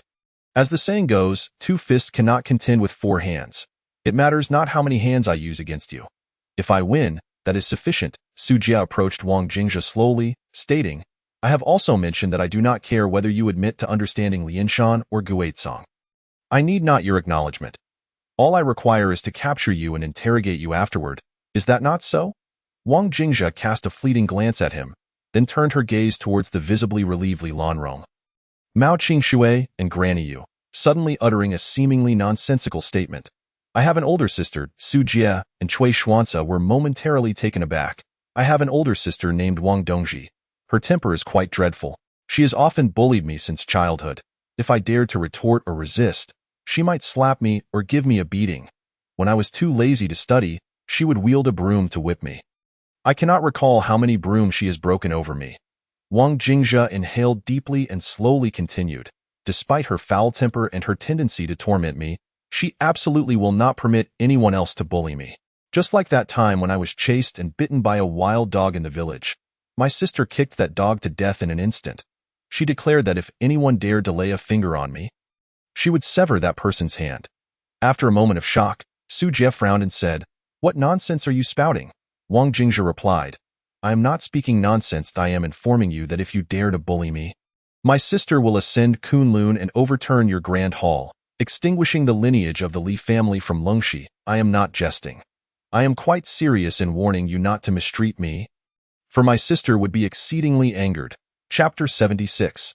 A thunderous entrance. I have an older sister, and should you dare to bully me, she will indeed storm Kunlun to topple your grand hall. As Wang Jingzhe spoke, she resembled a child who had been wronged and bullied, yet her tone was imbued with utmost sincerity and conviction. Wang Dongji had raised Wang Jingzhe since childhood. This sister, barely older than him, was both a sibling and a mentor. Due to father Wang Xianji's negligence, the responsibility of educating Wang Jingzhe fell entirely upon Wang Dongji.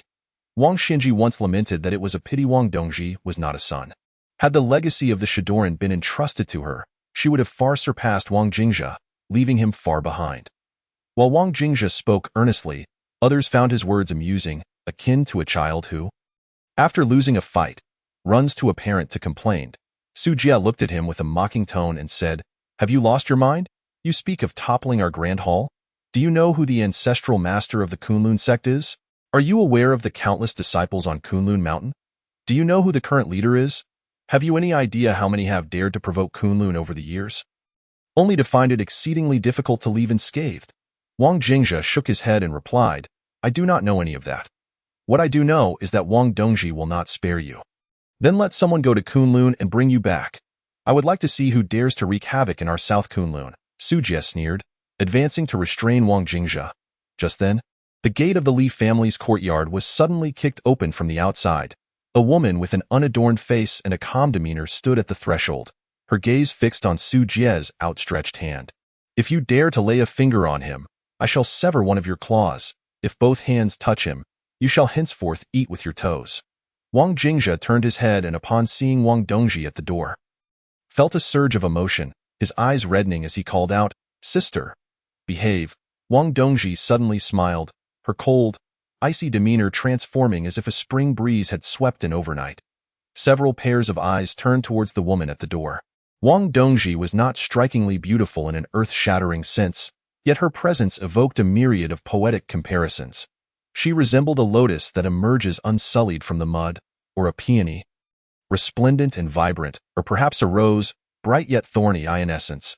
Wang Dongji commanded attention, her grace and poise reminiscent of clouds drifting in the sky. Su Jie, after being shouted at, felt his outstretched hand stiffen for a moment. This tense standoff lasted about 4 to 5 seconds before he resumed his attempt to seize the now fatigued Wang Jingzhe. A glint of cold light flashed across Wang Dongji's face as she lightly exhaled. You truly do not heed warnings. Do you really believe your Kunlun sect is the ancestor of all mountains? Isn't it? In my eyes, certainly not. You are at most a group of frogs at the bottom of a well. Wang Dongji elegantly stepped forward, but as she did, both Cui Xuanzi and Su Jie were taken aback. It was known that the second formation had yet to be broken. Those inside could not exit, and those outside could not enter. Yet Wang Dongji appeared to stroll in effortlessly.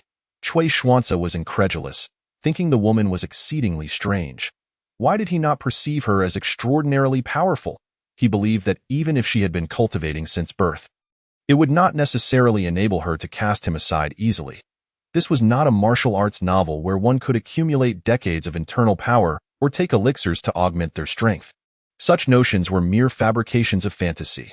This is the 8 directions wind and rain formation, said to have been used in ancient times to imprison ferocious beasts.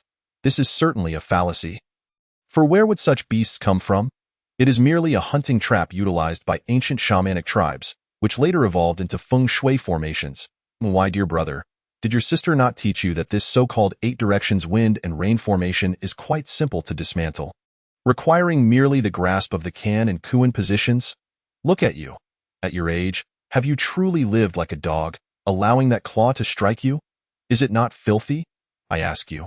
Is it not filthy? As Wang Dongji spoke, she approached, and suddenly Su Jie realized he could not move. How ironic. When I taught you before, it was merely theoretical without practical experience. Thus, handling it might be somewhat cumbersome for you. Now, observe how your sister applies it in practice. As Wang Dongji spoke, she abruptly leapt forward, landing heavily less than 3 meters from Su Jie, leaving a deep footprint in the ground. Su Jie shivered in shock, his breath and body suddenly freezing. This is indeed the kan position. That old man played a trick and concealed the kan position within the death trap. Wang Dongji raised her right foot, revealing a talisman beneath it. Su Jie's expression changed instantly. Knife. Wang Dongji beckoned with her fingers, and the kitchen knife in Wang Jingzhe's hand suddenly floated towards her. She effortlessly caught it, and amid a flurry of astonished and bewildered expressions, she swung it towards the immobilized Su Jie. With a swift motion, the blade struck Su Jie's wrist. The 8 directions wind and rain formation originates from the lianshan. Did you not wish to know? I shall honestly inform you that it indeed comes from lianshan. I could even evolve it into a 16 directions wind and rain, or even a 32 directions wind and rain formation. However, it is regrettable that you lack the qualification for me to employ it. Blood gushed from Su Jie's wrist, and his already pale face turned ghostly white. Chapter 77. Not bad. Su Jie clutched his bleeding wrist, staring at the severed hand on the ground, cold sweat beginning to bead on his forehead. Cui Xuanzi exclaimed in panic, "Master Uncle." Wang Dongji said coolly, "When I said I would sever one of your hands, I did not intend to indulge you. Would you care to try touching my brother with your other claw? Then I shall let you experience what it feels like to eat with your toes. At your age, how dare you ambush a younger generation? Are you not afraid of being laughed at for the cowardice of those on Kunlun Mountain? I believe I heard you speaking of chivalry and righteousness earlier. Now, if I take your life while you are ill, does that not have anything to do with chivalry and righteousness? Regardless, when I toss you into the Wei River to feed the fish, you will ultimately be reduced to nothing but a pile of white bones." Li Lanrong and Mao Qingshui's faces flushed red, while Wang Jingzhe exclaimed in astonishment, "Sister, you arrived early. I have long seen your pitiful state." Wang Dongji shot him a glance. Cui Xuanzi took a deep breath and said, Miss, we acknowledge the truth in your words. Whether you wish to kill or maim us, please feel free. However, even if you disparage South Kunlun, we still possess a bit of backbone. Wang Dongji turned and replied softly, Your backbone is truly strong. Quite so, Cui Xuanzi nodded. Wang Dongji smiled, tucked a strand of hair behind her ear, and said nonchalantly, I have heard of you. The eldest senior brother of South Kunlun. It is said you are the most gifted and promising disciple on Kunlun Mountain in centuries, a designated candidate for the next generation's leader. The fact that you could dismantle over 20 formations with my brother is no small feat, especially considering you did so without understanding Lianshan and Guizong. That is impressive. Cui Xuanzi humbly replied. In comparison to the young lady, I seem to fall far short.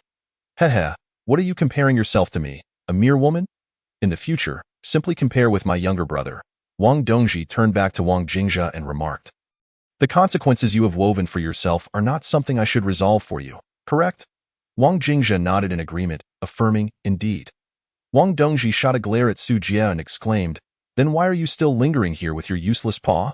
Hurry up and leave, or you won't even have the chance to catch up. Su Jie glared back at Wang Dongji with resentment, bending down to retrieve his severed hand, clumsily supported by Cui Xuanzi as they made their way toward the door. Upon reaching the entrance, Cui Xuanzi, with his eyes shining brightly, gazed at the stunning woman and said, As we part today, I hope, fair maiden, that you will remember me, Cui Xuanzi of Nan Kunlun, when we meet again. Wang Dongji waved her hand dismissively and replied, There are many men hoping to be remembered by me. You can line up behind them. After Su Jie and Cui Xuanzi departed, Wang Dongji turned to Granny Yu of Tiandao Peak and commented, You are quite aged now. Granny Yu's expression fluctuated between various emotions before she let out a long sigh. It wasn't that she feared Wang Dongji. Rather, she was aware that Tiandao Peak of Fanjing Mountain was renowned as the library of the world's Taoist sects, housing an abundance of magical arts. She wasn't intimidated by the prospect of losing face against Wang Dongji. However, she realized that today's union had been thoroughly disrupted, and thus she had no reason to persist any further. Moreover, Granny Yu suddenly recognized that this young man named Wang Jingzhe seemed rather remarkable as well. Casting a glance at the two siblings, she left with a thought-provoking remark. Whenever you find the time, you are welcome to visit us at Fanjing Mountain. Once the Cui family of Qinghe and Granny Yu had departed, only the Li family of Longxi remained in the courtyard, their faces painted with embarrassment. Li Lanrong and Mao Qingshui appeared uneasy. Wang Dongji seemed disinclined to converse with them, reaching out to pull the nearly exhausted Wang Jingzhe closer and asked, Why is there no expression of joy or excitement on your face upon seeing your sister? I fear you might strike me, he replied. What a coward! With that, the two siblings strode toward the courtyard entrance. Suddenly, Li Lanrong mustered the courage to say, May I inquire about the ancestral graves and feng shui of my Li family? Li Lanrong was frightened, trembling at the thought that the feng shui of the Li family had deteriorated and their ancestral lineage severed, effectively cutting off their future prospects. He was terrified of facing the ancestors of the Li family after such a disgrace. Wang Jingzhe turned back and replied, That is your own doing. Once I annul the marriage contract. Wang Dongji abruptly pinched Wang Jingzhe's cheek and, after telling him to be quiet, coolly remarked, What does the Li family of Longxi matter to me? I care not in the slightest. You are merely descendants of a fallen dynasty. Do not presume you possess any weight. Even the founders of your lineage are now mere bones that is called history. So remove that proud halo from your head. This marriage contract is about your daughter and has nothing to do with the Li family. As for your feng shui and ancestral graves, as long as the marriage contract remains, there is nothing to fear. Reflect on your circumstances, for when we return to propose to the Li family, I hope you will adopt a different attitude, Li Lanrong hurriedly exclaimed, but the lightning has struck our ancestral hall. And the graves on the mountain. Wang Dongji scoffed and said, That was a marriage contract set by my father. If you renege, you naturally must face some punishment and lesson. Let me tell you, the promises made by the Wang family of Chaoga are worth their weight in gold and cannot be altered. As for the marriage contract, it remains as long as my father has not nullified it. That foolish boy's words hold no weight. Wang Jingzhe hung his head in despair and said, Sister, I no longer wish to marry. Your opposition is futile. Furthermore, close your mouth, or I shall strike you. Wang Jingzhe immediately fell silent. The marriage contract had been established between Wang Xianji and the old patriarch of the Li family over 20 years ago. Unless Wang Xianji personally annulled it, it would remain binding. Neither Li Lanrong nor Mao Qingshui could resist, nor could Wang Dongji or Wang Jingzhe. Thus this contract, despite the current uproar, remained intact. This is destiny, also known as a prophecy. It cannot be changed. After Wang Jingzhe and Wang Dongji departed, the Li family was engulfed in a cloud of despair. Their hearts heavy with trepidation. Later, amidst this grim atmosphere, someone inadvertently uttered, "This young man of the Wang family seems rather impressive, doesn't he?" Humans, it seems, are inherently pragmatic. Chapter 78. Your destiny is also her destiny on the Weha River. A fishing boat floated gently. 2 Weha carps lay within, accompanied by a few side dishes. Wang Dongji reclined lazily on the deck, casually picking up chopsticks and plucking a piece of fish to pop into her mouth. Is this what they call the legendary Weha carp? The taste is decent, yet I believe the flavor of the Yellow River carp surpasses it. The boatman chuckled and replied, "Miss, the Weha is a tributary of the Yellow River. Strictly speaking, the carps from both rivers are of the same species, and the water quality is quite similar, so the taste of the fish naturally bears no significant distinction." Wang Dongji retorted, "The Yellow River drowns so many people each year. Far more than the Weha. Can the flavors truly be the same?" Wang Jingzhe, having just taken a bite of fish, suddenly froze, feeling a churn in his stomach. Wang Dongji's remark had dampened his appetite, making the otherwise delectable carps seem unappetizing. "Sister, what brings you to Longxi?" With a swift motion, Wang Dongji tossed a scroll of scripture toward him. "This is the Mawaina scripture I procured from Shaozhao Temple for you. It is utilized by living Buddhas for solidifying their 3 souls and 7 spirits during reincarnation. You happen to be facing the trials of the 3rd generation of the Shadoran, so this scripture will be immensely beneficial for you. While it may not change your unfortunate fate, it will certainly enhance your circumstances. Take it and read it carefully. I must return it to those lamas afterward, so do not lose it." Wang Dongji spoke nonchalantly. Yet Wang Jingzhe understood that merely visiting Shaozhao Temple would not suffice to obtain such a treasure. It must be considered a prized possession of the temple. It would not be easily exchanged, even for precious items, and the process to acquire it must have been intricate. Though she refrained from mentioning it, Wang Jingzhe could surmise that Wang Dongji had gone to great lengths to procure it. "As your sister, Wang Dongji, sister, why do both you and father insist that I marry the eldest daughter of the Li family of Longxi? Is it not possible to annul the engagement?" Wang Jingzhe did not express gratitude or feelings of being touched, but instead inquired curiously about his marriage contract. "It is undoubtedly beneficial for you. The eldest daughter of the Li family possesses a precious fate.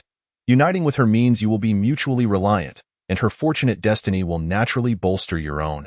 As for you Shadoran, every 3rd generation must endure a heavenly punishment, but there are ways to address it. This marriage contract was specifically arranged by father. Whatever I say now may not resonate with you. But once you are joyfully wed, you will understand. Otherwise, why would our Wang family of Chaoga go to such lengths to seek a marriage proposal? Humph, the Li family simply does not measure up. They are unworthy. This was a well-prepared arrangement, so do not entertain thoughts of annulling the engagement. This is your fate, hers too." Wang Jingzhe fell silent for a while before stating, "But what if I do not like her?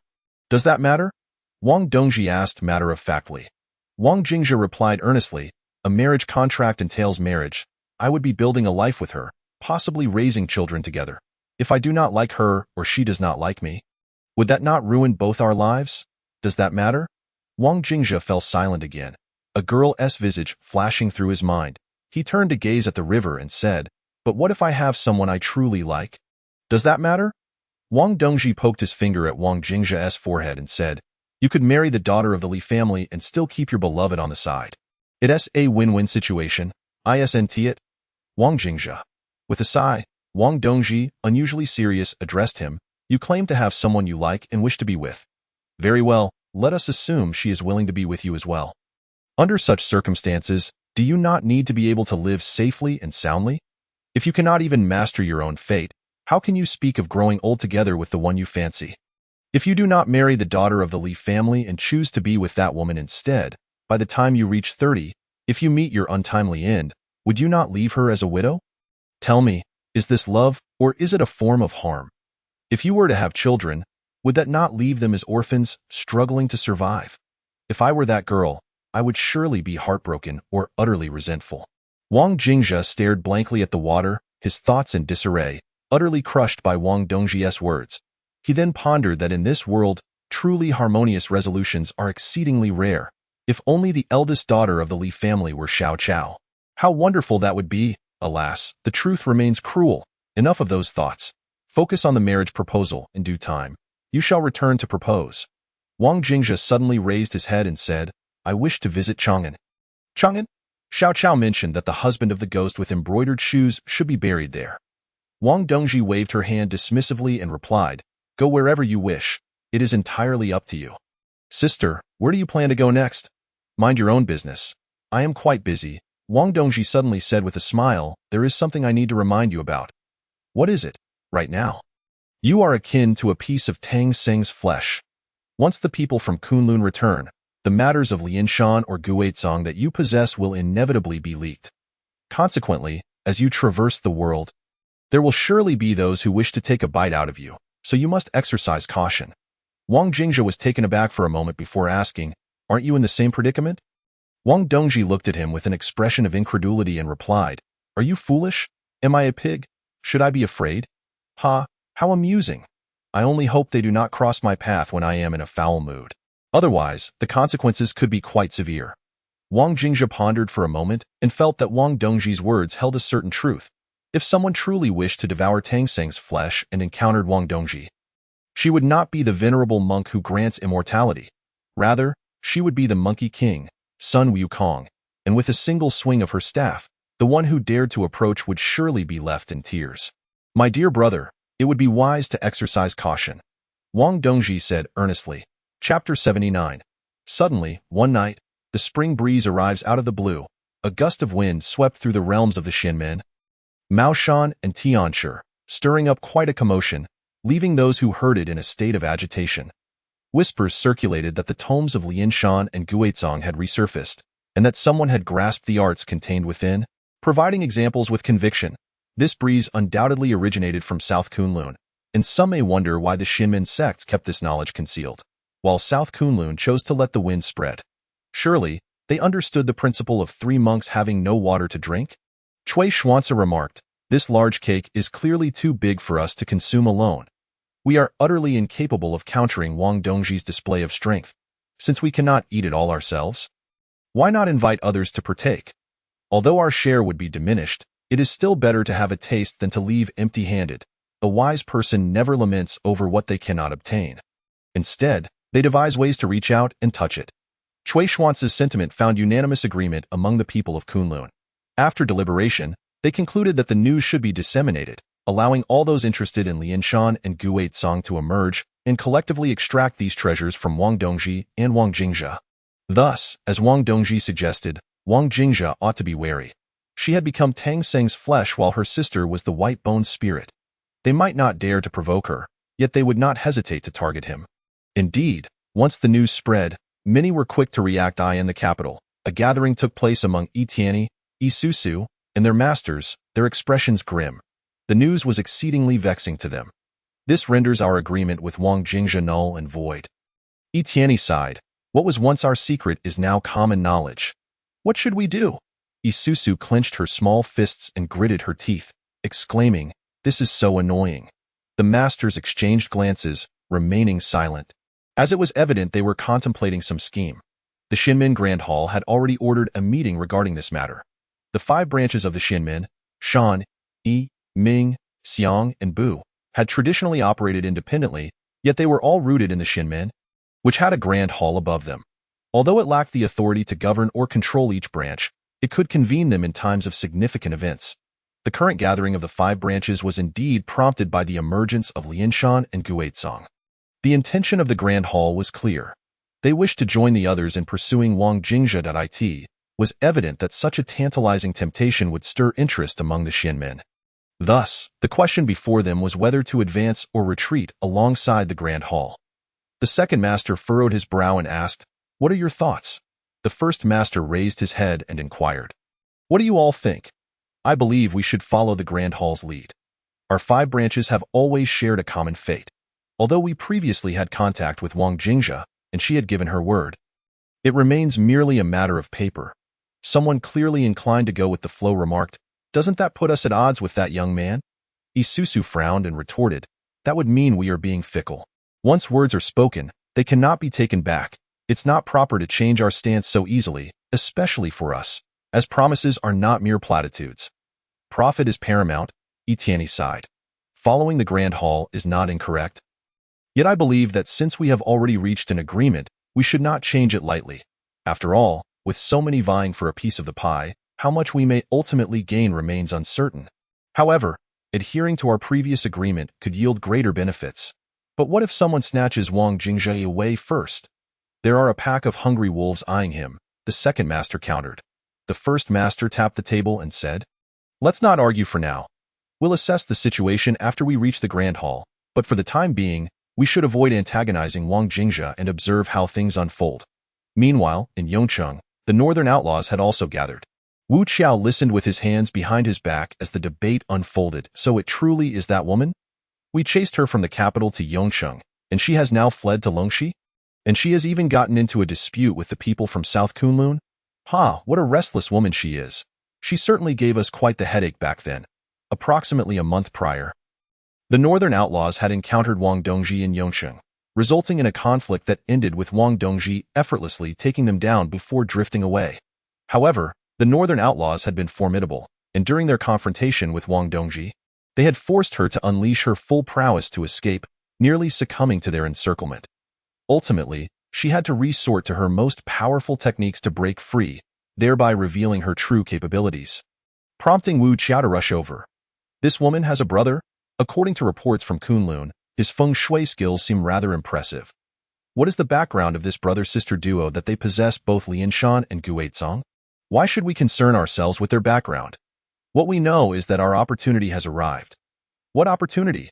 Wu Qiao turned and frowned at his question. Those who had just spoken froze momentarily before one of them replied.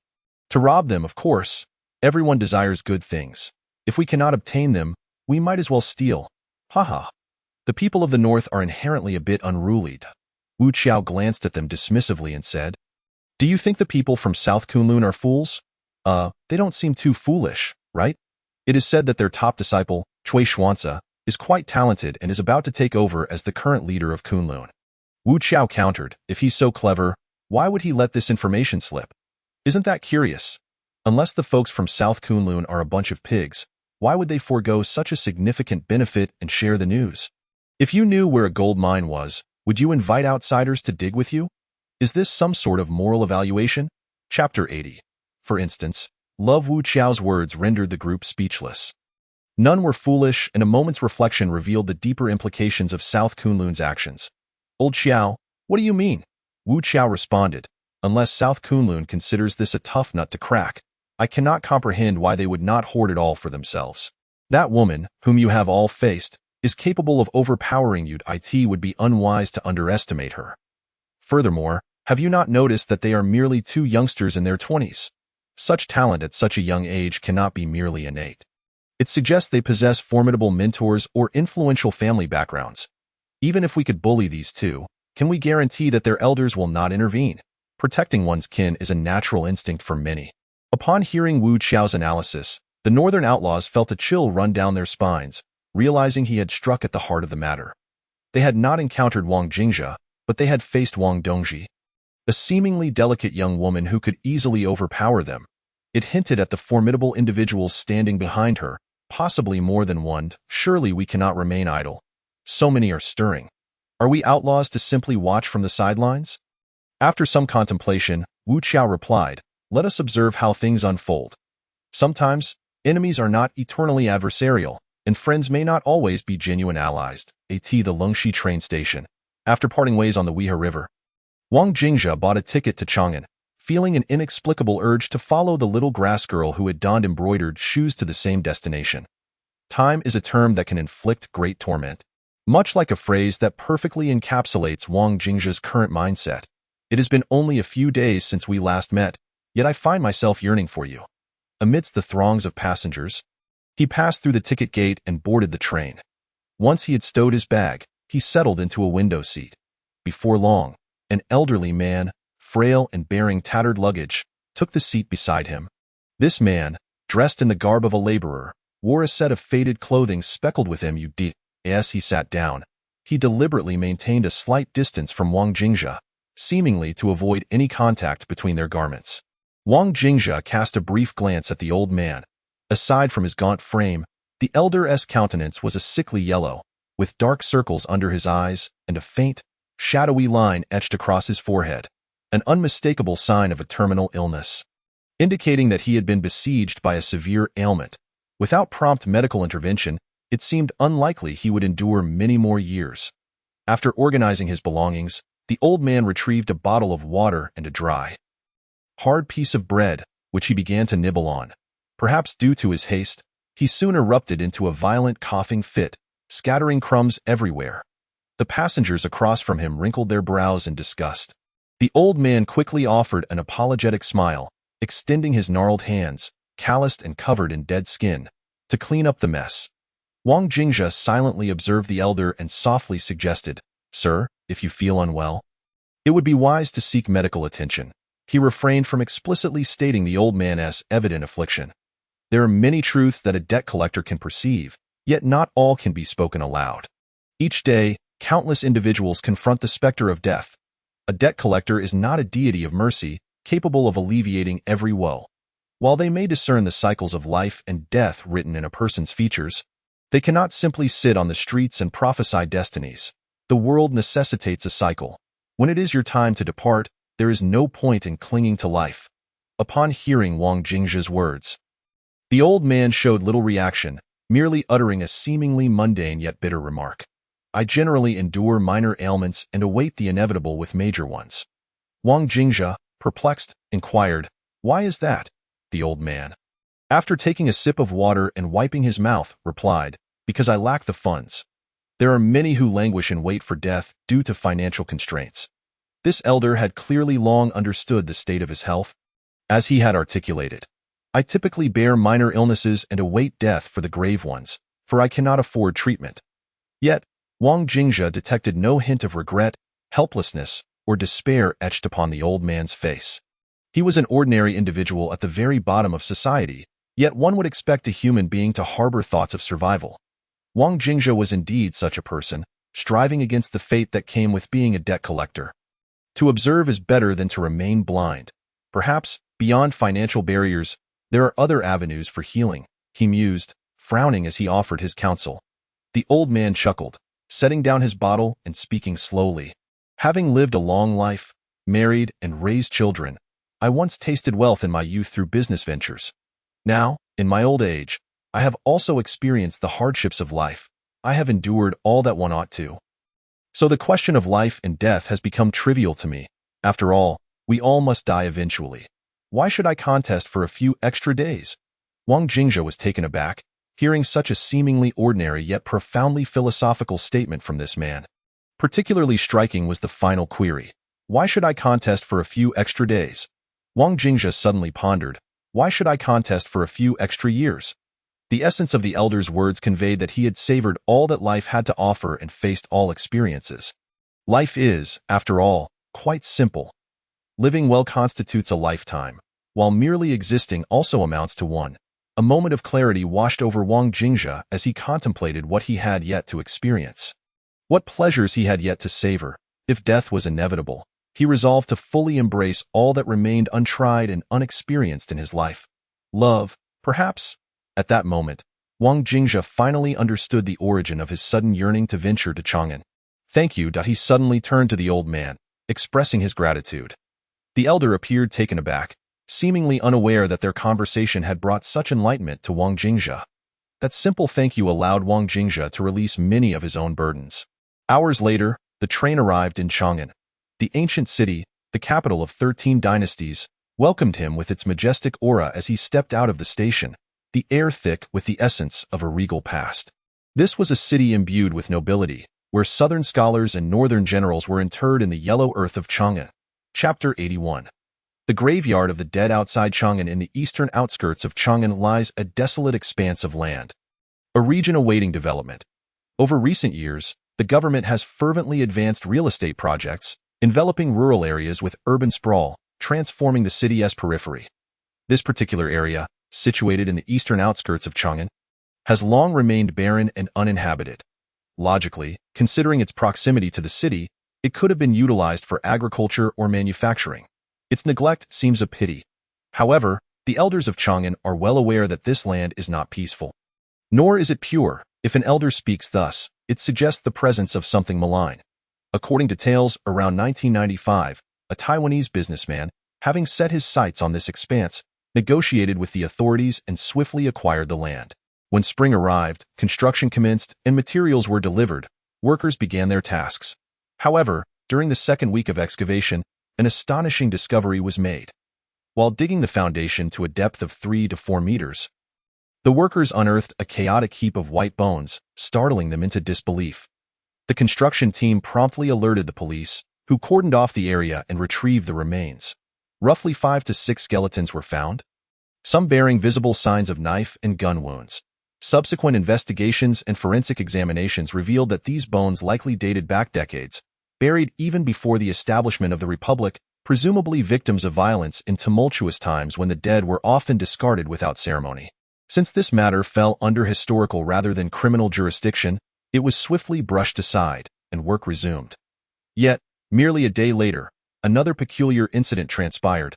A worker unearthed a tattered straw mat, which astonishingly contained a well-preserved corpse, dressed in clothing that was both tattered and evidently aged. The revelation of such a body sent shockwaves through the crew. The police were summoned once more, bewildered by the discovery. While the bones could be rationalized, the intact corpse was a matter of grave concern, and its visage was distinctly discernible. Local elders, drawn by curiosity, recalled that this area once housed a chaotic graveyard, with remnants of tombs scattered about. Yet, the reasons for their disappearance remain a mystery. Nevertheless, the locals avoided this area after dark, fearing the unknown. Following these events, the Taiwanese investor withdrew his capital and departed quietly, leaving the site abandoned once more. However, on the third night after the corpse was discovered, a group of individuals arrived and cordoned off the area. That night, flames erupted, burning intensely for a prolonged period, accompanied by a charred odor. When dawn broke, intrepid souls ventured forth, discovering that a patch of earth had been scorched black, and the surrounding wild grass had been entirely consumed. This was the very place where the body had been found wrapped in the straw mat. 2 decades passed, and the site remained desolate, untouched despite the development surrounding Chang'an Point. One evening, around 9 o'clock, a vehicle approached the forsaken land, and 3 figures emerged, their heads wrapped in cloth, dressed in tunics. Among them, one appeared notably older, while the other 2 seemed to be around 40, their skin darkened and stature unremarkable. After disembarking, 2 began extracting tools from the trunk, while the elder strode purposefully into the heart of the wilderness. Crouching to sift through the soil, moments later, he uncovered a patch of charred earth, as if it had once been scorched by fire. Sighing, he spoke without raising his head, "It's a pity we lost one. After being unearthed, it was burned before we could take it away. What a waste of Donggon." The 2 men approached with shovels, inquiring, "Is everything else all right, Donggon?" The elder shook his head, affirming, "All is well. Since then, no one has come here, and it's buried deep enough that it won't be easily discovered. Point out the spot, and you 2 get to work. Let us unearth it quickly so we can leave tonight." "Understood, Donggon. We shall fetch the remains." Please allow me to share a rather obscure and specialized term. It is said that the ancient witchcraft practitioners of the Shaanxi region would preserve corpses in areas rich with negative energy, allowing them to gestate until they were ready to be exhumed and taken away. This practice of corpse nurturing differs significantly from the Shaanxi tradition of transporting the deceased. The latter merely involves returning the bodies of those who have died far from home for burial. Alongside the practices of goo poison and the female spirits of Luohua Cave, collectively referred to as the 3 evils of Shaanxi, corpse nurturing, on the other hand, is an ancient sorcery passed down from the Miao people of Shaanxi. Practitioners specifically seek out certain corpses and nurture them underground, waiting until the bodies are fully formed before exhuming them. When the corpses are unearthed, they remarkably retain their original appearance, showing no signs of decay. With flesh intact and even hair, teeth, and skin pores clearly visible. The skin remains supple, as if the individual had only recently passed. In the past, there were two renowned sites for corpse nurturing in China, one in Yong'an, Fujian, and the other at Fuxian Lake in Yushi, where it is said that numerous corpses stand submerged, swaying gently with the flow of the water, as if still alive and walking beneath the surface. However, as these locations became more widely known, they gradually fell into disuse, and today, they are virtually non-existent. The reasons behind the practice of corpse nurturing remain a mystery to outsiders, known only to the ancient Miao tribes, as it is a closely guarded secret passed down through generations. Under the shroud of night, shovels turned the earth, and before long, two individuals had excavated a pit approximately 4 to 5 meters deep, unearthing a dilapidated coffin exuding a putrid odor. The decaying coffin crumbled at the slightest touch, clearly damaged by moisture and rot. Two middle-aged men, wielding a crowbar, jumped into the pit and began to pry open the lid. Inside lay a corpse, remarkably well-preserved, appearing as though it were merely asleep. Between the rows of teeth, a piece of jade had darkened over time, and a yellow talisman was affixed to the forehead. Prepare to invite the spirit. Moments later, Uncle Dongon solemnly lit 3 long incense sticks, raising them above his head in reverence as he began to chant in an archaic Miao dialect.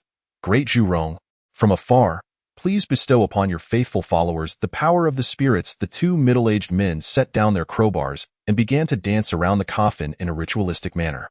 As Uncle Dongon and the others recited their incantations with increasing speed, an eerie wind swept through the fields, causing the talisman on the corpse's forehead to flutter away. Suddenly, the corpse's eyes snapped open. Yet they bore an empty, emotionless gaze, emanating a stream of black mist from its nostrils. The Miao people, who revere the spirits, believe that the soul persists after death. They do not subscribe to the notion that death extinguishes all existence. The corpse, now wide awake, sat upright in the coffin, its legs remaining straight as it sprang from the 4-meter-deep grave like a wooden post, standing motionless. Quickly, we must bring out the second corpse. We need to have them all out before the midnight hour. Then hasten into the mountains, urged Uncle Dongon. After a short while, the trio excavated another deep pit nearby, this time uncovering a corpse wrapped in a grass mat, equally well preserved. After an hour, they had unearthed 5 corpses in total, all remarkably intact, standing upright side by side with heads bowed, hands hanging down, and legs straight.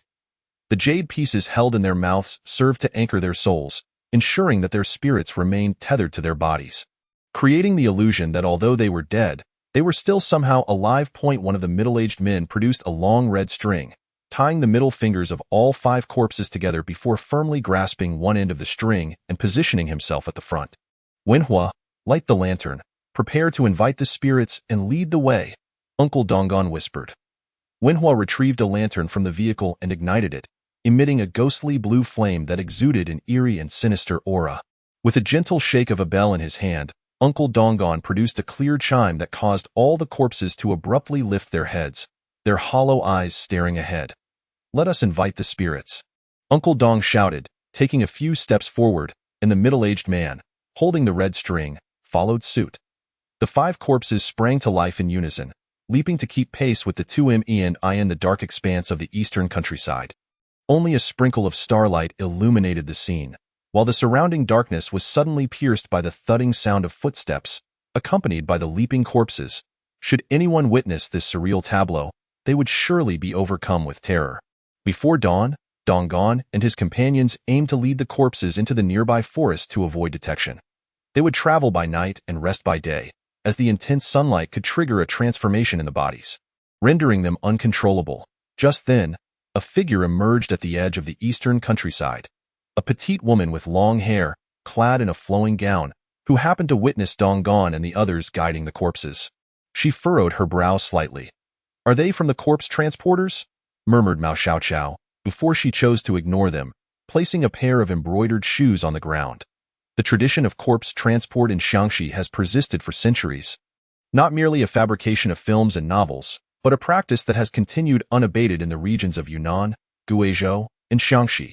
During her time in Longxi, Mao Xiaoqiao had calculated and inquired, nearly pinpointing the location of the husband of the ghost residing within the embroidered shoes. Believed to be buried near Chang'an. After leaving Longxi, she had come directly to Chang'an, ultimately arriving at the eastern countryside, where she was fairly certain the deceased had been interred. Once the embroidered shoes were placed on the ground, the female ghost floated forth. Mao Xiaoqiao softly spoke, "Your husband should be buried nearby. Given your bond, you are essentially family, as long as his body remains intact and has not been reduced to ashes. You should be able to sense where he lies. I shall ensure you are laid to rest together, fulfilling the promise I made to you." The female ghost, overcome with gratitude, expressed her thanks and performed a bow to Mao Xiaoqiao before suddenly turning her head with a stiff motion. Her gaze landing upon the 5 corpses being led by Donggon and his companions. The ghost let out a piercing wail, her once beautiful visage transforming into a grotesque mask of horror as she darted towards the corpses. Mao Xiaoqiao, witnessing this, was momentarily taken aback before shaking her head in disbelief. What a coincidence! At this moment, there was no point in discussing coincidence. It was evident that the ghost's husband was among the corpses being transported. Igniting her fury, the main issue remained that despite his death, his soul was evidently trapped within the body, preventing his spirit from entering the underworld for rebirth, potentially confining him forever. With a shriek, the ghost drew the attention of Donggon and his companions, who turned to see her charging towards them, frowning, especially as the second corpse approached, suddenly appearing uncontrollable and crashing to the ground, its body trembling slightly. Wenhua, noticing this, hastily produced a talisman and slapped it onto the corpse's forehead, quickly inscribing a series of runes on the paper, which eventually caused the body to settle down in the eyes of ordinary people. A vengeful ghost often appears with a fearsome countenance, bared fangs, and blood oozing from various orifices. However, it is essential to recognize that a ghost's expression can be quite similar to that of a human. Often, the face they present is merely a means to instill fear, as they too experience emotions. The ghost in the embroidered shoes, filled with anxiety, flew toward the second corpse, which belonged to a young man of around 20, whose once handsome features had turned ashen after death.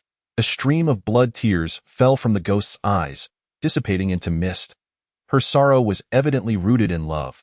At this moment, they were not separated by the realms of existence, nor by time, but rather, she was right beside him, eternally out of reach. Lang, do you remember the words you spoke to me when you were taken to serve in the army? The ghost tenderly grasped the feet of the corpse. Whispering, the girl heads north, while Lang journeys south. This life, we part ways, no longer to disturb one another. I wish you, Chuyer, a life of well-being, to encounter a noble person, and to share laughter and warmth in your remaining days. The ghost, known as Qin Chuyer, recalled the parting words of her childhood sweetheart, Lang, who had been conscripted. His words implied that their paths might never cross again, hoping she would find a good man and live a carefree life. The corpse of Lang trembled slightly, the talisman on his forehead fluttering, yet it remained affixed, refusing to leave. Donggon observed the scene before him and remarked, "How peculiar. His soul has undoubtedly been sealed. Yet it still exhibits signs of restlessness. It seems this woman has profoundly stirred him. I do hope she does not jeopardize my plans. We have nurtured these corpses for a full century. It was disheartening enough to see one of them consumed by flames midway through our harvest. I cannot afford to lose another. Wenhua, ensure this female specter is subdued and kept tranquil. Understood?" Uncle Donggon said. To which Wenhua nodded in agreement and approached Qin Chuyer, holding the soul lantern. Standing a short distance away, Mao Xiaoqiao sighed inwardly and spoke up, "Esteemed gentlemen, might we come to an understanding?" Donggon and Wenhua turned their gazes towards her. The young lady continued, "I made a promise to her, to find her husband and ensure they are laid to rest together. I traveled a great distance to Chang'an and, fortunately, located her husband's remains, which I presume is the corpse she now clutches. Would you grant them the beauty of death together? In life, they could not grow old side by side. In death, could you allow them to be interred together?" "Why should that concern me?" Donggon replied dismissively. "We have tended to these corpses for a century. He was a man of flesh and blood in life, yet after death, he is nothing more than a lifeless object. With no one to claim him, he is, therefore, abandoned property, and we have come upon it. It rightfully belongs to us. Your tragic love story holds no sway over me. You appear unafraid, which suggests you possess some wisdom. I advise you to take this female ghost and leave, and I shall pretend I have not seen you. Did as for these 5 corpses, I intend to dispose of them immediately. Mao Xiaoqiao furrowed her elegantly arched brows and replied calmly, I only desire that one corpse, to lay him and this woman to rest. The others are of no concern to me. Donggon, infuriated, laughed mockingly. Do you not comprehend my words? If you continue to prattle, my patience will wear thin. Should I take this female ghost, I may very well take you as well, alas. Xiaoqiao sighed and earnestly said, Do you not understand my words? Should you persist in this discussion, my patience too will dwindle, and I may find myself desiring more than just that one corpse. The remaining ones may not be left for you either. Both parties echoed nearly identical sentiments, and a profound silence enveloped the space, punctuated only by their subdued breaths. After a moment of stunned silence, Donggon, Wenhua, and another middle-aged man wore expressions of fury. Xiaoqiao softly addressed Qin Shui'er by the banks of the Wei River. I promised you that once your husband was found, he would be laid to rest beside you. Having spoken those words, how could I retract them? Return now, for this day next year will mark both of your memorials. I will fulfill my promise. Upon hearing this, Qin Shui'er reluctantly released her grip on Lung's legs, wiping the blood tears from her eyes, which then drifted towards Mao Xiaoqiao. She could not fathom why she felt such trust towards this seemingly ordinary woman. Once Xiaoqiao finished speaking, her gaze shifted towards Donggon, who discerned a warning within her eyes, conveying an unmistakable message. If you dare to strike, I shall retaliate. How amusing it is that you would dare lay hands on us 3. Ha! It has been many years since we last offered a living sacrifice. Today, with no one around, I shall use you to replace the one we lost to flames. Donggon commanded the 2 middle-aged men. Wenhua, Qiusheng, eliminate her. Xiaoqiao lifted her chin defiantly, declaring, The Xiangxi Old Miao clan specializes in nurturing corpses, capable of transforming them into zombies for the use of those on the brink of death within the sect. They expel the soul from the body and transfer their own 3 souls and 7 spirits into it, allowing them to prolong their existence for several years, only to repeat the cycle. Yet, the souls within the corpses you nurture cannot reincarnate in the underworld. They are destined to vanish completely. I have never sought to target individuals like you under the guise of justice. But should you provoke me, I shall not hesitate to respond. I ask you once more. Do you still have any dignity left? Wenhua and Qiusheng were taken aback by her question, and Donggon, filled with rage, bellowed, What are you waiting for? She asks if you have any shame left. Why not just mar her face? We only seek a single corpse. The appearance is of no consequence. In unison, Wenhua and Qiusheng lunged towards Mao Xiaoqiao, who deftly tapped the ground with her toes, gliding backward gracefully. As she landed, a soul lantern appeared in her hand. With a snap of her fingers, a flame erupted from the lantern, causing Donggon's expression to shift dramatically as he trembled. How do you possess such an artifact? After speaking, greed flickered across Donggon's face, as if he was captivated by the soul lantern in Xiaocao's grasp. Xiaoqiao scoffed, How utterly shameless. Chapter 84. A difficult opponent. Mao Xiaoqiao had previously unveiled the soul lantern by the Wei River, intriguing Wang Jingjia, who failed to recognize its significance. However, upon seeing it, Donggon immediately understood its value. This ancient artifact was so old that its exact origin was lost to time, but it was known to have first appeared in the possession of Zhang Daoling and had accompanied him on his path to enlightenment, a true magical instrument. Magical instruments possess a spirit akin to the creation of heaven and earth, most often held by eminent figures of Buddhism and Taoism. Each one is far more than mere antiques, as their intrinsic powers cannot be measured by conventional means. In this era, magical instruments have become rare, with many lost to history or buried with their owners. The few that remain are primarily used to establish authority within Buddhist and Taoist communities. The soul lantern in Xiao Cao's hand could capture all lonely spirits and wild ghosts, binding them within the lantern.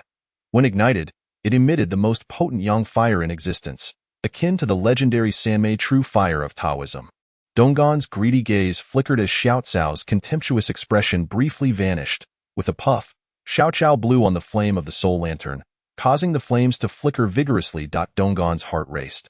He understood the lantern's origin, but was unfamiliar with its potential uses, only aware of its ability to subdue souls. Suddenly, the 5 nurtured corpses let out a piercing wail, their foreheads shedding the talismans affixed to them. As they lowered their heads, Elongated fangs emerged from their mouths. The belief that corpses could remain intact and become zombies is no longer a mere fabrication of novels and films. Reports of zombies have circulated throughout various regions for years. The corpses nurtured through this method bear no difference from zombies. They possess consciousness, mobility, and, most importantly, the capacity to kill. Are you gentlemen foolish? Do you not consider why this delicate lady would dare confront you? Do you truly believe I would engage you without some means of defense? Am I so foolish as to wait for your attack? Xiao Qiao derided, shaking the soul lantern in her hand. I trust you recognize the significance of this item. Allow me to demonstrate its true power. Seize her quickly, Donggon barked, urgency lacing his voice. Wenhua, Qiusheng, apprehend her now. As the two men lunged towards her, Xiao Qiao smirked, exhaling softly, and with a gentle flick of her wrist. The flame leapt towards them. In an instant, the corpses turned, their legs unbending as they propelled themselves forward with alarming speed. Within mere moments, the foremost zombie extended its arms, revealing skeletal hands with dark, brittle nails that inspired dread. Wenhua quickly sidestepped, rolling on the ground to evade the oncoming threat, then reached for the red cord tied to the zombie's finger, shouting, Qiusheng, extinguish your lantern. Previously, each zombie had a red cord bound to its finger, which could restrain the souls within the corpses. The flame ignited by Qiusheng was meant to guide the way. With a puff, Qiusheng extinguished the lantern's flame, and Wenhua yanked the cord, causing the 5 corpses to freeze in place. As if suddenly immobilized, with a thud, the corpses collapsed to the ground. Donggon, watching from a distance, commanded, her soul lantern can extract the souls from the corpses. Be cautious. First, seal the jade stones within their mouths to thwart her plans. Understood, Uncle Donggon. Wenhua and Qiusheng quickly produced talismans, biting their tongues to draw blood, which they then dripped onto the papers before rushing towards the zombies, pressing the talismans against the jade stones in their mouths. Xiao Qiao remained stoic, refraining from obstructing them, as she delicately flicked her fingers over the flame, causing it to blaze brightly. Suddenly, the several zombie bodies trembled violently, shaking more intensely as the flames gradually flared up. At this moment, it was a fierce contest between Mao Xiaoqiao and her adversaries, both sides vying to seize the souls within the zombie corpses. Donggon, Wenhua, and Qiusheng aimed to seal them, while Xiaoqiao sought to awaken the 3 souls and 7 spirits within the corpses. Compelling the zombies to attack their opponents, as the tug-of-war commenced, tendrils of dark, ominous energy erupted from the corpses, the miasma of the undead. Any ordinary person who inhaled it would likely succumb to the putrid poison, either perishing on the spot or transforming into a zombie themselves. Not far from Chang'an City, these dark tendrils of energy ascended into the air, lingering ominously, and gradually more individuals began to witness this unsettling scene. Those who beheld it were no ordinary folk. They sensed that some strange occurrence was unfolding in the east of Chang'an City. The southern scholars, northern generals, and the loamy earth of Chang'an concealed emperors. This ancient capital was a city teeming with nobility, dotted with countless imperial tombs that attracted throngs of visitors each year. Apart from the ordinary tourists, a segment of them came in search of opportunities.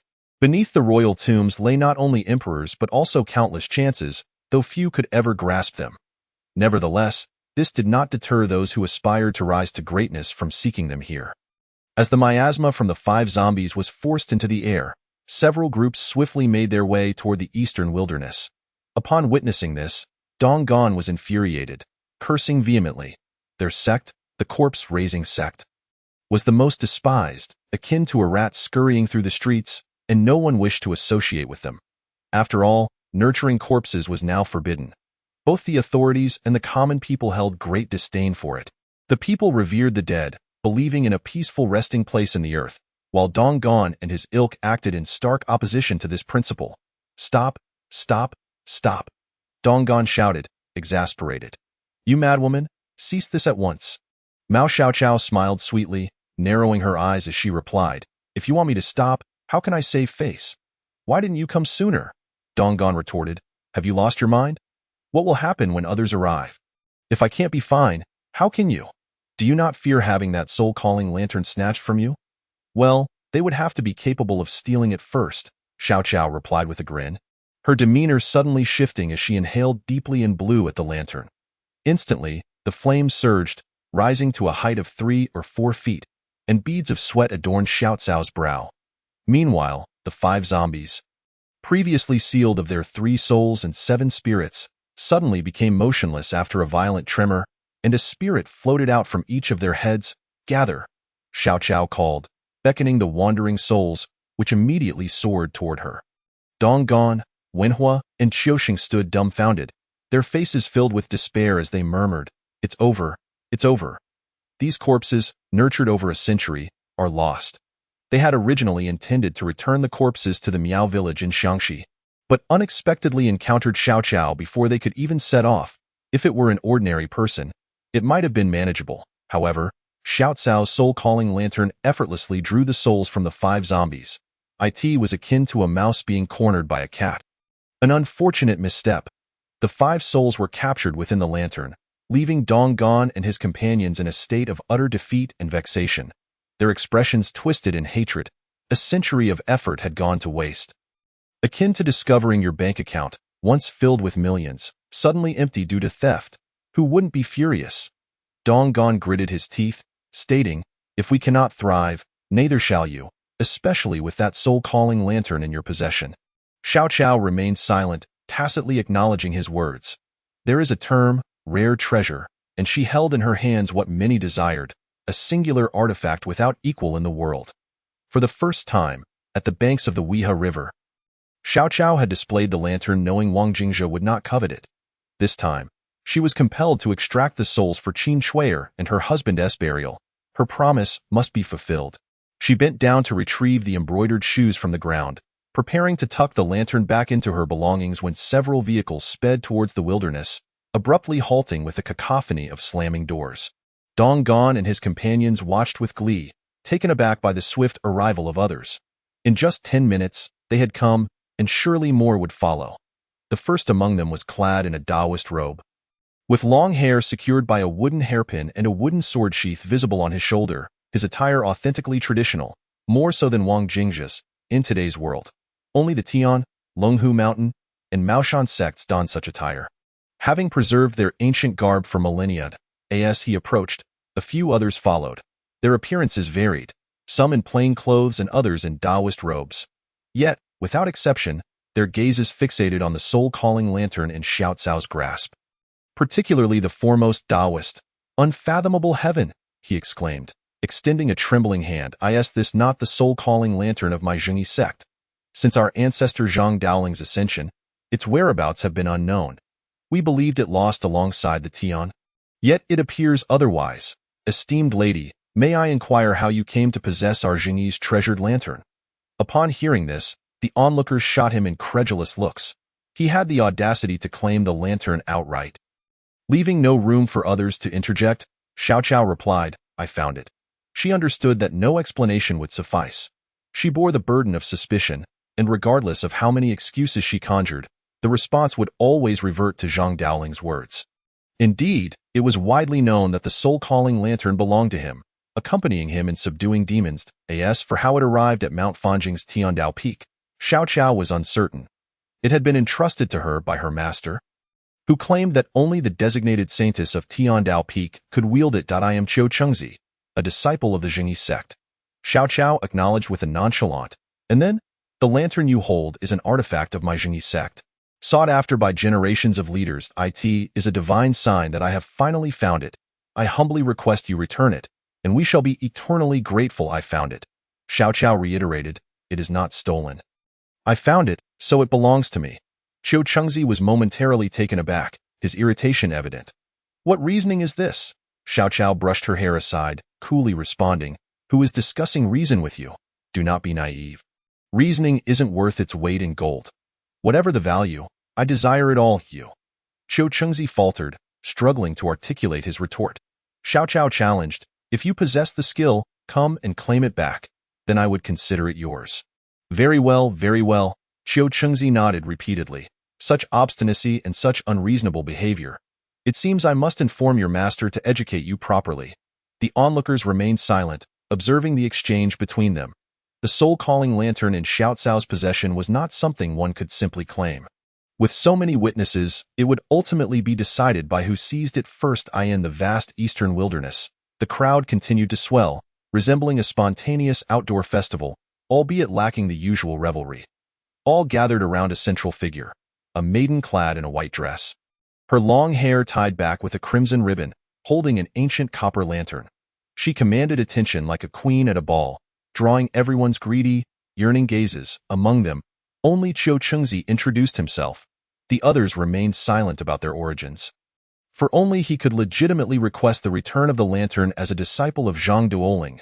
As for the rest, they would have to resort to outright theft. Mao Xiaoqiao gently cradled the soul-retrieving lamp in her palm, turning it around to survey her surroundings, and inquired, "Do you desire it?" The heavy sound of breaths erupted in a chorus, for these individuals regarded the importance of such a magical artifact as equivalent to that of a gold mine. Their interest in wealth was undeniable, yet their fascination with the lamp was palpable. Qiu Chengzi, his eyes reddened, declared, "That is the soul-retrieving lamp of our Zhengyi sect, a treasure left by our ancestor, Zhang Daoling." Mao Xiaoqiao scoffed disdainfully, retorting, "Do you truly believe they would acquiesce to your claim? Do not be naive. They would snatch it from my hands just as readily as they would from yours. Have you ever heard of murder and plunder?" Qiu Chengzi's expression froze in shock as he beheld the avarice and unmasked desire reflected in the eyes of those around him, accompanied by a glimmer of ferocity. It was evident that ill intentions had taken root in the hearts of all present.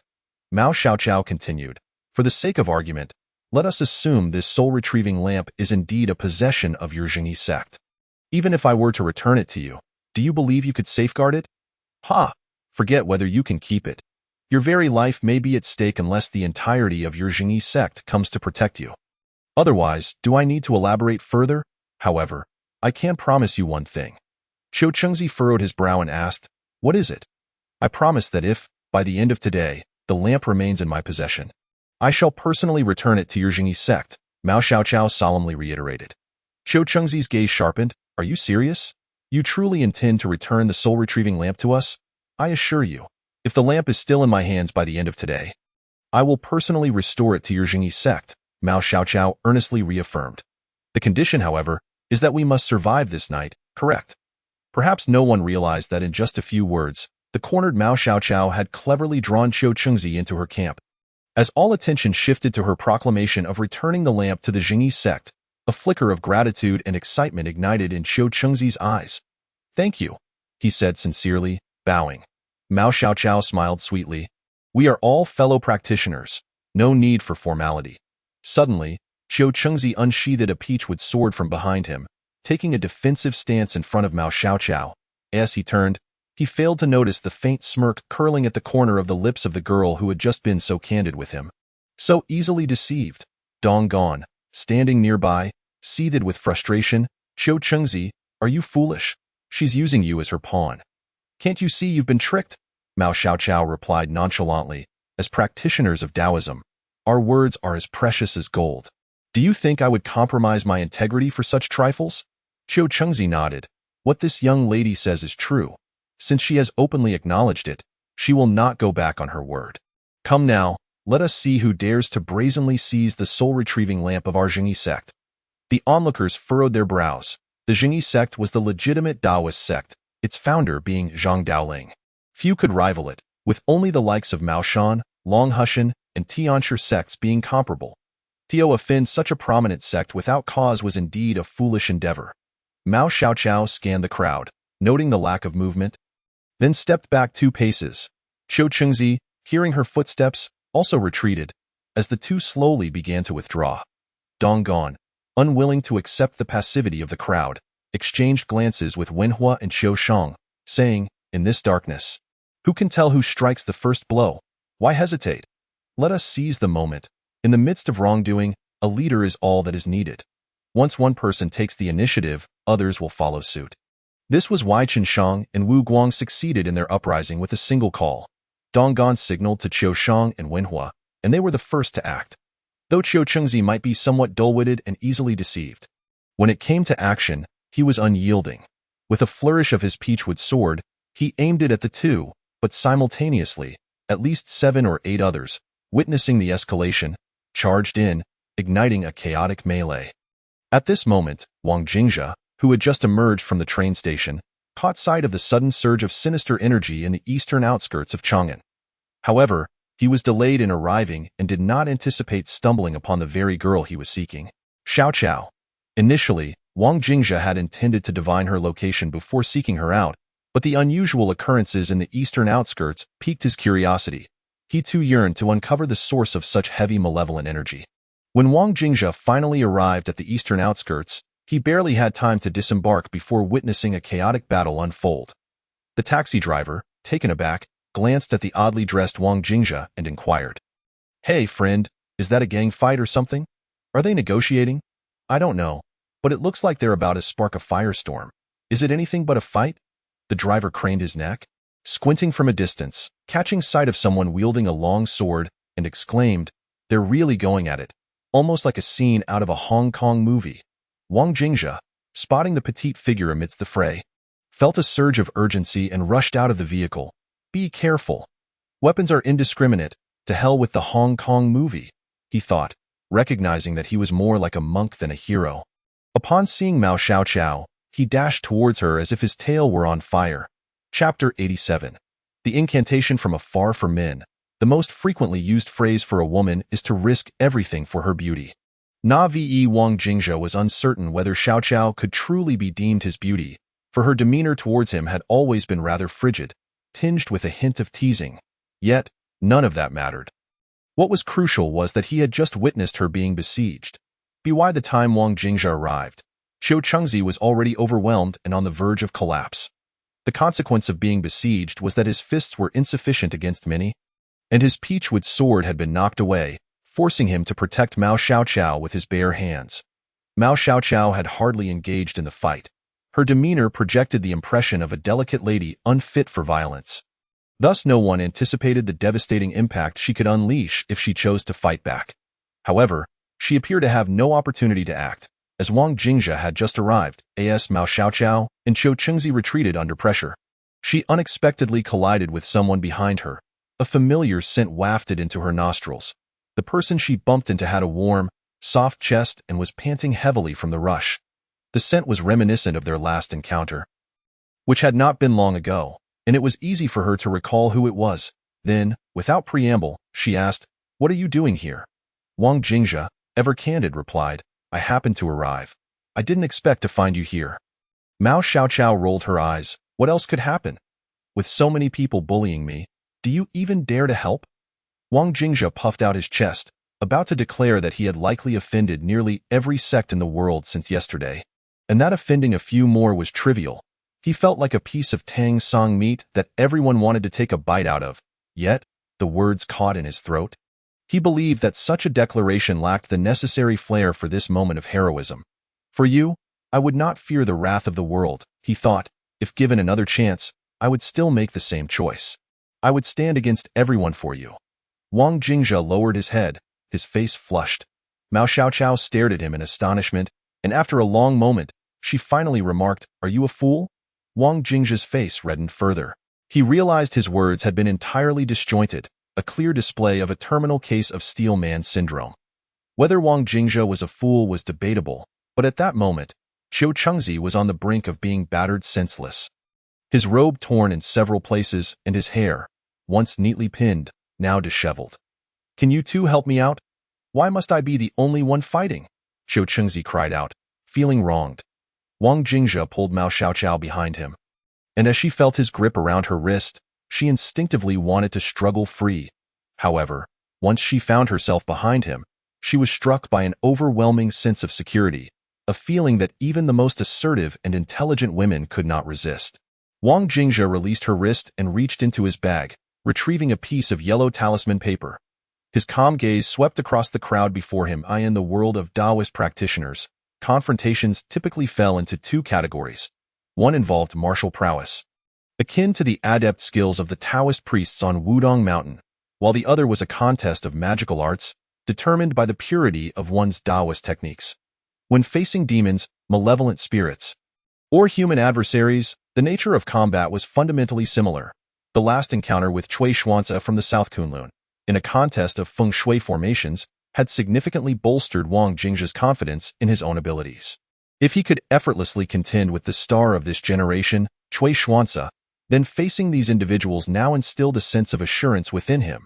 He was eager to ascertain the prowess of the Shundao lineage's techniques in combat. The art of Qiming in the realm of Duanjiao was particularly adept at confronting adversaries. As Wang Jingzha unveiled a stack of yellow paper with his outstretched palm, the crowd surrounding him adopted a noticeably more serious demeanor. Previously, Qiu Qingzi wielding a peachwood sword was merely a contest of physical prowess, but Wang Jingzha's actions now clearly indicated the use of Taoist magic. Everyone understood that those who dared to employ such magic in confrontation harbored unwavering confidence in their own skills. Suddenly, Wang Jingzha pinched a talisman paper between two fingers and flicked it into the air, quickly following up with several rapid taps on the paper. Hanging banners of treasures, providence boundless, may the deities protect against celestial sins. He chanted a swift incantation, and the talisman illuminated with a symbol. Several individuals in front of him instantly changed countenance, exclaiming, "An air-drawn spell." Traditionally, talismans were inscribed using a brush dipped in vermilion or other exorcistic substances. But it was said that some practitioners could, at the pinnacle of their craft, draw talismans from thin air, requiring an exceptionally pure mastery of Taoist arts. One anticipated that Wang Jingzha would initiate the confrontation with an air-drawn spell. As the flying talisman approached the crowd, it suddenly erupted with a whoosh, igniting into a fierce blaze, scattering sparks in all directions. Those nearest quickly evaded, scrambling in alarm. After the banners descend, clouds return to the heavens. Each must obey the decree without delay. With a second flick of his fingers, Wang Jingzha sent another talisman soaring, which revealed a complex glyph upon its surface. The thunder talisman, once unleashed, could summon a flash of lightning. A brilliant flash burst forth from the talisman, its thunderous roar resonating through the air before a bolt, as thick as a thumb, snaked its way out. This thunder was not of the natural kind. Rather, it was a manifestation conjured by the spellcaster channeling their own Taoist energy into the talisman, mimicking the essence of heaven and earth. While spirits typically feared such phenomena, it posed limited threat to humans, often merely charring them. One unfortunate individual, unable to evade in time, was struck directly. His hair stood on end, his face turned blackened, and the unmistakable scent of singed flesh wafted around him, as Wang Jingzha unleashed two air-drawn talismans. The crowd immediately scattered. They had initially been drawn to Moxia Ko's soul-calling lantern, but now, witnessing Wang Jingzha's decisive and ruthless actions, they felt a twinge of trepidation, and no matter how significant the soul-calling lantern was. One needed the capability to seize it. Previously, when they had besieged Qiu Qingzi and Moxia Ko, there had appeared to be a glimmer of hope for acquisition. However, Wang Jingzha's formidable display of power had instilled a sense of caution among them. "Friend, are you truly willing to offend so many of us?" An individual shouted in anger. "We may not match your strength, but have you considered that none of us are solitary? We all have our own sects and mentors. If we cross paths again, it may not bode well for you." Wang Jingzha mused to himself that just days prior, his sister and he had made an appearance in Longxi, and it seemed he would inevitably offend this lot repeatedly in the future. "I am not overly concerned about this encounter," he thought. In the future, when they see me, they might as well be like a rat crossing the street, universally reviled. Wang Jingzha decided to go all out. Promptly scattering the remainder of his talismans, a cascade of obscure and intricate glyphs tumbled forth from his lips. The 9 luminaries proceed, the primordial essence lingers in splendor, the ethereal spirits disperse, he chanted. Infinite streams flow, bestowing my radiance, casting aside stagnation. The essence of the mysterious spirits flourishes, ensuring eternal life. The supreme mystery preserves its true form. With a series of talismans unleashed, Wang Jingzha reached into his bag once more. This time retrieving a kitchen knife. As the talismans continued to disperse, he boldly charged toward the crowd, brandishing the knife. With a swift motion, he thrust the knife into the chest of the individual who had spoken moments earlier. The force of the blow nearly fracturing ribs and draining color from their face. Grasping the person's hair with his left hand, he raised his right and struck their face with the flat of the knife. "You threaten me? Asking if I am afraid? I wish to inquire whether you are trembling." Wang Jingzha delivered several resounding slaps to their face, declaring, "Do you submit? I ask you, do you submit?" When you see me next, will you dare speak beneath the curb? The individual's face quickly swelled from the blows, becoming grotesquely disfigured. Speak up, I'm asking you. In the future when you see me, will you lower your head? Yes, yes, I submit. Is that sufficient? After more than 20 minutes, the taxi arrived in front of a hotel. Mao Xiaoqiao opened the car door and stepped out. Just as Wang Jingzhe was about to exit after paying, the driver turned back and called out to him. Buddy, let me share a piece of advice with you. When you present your ID at the hotel front desk, draw a circle on it with your index finger. And remember to do it with your back to that girl. What does that mean? The driver winked and said, it's all experience. This trick works universally in the hotels of Chang'an. Just trust me. Once it's done, just give me a silent thank you in your heart. That's all I can do for you. Wang Jingzhe, filled with suspicion, exited the vehicle. Upon entering the hotel, he found Mao Xiaoqiao standing at the bar, humming a tune while fiddling with her fingers. Hello, sir, miss. Are you here to check in? Yes, indeed. May I see your ID? Wang Jingzhe produced his ID and casually asked Xiaoqiao for hers. After receiving her ID, he handed it to the front desk attendant, suddenly recalling the driver's words from before getting out of the car. Compelled by an inexplicable urge, he drew a circle on the ID with his index finger. The attendant immediately smiled, her expression suggesting she understood, and she subtly winked at Wang Jingzhe, implying, don't worry, I get it. Wang Jingzhe was perplexed. Moments later, the attendant glanced at the computer and said, I'm sorry, sir, but our hotel is fully booked.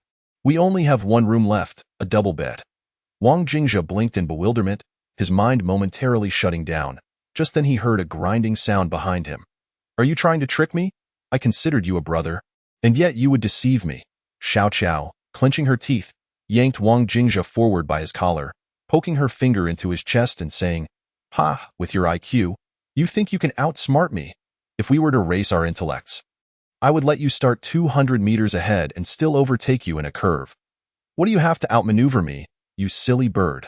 Wang Jingzhe, still dazed, replied, but if the hotel is fully booked, how can I be blamed? Who checks their fortune before staying at a hotel? You still dare to deny it, being so stubborn. Why did you draw a circle on the ID? Do you think I wouldn't know this trick? Wang Jingzhe suddenly felt enlightened, covering his forehead in embarrassment, and said, please stop, this is too humiliating. After 10 minutes, Wang Jingzhe and Mao Xiaoqiao arrived at their respective rooms on the upper floor. Naturally, they were two separate rooms, facing each other. As he pushed open the door, Wang Jingzhe darted into the room like a startled rabbit. Outside, Mao Xiaoqiao smirked, silly bird, truly a pig. Thud. Once inside, Wang Jingzhe flopped onto the bed, burying his face in the blanket while kicking his legs back and forth, exclaiming, so awkward, so awkward. In the opposite room, Mao Xiaoqiao closed the door, went to the bathroom, turned on the tap for hot water, and began humming a clearer tune this time. Boys, don't guess the girl's thoughts. Don't guess, don't guess. The night passed, and as the sun rose high, having gone to bed late last night, Wang Jingzhe woke up late as well. He called out to Xiaoqiao twice, only to be met with her retort, I need my beauty sleep. Are you a pig? It wasn't until nearly noon that Mao Xiaoqiao finally emerged, having dressed herself. When she saw Wang Jingzhe, her expression remained unchanged, as if the previous night's little incident had dissipated into thin air after a good sleep. Wang Jingzhe feigned calmness and asked, did you sleep well? Xiaoqiao rolled her eyes. Once they exited the hotel, Mao Xiaoqiao inquired, have you eaten? What shall we have for lunch? There's a place that serves excellent pao ma. I've eaten there twice before when I visited Chang'an, Wang Jingzhe said, seizing the opportunity before Xiaoqiao could object, and promptly pulled her into a car, instructing the driver to head to the old district of Chang'an. They entered an alley and found an old establishment. 2 bowls of pao ma, with extra chili, Wang Jingzhe called out. Moments later, 2 bowls of pao ma arrived. Wang Jingzhe grabbed his chopsticks and, after a few exclamations of let's eat, he dove into his meal, stuffing his mouth full. Mao Xiaoqiao picked up a piece of beef with her chopsticks, slowly savoring it, while Wang Jingzhe, having swallowed his food with a gulp, asked in surprise, don't you like it? It's delicious. Mao Xiaoqiao looked at him earnestly and said, I beg you, when inviting a woman to dine, could you please consult her preferences first? With so many chilies, do you want me to end up with a face full of acne? And all this oil, do you wish for me to gain weight? Shouldn't you first ask if I prefer Western cuisine, Chinese food, Sichuan, or Cantonese? Wang Jingzhe blinked, matter-of-factly responding, I just thought this place was great. Mao Xiaoqiao sighed deeply, internally muttering, there's plenty of time ahead. He needs some guidance. After a while, Wang Jingzhe suddenly noticed that Xiaoqiao was enjoying her meal even more than he was, as one bowl of palma rapidly disappeared before his eyes. I thought you didn't like it, he remarked. I don't dislike it. I was merely illustrating a point, Xiaoqiao replied, daintily wiping her mouth. What do you plan to do next? Wang Jingzhe pondered for a long while and said, I am not sure yet. What about you? Xiaoqiao also contemplated for a moment and replied, I don't know either. A sudden silence enveloped them, and then Wang Jingzhe awkwardly opened his mouth, struggling to find the words. Xiaoqiao, casting him a sidelong glance, asked, Are you trying to say, you want me to accompany you in a quest for adventure? Wang Jingzhe, his gaze wavering, replied, I once dreamed of such adventures, but security checks got in the way. Are you a pig? Mao Xiaoqiao sighed despondently. Chapter 90. Chang'an remains the same Chang'an if you wish to journey with me, I fear. Wang Jingzhe began, but Xiaoqiao interjected, Is it inconvenient? Accompanying me might entail some danger.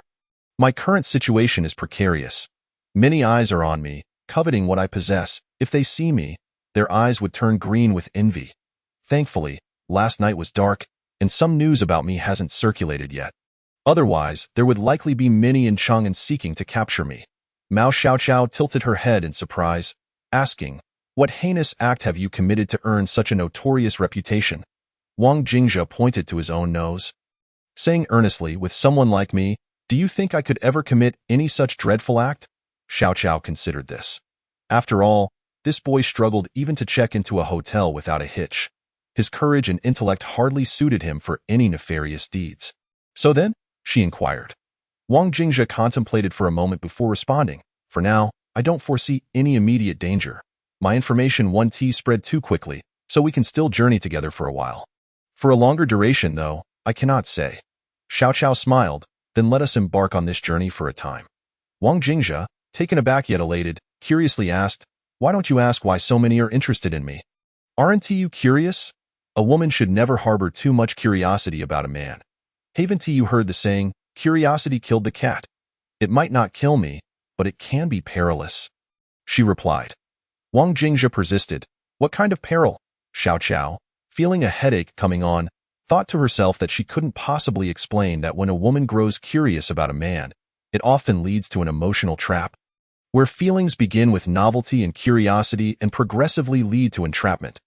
The most troubling aspect is that this trap is inescapable. Once ensnared, one cannot break free. After finishing their palma, it was already noon. The two walked side by side through the streets of Chang'an. Wang Jingzhe inquired if she had ever visited Chang'an before and suggested they stroll around. Mao Xiaoqiao remarked, You're quite carefree. Even at this moment, you still wish to wander. I just want to accompany you, Wang Jingzhe replied. All right then, she conceded, not refuting him. Despite having visited Chang'an many times before in the afternoon, they visited the Qinling, toured the Terracotta Army, admired the big wild goose pagoda, and explored Huaqing Pool. Time passed swiftly as they roamed, and soon dusk approached. Two young individuals, despite their age, seemed to cast aside all worries while exploring. Their eyes solely focused on the adventure ahead. They would stop for enticing snacks, play with intriguing objects, and pause to capture beautiful scenery and photographs. Although they had both been to Chang'an more than once, they still displayed genuine joy and curiosity. This was not feigned, but rather a natural expression emerging from within. Chang'an remained the same. Yet the company had changed. In the evening, I might go to meet someone after returning from the Terracotta Warriors. Sitting on a large coach, Wang Jingzhe remarked, I need to meet someone to inquire about certain matters. He is quite renowned in Chang'an and possesses a wealth of information. The individual Wang Jingzhe referred to was nicknamed Qingyi. A man around 50 years of age in Chang'an. He neither held an official position nor engaged in business, yet his reputation resonated loudly in the ears of certain individuals. Tio put it simply. This Qingyi was known by all walks of life in Chang'an and its surroundings. From humble laborers to affluent merchants, there was no one who had not heard of him, and he was an omniscient figure akin to the character by Shaoxing and Gulong's novels, who could discern the happenings of Chang'an without stepping outside his abode. Wang Jingzhe had encountered Qingyi many years ago. When he visited Chang'an with Wang Xinji. Was said that Wang's father and Qingyi had known each other for years. Despite the long intervals of not meeting, their relationship remained intact, akin to that of friends who could converse heartily upon reunion after several years of silence. Wang Jingzhe wished to learn from Qingyi about the current attention he was garnering, whether the news had stirred up a tempest throughout the city. As dusk approached, Wang Jingzhe and Mao Xiaoqiao arrived in the old district of Chang'an, not far from the bell and drum tower. Qing Ye's residence was situated in a courtyard within the old city alleyways. Reminiscent of the Sihiyuan in Beijing, a familial estate passed down since his grandfather's time. Upon arriving at Qing Ye's home, they stood outside and knocked on the door. Shortly after, a young man in his 20s appeared, pulling the door open just a crack.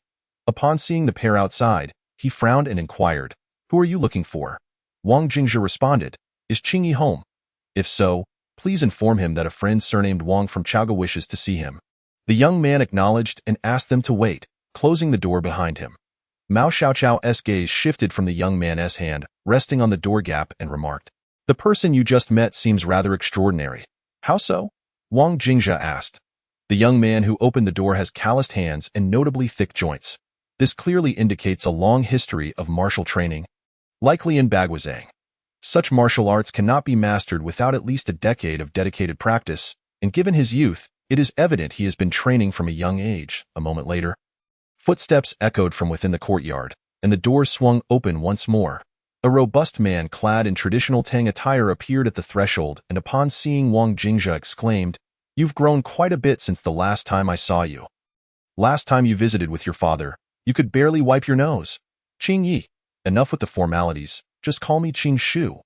The rugged man pulled Wang Jingzhe inside, declaring, "Perfect timing, dinner is just ready, and I cooked it myself. You're in for a treat."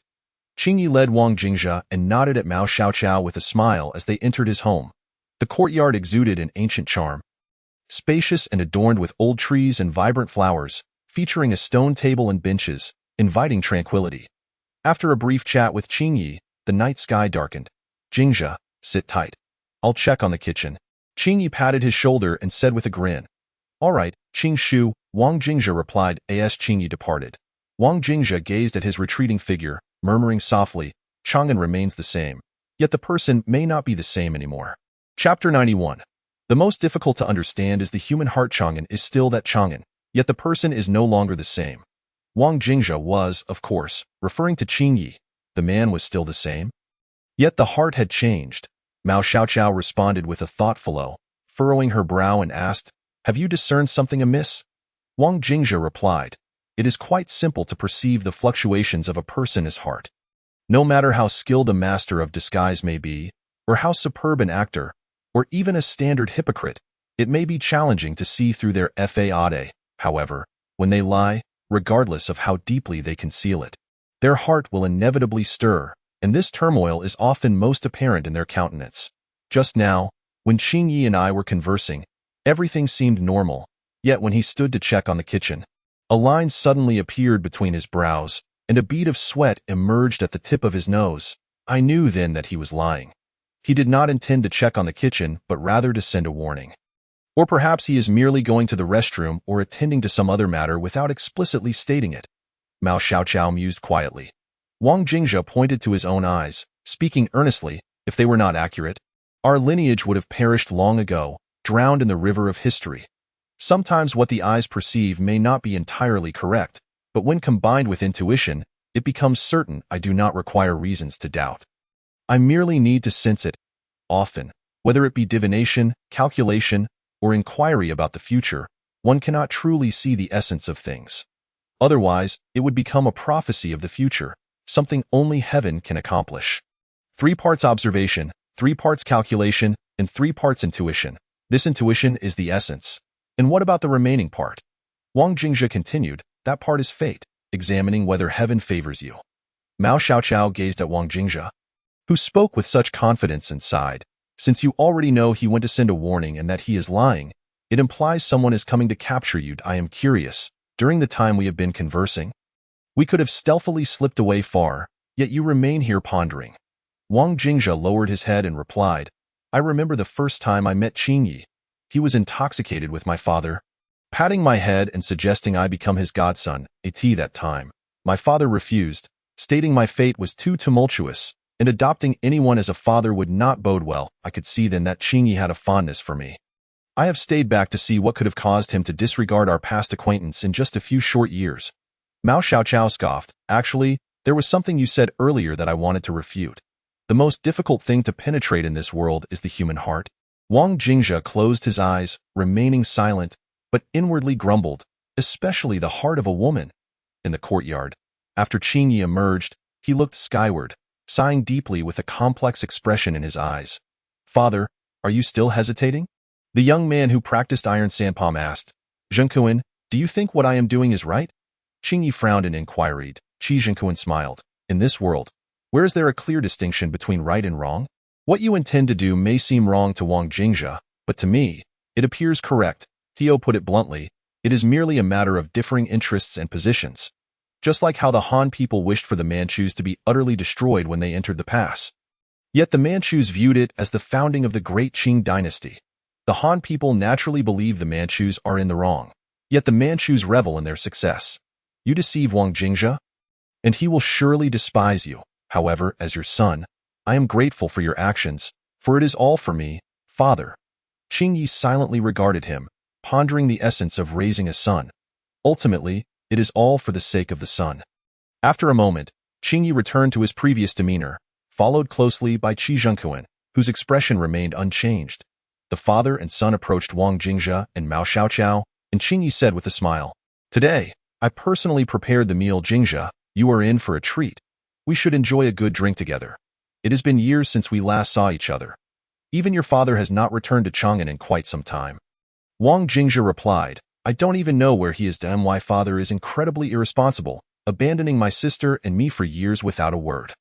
Wang Jingjia spoke these words with a sense of melancholy. Since Wang Xinji's departure, he had remained silent for years. Were it not for Wang Dongji's support, he might not have known how to carry on. Yet, despite the grievances, there was little to complain about. For Wang Jingjia understood the reasons behind his father's actions. Qi Zhengkuan glanced at Qingyi and remarked, in comparison, you truly fall short. My father dotes on me without hesitation. Wang Jingjia chuckled, and suddenly Qingyi interjected. All right, let us eat and converse. We have plenty of time. We can talk all night. Jingjia, why not stay the night and not leave? Wang Jingjia regarded Qingyi with a faint gaze, then looked at Qi Zhengkuan, suddenly stating, I fear that even if I wish to leave, I may no longer have the opportunity. Qingyi was momentarily taken aback, his expression turning somewhat awkward, while Qi Zhengkuan calmly observed him, asking, How did you discern this? Your inquiry suggests that Qingyi has not yet divulged our familial ties to you. Wang Jingjia sighed, turning to ask, Uncle, why? Qingyi averted his gaze, his lips trembling slightly, while Qi Zhengkuan narrowed his eyes and said, Naturally, it is for me, right? I am his son, and he is my father. All he does is for my sake. And what about you? What is your purpose?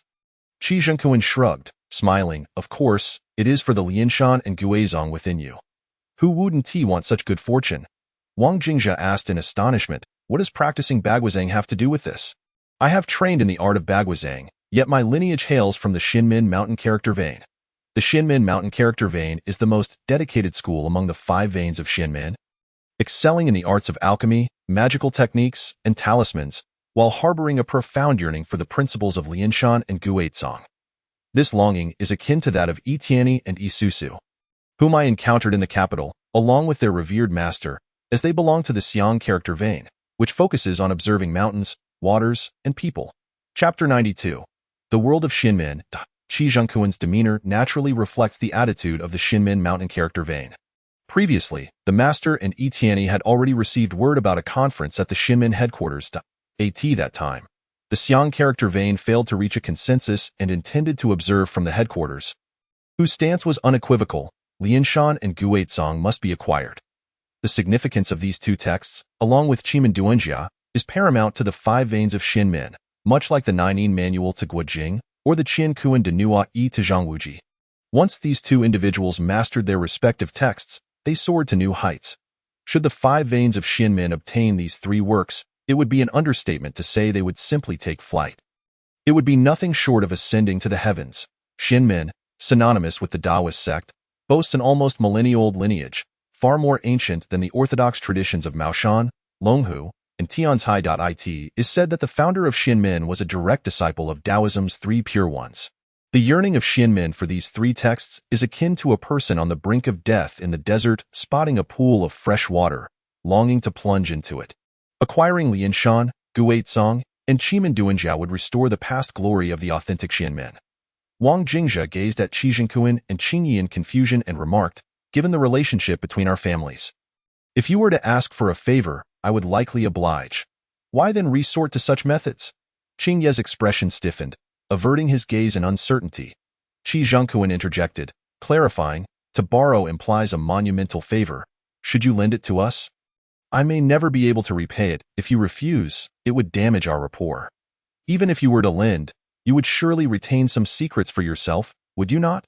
I find it hard to believe you would selflessly divulge the entirety of Lianshan, Guizhong, and Qimendunjia.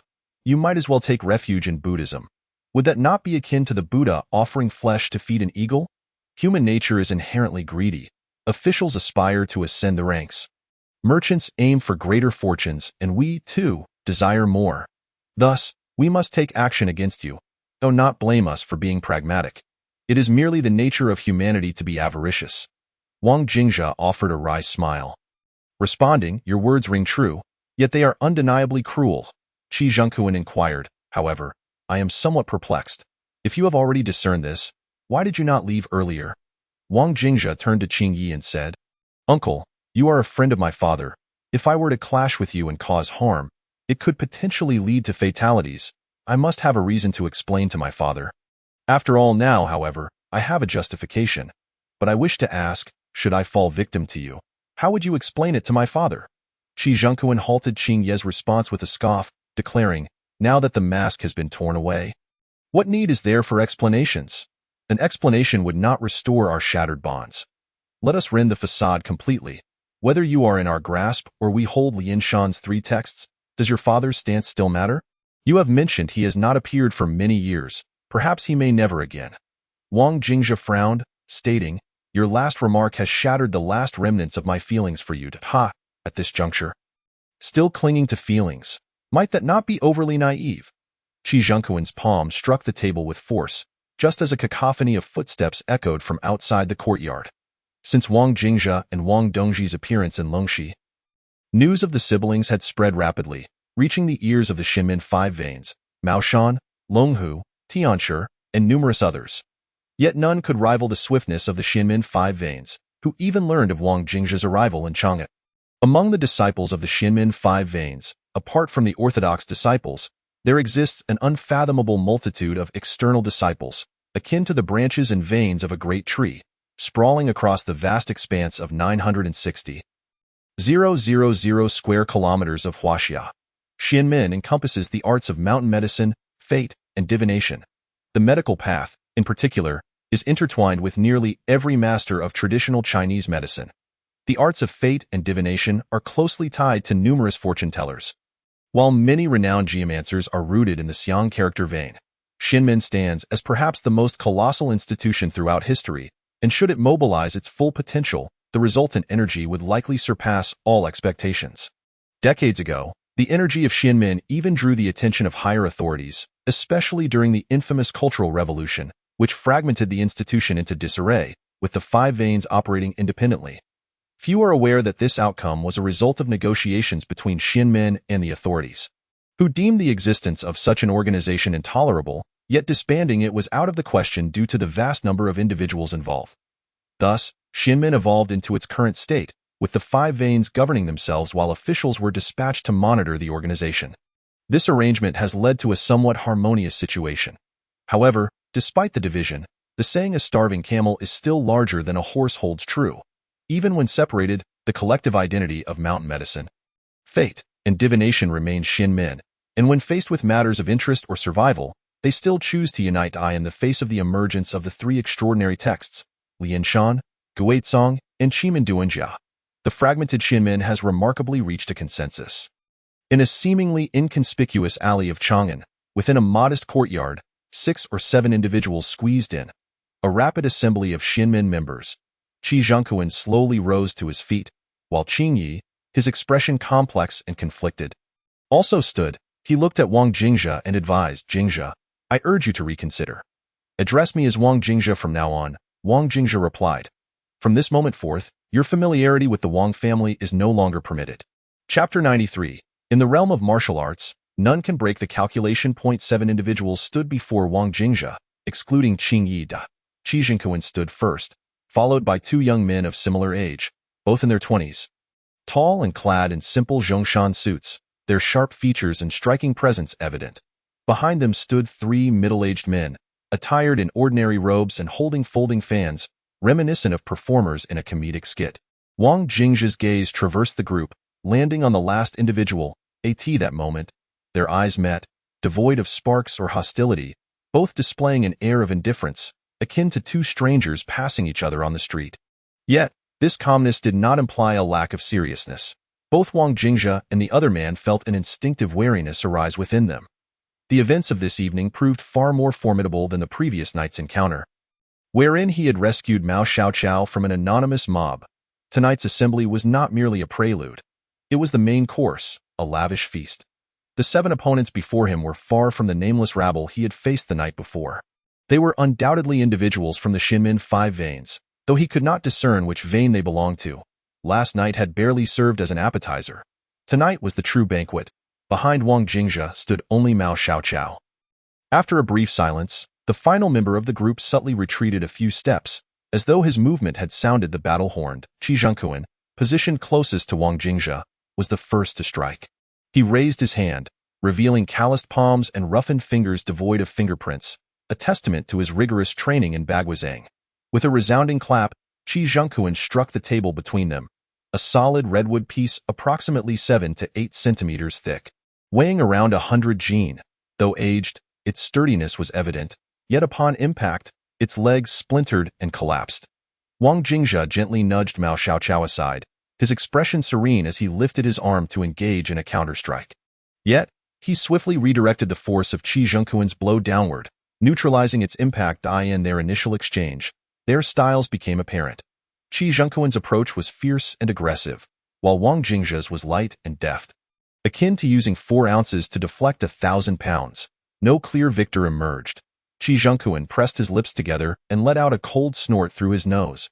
He stepped forward with his right leg, retracting his arm as he aimed a fierce elbow strike towards the side of Wang Jingzhe's head. However, it seemed that Wang Jingzhe had anticipated this move, as he deftly shifted his body to the left before Qi Jinquan's elbow could reach him. At that moment, Wang Jingzhe suddenly thrust his fist forward, driving his thumb sharply into Qi Jinquan's elbow. A hiss escaped Qi Jinquan's lips as he inhaled sharply, his entire body tingling as a wave of numbness coursed through him for less than a second. There exists a sensitive point on the elbow joint. Even a slight bump can evoke an excruciating ache in the arm. If struck with force, the sensation is beyond description. In a duel between masters, a slight miscalculation could lead to defeat. In that fleeting moment of numbness, Wang Jingzhe seized the opportunity and swiftly raised his foot to deliver a powerful kick to Qi Jinquan's chest. With a resounding thud, Qi Jinquan was sent staggering backward, barely managing to keep his balance as the 2 individuals behind him quickly reached out to steady him. Enraged and humiliated, Qi Jinquan shouted, "Let go of me! Come at me again!" Yet it was not just Qi Jinquan who advanced. The 2 young men, realizing that he alone might struggle against Wang Jingzhe, charged forward in unison. Upon witnessing their approach, Wang Jingzhe pushed back the young lady, Mao Xiaoqiao, guiding her into a corner. She silently observed him, suddenly reminded of a saying. When a man is careless, he is like a bear clumsily peeling corn, discarding one after another. Yet when he is meticulous, he resembles Sherlock Holmes, missing no detail, with Qi Jinquan and the 2 others converging upon him in the confined space of a room scarcely measuring a few dozen square meters. It appeared they could easily encircle Wang Jingzhe, rendering him helpless. However, the reality was astonishingly contrary.